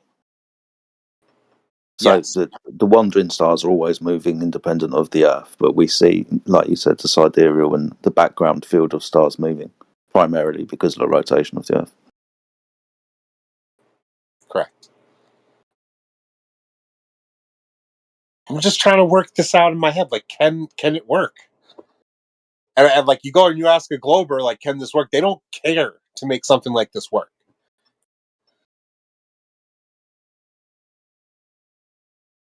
They're like, oh, I don't need to do that. Globe figured it out already. Well, that's boring. That's not. I don't come here to just reaffirm Globe all day.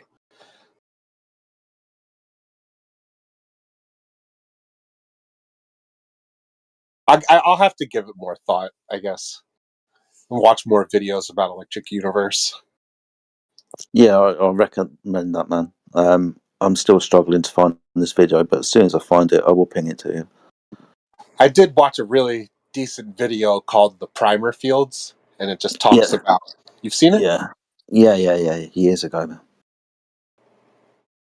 Yeah, the whole idea that the atomic structure can be explained with strictly magnetism is pretty cool. Yeah, it is as well. And I do like some of, not all of, Ken Wheeler's work as well. You kind of maybe marry the two ideas. Not that Ken Wheeler's brought out anything amazing, but just the understanding of toroid fields and magnetic structures and field lines, like you were talking about earlier. Just with that image inside your head and understanding the concepts this brought around by primer fields, then yeah, it's not a huge jump of logic or imagination to suggest that that actually is what's going on up in the sky and the mechanism that drives it. Oh yeah. It shouldn't be hard to model, right? We've got the motion there. We just say because magnetism. Awesome. I think the primary problem is which quote unquote map you lay underneath this field of stars to create a model in total. I watched this sick video called. I got the video right here. It's called Geometry of a Proton, and it talks about how protons pretty much have electrons orbiting them, and yeah, yeah, it's like this fucking thing, man. It's like they don't want to unify quantum mechanics with big G because gravity is not caused by magnetism in the heliocentric model, but they use magnetism to explain what appears to be orbital mechanics on a quantum level. Yeah, we I got don't to know. focus more on the non-gravity forces. We know too. We were hammered too much about gravity when we were young. They got to change that for the next generations. What was that I think driver field video that y'all were talking about? I want to check that primer out fields. actually. Primer fields. What was it? Primer fields. Oh, I see. Yeah, that's a Like good video. kids should know Faraday just as much as they know Newton. You know, or Einstein or Maxwell. Maxwell's. It's like they know they have an answer and that it's not 100% suffice, but they keep giving it out because nobody's, steel manning the magnetism position. Or maybe they are, and I don't know. Who's got the best refined magnetism argument? Is it Ken Wheeler? It's Ken Wheeler, isn't it? Ken fucking Wheeler, we know that guy. You're gonna make me go watch a bunch of Ken Wheeler videos and learn how to speak his wild language. The toroidal field is actually causing all of this chaos. Yeah, he likes a toroidal field. He's into the toroidal fields. The kinetic impedance of the counter space or the magnetic. Yeah, he says crazy stuff. I'm trying to figure it out. Incoherent dielectric acceleration towards counter space is the reason he suggests that things go down. Right. Yeah. What that means. I think I was thinking about this the other week. I guess I might as well tell you guys about it. Being as we're talking about electromagnetism being the primary driver for the motion in the sky. I think. You're right. Sorry.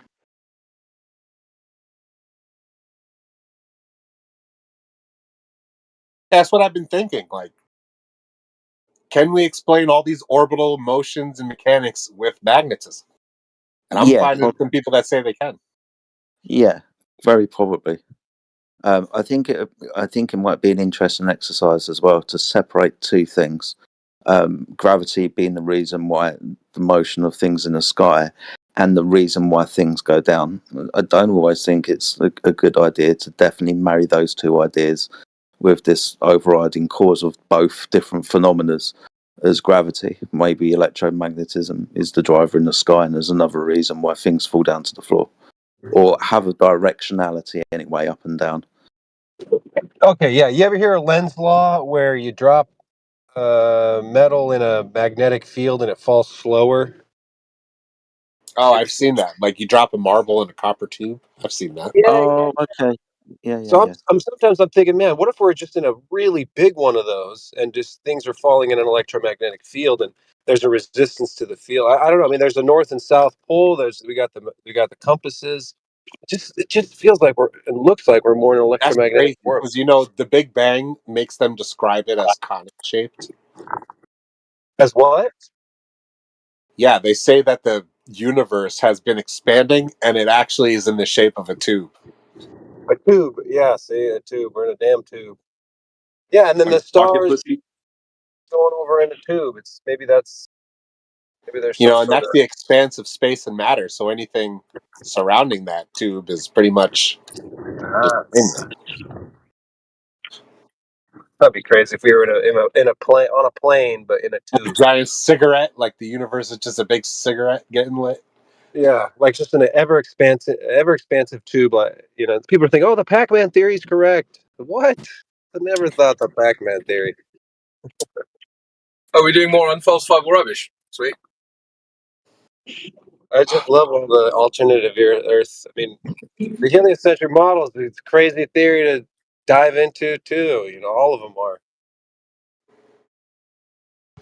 It's worth the thought. I'm waiting for an amateur to orbit, and not Elon because he's still using the NASA. He's still got to use the NASA passwords, but I'm waiting for an amateur to orbit something. They never do. And then they'd actually prove some stuff. Yeah, I think the globe would be hard pressed to find an independent satellite launch to over. How high would you have to go? Oh, excuse me. Well, Over. you'd have to travel that fast too. I think the Hubble telescope's closer than the ISS. Like something a little below 250 miles. I mean, what generation are we going to get amateurs to finally orbit themselves? No, we don't need you, NASA. Orbit our own satellites. Yeah, well, Yeah, can't find it. amateur balloons, yeah, dozens, hundreds of dozens. They sure do buy a lot of helium. They have a lot of helium. Exactly. And They they don't even. figured out They lighter than don't air claim that the travel. They don't. They claim something else for the. It has something to do with like the mixture of the fuel for the rockets. See, what happened was the Zeppelin, the lighter than air travel days. Once they stopped it, they realized, look, we can go even higher. We can go much higher. Steer, and we can stay up there for months if we want to, And they figured it out, and they figured that back in the 1930s. They were doing stuff like that, the Zeppelins. But imagine what they kept doing. They didn't stop that technology. No way.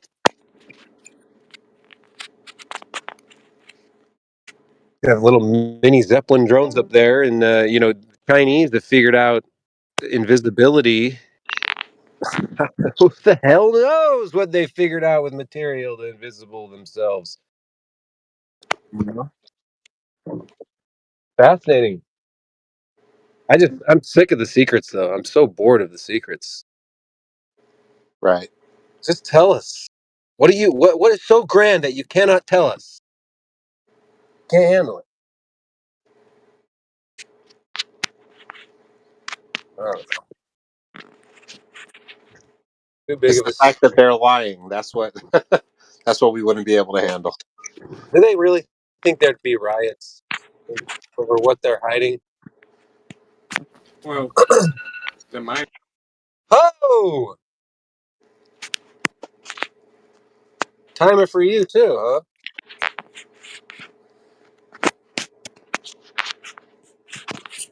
Sounds like someone's phone's in their sock.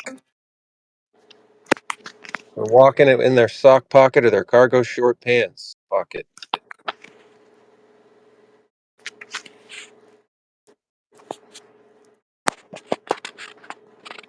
Yeah, that's Yeah, they fancy. claim this. Sorry, they claim that solar radiation or whatever is going on creates a magnetic field. But what if it's just interacting with one that's already there? That would be Yeah. really. Yeah. Yeah, they're doing something up there. I can't wait to get my night vision goggles because they're doing something up there with either the fields. I don't know if it's an orbit. I don't. It feels like, or it looks like maybe they're doing it in the atmosphere layers. Some of these lights that you see up there move across that don't look like wandering stars, or I don't know. Maybe they're a different type of wandering star. Even they just You call ever them a see that satellite. thing called the? You ever see that thing called the Black Knight? The Black Knight. Was it a craft? Yeah, you talking It's like about that satellite up in the sky? I think it's weird. I gotta look this up. Is it K like knight, like Yep. medieval knight? Yep. Uh-huh. Is it? Yeah, I mean that's exactly what I'm talking about. Some of these technologies that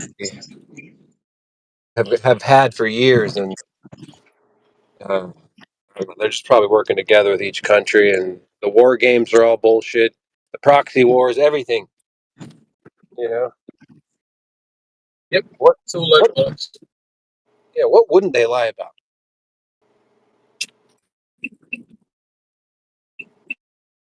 I think there's some things that you can't lie about.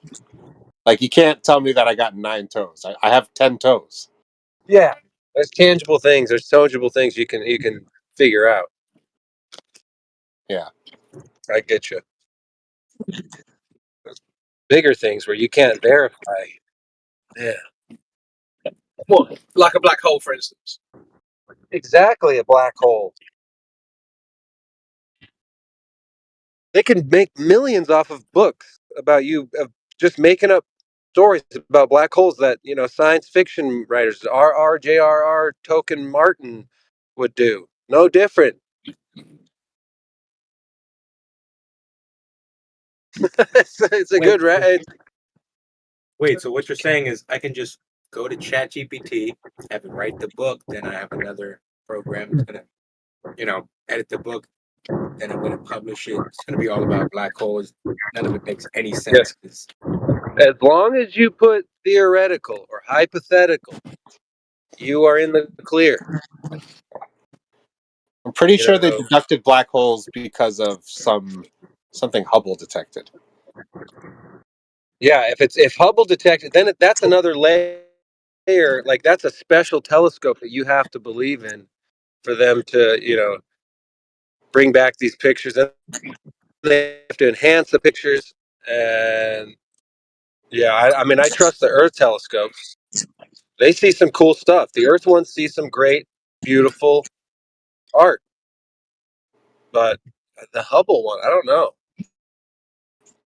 Unless they figured out how to get something up in the sky, not orbiting, but something else. Maybe there's an electromagnetic field or something up there that they know how to, maybe quantum locking in the sky or something. Who knows?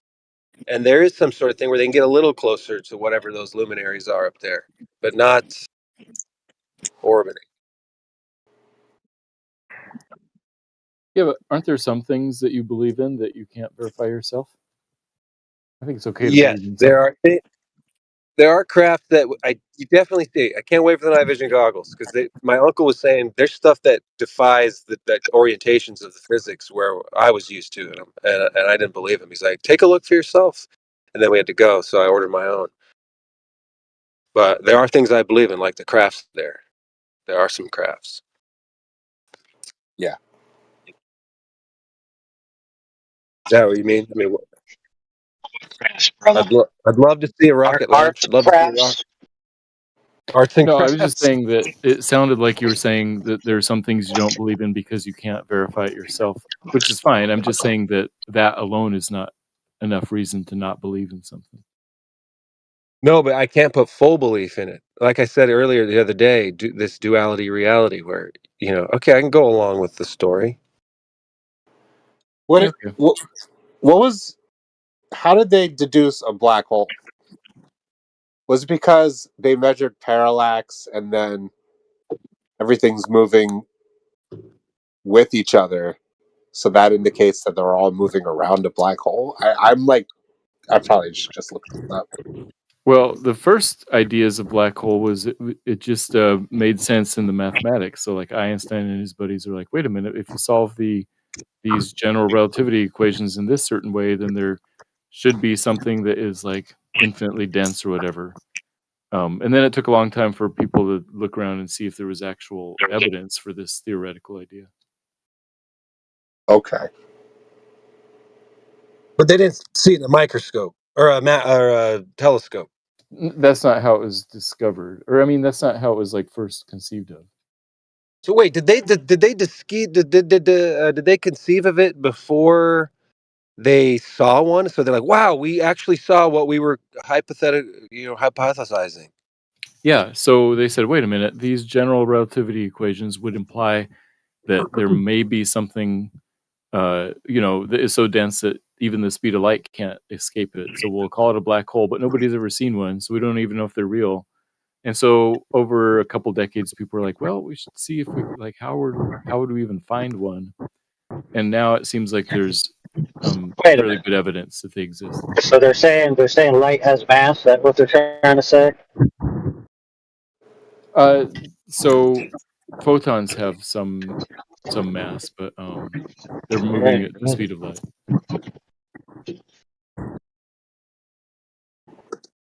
How much mass does a photon mass if a photon could mass?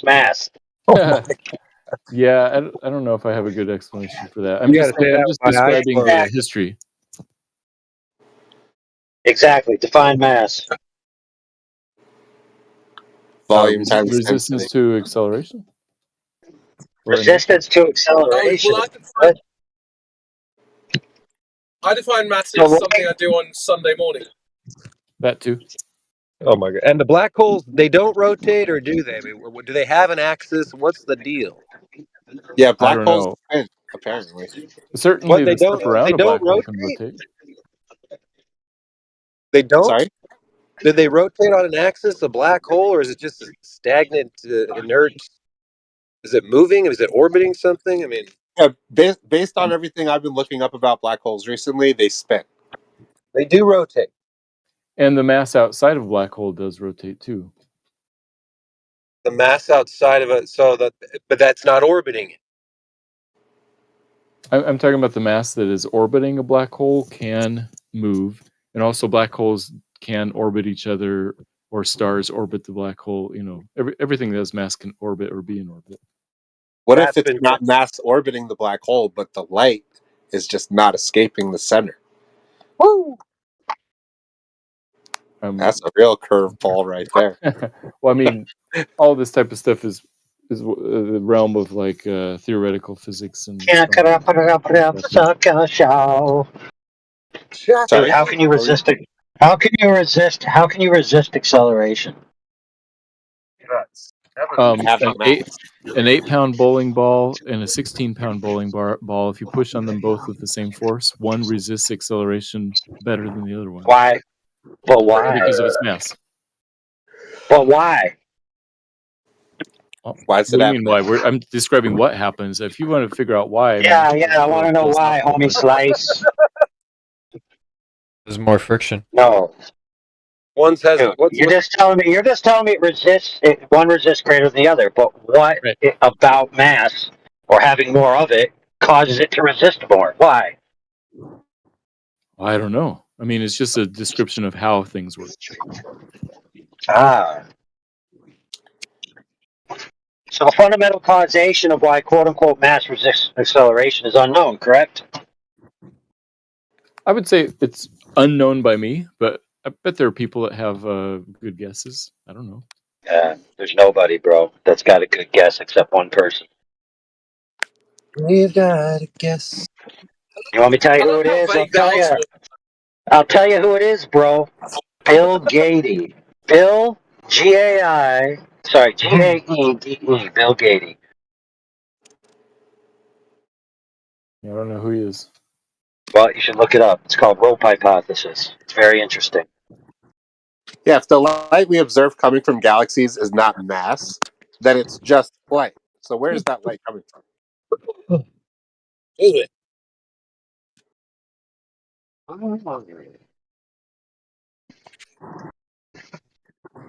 We don't have to presume the distance to the galaxy, the size of it. I just want to know, where is that light coming from if it's not the point source? Well, I don't even know what sense that makes, dude. Sorry?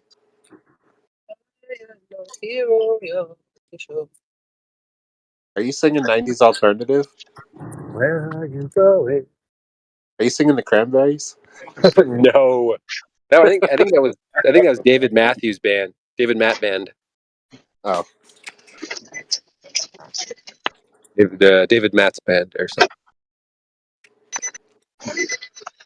yeah. I've been thinking about this, like, you know, the light that we observe being orbiting a galaxy, like the center of a galaxy. What if the light is not where the mass is? What if, like, we think there should be mass where the light is, but what if it's just somewhere else?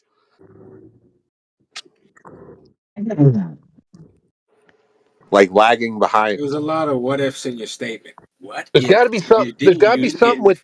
There's got to be something with dark energy, dark matter to be involved with black holes. I mean, why wouldn't there? Black, dark matter, energy. You can't explain both of them. Maybe it's just accumulation of all that. Are you trying to say that dark bodies matter? Dark bodies matter, yes, in all space and time. We're all dark bodies. The whole idea of all this stuff comes off of the concepts of gravity, which comes off the concepts of motion, which comes off the concepts of what the things are doing. Right?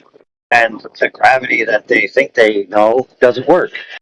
It's like 95% wrong for the observations of the quote-unquote universe. So it's all bullshit. Yeah, and there's white holes as well. I've heard there are white holes. I can't remember if they're bigger or smaller, but they do Can you happen. stop slut shaming, please? Did you say slut shaming? Excuse me. What'd you Yeah, you're say? talking about white hose. You're talking about white hose. Can you stop slut shaming, please? Okay, I see what you're doing there. You're doing a like a homophone, something, or a synonym, or a homonym. Actually, I'm a hominid, actually. Yeah, they have so many different types of holes now. I'm surprised. I wouldn't be surprised if they had every color of the damn spectrum by the time we're in our 80s. Yeah, so if the light that we see on a galaxy is not coming from the galaxy, then where does it come from? Mm-hmm. Galactic light. Now, what's that? And where's it getting the Galactic energy from? Where the hell is this gas heating to get a radiation to get this energy from? How do you radiate? Where are you gaining energy from? You know? Yeah. What's the source to get the radiated heat? How do you do it? Jeez. I mean, I don't know how to answer. Radio deity. Yeah. At least we don't pretend to know. I mean, there's people out there that'll speak like there's 10 toes, that they've got 10 toes of, what the truth is about outer space, At least we don't do that. How do you get all that heat? That's a lot of heat because all those are suns, right? All those stars are heat. That's all heat. That's all radiation. The cosmic radiation. I mean, where the fuck do you get all that heat? Yeah, every point of light we see is the source of light, which Yep. would have mass, right? Yeah. On a flat Right? Earth model, that's not happening. Yeah, that the sun, and I don't know. I mean, we don't know what it is either, though. I mean, it does look moving. It does look closer. Some people say it's still plasma. Maybe it is still some sort of plasma. So is the Earth creating the stars? Like, is there something pointing at some kind of surface creating the projection of the light? Hmm. Because if that's the case, where's the light coming from now? Yeah, where's all that light coming? Where's all that heat? Where's all that light? Exactly. Because there's only one star that seems to produce heat, and it's the sun, right? That's the only light. That's the only luminary that produces heat. It looks like, or feels like. The rest just seem to be visual. Right. You ever think? Sometimes I've thought about uh, the sun. You know how the glow in the dark stars in your bedroom? Yeah. Oh shit! Hold on, I got it. Never mind. I gotta go. Actually, I'm just going to mute up. But yeah.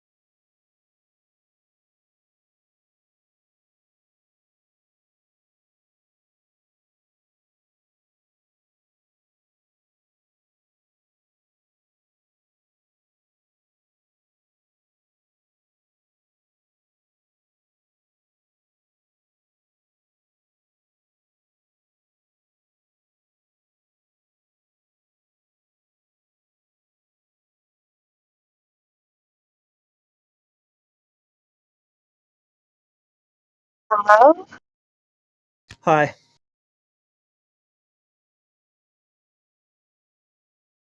Is everyone muted or is it just me? I don't think you're muted, let alone everyone. Yeah.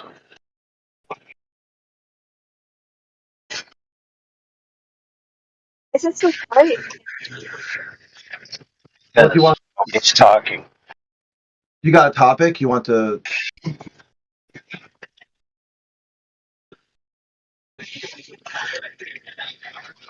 So, what-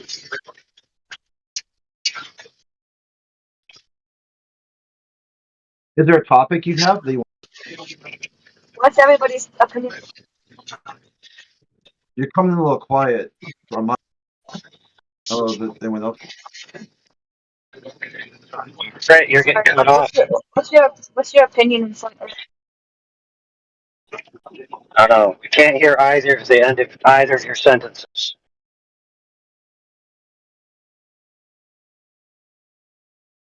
What is your opinion on flat Earth?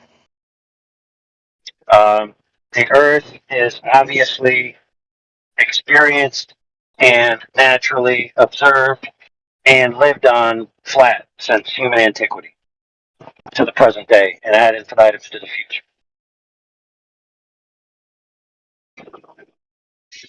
So the Earth is covered in 70% water, right?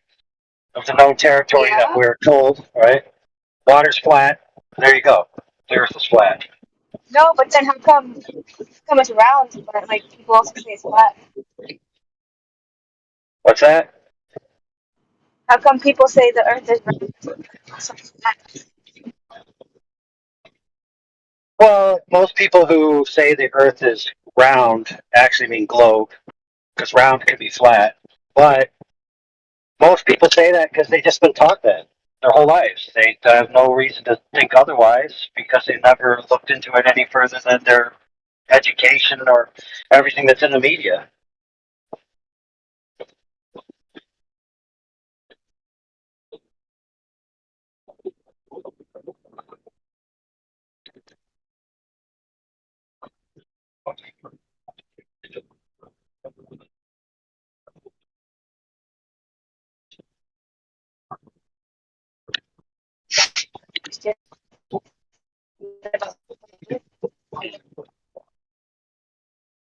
Yeah, we're having a hard time hearing you. You're breaking up badly.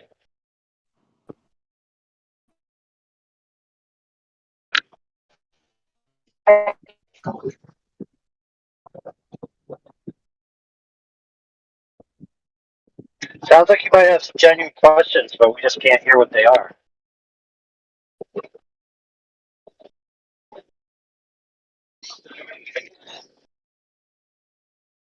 So yeah, so the idea that the Earth is a globe. Go ahead.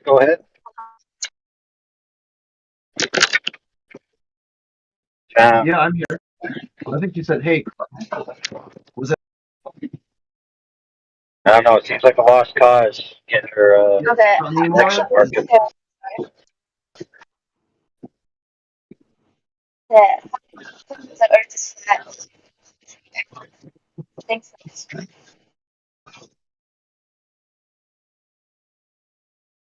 Hey, Sonny, we're live streamed. I think it'd be beneficial if you want to listen to how you're coming across. That might help troubleshoot your audio problem. So you can hear what you sound like to us, and then you'll be able to understand why we're probably not giving you the engagement you're expecting.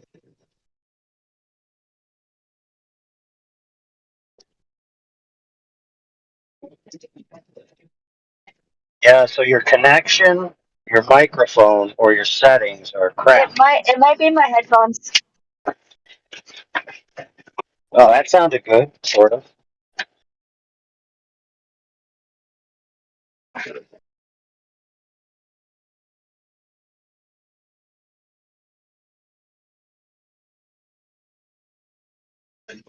So while you're figuring that out for a second, the idea that the Earth is a globe and that space exists didn't come from discovery. It came from philosophy. It was rooted in religion and philosophical assertions in antiquity. It wasn't until much, much, much later that there was any so-called quote-unquote natural evidence that existed in the tangible world that any of those philosophies or religious propositions were true. One such proposition was God is perfect. A circle or a sphere is the perfect shape. Therefore, the earth must be a sphere because that's exactly what God would do if he did it. Right? Another one was the divine egg. Earth is sort of egg-shaped because the egg is, the quintessential unit of life, of creation, right? It's from where life springs, the egg. Same kind of philosophy, right? It's not that they went out and measured the earth to be any of those things. They just said, if God invented the earth, oh man, it would definitely be a big ball floating in space.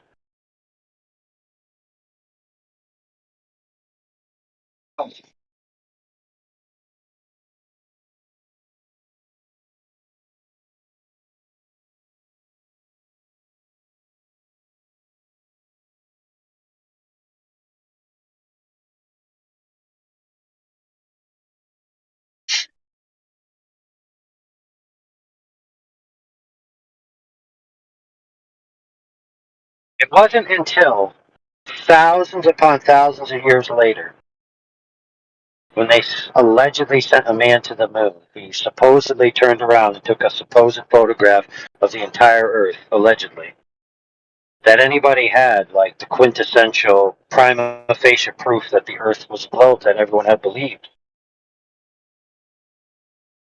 Very interesting. Lo and behold, that alleged photograph isn't even a legitimate photograph. There's a whole documentary by Mr. Bart Sabrell called "The Funny Thing Happened on the Way to the Moon" that demonstrates that that photograph is most certainly a forgery.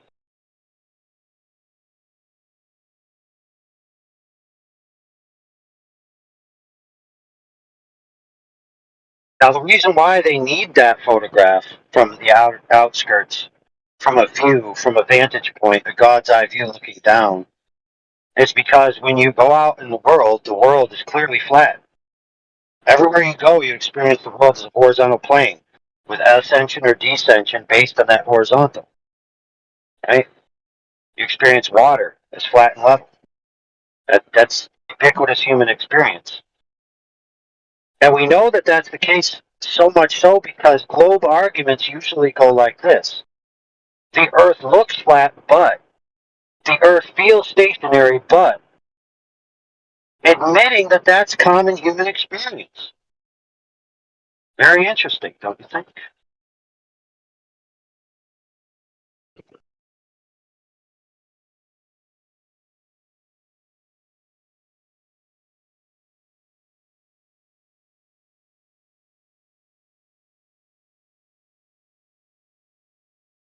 For example, I got to my right in my truck a 6-foot level and an 8-foot level. And when I hold those levels level, they're horizontal. Now, horizontal can't exist on a globe, period. Now, people will say, oh, yeah, it can, because, it's just a straight line on a globe. No. Horizontal, the concept, cannot exist on a globe because if it was a globe, then the center of my level would be at one altitude and the ends of my level would be at different altitudes. So I'd have 3 separate altitudes in the same level while I'm holding it horizontal. That doesn't even make sense. So yes, everyone from the moment they're born up until the point they're indoctrinated otherwise experiences the Earth and believes the Earth to be a flat, stationary plane.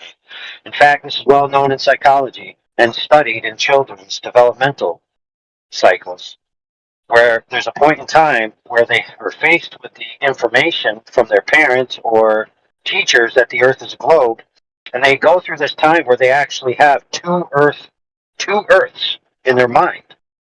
They experience the Earth as flat and stationary and express it as such, and then they imagine themselves going away from the Earth and looking back at it as a globe. Right? Once again, proving that we all know intrinsically that it's not a globe. That's probably why they sent me to special schools, because I didn't believe all that bullshit they were trying to teach me. A lot of kids don't. They ask questions like, well, if the Earth is a globe, then how do people not fall off the bottom? And then the teacher's like, oh, silly boy, You don't understand. Down isn't down. Down is actually inwards to a giant floating ball. Once again, proving that we all experience down. Right? Nobody experienced inwards to a ball, bro. Doesn't happen. Not once in human history has anyone experienced such a thing.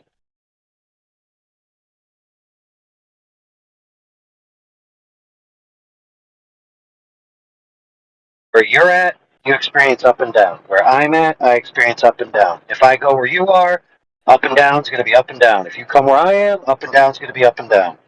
There's no such I go where you're at and all of a sudden I'm going inwards. Doesn't happen. Not experienced. I can't bring my level to where you're at and all of a sudden it not be level. Doesn't make any sense.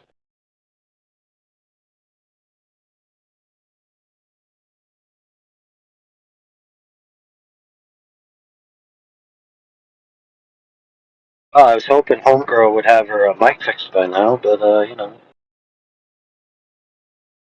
Alright, I gotta pump some gas, so somebody else has to, take over the mic. Here, let me wipe the mayonnaise off it real quick.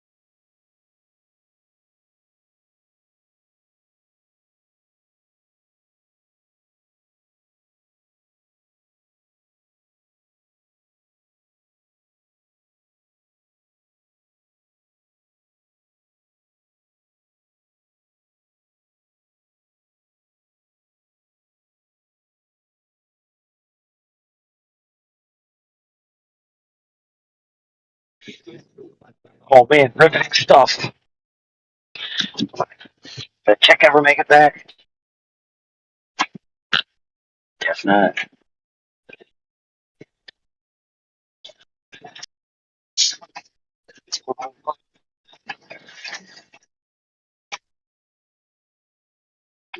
Alright, I actually can't stay and keep the combo going. But he's gonna have to step up to the plate. Peace!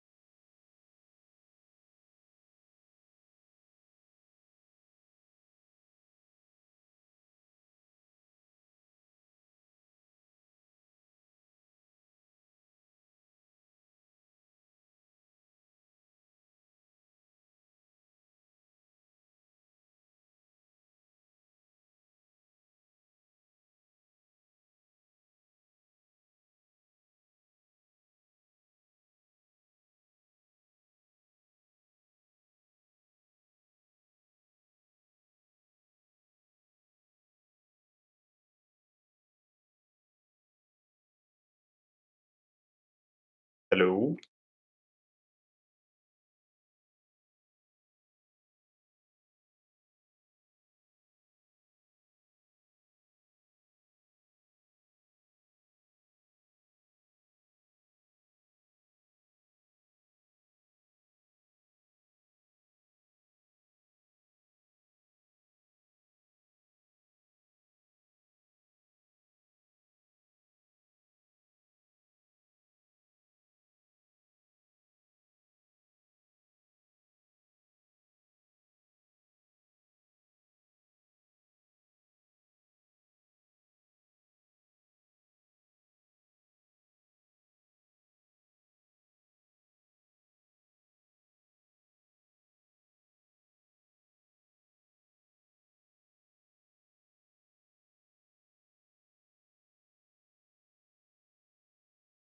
So, Hoth.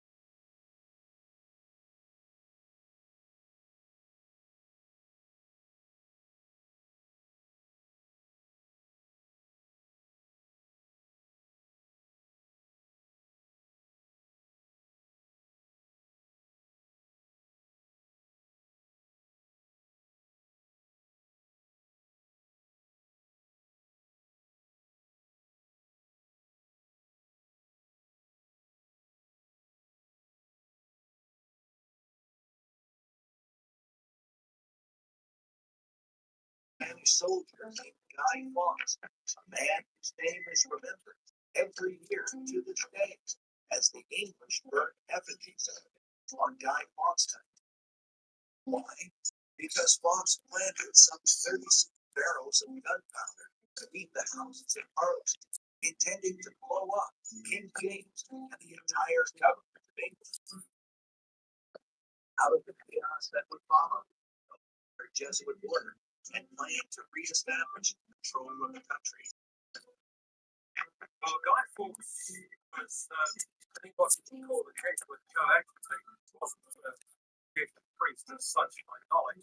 He was a successful mercenary soldier, and he had fought in the Catholic army of Spain. Fawkes was discovered just moments before detonating the gunpowder in what the English people clearly saw as an act of God.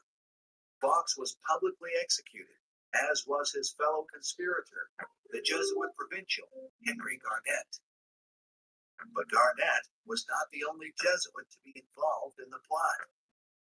At the trial, the esteemed lawyer Sir Edward Coke said, "I never knew a treason without a Romish priest, but in this there are very many Jesuits who are known. Garnet in England, Cresswell in Spain, Baldwin in Flanders, Parsons at Rome. So the principal offenders are the Jesuits, and the most sacred, blessed name of Jesus is a mantle to cover all manner of wickedness." Tupper Saucy writes that during this era, the play Macbeth by William Shakespeare was actually a so-called powder play, commemorating the gunpowder plot, and that Macbeth is an elaborate condemnation of the Jesuits as Satan, murderers, witches. But the year before the Jesuits' plan was overthrown, Puritan leader John Reynolds had proposed that a new Bible translation set forth. James gave his approval, and the work began on the King James Bible. Was it just a coincidence that 1 year later, gunpowder treason took place? Certainly, an expected outcome of successful plot would be a new Bible like this book. But all that work would be terminated. No doubt.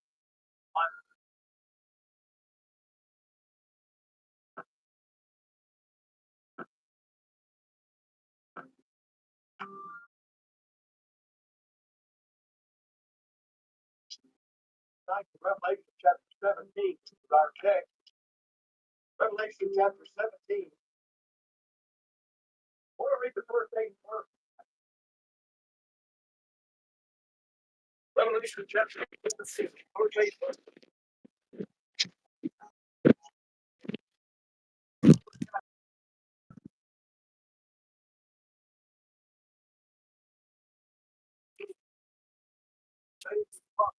The word of God. The reason we believe that the Bible is the word of God is to fulfill prophecy. There's no book.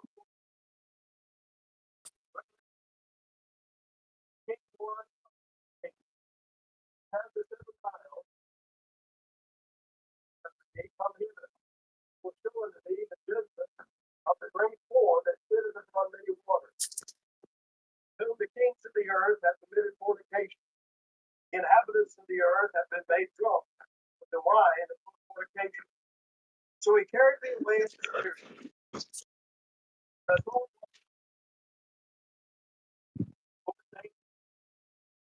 Having 7 heads in the horn.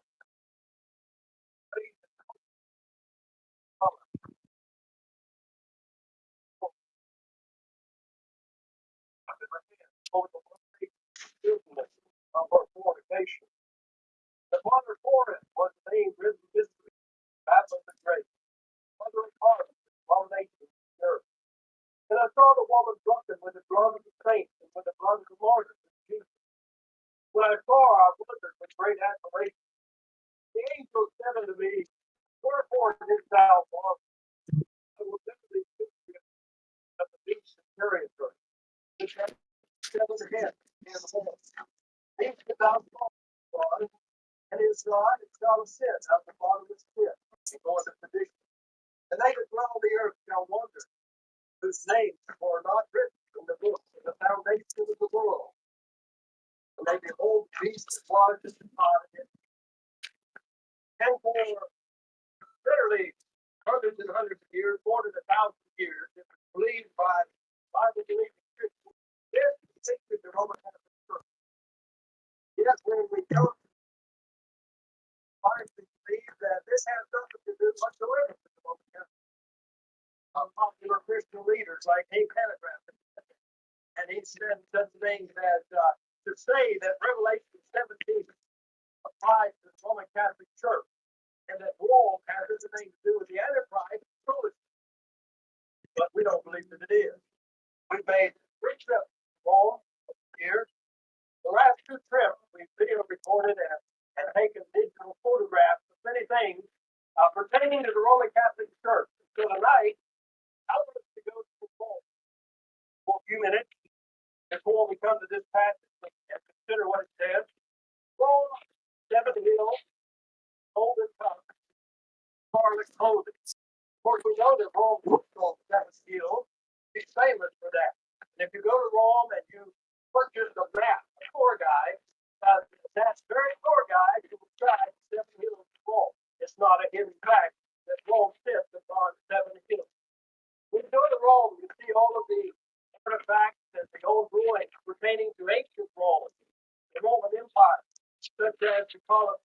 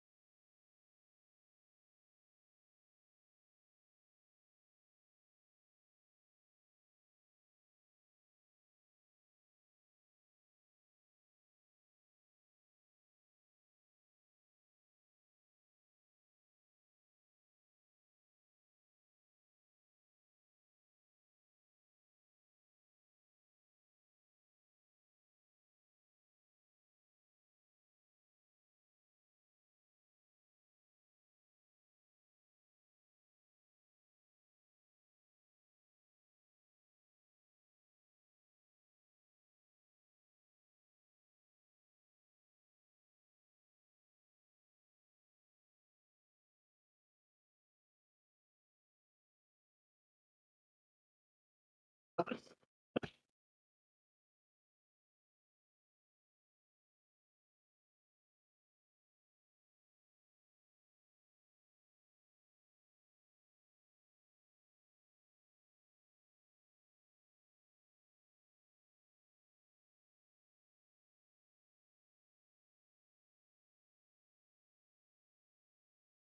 have the theory of gravity. Gravity keeps you on this floor. Gravity attracts everything around its vicinity to create gravity around the Earth. Or, as we say in our astronomy courses, when we teach our kids, gravity sucks. Gravity sucks evenly. It pulls everything to the center. But then Einstein gave us a different picture. Gravity doesn't suck at all. We tell our students, we lied to you. Gravity does not pull you to the floor. Space pushes you down. Why are you sitting in your chair today? Does gravity pull you to the floor? No. There is no such thing as gravitational pull. We lied to you. The space around you is warped, and space itself is pushing you down into your chair. And that's why you're sitting in your chair today.